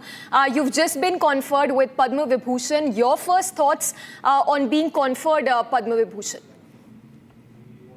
First thought was, I was not very sure it was real, because my daughter from Dubai called me because I was not checking anything. I was traveling. So I told her, please, can you make sure it is really, or somebody telling something to you and you are telling me. She said, no, I went to the home ministries thing. It is sure. Then I was very happy. I said, it's wonderful. They were jumping in joy, my daughter and sons. And of course, later on, I told my wife, Kavita, who was right now she's in UK doing her own concert series. So she was also extremely happy. So the first thought was, my father was there, he would have been really jumping in joy, because his dream was to get this recognition of Indian violin. Now getting an award through Indian violin, that too Padma Vibhushan, for the first time for a violinist, it has been given in India, I was told. We were very, very happy. L. Subramaniam, I request you to continue staying with us. Before we come to you, I would like to share one of that composition by you. Let's take a listen into that.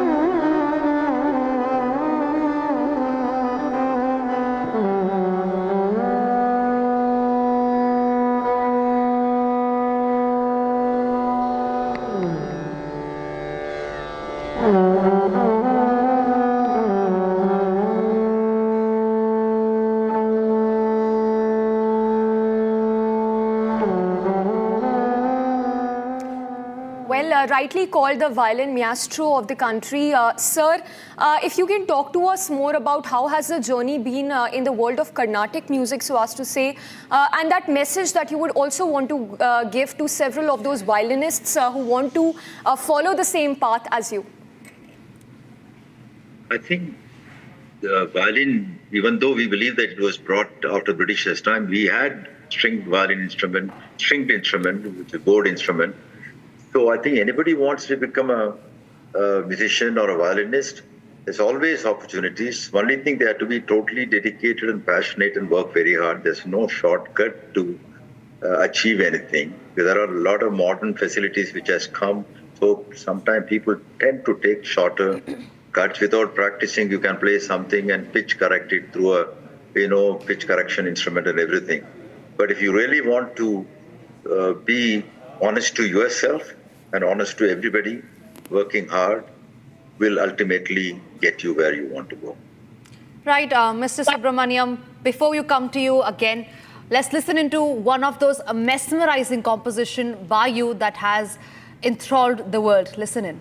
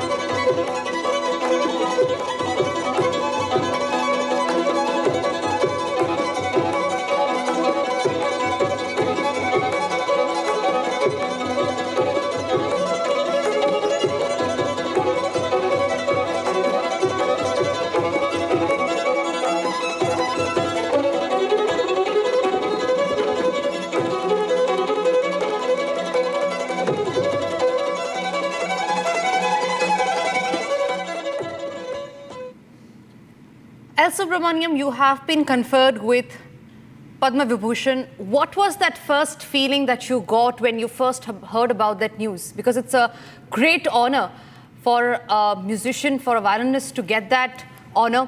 And when you heard about the news that your name has been in the list, what was that feeling that you got? First of all, I want to recheck if there was a printing mistake or anything. Because I heard it through my daughter, honestly, because I was traveling at the time, as I mentioned. But then, of course, whenever you hear that you're getting one of the highest awards from Indian government in India, which is your own country, my soul is Indian. Even though I travel most of the time, every time I come back, I'm so happy.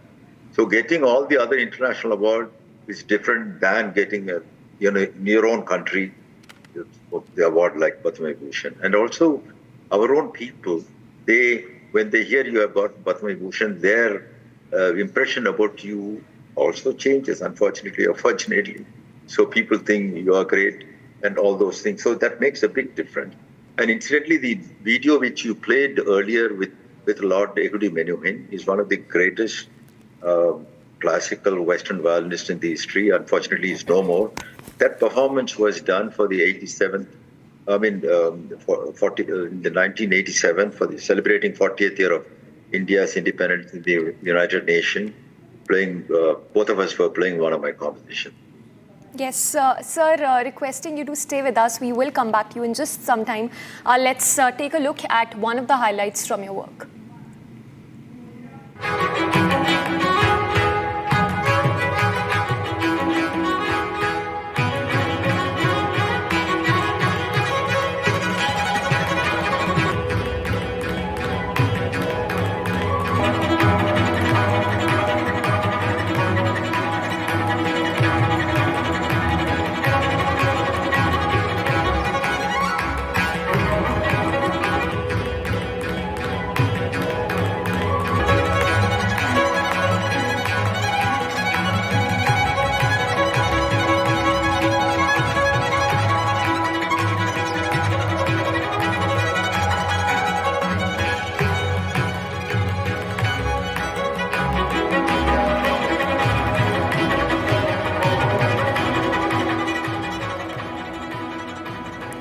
And we have violin maestro with us, L. Subramaniam. Sir, you'd earlier mentioned in your one of your interviews that I heard that when you received your first Padma Award, Russia was still in USSR. If you can talk to us more about how have the times changed in the world of Carnatic music since the time you first received your Padma Award.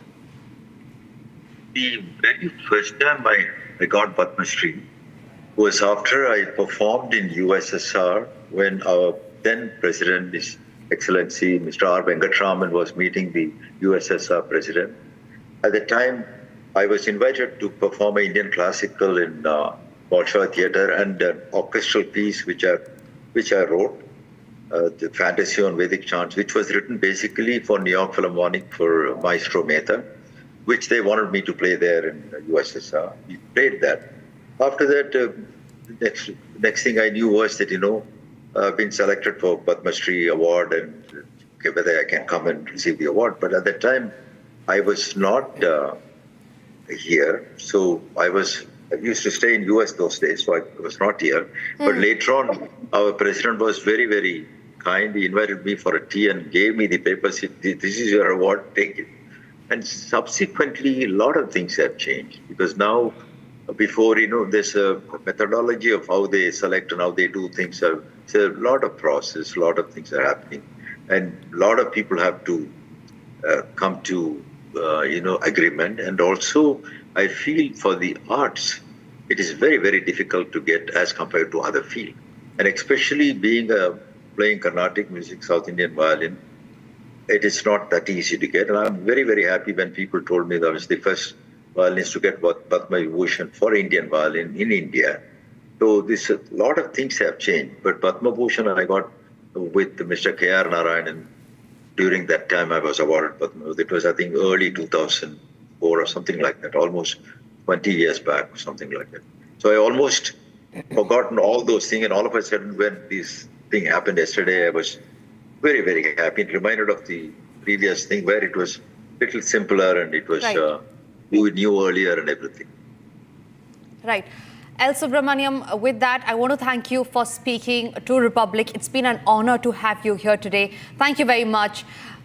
Truly an inspiration there. It's time for us to now slip into a short break. But Samiksha, before we slip into a short break, let's get you another composition by L. Subramaniam. We leave you with that.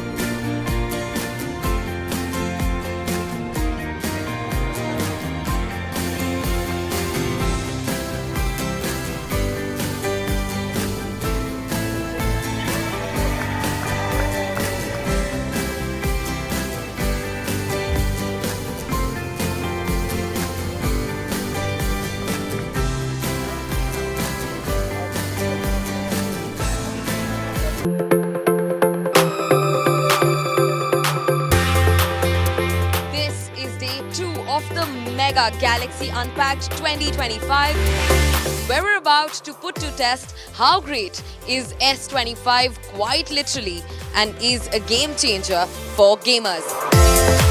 This device really redefined the gaming setup. We have worked very hard to bring 40% improvement in our ray tracing. All the devices comes with a 12 GB of RAM. We have worked very hard to get the heating system right, because for that long hours of gaming, the device should be really cool.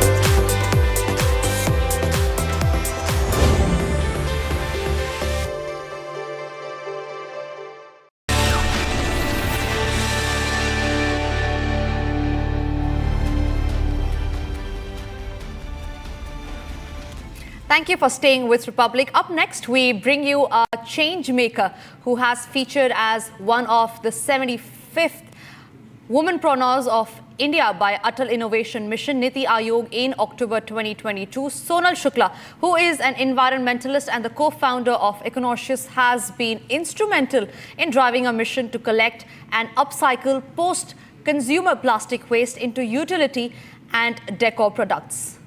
That's right, Tanisha. Sonal and her team have successfully recycled more than 3 kgs of plastic waste and still continue to render selfless service for the cause of environmental sustainability and social impact. Declared as a winner by UNDP's Youth Lab in 2023, Sonal aims to explore innovative ways to repurpose waste materials, not just for the environmental impact, but also as a tool to create job opportunities, empower marginalized groups, or boost local economies as well. And we have Sonal Shukla, environmentalist and co-founder of Econoscious, joining us on the broadcast. Sonal, a very happy Republic Day to you, firstly, from me and my colleague Tanisha Awasthi. First up, before we get started on the work you do, if you can put this, give it a better picture as to how we can make a difference in our daily lives when it comes to contributing for working for the environment. First of all, thank you so much for having me here, and a very happy Republic Day to all of you as well. I mean, with Econoscious, we are trying to, work in the problem of plastic waste pollution that is there. But if I talk about like how we can contribute on day-to-day basis, it is very simple, just to be aware about your surroundings, just to be aware about how small actions can lead toward the bigger result is what can contribute a lot. But this all comes with a picture where a lot of awareness is already there in the society. So companies like us are trying to fill that gap by, creating awareness around source segregation, creating awareness about plastic pollution, recycling, and all of that. And for common people like us, we really need to educate ourselves. We really need to understand the back end of the process and all those things, which will eventually help us in getting the cleaner and greener tomorrow, I believe. Sonal, you have been an electronics engineer. So the journey from being an electronics engineer to now an ecopreneur, what is that drew you towards this? I studied BTech and MTech in electronics and communication, but it was, I think, in the destiny that I chose this path of, sustainability and working towards the environment. I grew up in Kanpur, and Kanpur being at one of the time, it was one of the dirtiest city, in India, and not just in India, in world as well. So I have seen these things since the childhood, that being in the Ganga के किनारे कानपुर में बड़े होने के साथ साथ हमने ये सारी जो प्रॉब्लम्स हैं पोल्यूशन की वो फेस की हुई हैं. And I think it was there in the conscious mind somewhere, subconscious mind somewhere, that sometime in my lifetime I want to do something for the social things, and that somehow during COVID got into actions. It was just before the COVID when both of us, my co-founder Vaibhav and I, went on a mountain trek, and we saw a lot of plastic packaging and plastic bottles, being scattered there, which was जो एक हमारे पहाड़ों की beauty है उसको disturb कर रहे थे. तो that was a conscious thought कि what we as a common citizen can do about it. And वहाँ से हमारी जर्नी की शुरुआत हुई और हमने बहुत पढ़ना शुरू किया, हमने उसके बारे में रिसर्च करना शुरू किया that what we can contribute. And that's how conscious was born. It's our baby, I would say. And we have been working so hard for the past 4 years. We started during COVID. It was very hard at that point of time. But yes, we have been fortunately able to create an impact, and would like to correct your numbers that you earlier mentioned, that we have recycled more than 5 lakh kgs of plastic waste actually. Yes. And we have saved it from the going into the landfills. Yes, Sonal, interesting that you mentioned how these hill stations are now turning as something which people are thronging by the day, but how environmental degradation is something which is happening at great speed in these tourist hotspots in hill stations. How is your organization, how are you working towards ensuring that the hill stations are protected and that the environment degradation which is happening at this neck-breaking speed is also stopped? Sure. So, when you see these pollution and dirtiness around you in spaces like, say, Delhi or any metro cities, it is much easier to, work around that. But when you talk about the mountains and hilly areas, it is very difficult to work there, and it is very difficult to provide a solution there. But we have partnered with a couple of organizations, not just, these NGOs who are working in such areas, but also government authorities as well.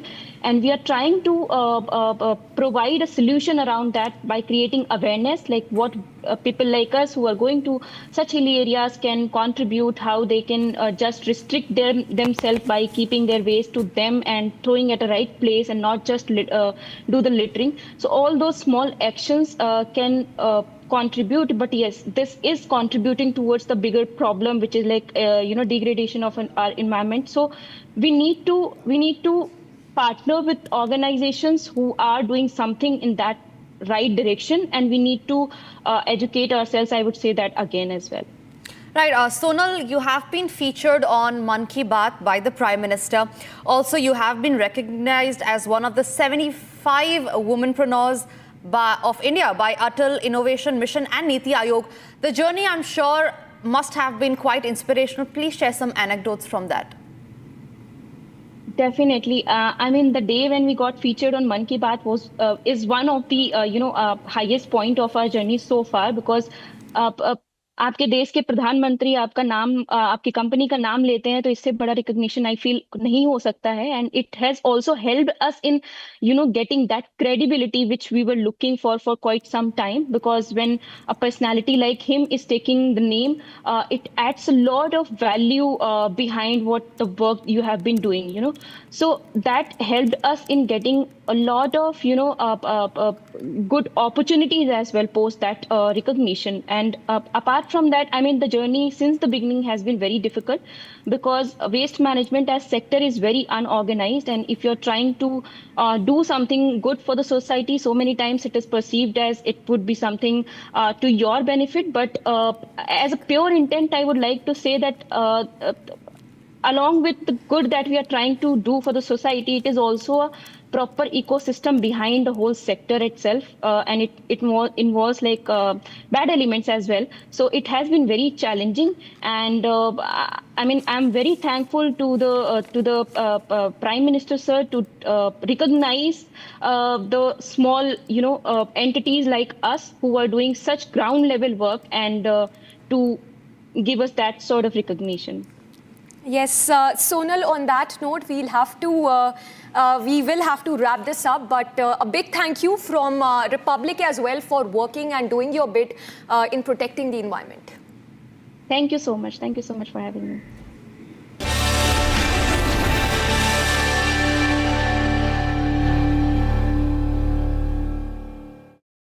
As we celebrate the 76th Republic Day, we remember our heroes who have contributed to pride of the nation. Sheetal Devi is one such figure. She has been celebrated throughout her very young career for her contributions. And in 2024, she did us proud by winning the Paralympic medal. In fact, she is the youngest Paralympic medalist. Against all odds, Sheetal Devi has become a symbol of perseverance and excellence. Born with hocomelia, she shattered barriers to earn India's youngest Paralympic medal at Paris 2024. Her trailblazing achievements in archery, including multiple golds at the Asian Para Games, redefine what's possible. Sheetal Devi, the armless archer making history, inspires a nation to aim higher. शीतल, बहुत बहुत शुक्रिया हमारे साथ जुड़ने के लिए और happy Republic day. आज हम सब देशवासी जो हैं जिन्होंने हमको गौरवान्वित किया है उन सबको याद करें। उनमें से एक आप हैं और आपने जिस तरह से अपनी जो एक डिटर्मिनेशन दिखाई है, जो विल पावर दिखाई है, तमाम चैलेंजेस के बावजूद आपने जिस तरह से भारत को वो पोडियम फिनिश दिया था पेरिस पैरालंपिक्स में, उससे उस पर सबको गर्व है। आज हम आपसे पूछना चाहेंगे कि आपकी जो जर्नी है वो किस तरह से रही है, कैसे जो देश के लिए जो कंट्रीब्यूट करने का जज्बा है वो आपके मन में कैसे आता है? नमस्ते मैम, हैप्पी रिपब्लिक डे। मैं बताऊं तो मैं आर्चरी में अभी 3 साल हुए मुझे आर्चरी में।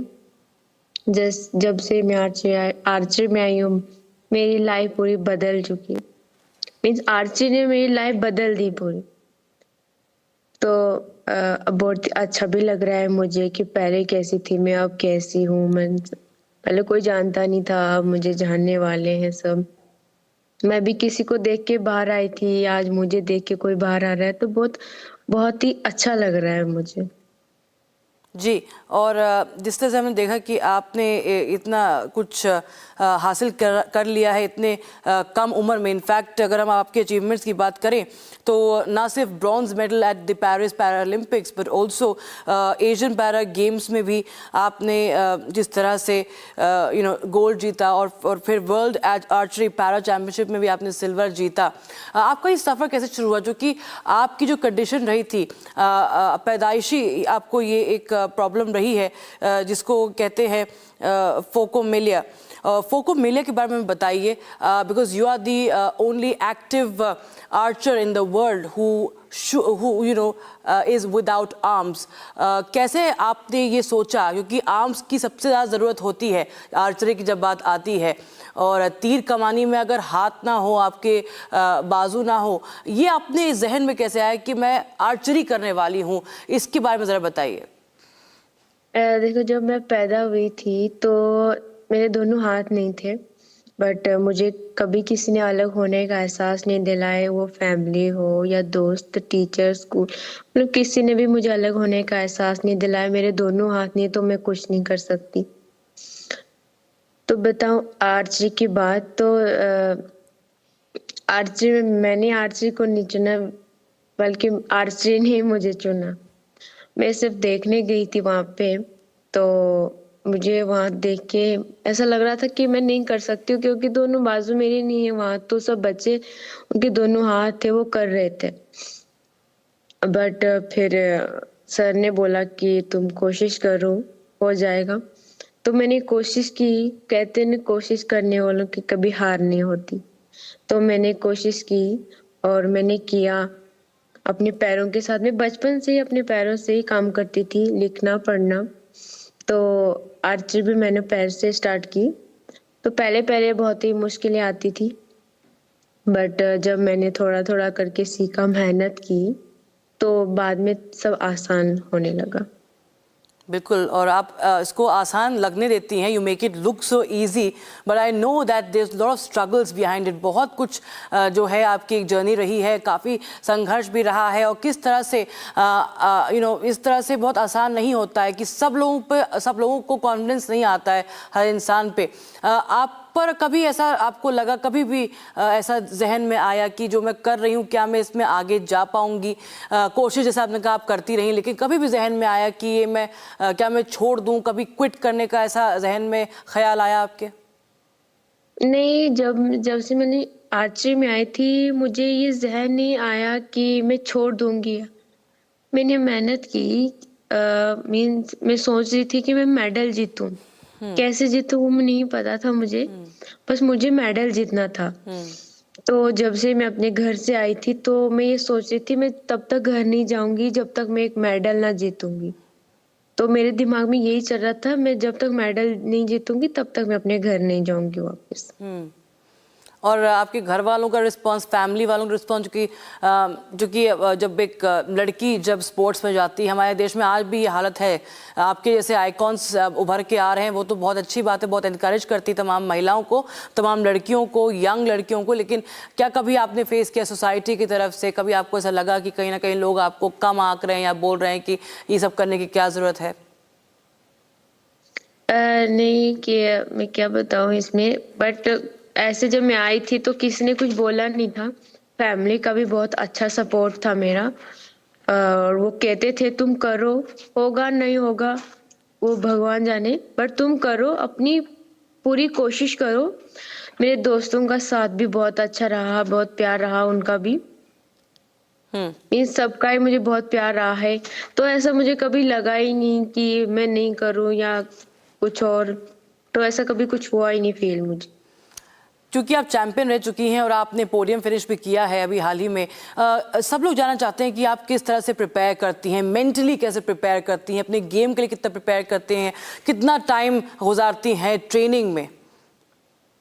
ट्रेनिंग में हम मीन्स पूरा दिन ही ट्रेनिंग करते हैं। तो खेलने की बात करें तो मुझे भी बहुत अच्छा लगा जब मैंने पेरिस पैरालंपिक्स में ब्रॉन्ज मेडल जीता। पहले दिन मैंने रिकॉर्ड तोड़ा, और जब मैं सिंगल में हारी थी थोड़ा सा बुरा लगा था, बट अगले दिन हमने मिक्स टीम में ब्रॉन्ज मेडल जीता, तो बहुत ही अच्छा लगा। वो बहुत प्यारा मूवमेंट था हमारे लिए कि हमने अपने देश के लिए एक मेडल जीता। तो मुझे भी बहुत खुशी थी कि, बट सभी बहुत खुश थे कि हमने एक मेडल जीता अपने देश के लिए। कंटिजेंट की जब बात हुई, पैरालंपिक कंटिजेंट की बात भी हुई प्रधानमंत्री से उस मीट में, आपसे कभी बात हुई है क्या? कैसा आपका इंटरेक्शन रहा है? जो कि सबसे उन्होंने कोशिश करी बात करने की, पहले जाने से पहले, जाने के बाद भी अगर आपका इंटरेक्शन रहा है तो क्या कुछ रहा है? क्या कुछ वर्ड्स जो उन्होंने आपको कहे हैं वो आप शेयर कर सकते हैं? प्रधानमंत्री जी हमेशा ये बात बोलते हैं, मुझे वो हमेशा याद रहती है, कोई हार के नहीं आता, कोई सीख के आता है, कोई जीत के आता है। तो ये बात मुझे उनकी बहुत ही अच्छी लगी है, तो ये हमेशा मैं याद करती हूँ कि कोई हार के, गेम में तो हार जीत होती रहती है, बट कोई हार के नहीं आता, कोई सीख के आता है, कोई जीत के आता है।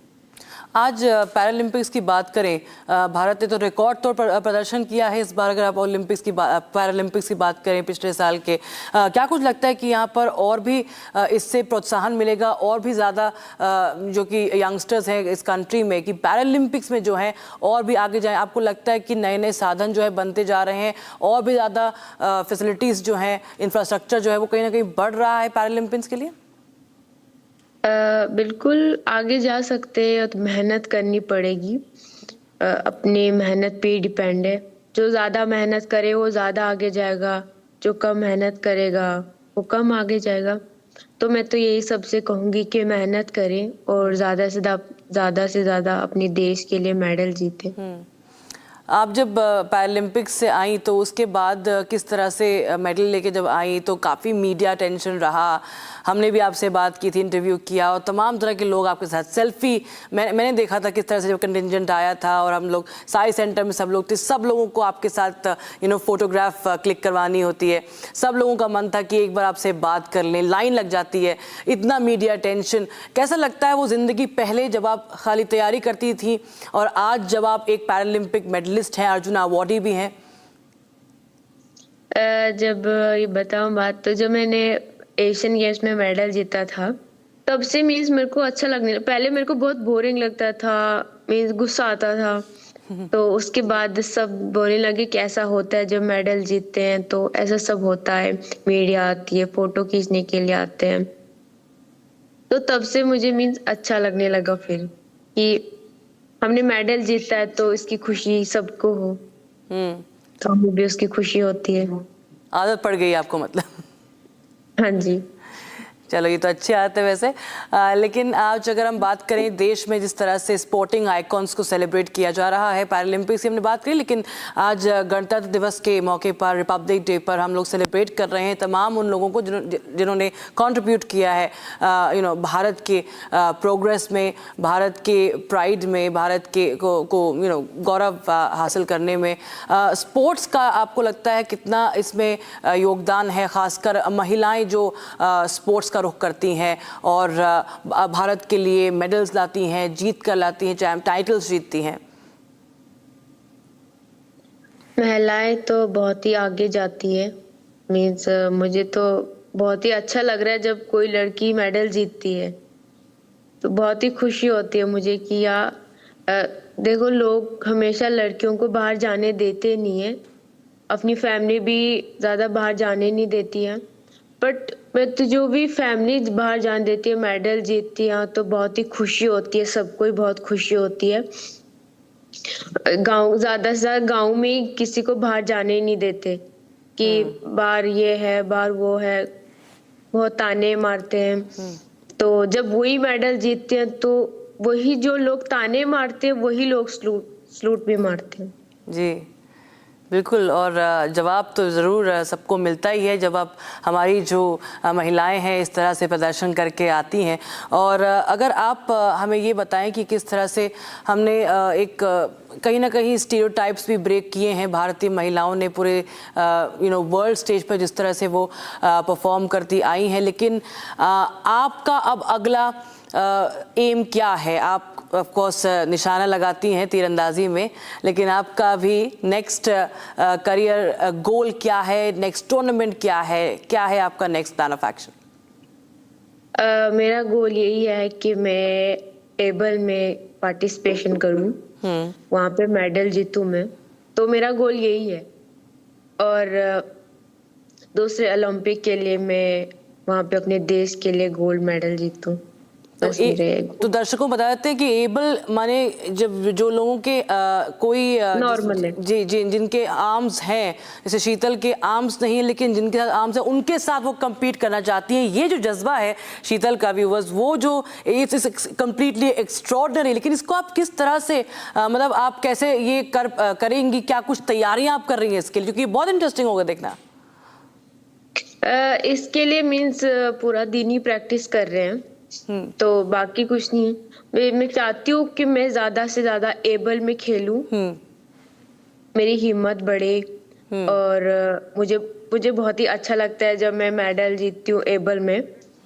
तो मैम अपने आप को कभी कम नहीं समझना चाहिए, तो मैं वही हूँ कि मैं अपने आप को कम नहीं समझती हूँ।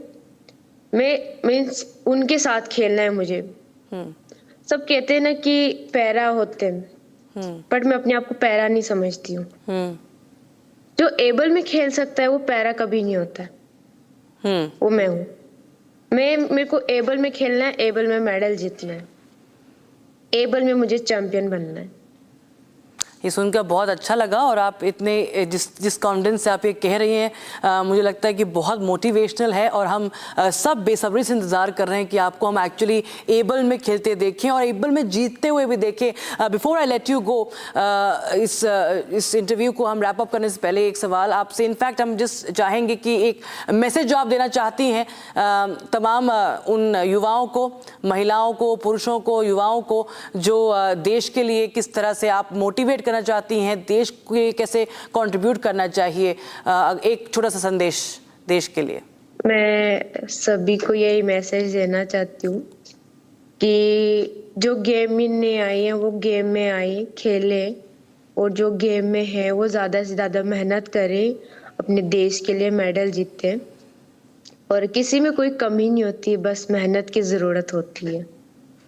जी बिल्कुल, और हम आपके जज्बे को और आपकी जिस तरह से आपने आज शेयर किया है ये मैसेज, और आपने भारत को जिस तरह से आपने you made us proud, thank you so much. हम आपके जज्बे को सलाम करते हैं, और very all the best to you for your future tournament Sheetal, and we hope that हम आपको जल्द से जल्द एबल में कम्पीट और जीतते हुए भी देख सकें।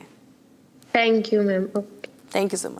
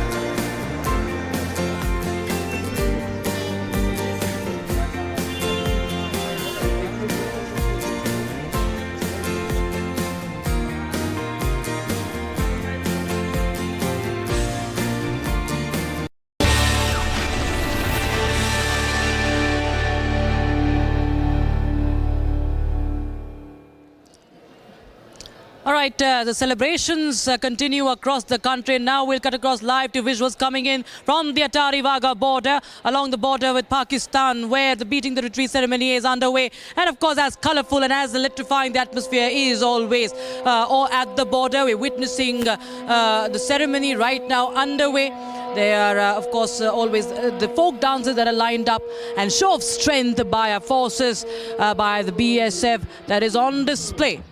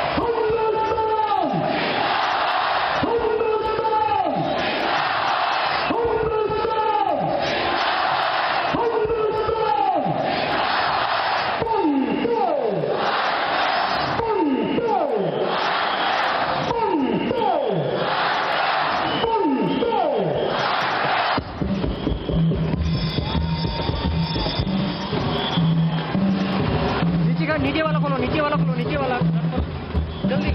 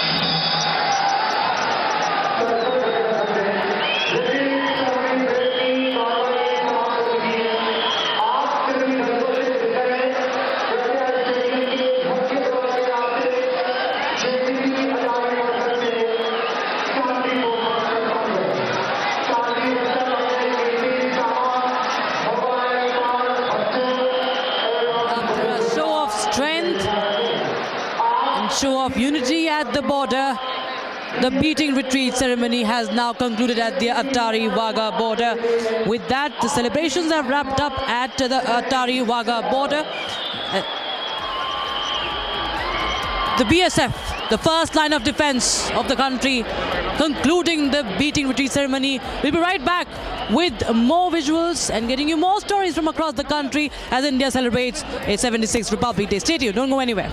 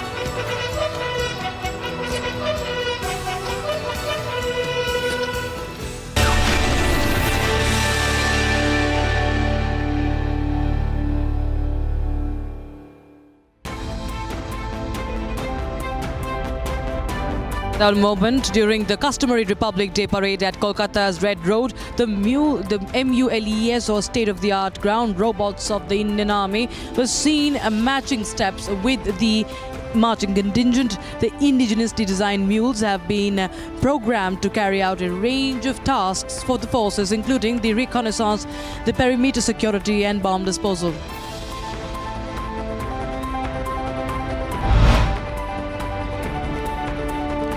As celebrations gripped the country on the 76th Republic Day, the BSF exchanged sweets with their counterparts in Bangladesh. Visuals picked up on the border guards from the two countries exchanging sweets at the zero line at the Fulbari on the India-Bangladesh border in Bengal's Jalpaiguri district.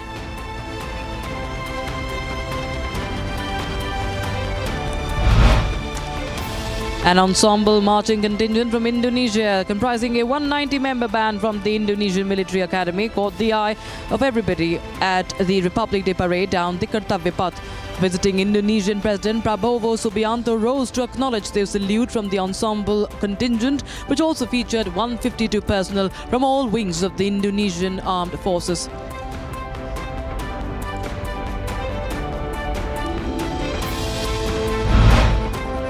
The nationalistic fervour was palpable on the forward lines along the LOC as the forces raised the tricolour in the Uri sector of Jammu and Kashmir. Lean and mean in full combat gear, the forces were seen saluting the national flag and breaking into glory chants of Bharat Mata Ki Jai.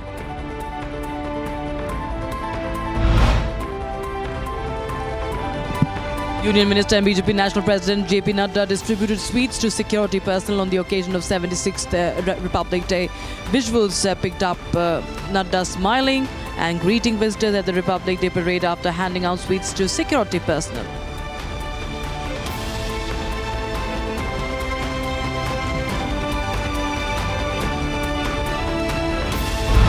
The Heritage Clock Tower at the iconic Lal Chowk in Srinagar was decked up for the Republic Day celebrations. Locals were spotted breaking into an impromptu jig as patriotic fervour and celebratory vibes swept the valley on Republic Day.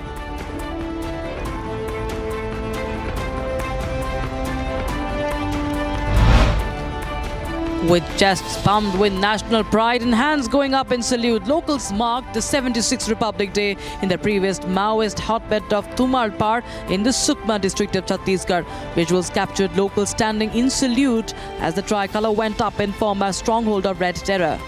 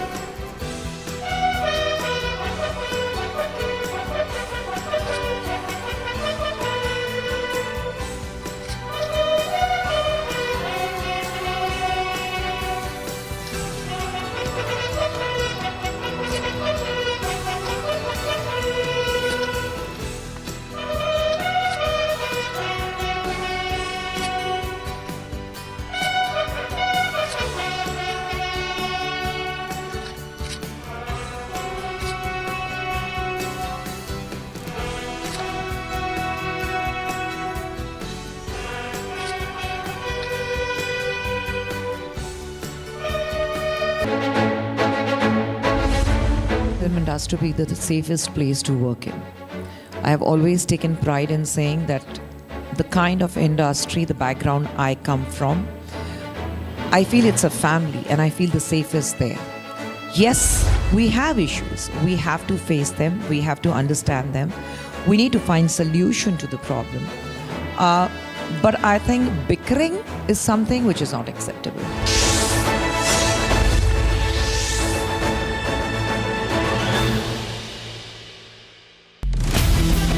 Today on 6 Stories at 6, we begin with a Republic Day special broadcast for you.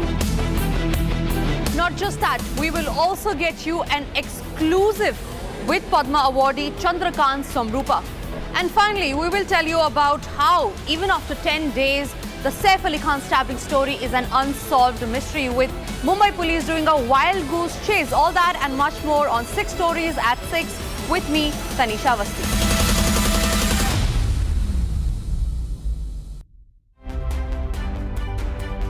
Republic Day is always a very proud moment for the country. I think we have had a lot of achievements and we look forward to many more. We have the President of Indonesia, President Prabowo Subianto, as our special guest. We've had very good discussions yesterday between the Prime Minister and the President. So I'm sure that today will be a very happy day, and I think for the whole nation, a moment to be very proud. सभी प्रिय देशवासी भाई बहनों को, बेटे बेटियों को गणतंत्र दिवस की बहुत बहुत शुभकामनाएं।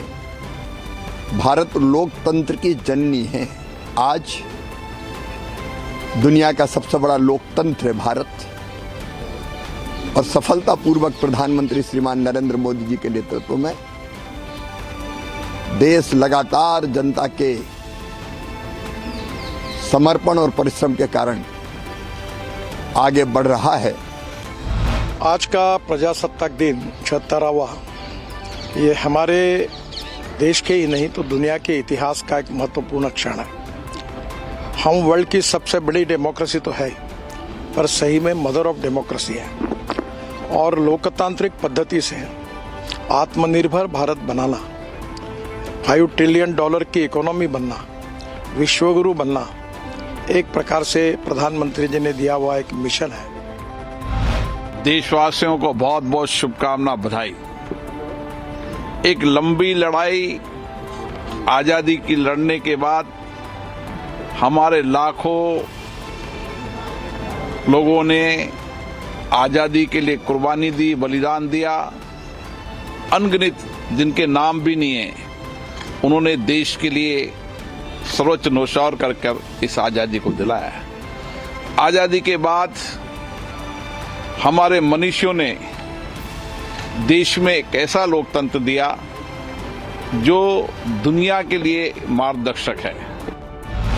आज के इस अवसर पर जब हम भारत के संविधान के लागू होने के 75 वर्ष पूरा कर रहे हैं, इस अवसर पर भारत माता के उन महान सपूतों को जिन्होंने देश की आजादी को नेतृत्व दिया था, उन महान क्रांतिकारियों को, उन बलिदानियों को पुण्य स्मरण करते हुए उन्हें मैं विनम्र श्रद्धांजलि अर्पित करता हूं।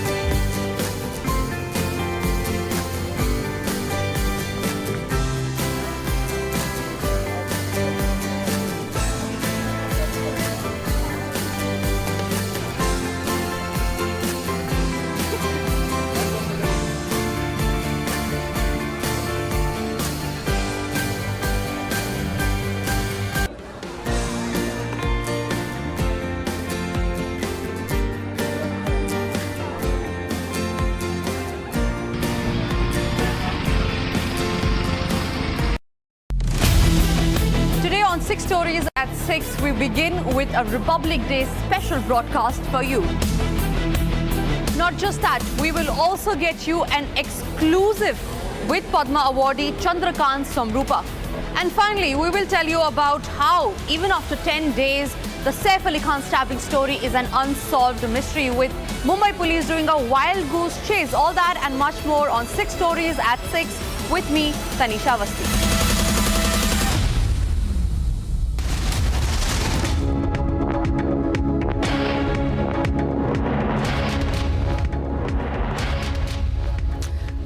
right, viewers, a very good evening, viewers, and a very happy Republic Day to all of you. Let's get you the celebrations that have been coming in from across the country and also the top stories of the hour that we are tracking.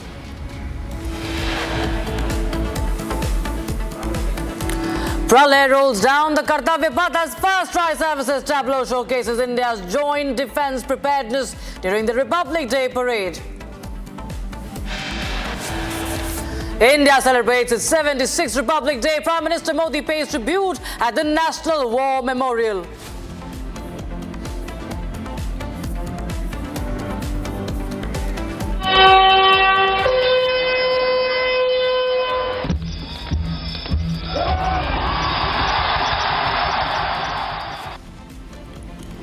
The beating retreat ceremony held at the Atari Wagah border in Amritsar. The ceremony showcases a display of patriotic fervour and military precision in India's Republic Day.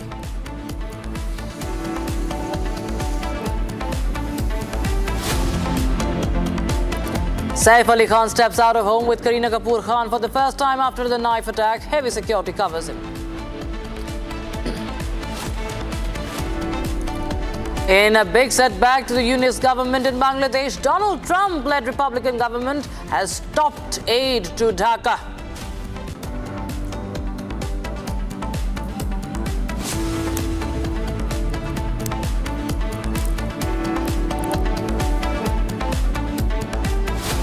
Samajwadi Party Chief Akhilesh Yadav participated in the spiritual festivities of the Mahakumbh by taking a holy dip at the revered Triveni Sangam in Prayagraj. Now, this comes just days after Akhilesh Yadav hurled casteist abuses at UP Chief Minister Yogi Adityanath for taking the holy dip in Triveni Sangam. Now, today, the SP chief says that the arrangements could have been better at the Mahakumbh. Listen in.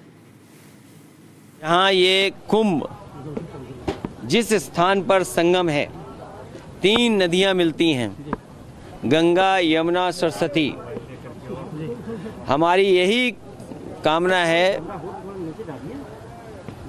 कि सौहार्द, सद्भावना और सहनशीलता बनी रहे। महाकुंभ के आयोजन में ये पौराणिक है कि बिना बुलाए और अपने आप सब लोग आते हैं। अपनी व्यक्तिगत आस्था है उनकी सबकी।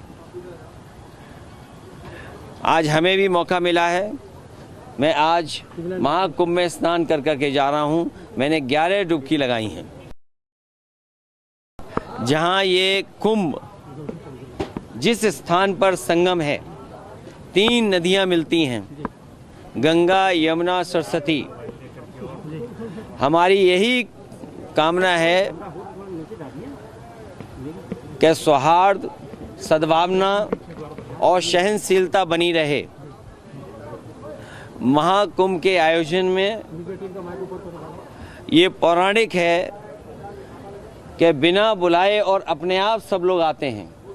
अपनी व्यक्तिगत आस्था है उनकी सबकी। आज हमें भी मौका मिला है। मैं आज महाकुंभ में स्नान कर के जा रहा हूं। मैंने 11 डुबकी लगाई हैं।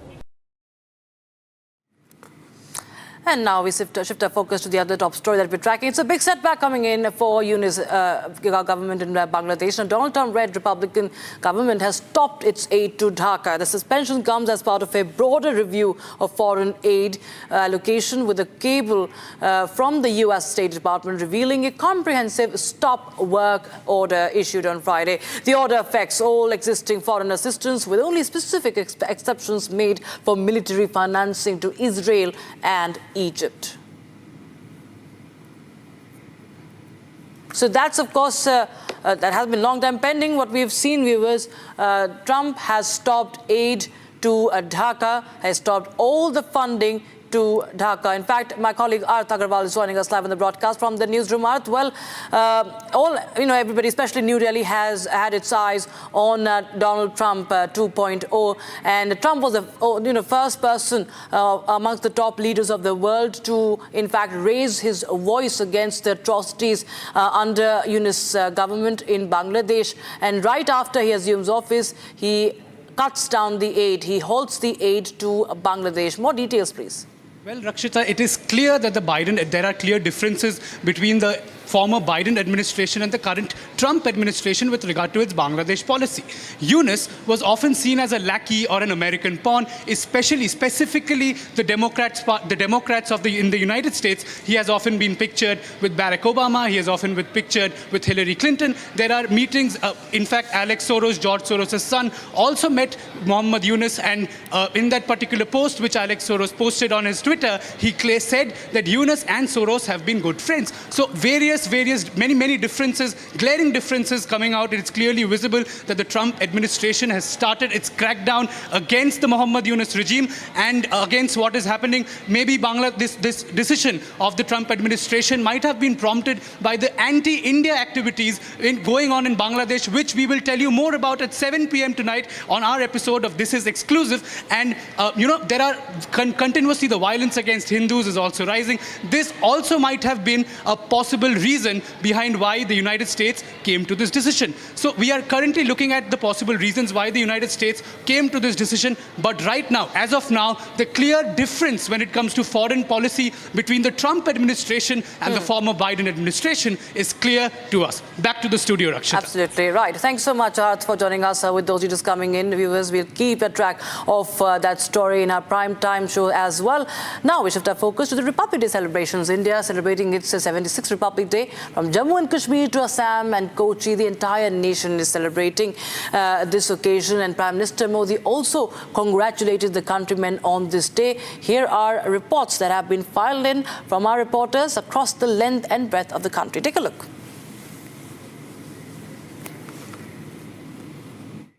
Republic is reporting exclusively on board the majestic INS Sunanya, one of India's premier offshore petrol vehicle, a 105-meter long vehicle. And today, as part of the celebration on Republic Day, the 76th year of Republic Day, this petrol vessel is right now, the decoration is right now, the flag decoration has started. What we see right now is the traditional maritime celebration, and you can see the Indian flag is being put out over there. And as the nation celebrates the 76th year of India's Republic, it's a moment that reflects the discipline and dedication of the Indian Navy. Flags representing India's maritime legacy is right now what you see on the screen, and it has been hosted, and the deck is abuzz with all the patriotic fervor. It'll just the national flag has also been unfurled. You can also see the crisp white uniforms where the officer is there. And today on board of INS Sunanya, we are here. This ship has been built in 2013, an indigenously built ship by the Goa shipyard. And this 105-meter ship is in fact is used as a petrol vehicle. 15 officers and more than 100 sailors on board.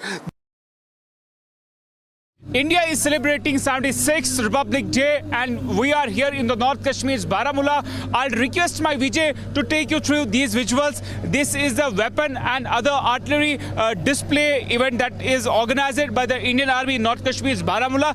These are the weapons which are being used at a line of control areas and other line of actual control areas. These are the heavy artillery weapons which Indian Army is having, and these weapons are playing a crucial role in the line of control areas to foil every single nefarious attempt by the enemies. We have seen these kind of artillery machines which you can see here in the visuals. This event was organized by the Indian Army in the North Kashmir's Baramulla, and this is the Howitzer D30A, and in this Howitzer D30A 120mm this can fire, and also you can see the other artillery of the Indian Army is here. And we have seen this aim of the event was to highlight the importance of the forces and to show to public which ammunitions and other big artilleries Indian Army is having at the line of control areas. Particularly if we talk about the Uri sector, these artilleries are playing an important role in the anti-terror operations and other kind of operations. Also, the Indian Army is having the latest technology equipments, particularly if my Vijay can show you from this very place. These are the oldest finest artillery of the Indian Army, but we have seen that the recently new weapons and other things have also been inducted to Indian Army. Republic is right now at INS Venduruthi, the heart of the Southern Naval Command. As right now what you can see is the parade that is ongoing over here. 850 Navy personnel are taking part in this parade, which has been reviewed by the flag officer commanding in charge, Vice Admiral V. Srinivas. Now, of these 850 people, there are 30 platoons, and 6 of them are armed platoons. One of the highlight of this entire tradition is also that this time is the participation of the Agniveers, which are comprised of entirely women. So you can see various platoons are right now giving the guard of honor to the Vice Admiral over here, and at the same time the families of the naval officers are also here, the Navy personnel are also here witnessing this grand spectacle.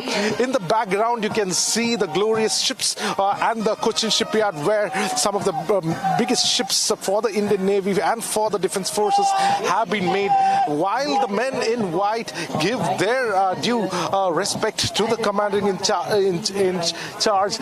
This parade is ongoing over here. 30 different platoons are taking part, and under various commands, this glorious function, the 76th Republic Day celebration, is still infested with terrorism. And if we talk about Assam, then the worst form of terrorism was witnessed by the people of Dima Hasao in the hill district of Assam.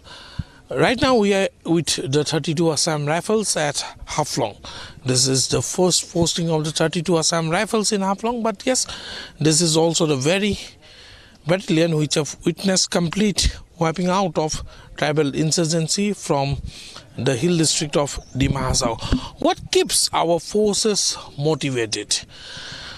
People from all different caste, creed and tribe comes to the Assam Rifles. They live here as a family and continue to serve the country.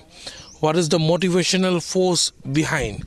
We have few of our soldiers here. We'll take a look at some more stories, viewers, right after this very short break. Saif Ali Khan has stepped out of his house with Kareena Kapoor for the first time after the knife attack. And after returning from the hospital, heavy security covers them. We'll get you more from Mumbai. Stay tuned.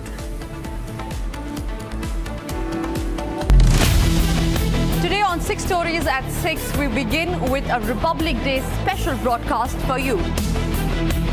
Not just that, we will also get you an exclusive with Padma awardee Chandrakant Somrupa. And finally, we will tell you about how, even after 10 days, the Saif Ali Khan stabbing story is an unsolved mystery, with Mumbai police doing a wild goose chase. All that and much more on 6 Stories at 6 with me, Tanisha Awasthi.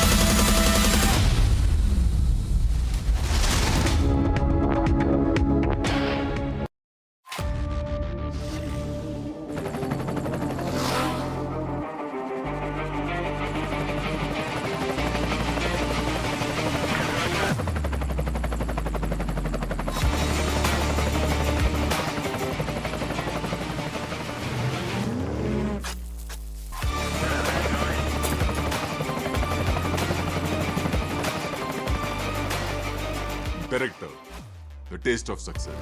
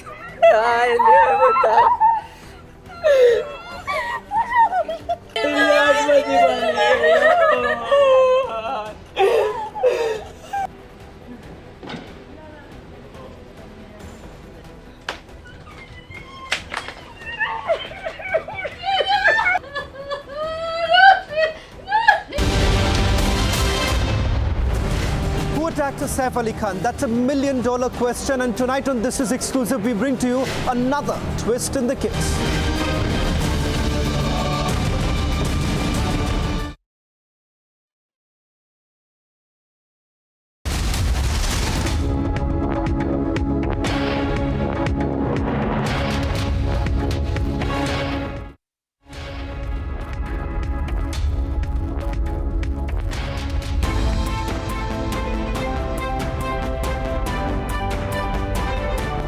The enchanting tableau of Uttar Pradesh showcased the magnificent Mahakumbh 2025 as it rolled down the Kartavya Path. The tableau highlighted the theme of Swarnim Bharat Virasat aur Vikas, which is globally recognized as the intangible cultural heritage of humanity. The awe-inspiring Mahakumbh illuminates the sublimeness of the Mahakumbh, which is held at the confluence of Yamuna, Ganga and Saraswati. Madhya Pradesh tableau showcased the successful translocation and comeback of cheetahs at the Kuno National Park, located on the banks of Kuno River in the Shivpur district. The tableau was fronted by giant murals of a pair of cheetahs and their cubs, depicting the success of the ambitious conservation project.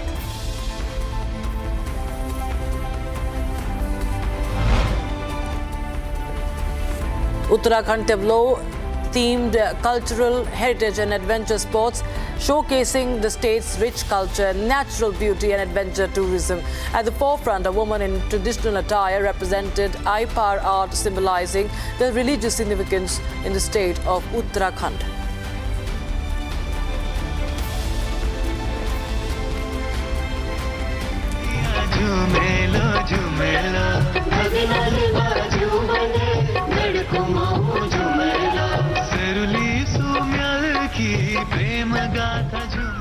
The tableau of Punjab, which was one of the many opposition-ruled states showcased at the main Republic Day parade in the national capital, demonstrated its exquisite inlaid design of arts and rich handicraft.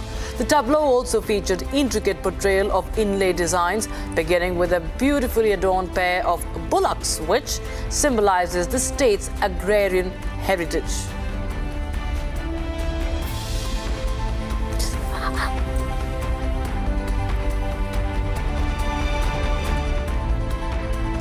Andhra Pradesh's tableau at this year's Republic Day parade focused on Etikopaka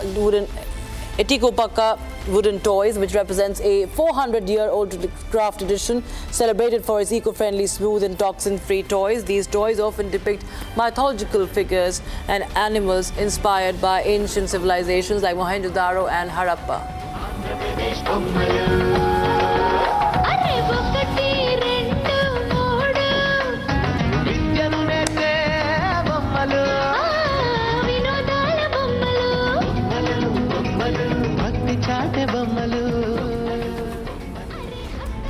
The tableau of Gujarat, with the theme of Anandpur to Ekta Nagar, depicted how the state has attained new heights of development while preserving its heritage. The tableau depicted the historic Kirti Toran in the 12th century Vadnagar, along with the 21st century engineering marvel, the State of Unity statue.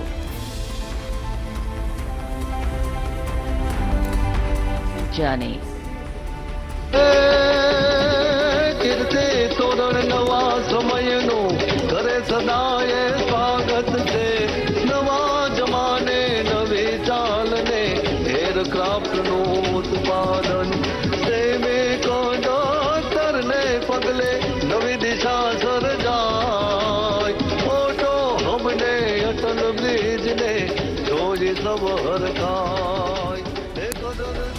The Jharkhand tableau at this year's Republic Day showcased Swarnim Jharkhand, a tradition of heritage and progress.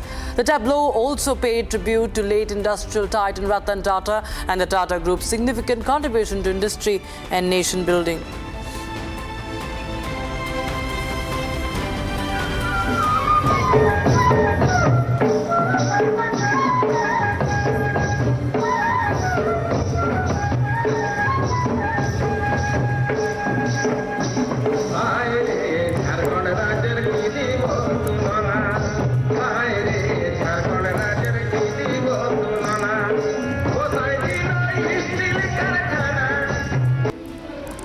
The Haryana tableau celebrated the state's heritage and strides in technology-fueled innovation and the empowerment of women. The tableau began with a grand depiction of battlefield Kurukshetra, including the part where Lord Krishna preaches Karma Yoga to Arjun. उज्जवल इसका वर्तमान और गौरवमय इतिहास पुराना देश की खातिर अनूप जाते किसानों की कर्म धरा नारी का सम्मान और पूजन हरियाणा की परंपरा हम सीमा के सजग प्रहरी खेलों में भी अव्वल आते ओलंपिक में सबसे ज्यादा पदक जीत कर हम ही लाते. The Republic Day float for Goa showcased the state's pristine beaches, lush landscape and rich culture.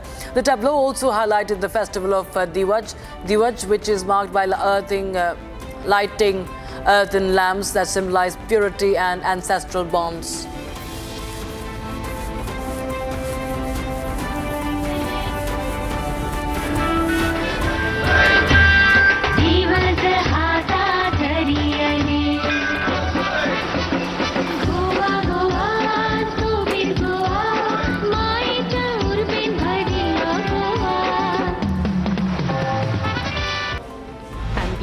The Republic Day tableau for Bihar celebrated Nalanda, one of the oldest known centers of academic excellence. The tableau featured Lord Buddha in a meditative Dharmachakra mudra symbolizing peace and harmony.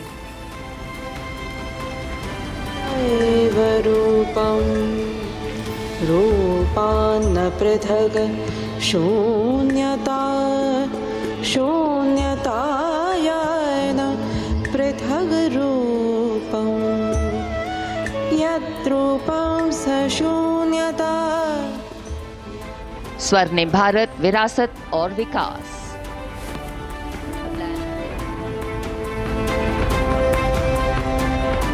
Now, Governor Anandiben Patel unfurled the national flag on the occasion of Republic Day. Uttar Pradesh Chief Minister Yogi Adityanath, Deputy Chief Minister Brajesh Pathak and other ministers of the UP cabinet were also present at this occasion.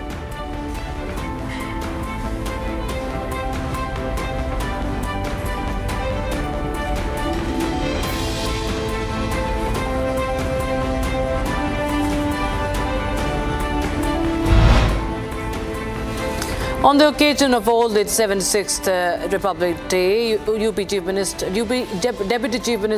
Keshav Prasad Maurya expressed gratitude on the opportunity to have been present at the function organized at the police line in Prayagraj. He further went on to say that Republic Day celebrations that have always been the most auspicious day for the country. Furthermore, he called on the government and society to work together for the success of Viksit Bharat dream.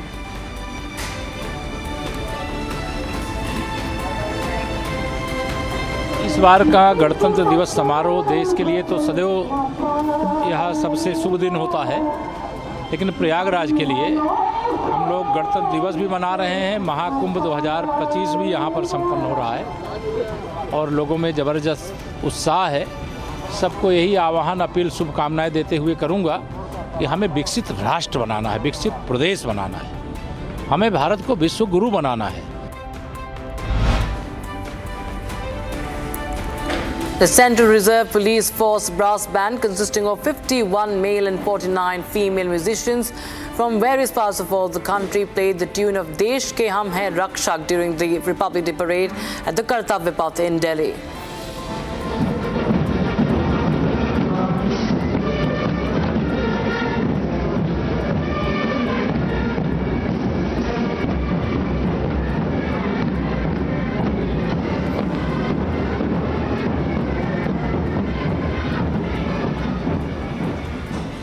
On the occasion of Republic Day, Goa Chief Minister Pramod Sawant extended his heartfelt greetings of Republic Day to the entire nation. He further went on to say that this country is based on the Constitution of India and it will continue to guide us.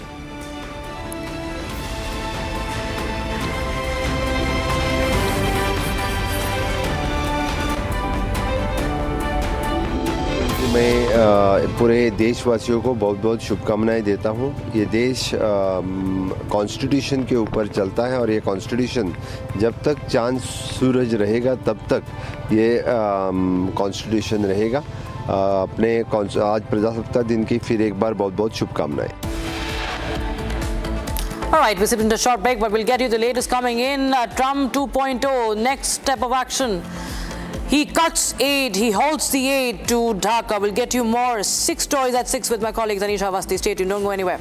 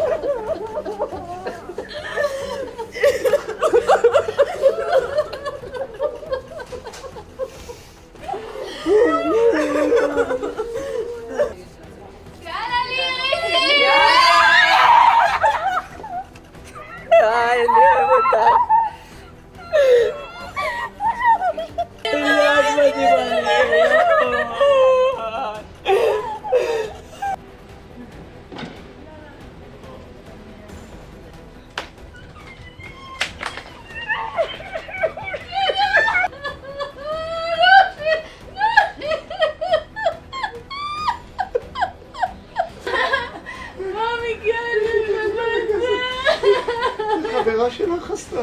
באמת אמא כלבייה. אמא כלבייה. כל העולם יהיה לך הכל. כל העולם יהיה לך.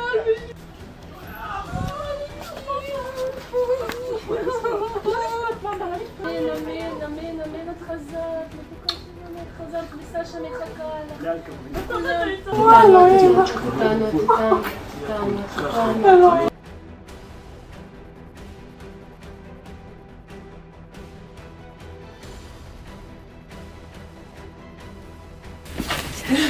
כולם זרות, אני אוהבת אתכם. לירי חיים שלי!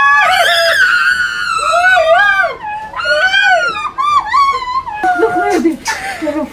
גיבורת בבית, זהו. חיים שלנו. לירי בג נאמבר 1! חיים שלי. אז לא השתנה. אני גם כל היום. זהו. אני אוהבת אתכם. אוי, חיים שלי.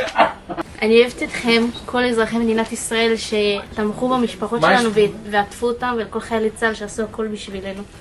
שיהיה לכם תודה רבה, אני אוהבת אתכם. תודה, אני רוצה חיבוק גם ממך.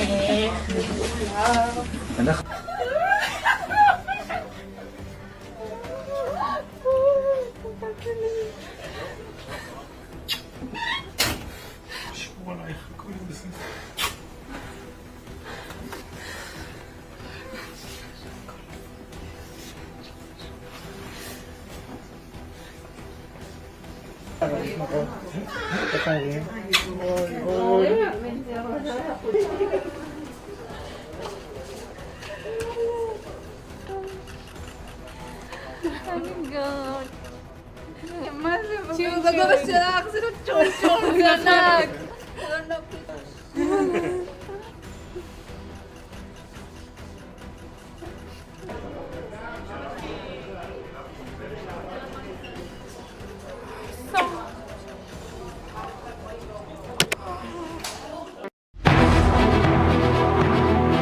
The SSB battalion is wrapping up their Republic Day celebrations with an epic musical night filled with soul-stirring patriotic songs.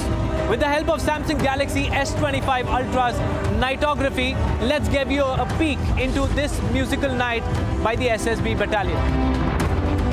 The night mode on Samsung Galaxy S25 Ultra lets you capture stunning photos and videos in the darkest of settings. अपने देश के प्रति जो भी जिम्मेदारियां बनती हैं वो जिम्मेदारियां निभानी बहुत ज़रूरी हैं।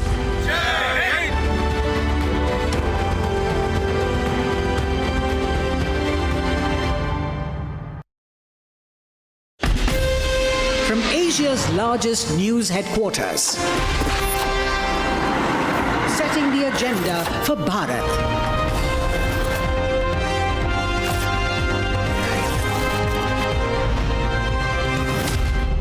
watching Republic. Today on 6 Stories at 6, we begin with a Republic Day special broadcast for you. Not just that, we will also get you an exclusive with Padma awardee Chandrakant Somrupa. And finally, we will tell you about how, even after 10 days, the Saif Ali Khan stabbing story is an unsolved mystery, with Mumbai police doing a wild goose chase. All that and much more on 6 Stories at 6 with me, Tanisha Avasthi.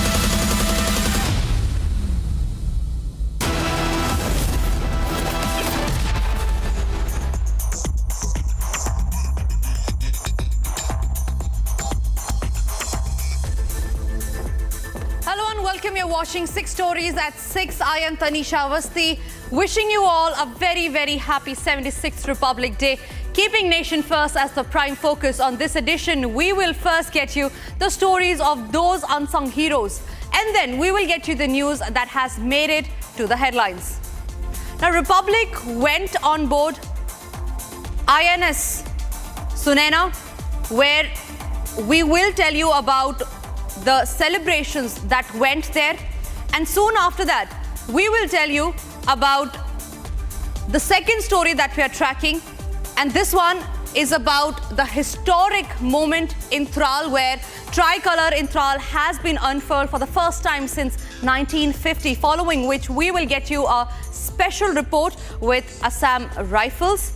And then after that, we will get you a super exclusive interview with Padma awardee Chandrakant Somrupa, the man behind the Ayodhya temple architect. And then, agenda-setting story, the Saif stabbing mystery, where the Mumbai police has now reached Kolkata. But the question really is, who are they hunting for now? And finally, it's a big setback for Yunus regime as Trump government has stopped all aid. The story number 1 that we're focusing on today, as vibrant visuals from across the country captured the celebratory vibes and festive ambience on 76th Republic Day, we boarded INS Sunena, a Navy vessel protecting the Indian waters and safeguarding the country's maritime interest. We bring you this traditional dressing ceremony of the Indian Navy on Republic Day. Take a look at this report.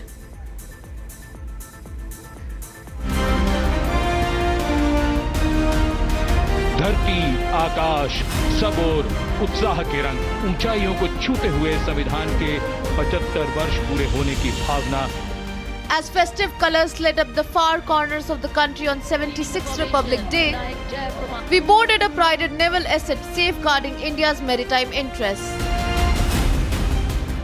A Republic team climbed onto INS Sunena, capturing the patriotic vibes sweeping the sailors on board the vessel. Beaming with national pride, the Navy officers and personnel showcased the traditional dressing ceremony on the occasion of Republic Day. Dressing naval vessels on Republic Day is a time-honoured maritime tradition.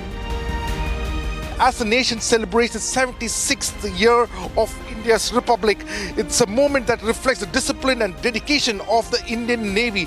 Flags representing India's maritime legacy is right now what you see on the screen, and it has been hosted, and the deck is abuzz with all the patriotic fervor. It'll just the national flag has also been unfurled. You can also see the crisp white uniforms where the officer is there. And today on board of INS Sunena, we are here. This ship has been built in 2013, an indigenously built ship by the Goa shipyard. And this 105-meter ship is in fact is used as a petrol vehicle. 15 officers and more than 100 sailors on board.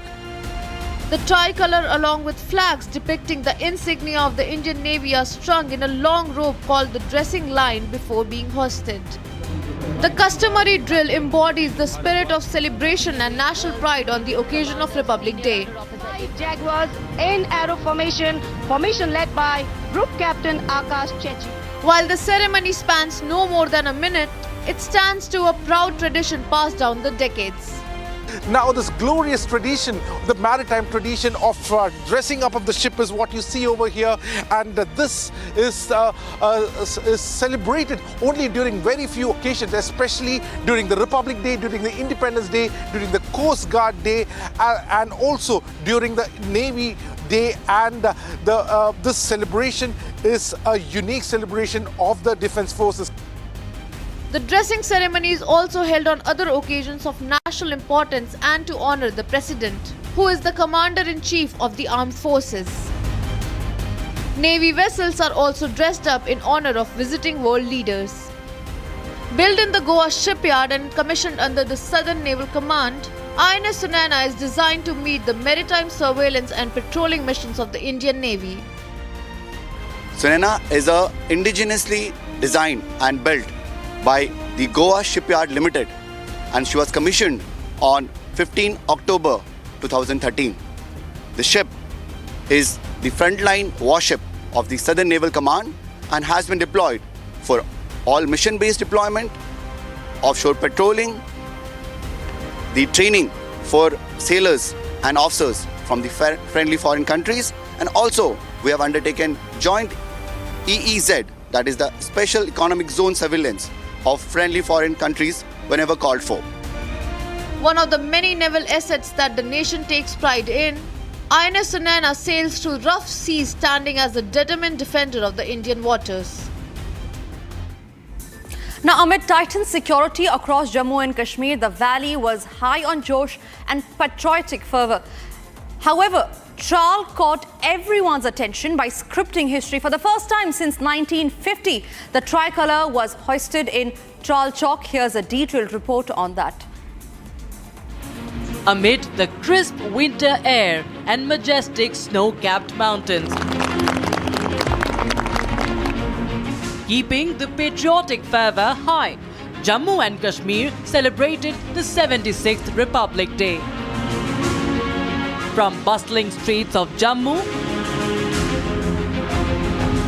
to the iconic Lal Chowk in Srinagar, the tricolour fluttered proudly with loud chants of Bharat Mata Ki Jai echoing in the region. Mata Ki Jai! Bharat Mata Ki Jai! Vande Mataram! Vande Mataram! However, this time Tral becomes the talk of the town as it scripted history this Republic Day. The national flag was hoisted in Tral Chowk for the first time. The Indian flag was unfurled gracefully, with children waving the tricolour proudly and enthusiastically. A collective sense of patriotism swept through the crowd. Listen in to what the Tral MP has to say about it. यहाँ main चौक में पहली बार हुआ। मैं फौज के यहाँ के colonel के इनके जो भी अधिकारी हैं बड़े उनका बड़ा मशकूर हूँ, उनका शुक्रिया अदा करता हूँ कि उन्होंने एक अच्छा सराहनीय कदम उठाया। यहाँ लोग भी इसमें शामिल हो गए, जवान, बच्चे, बूढ़े सब जगह। Jammu and Kashmir celebrated its main Republic Day event at the Bakshi Stadium amid tight security in the valley. Jammu and Kashmir Chief Minister Umar Abdullah and Deputy Chief Minister Surendra Chaudhary graced the event with their presence. Braving the early morning chills, contingents of CRPF, NCC and school children participated in the march past, presenting a salute to both the leaders. While security forces were vigilant and deployed in heavy numbers across Jammu and Kashmir to ensure smooth Republic Day celebrations. The atmosphere was visibly relaxed with fewer checkpoints, and people of Jammu and Kashmir were high on josh.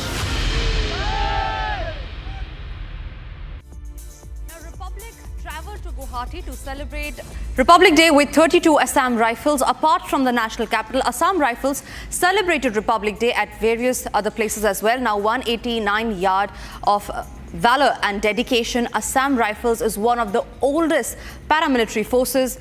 We interacted with riflewomen and officers of Assam Rifles. Here's a detailed report on that. Assam rifles के इस marching contingent का नेतृत्व कर रहे हैं 29 Assam rifles के captain Karamveer Singh Kumbhawat. India's oldest paramilitary force, Assam Rifles, celebrated India's 76th Republic Day.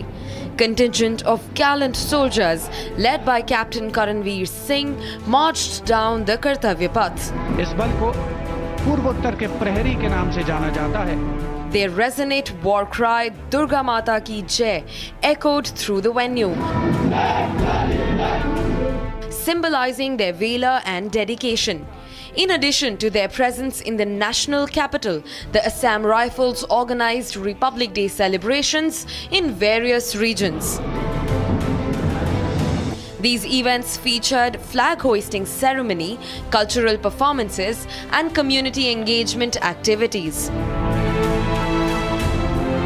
Republic TV traveled to Assam's capital Guwahati to celebrate Republic Day with Assam Rifles' contingent.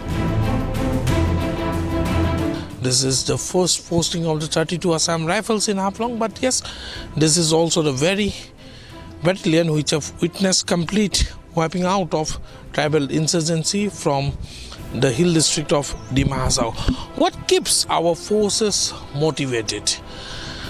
People from all different caste, creed and tribe comes to the Assam Rifles. They live here as a family and continue to serve the country. We also interacted with rifle women who shared their journeys and appealed more and more youth to join Assam Rifles. ये हमारे पास इनावी देवी है, उनसे जानना चाहेंगे। हाँ, मेरी गलत नहीं है तो आप शायद मणिपुर से हैं। असम राइफल्स में आप कितने दिनों से काम कर रहे हैं और कैसा अनुभव रहा है असम राइफल्स में? जैन सर, मैं राइफल वुमेंस डे वाई नवी देवी में मणिपुर से बिलोंग करता हूँ सब। मैं असम राइफल में आया वाला 10 ईयर्स हो गया सब। मैं बहुत खुश हूँ सब। मैं असम राइफल में मतलब यूनिफॉर्म लगा के मैं ड्यूटी करने का मौका मिला है, इसलिए मैं अपने देश को कुछ मैसेज देना चाहूँगा, स्पेशली लड़कियों को, महिलाओं को सब। जैसे कि हम लोग मेरा जॉब के लिए मैं बहुत प्राउड फील हूँ सब। जेंट्स के साथ मैं कंधे से कंधे मिला के हर ड्यूटी में, हर सिचुएशन में मैं जाने के लिए तैयार हूँ सब, कंधे से कंधे मिला के। इसलिए मैं लड़की लोगों को मैसेज देना चाहता हूँ, कितना जल्दी हो सके और फोर्स में ज्वाइन करने के लिए कोशिश करें सर। इससे मैसेज देना चाहता हूँ sir. Colonel G.P. Singh, who is the commanding officer of 32 Assam Rifles, spoke on why Assam Rifles has been given the title of Friends of Northeast. This day being the most important in, I'll say, for our unit's history, because we have been awarded gallantry awards and also some distinguished awards on this occasion. So that gives a recognition to our service, which the selfless service which we say we are doing here. And as you just mentioned, our being the most decorated platoon of Assam Rifles with 2 Kirti Chakra platoons, 2 Kirti Chakra medals. So that gives a sense of pride to all of us. This magnificent force, aptly called as Sentinels of Northeast, have always been the first responders in all eventualities in India. The oldest and the most decorated paramilitary force, Assam Rifles have served the country for 189 years. 189 years of unparalleled history and heritage built on the pillars of sacrifice. The Assam Rifles continue to serve the nation with unwavering dedication. Chandrakant Swamrupa, the architect of Ram Temple in Uttar Pradesh's Ayodhya, is among the Padma Shri recipients this year. He comes from a family of temple architects that have designed over 200 such structures. Republic had the opportunity to speak to him. Listen in. Chandrakant ji, thank you so much for speaking to Republic TV. सबसे पहले तो आपको बहुत बहुत congratulation, शुभकामनाएं हमारी तरफ से। एक बहुत ही प्रेस्टिजियस अवार्ड आपको मिला है। हमारे से थोड़ी सी बात करिए कि किस तरह से इतनी मशक्कत हुई है, कितना काम हुआ है। राम टेम्पल को लेके आप एक बहुत ही की प्लेयर रहे हैं, उसको एक उसको फिजिकली मैनिफेस्ट करने में भी किस तरह से आपको पहले तो फोन आया, किस तरह से आपको पता चला अवार्ड मिल रहा है, किस तरह से आपको लगा, ये पूरी जर्नी के बारे में थोड़ा सा अगर आप बता पाए। मुझे अशोक जी सिंगर वहाँ ले गए थे आज से 40 साल पहले, और वो उन्होंने कहा कि यहाँ एक राम मंदिर बनना है, तो वहाँ तो एक ढांचा खड़ा था। मैंने कहा ये तो अभी तो कहाँ सब, ये कब बनेगा क्या है। तो ठीक है आप देख लीजिए, तो बनाना तो है। तो ठीक है, मैंने मेजरमेंट, तो बोले मेजरमेंट तो आपको देने नहीं देगा कोई, तो कैसे करें। तो बोले आप अपने हिसाब से करिए, और मैं भी अगर आऊँगा आपके साथ तो लोगों को ऐसा लगेगा कि विश्व हिंदू प्रेस के प्रेसिडेंट है, क्यों आए हैं, क्या है। तो मैं बाहर बैठा हूँ, आप अपने हिसाब से देख लीजिए। मैंने अपना पैर से सब नाप लिया, ये इतना पैर का ये जगह है, ये उसके टाइम प्लान किया, प्लान करके मंदिर का घर आके ड्राइंग बनाया और उसका एक मॉडल किया। मॉडल के बाद में जैसे आज कुंभ मेला चल रहा है, वैसे उस टाइम कुंभ मेला चल रहा था, उसमें वो मॉडल को रखा गया और सबने कहा कि भैया बस इस हिसाब से राम मंदिर बनना चाहिए। आप हमें थोड़ा सा बताइए, ये थोड़ा सा डिस्क्राइब करिए, कब आपको फ़ोन आया, किस तरह से आपको पता चला।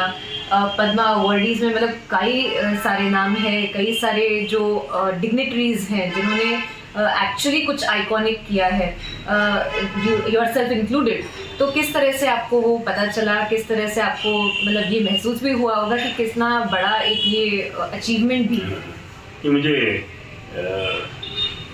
कल सुबह फ़ोन आया था कि आपको आपका रेड हुआ है, वो ये आपको आप शाम तक मतलब अवार्ड पहले आपको कहा जाएगा, मतलब कि कहेंगे हम लोग, और तो आपको कोई बात हो तो आप बताइए। मेरा ठीक है आपका अवार्ड, तो मुझे खुशी की बात है कि शाम को मुझे टीवी के थ्रू मालूम पड़ा कि मुझे अवार्ड दिया गया है। बहुत खुशी हुई। अच्छा, आपको टीवी के माध्यम से पहले पता चला था, उसके बाद फिर जो ऑफिशियल कम्युनिकेशन हुआ उसके बाद भी ऐसा लगा होगा कि इट इज़ क्वाइट अचीवमेंट, और अब मतलब it's a life time award. मतलब मेरे दादाजी को 1973 में सोमनाथ मंदिर के लिए पद्म अवार्ड मिला था, और मैं इसकी दूसरी पीढ़ी हूँ कि मुझे 52 ईयर्स के बाद ये दूसरा मेरे घर में मेरे परिवार में अवार्ड मिल रहा है। बहुत बड़ी आनंद के विषय है। और उनको कोई इसी सोमनाथ के मंदिर के लिए यानी स्थापत्य के लिए मिला था, मुझे राम मंदिर के स्थापत्य के लिए मिला। एक गर्व का विषय है कि चलो एक परिवार को दूसरा अवार्ड मिला। On that, we are being joined by Harvinder Singh, India's first para-archer to receive the Padma Shri Award.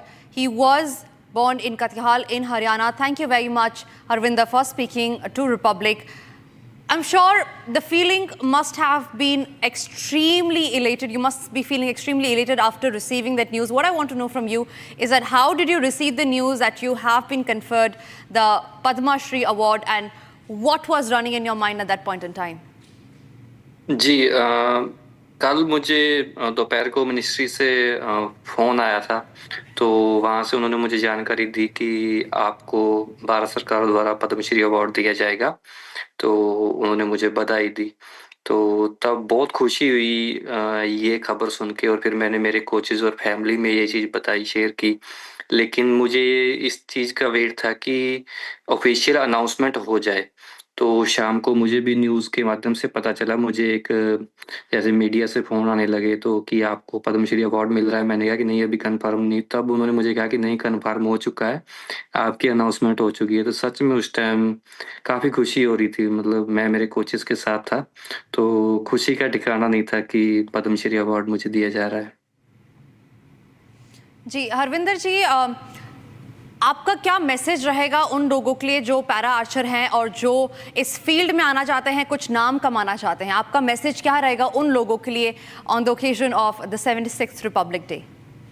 जी देखिए, मेरा मैसेज यही है, जो भी अपकमिंग पैरा एथलीट्स है, जहाँ पैरा स्पोर्ट्स में आना चाहते हैं, उनके लिए कि आपकी डिसेबिलिटी आड़े नहीं आनी चाहिए आपके सपनों के। आपको डिसेबिलिटी से थक हार कर बैठने की बजाय इसी को आप अपना हथियार बनाकर आप आगे बढ़िए और पैरा स्पोर्ट्स में आप एक अच्छा करियर बना सकते हैं as being a person with disability. और मैंने बहुत सारे प्लेयर्स को पिछले मेरे 12 साल के करियर में बनते हुए देखा है पैरा स्पोर्ट्स से। तो आप सपना बड़ा देखिए, उस सपने को पूरा करने के लिए दिन रात मेहनत कीजिए, तो एक ना एक दिन आप जरूर कामयाब होंगे। हरविंदर जी, आपका बहुत बहुत शुक्रिया रिपब्लिक टीवी से बात करने के लिए। All the best and many congratulations to you for that. For now, we move on to the other stories that we are tracking, and this one is from Mumbai, where the Mumbai police has now reached Kolkata to probe the SAF stabbing case. The police is looking to trace another accused who was a part of perpetrating the attack on actor Saif Ali Khan, allegedly. Take a look at this report. Saif Ali Khan's stabbing case is getting murkier with each passing day. Different versions and new twists are only making the closure complicated. It is now being reported that none of the fingerprints matched with the accused Shariful Islam, who has been arrested in the case. During the investigation, Mumbai police collected 19 fingerprints from Saif's residence in Bandra. Republic TV confronted Saif's security guard about the entire chain of events. Saif, would you like to comment on it? Saif, would you like to comment on it, how the incident took place? Just a second, let me just ask one question. Saif, how did the incident took place? Just a second, I'm just asking one question. I want to ask one question.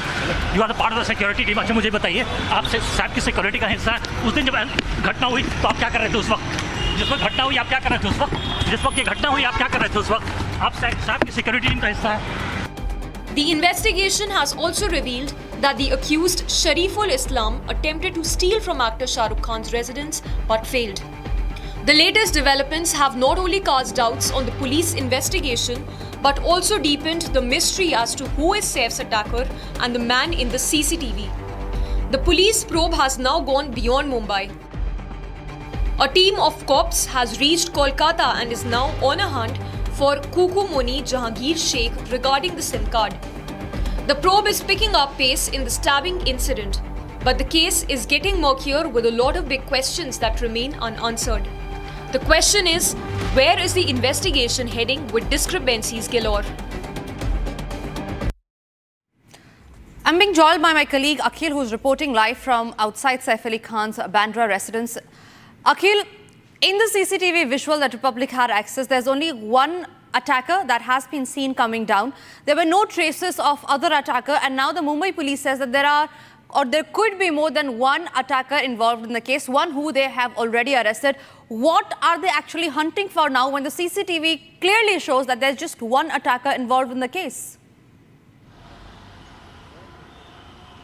Well, Tanisha, if you see at this point in time, there are many questions than answers, because if you see at that point in time when the attacker went inside, here you can see behind me the visual of this very apartment. I would like to request my Vijay to show you the visual at the very gate, the entrance or inside the apartment. There you can see there is a biometric system which is enabled inside the very apartment. So no outsider can easily enter from that building unless or until he gets an access card or someone basically facilitate his movement from that point. So this is a very big question on that part. So at this point in time, what has happened is the Mumbai police team has recovered 19 different locations the fingerprints of the accused who was nabbed earlier by the Bandra police team. But so far the fingerprints have not been matched. And at this point in time, while speaking to the Republic TV, the public prosecutor has also said that they have demanded for, in this case, at this point in time, for facial recognition also. So once the facial recognition report will be out, then things will be clearer in that direction. Back to you in the studio, Tanisha. Akhil, thank you very much for sharing those details. We'll keep coming back to you as and when there are updates. But for now, we move on. Now, in a big setback to Yunus government in Bangladesh, Trump administration has halted US aid to Mohammed Yunus interim government in Bangladesh. Now, this has become a big setback where they have halted the economic funding to the country. This comes as a fresh setback to Yunus because a Trump government, after swearing in, has taken this step. Now, while US is world's largest single donor of international aid, the potential implication of Trump's order is bound to cost Yunus government a great deal.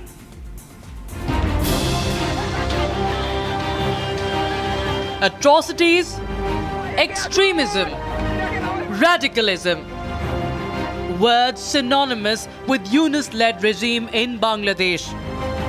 Trump has halted aid to Yunus government. The suspension comes as part of a broader review of foreign aid allocation. The order affects all existing foreign assistance, with only specific exceptions made for military financing to Israel and Egypt. Biden administration's bonhomie with Yunus-led interim government in Bangladesh showed not an iota of difference, despite the human rights violations after the fall of Hasina government. From issuing statements on situation being monitored closely by the US. Turning to Bangladesh, we have seen the announcement that Prime Minister Hasina resigned from her position and departed Bangladesh. We are monitoring the situation carefully. The United States stands with the people of Bangladesh. We urge all parties to refrain from further violence. Too many lives have been lost over the course of the past several weeks, and we urge calm and restraint in the days ahead. To holding talks with Yunus on the sidelines of UNGA session. Is moving forward under the leadership of Interim Government Chief Nobel Laureate Professor Muhammad Yunus after dictator Hasina fled to India following mass killings and atrocities. Secretary Blinken had a productive meeting with Professor Yunus, and President Biden had an opportunity to meet Dr. Yunus on the sidelines of the UNGA, ANGA. Could you please share insight on how the Biden administration is navigating its relationship with Bangladesh, considering the country's challenges with economic stability, democracy, security, and Rohingya refugees? And one follow-up. So we continue to work with the government of Bangladesh on all those questions. The Secretary did have a productive meeting with the advisor to the interim government and looks forward to continued engagement to advance progress on all these issues. This despite protests outside the White House and several US states over persecution of minorities under Yunus administration. But it was Trump who came out in support of Hindus facing persecution in Bangladesh. Trump vehemently condemned crackdown on Hindu voices by Yunus regime. With the US order taking effect, is it time now for the world to abandon radical and anti-Hindu Bangladesh? And that's all that we could pack in this edition of 6 Stories at 6. We will be back with more agenda-setting stories, same time. Thank you for watching.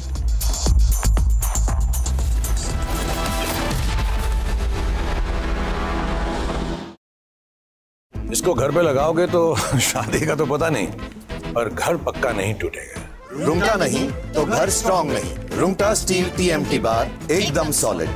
पहाड़ों में एक hiking stick भी बन सकती है।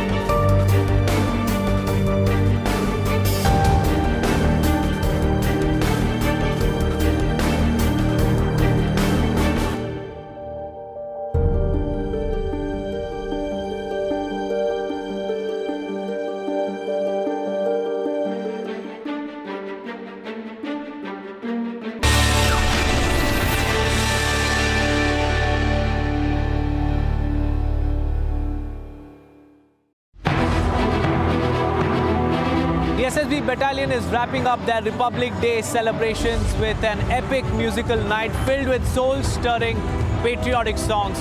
With the help of Samsung Galaxy S25 Ultra's nightography, let's give you a peek into this musical night by the SSB Battalion. The night mode on Samsung Galaxy S25 Ultra lets you capture stunning photos and videos in the darkest of settings. अपने देश के प्रति जो भी जिम्मेदारियां बनती हैं वो जिम्मेदारियां निभानी बहुत ज़रूरी हैं।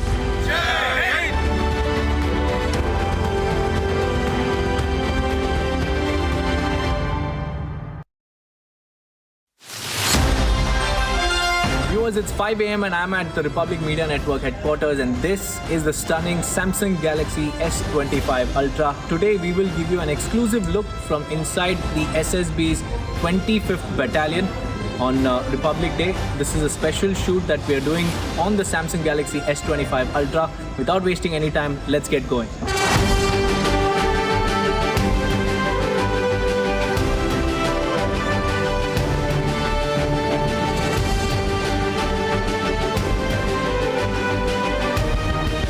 Viewers, I got my hands on the Samsung Galaxy S25 Ultra. I'm at the Delhi border, one of the Delhi borders, which is the Badarpur Southeast border, to get you a sense of the security deployment, because it's Republic Day as well as the Delhi Assembly election season. The security has been heightened. There are barricades, barbed wires, and cars are being checked to ensure that no untoward incident or no unaccounted cash enters the national capital. We'll get you the insight as far as the deployment is concerned by having a conversation with DIG Manoj Kumar. Let's go.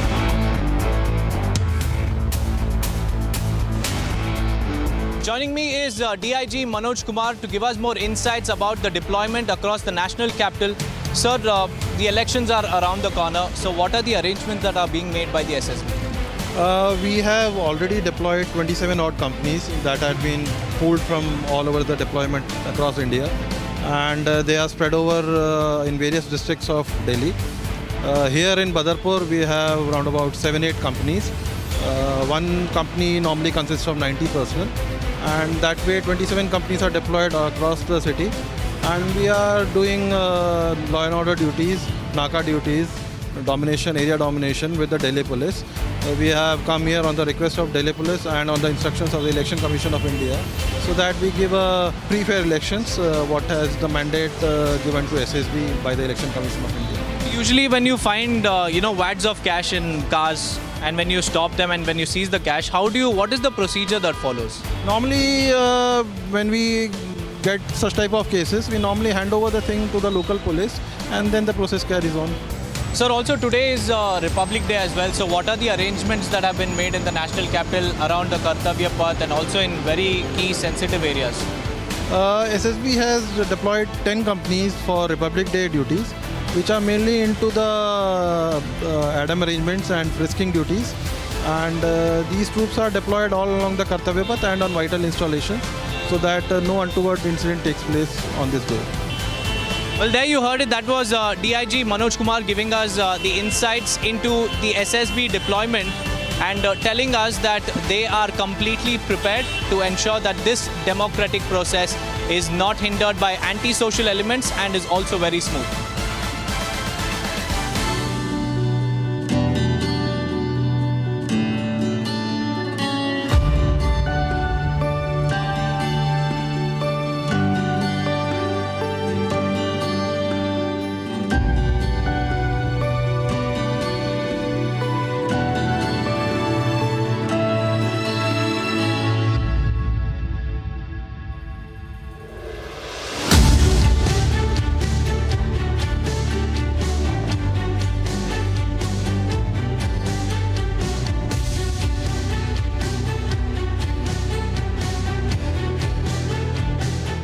Well, we finally managed to get inside the ring. There is no match, but we have a star boxer joining us on this particular show, and that is Abhay Pratap Singh. He is a national medalist. He's a World Police Games gold medalist. Multiple times he has won the national gold medal for the SSB. Let's find out what his backstory is. Here is Abhay Pratap Singh. He is the boxer that we are talking about.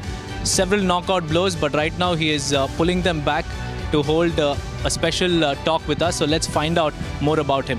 अभय जी, आपका journey SSB से कैसे शुरू हुआ और SSB ने आपके इस boxing journey में कैसे हेल्प किए हैं? मैं 2018 में एसएसबी में as a sports quota recruit हुआ था। उसके बाद से सारी मेरी यहीं ट्रेनिंग चल रही है और यहीं पे यहाँ के कोचेज़ हैं, वो काफ़ी अच्छी ट्रेनिंग कराते हैं। और यहीं से फिर मैं all India police 2 times champion रहा और उसके बाद वर्ल्ड पुलिस गेम्स जो कनाडा में हुआ था वहाँ मैंने गोल्ड मेडल लिया। और यहीं से ट्रेनिंग लेके काफ़ी एक्सपोजर मिला कि मैं बाहर दूसरी कंट्री में परफॉर्म कर सकूँ। यहाँ के हमारे ऑफिसर्स काफ़ी स्पोर्ट्स के लवर्स हैं और हर चीज़ में उन सपोर्ट करते हैं।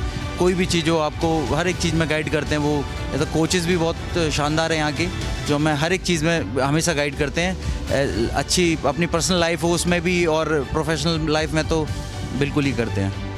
और आप ये सर्विस और बॉक्सिंग को कैसे बैलेंस करते हैं? एक्चुअली हाँ, ये बहुत ज़रूरी बात है क्योंकि लोगों को लगता है कि ये दोनों, पर as a sports quota recruit होके तो हमारे यहाँ ऐसी पॉलिसी है एसएसबी में कि जो स्पोर्ट्स वाले हैं उनको अलग रखा जाता है, उनको काफ़ी अच्छी फैसिलिटीज़ दी जाती हैं। जैसे ट्रेनिंग के लिए ऑल ओवर इंडिया कहीं भी जा सकते हैं और स्पेशल डाइट मनी दी जाती है और स्पोर्ट्स इक्विपमेंट के लिए वर्ल्ड क्लास स्पोर्ट्स इक्विपमेंट हमेशा ईयरली प्रोवाइड कराए जाते हैं। और इस रिपब्लिक डे आपको आप क्या मैसेज देना चाहते हैं लोगों को? मैसेज तो मैं ऐसा क्या ही दूं, पर ये है कि आप जो भी काम कर रहे हैं जो भी उसको शानदार तरीके से करिए और विश्वास रखिए, करते जाइए। मेन है कंसिस्टेंसी। आप कोई भी काम को कंटिन्यू करते रहेंगे ज़रूर आपको सफलता मिलेगी। There you heard it. That was Abhay Pratap Singh, who is a star boxer for the SSB, has won multiple medals. And his message this Republic Day is to be very, very consistent in whatever you do. And that is the only way forward to achieve all your goals and dreams.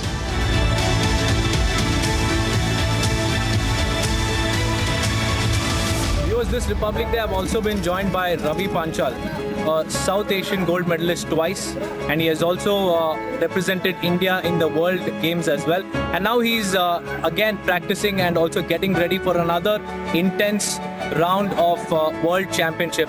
अब तक SSB ने आपको कैसे support किया है इस international games में participate करने के लिए, और डाइट और आपका फिटनेस रेजीम और सर्विस भी आपका है ना, तो ये सब कैसे बैलेंस करते हैं? मैं हमेशा से शुक्रगुजार रहूँगा एसएसबी और श्री सुनील मानक सर एवं कोचेस, हमारे यहाँ पे ज़्यादा से ज़्यादा उन्होंने बहुत सपोर्ट किया है।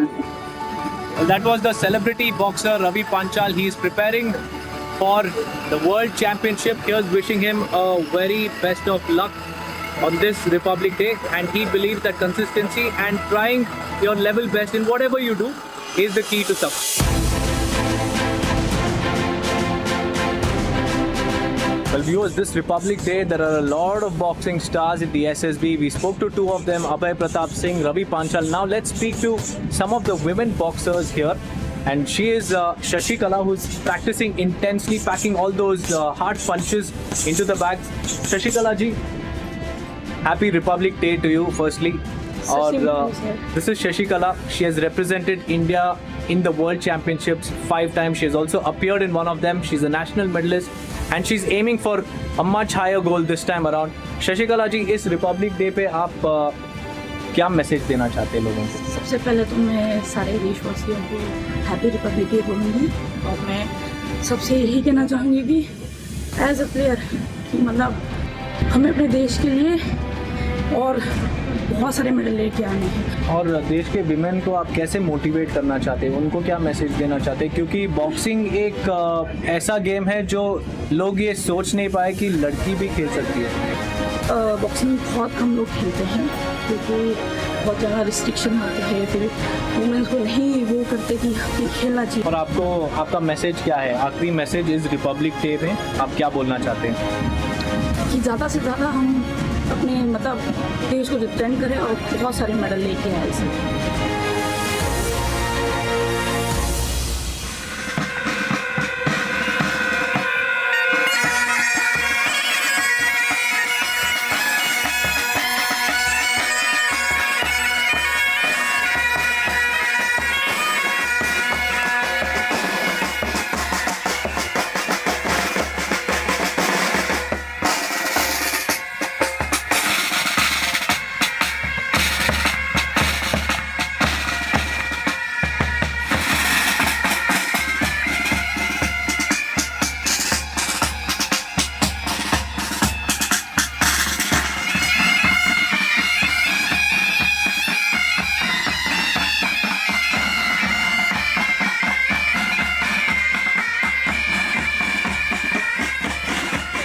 all-women Dras band contingent that is mesmerizing one and all with their performance and also captivating hearts with their music. And this remarkable group is not just redefining tradition but also showcasing how women in uniform can not just touch hearts with their service but also with their music as well. We'll just listen to the tunes of our nation. This is the exact feeling that every Indian gets on Republic Day with such music being played by the all-women contingent. Let's find out how they are able to break barriers and also how this women contingent is able to touch hearts with their melodious and patriotic music.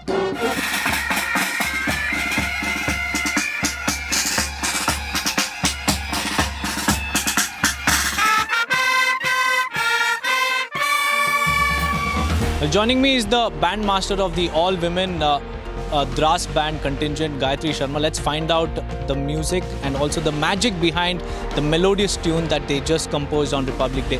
Ma'am ये बता सकते हैं कि इस Republic Day पर आपका message क्या है to all the women across the country because this is an all-women Dras contingent. आप क्या बोलना चाहते हैं? सर मैं यही बोलना चाहूँगी सभी जितने भी फीमेल्स हमारे से रिलेटेड है जो भी हमसे रिलेटेड है वुमेन फोर्सेस से रिलेटेड है कि कुछ भी हो जाए लेकिन अपना धैर्य नहीं खोना है। सबसे ज़्यादा है कि आप अगर कुछ भी करना चाहते हैं तो उसको कर सकते हैं और आपके अंदर वो क्षमता है तभी आप यहाँ पर आए हैं। नॉर्मल से आप बहुत अलग हैं, बहुत ही ज़्यादा अलग है, इसीलिए आपको फोर्सेस में आने का मौका मिला है और उसको दिखाना है कि आप एक फोर्स में हैं। तो नॉर्मल से थोड़ा सा बिहेव अच्छा करें और अपने आप को प्रूव करने की कोशिश करें कि आप किसी से कम नहीं हैं। मैम और सर्विस के टाइम में आप इतना अच्छा बैंड म्यूज़िक कंपोज करने के लिए आप टाइम कैसे निकाल पाते? क्योंकि मैं जब सुन रहा था मुझे तो लिटरली गूज़बम्स आ रहा था। सर ये हमारी टीम्स की वजह से होता है। जो हमारे बैकग्राउंड में हमारे जो इंस्ट्रक्टर्स होते हैं सर वो हमें सिखाते हैं। इसके लिए प्रॉपर एक ट्रेनिंग दी जाती है, हमारे कोर्सेज़ होते हैं हमारे। उस कोर्स को करने के बाद सर प्रॉपर टाइम में हमको वो चीज़ दिया जाता है और हम इसको सीखते हैं फिर हम कर पाते हैं सर। सडनली तो कोई भी नहीं कर पाता, इसको टाइम लगता है करने में और वो हमें टाइम दिया जाता है उसके लिए सर। हम इस लास्ट 10 साल में विमेन एम्पावरमेंट के लिए बहुत ज़्यादा प्रोमिनेंस मिला है और आप इसके बारे में क्या बोलना चाहते हैं इस रिपब्लिक डे के? सर हमारा जो बैंड है वो रेज़ हुआ इसी रिपब्लिक डे की वजह से ही हुआ था कि जो हमने लास्ट ईयर रिपब्लिक डे किया था उसमें माननीय पीएम जी ने बोला था कि महिला सशक्तिकरण के लिए जो भी रिपब्लिक डे में कंटीजेंट चलेगी वो महिलाओं की ही चलेगी सर। इसीलिए हमारा ये कंटीजेंट खड़ा हो पाया है, हमारी ये टीम बन पाई है। उसके लिए हम सर बहुत बहुत शुक्रिया अदा करते हैं उनका कि उनकी एक मतलब एक पहल की वजह से जो कि 10 सालों से चल रही है, लेकिन कहीं ना कहीं एक ये था कि महिला ब्रास बैंड टीम खड़ा करना सर इतना आसान नहीं था। तो किसी भी फोर्स में हो क्योंकि इसके इंस्ट्रूमेंट बहुत हार्ड भी है जो कि मैंस भी बोलते हैं कि हाँ इतना इजी नहीं है। कोशिश की है उन्होंने, उस कोशिश को हम आगे भी लेके जाएंगे, हम बरकरार रखेंगे इस चीज़ को कि हाँ ये हम आगे जो उन्होंने हम पर मतलब कोशिश की है हम उसको कायम रखें sir.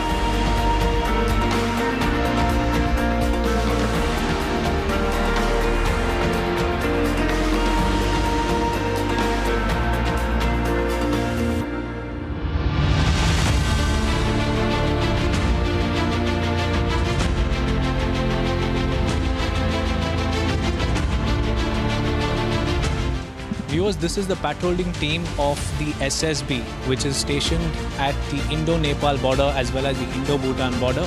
And this patrolling team has a combination of bomb squad, canine squad as well as gunmen. So there you can see these are the gunmen who are there in this particular patrolling squad, and along with them we have a bomb squad as well. They detect any explosives if there are any along the border, and along with them there are canines as well. These are attack dogs which are highly trained by the SSB personnel, and only upon their command is when these dogs will take action. We've recorded a glimpse for you on how the area domination is done.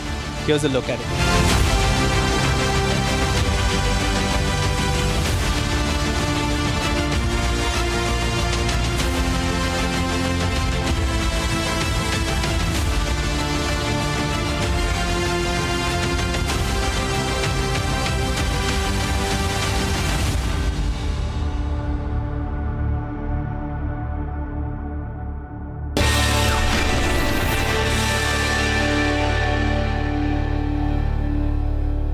At Amity, we believe happiness drives success. The Amity Reiki Center for Happiness, established in partnership with Dr. S.S. Reiki's Foundation, empowers youth with the science of happiness, enabling them to lead with confidence. It is part of Amity's nation-building commitment to drive India higher on the World Happiness Index.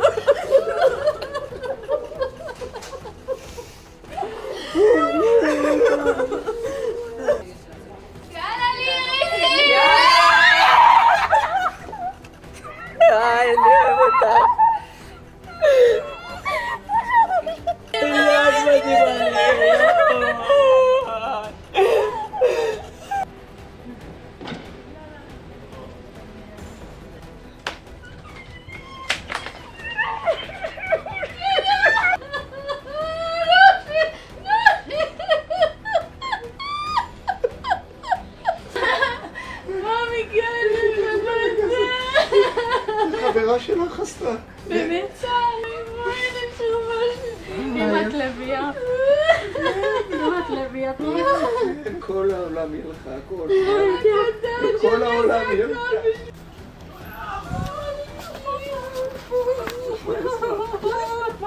אמן, אמן, אמן, את חזק. מתוקה שלנו, את חזק, כביסה שאני חכה לך.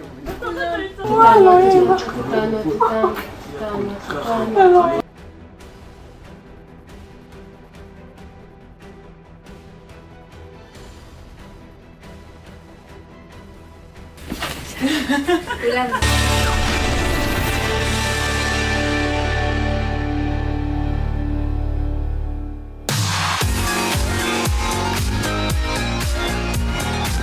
Samsung has once again pushed the limits of mobile gaming with its latest flagship smartphone, the Galaxy S25 Ultra. With its blazing fast performance, it automatically becomes the top choice of gamers. Its large 6.9-inch display is big enough to help you spot your enemies in a battle royale, while arcade games are a visual treat. So whether you're a casual gamer or a competitive player, the Galaxy S25 Ultra is built to perform marvelously. We were playing for a long time, the frame rates were really smooth, and now that I noticed, we've almost played for 3 hours and the phone did not heat. There are a lot of new gaming features that have come, the processor is faster. Republic TV spoke to India's best mobile gamers to find out their gaming experience on the Galaxy S25 Ultra. Samsung's top brass also highlighted how the new Galaxy S25 Ultra is set to transform the mobile gaming industry in India. First of all, it's a large immersive screen where consumer can really enjoy the gaming at its best, where our engineers have worked with the Qualcomm engineers to get the customized chip ready. All the devices comes with a 12 GB of RAM. We have worked very, very hard to get the heating system right, because for that long hours of gaming, the device should be really cool. Powered by Qualcomm's latest and greatest Snapdragon 8 Elite chipset and paired with a super fast 12 GB RAM, the Galaxy S25 Ultra breezes through even the most demanding titles with ease. Get ready for ultra smooth gameplay with adaptive 120Hz refresh rates on the stunning AMOLED display, all while maintaining silky performance and minimal lag. Because there's a new chip, so it's smoother, it doesn't lag, and also the bezels are thinner, and especially in the Ultra that we used yesterday, it's very immersive. The second that I started playing, I really felt that, I was more involved and immersed, like you said, in the game. Even at max settings, the Galaxy S25 Ultra handles it all, offering dynamic visuals and fluid gameplay without breaking a sweat. Samsung has used advanced cooling system in the Galaxy S25 Ultra to ensure that the phone stays cool even during intense gaming sessions, keeping your performance steady and your device comfortable. And when you're in the heat of the competition, ultra-responsive controls and fast-touch inputs give you the edge. You need to stay ahead. Whether it's epic battles or immersive RPGs, the Samsung Galaxy S25 Ultra is designed for gamers who demand the best. Let's hear more about the Galaxy S25 Ultra's performance from top gaming professionals. पहले ना phone corner से थोड़ा sharp थे तो grip अच्छी नहीं बनती थी, बट इस बार वो कर्व कर दिए हैं जिससे ना अभी गेम खेल रहे थे तो कितनी भी देर खेलो ना आपको ऐसा अनकंफर्टेबल, क्योंकि फ़ोन का वेट भी जो है लाइट हो गया काफ़ी, बिल्कुल फील नहीं होता है वैसा. Samsung has been way ahead of its time. We're just at the start of the year, we already definitely have the phone of the year. I feel like Samsung makes big upgrades but makes the right upgrades, and that's what is the most important, right? It's amply clear that the Samsung Galaxy S25 Ultra offers next level gaming, and it's here to win over the entire gaming community.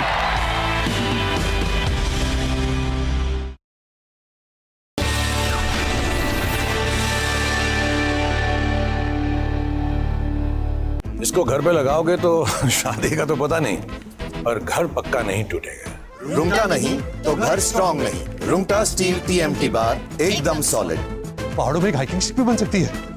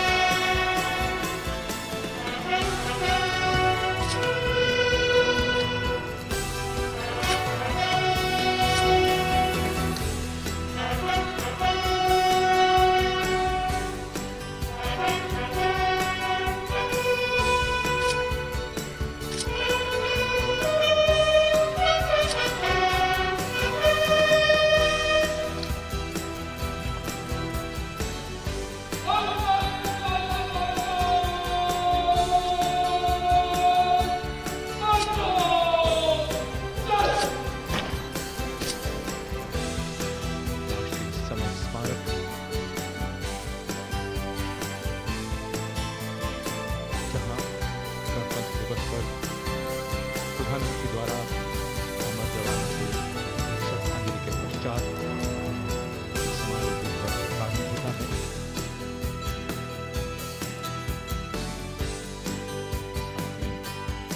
विचारों और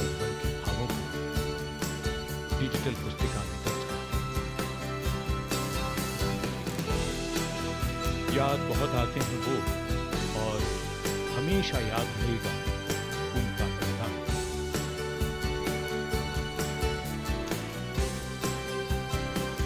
क्या तुम्हें मालूम था कि तुम इतने याद आओगे, देश पर जान लुटाओगे? Who attacked Saif Ali Khan? That's $1 million question, and tonight on This Is Exclusive, we bring to you another twist in the case.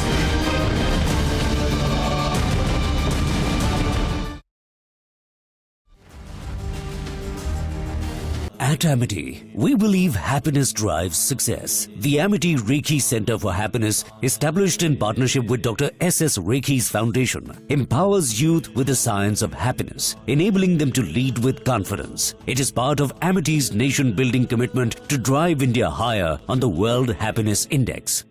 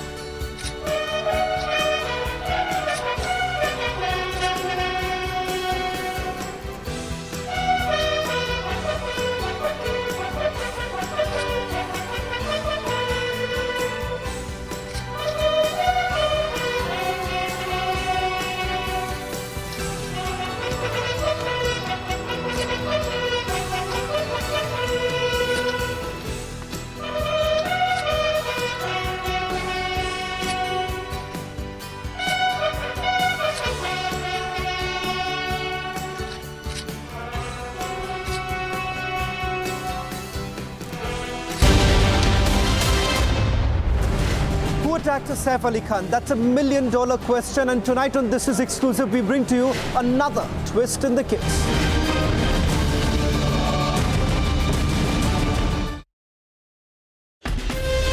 From Asia's largest news headquarters, setting the agenda for Bharat.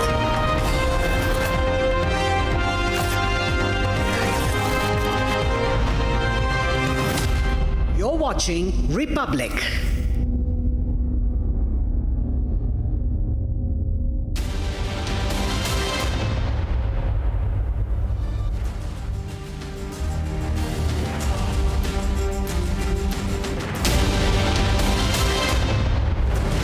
Who attacked Saif Ali Khan? That's $1 million question, and tonight on This Is Exclusive, we bring to you another twist in the case.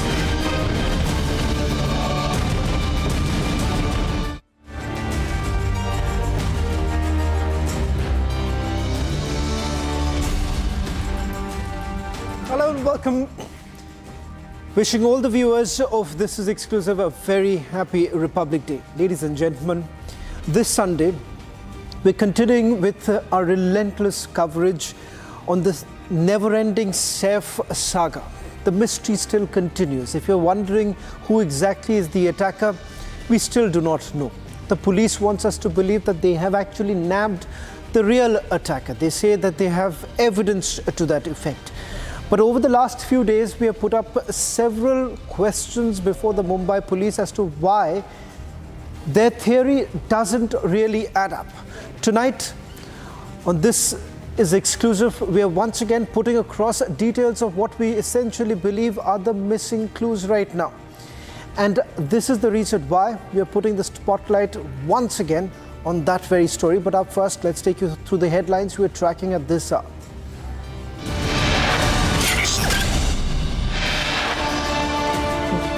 The unending Saif controversy continues. Stand by for fresh exclusive angles in a short while from now. Many questions, but we bring you some of the answers.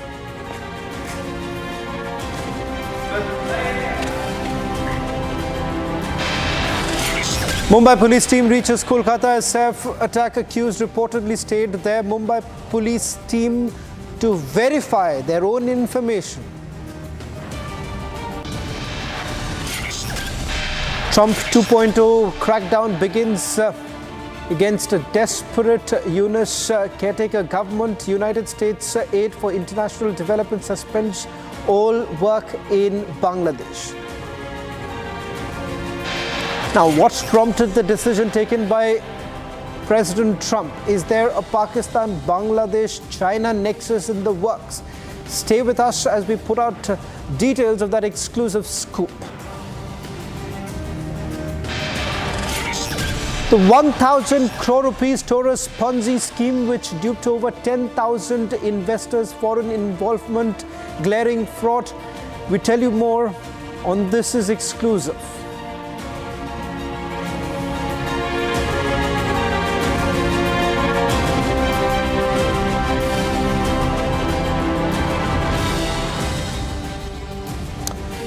Ladies and gentlemen, starting this edition of This Is Exclusive with images of Saif Ali Khan and Kareena Kapoor. Now, if you're wondering why are we starting this edition with the latest images of Saif Ali Khan, because if you see, a lot of people are now raising this question.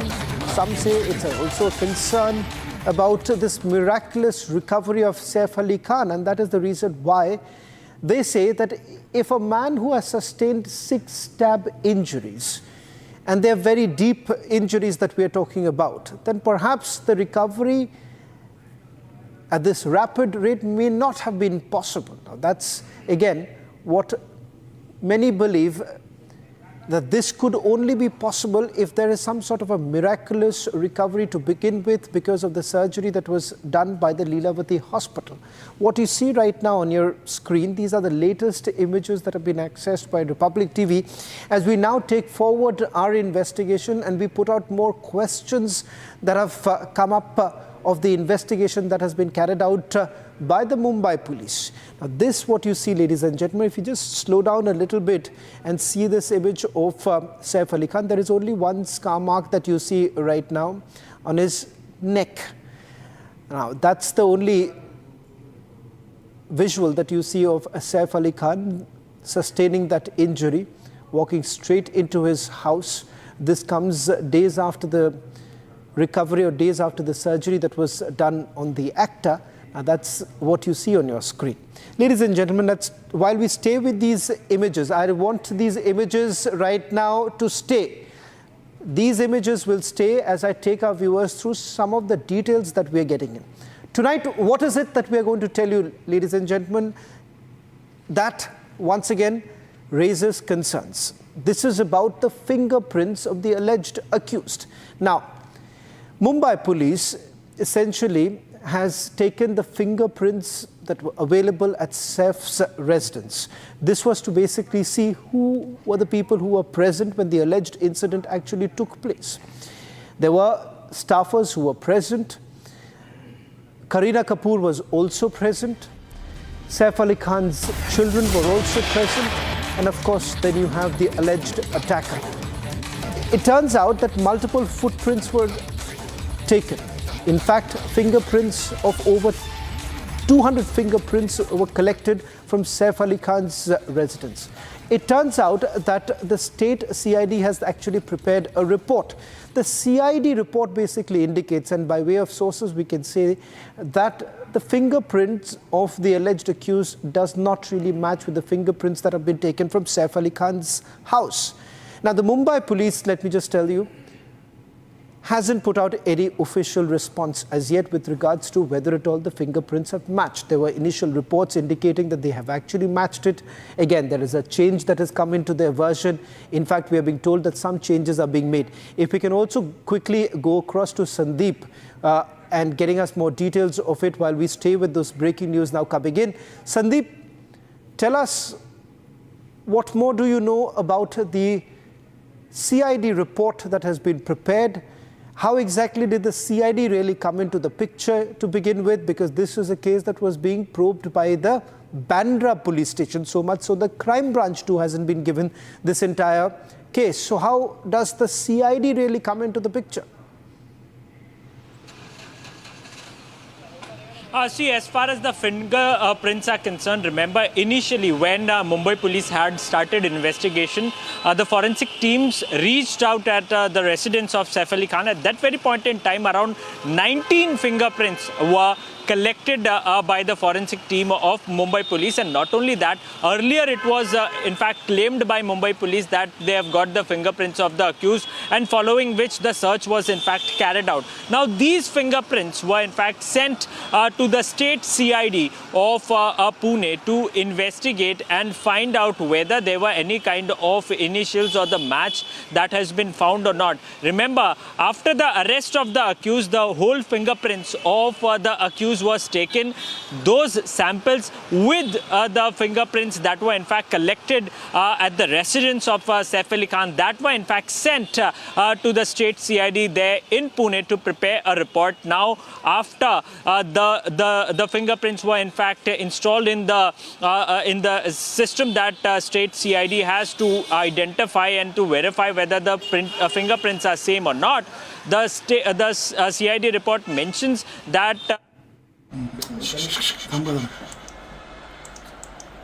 initially that was shared to state CID matched with the one that has been in fact sent by the Mumbai police, in fact the Bandra police. So ultimately Mumbai police has got a big big jolt out there as far as the fingerprints are concerned. Not only that, initially when the investigation was on, Chavan, the CCTV stills were in fact sent to the Western Railway, and they have a system there to find out whether this kind of a suspect was found out, or there was any kind of facial recognition that can match with any of the visitor or any of the passengers who travel on the Western Railway route.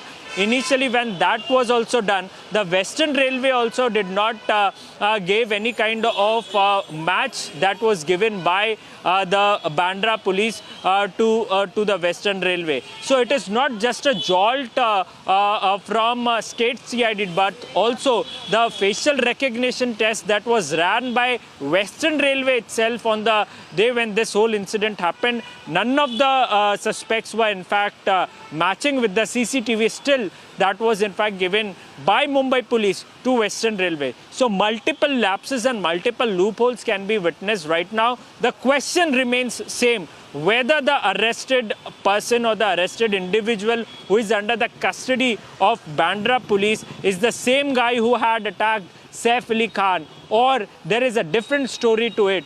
That is something that we have to look out for, Shavan. But ultimately, the sources have already confirmed that the 19 fingerprints that were initially taken from the residence of Saif Ali Khan, that does not match to the accused. I'll request you to stay on with us right now, Sandeep, as I try and explain this to our viewers. Now, the fingerprints are essential for the forensic evidence, and perhaps when the matter comes up for hearing before the court, this is going to be a crucial piece of evidence.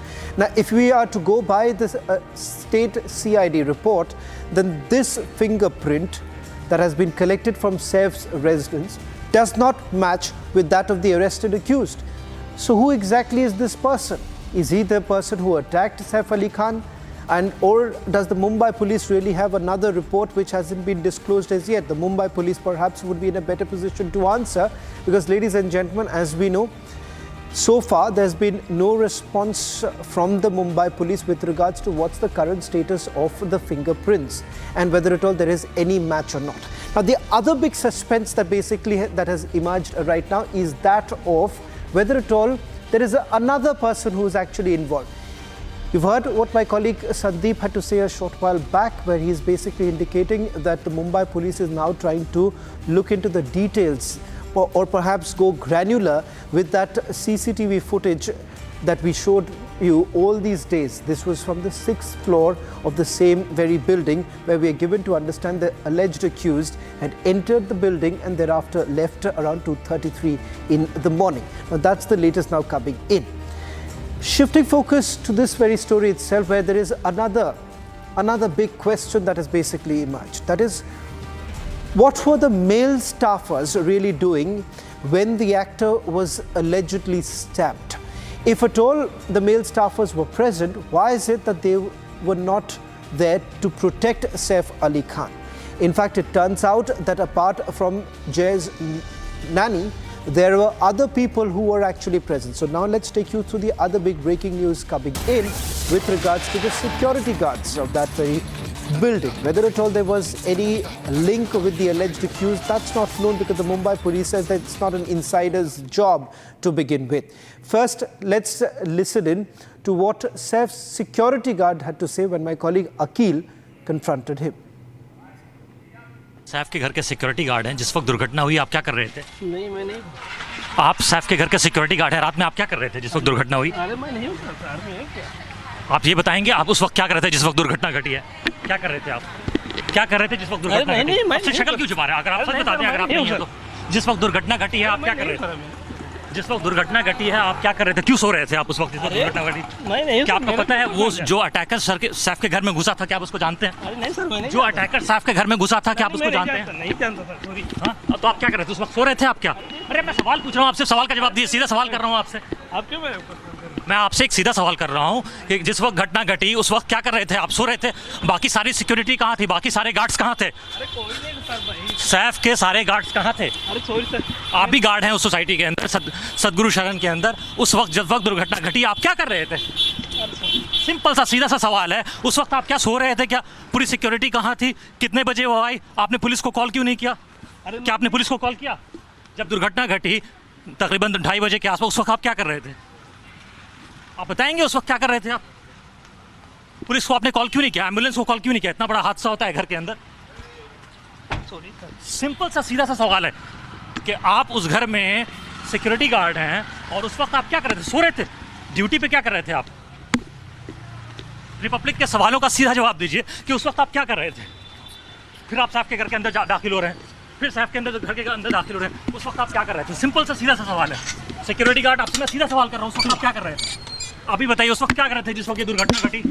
So here you see, we have been constantly asking questions to the security guard, but he's not responding.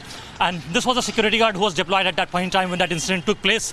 We have been constantly asking him that why he's not ready to answer at this point in time, and what actually he was doing at that point in time when that incident took place.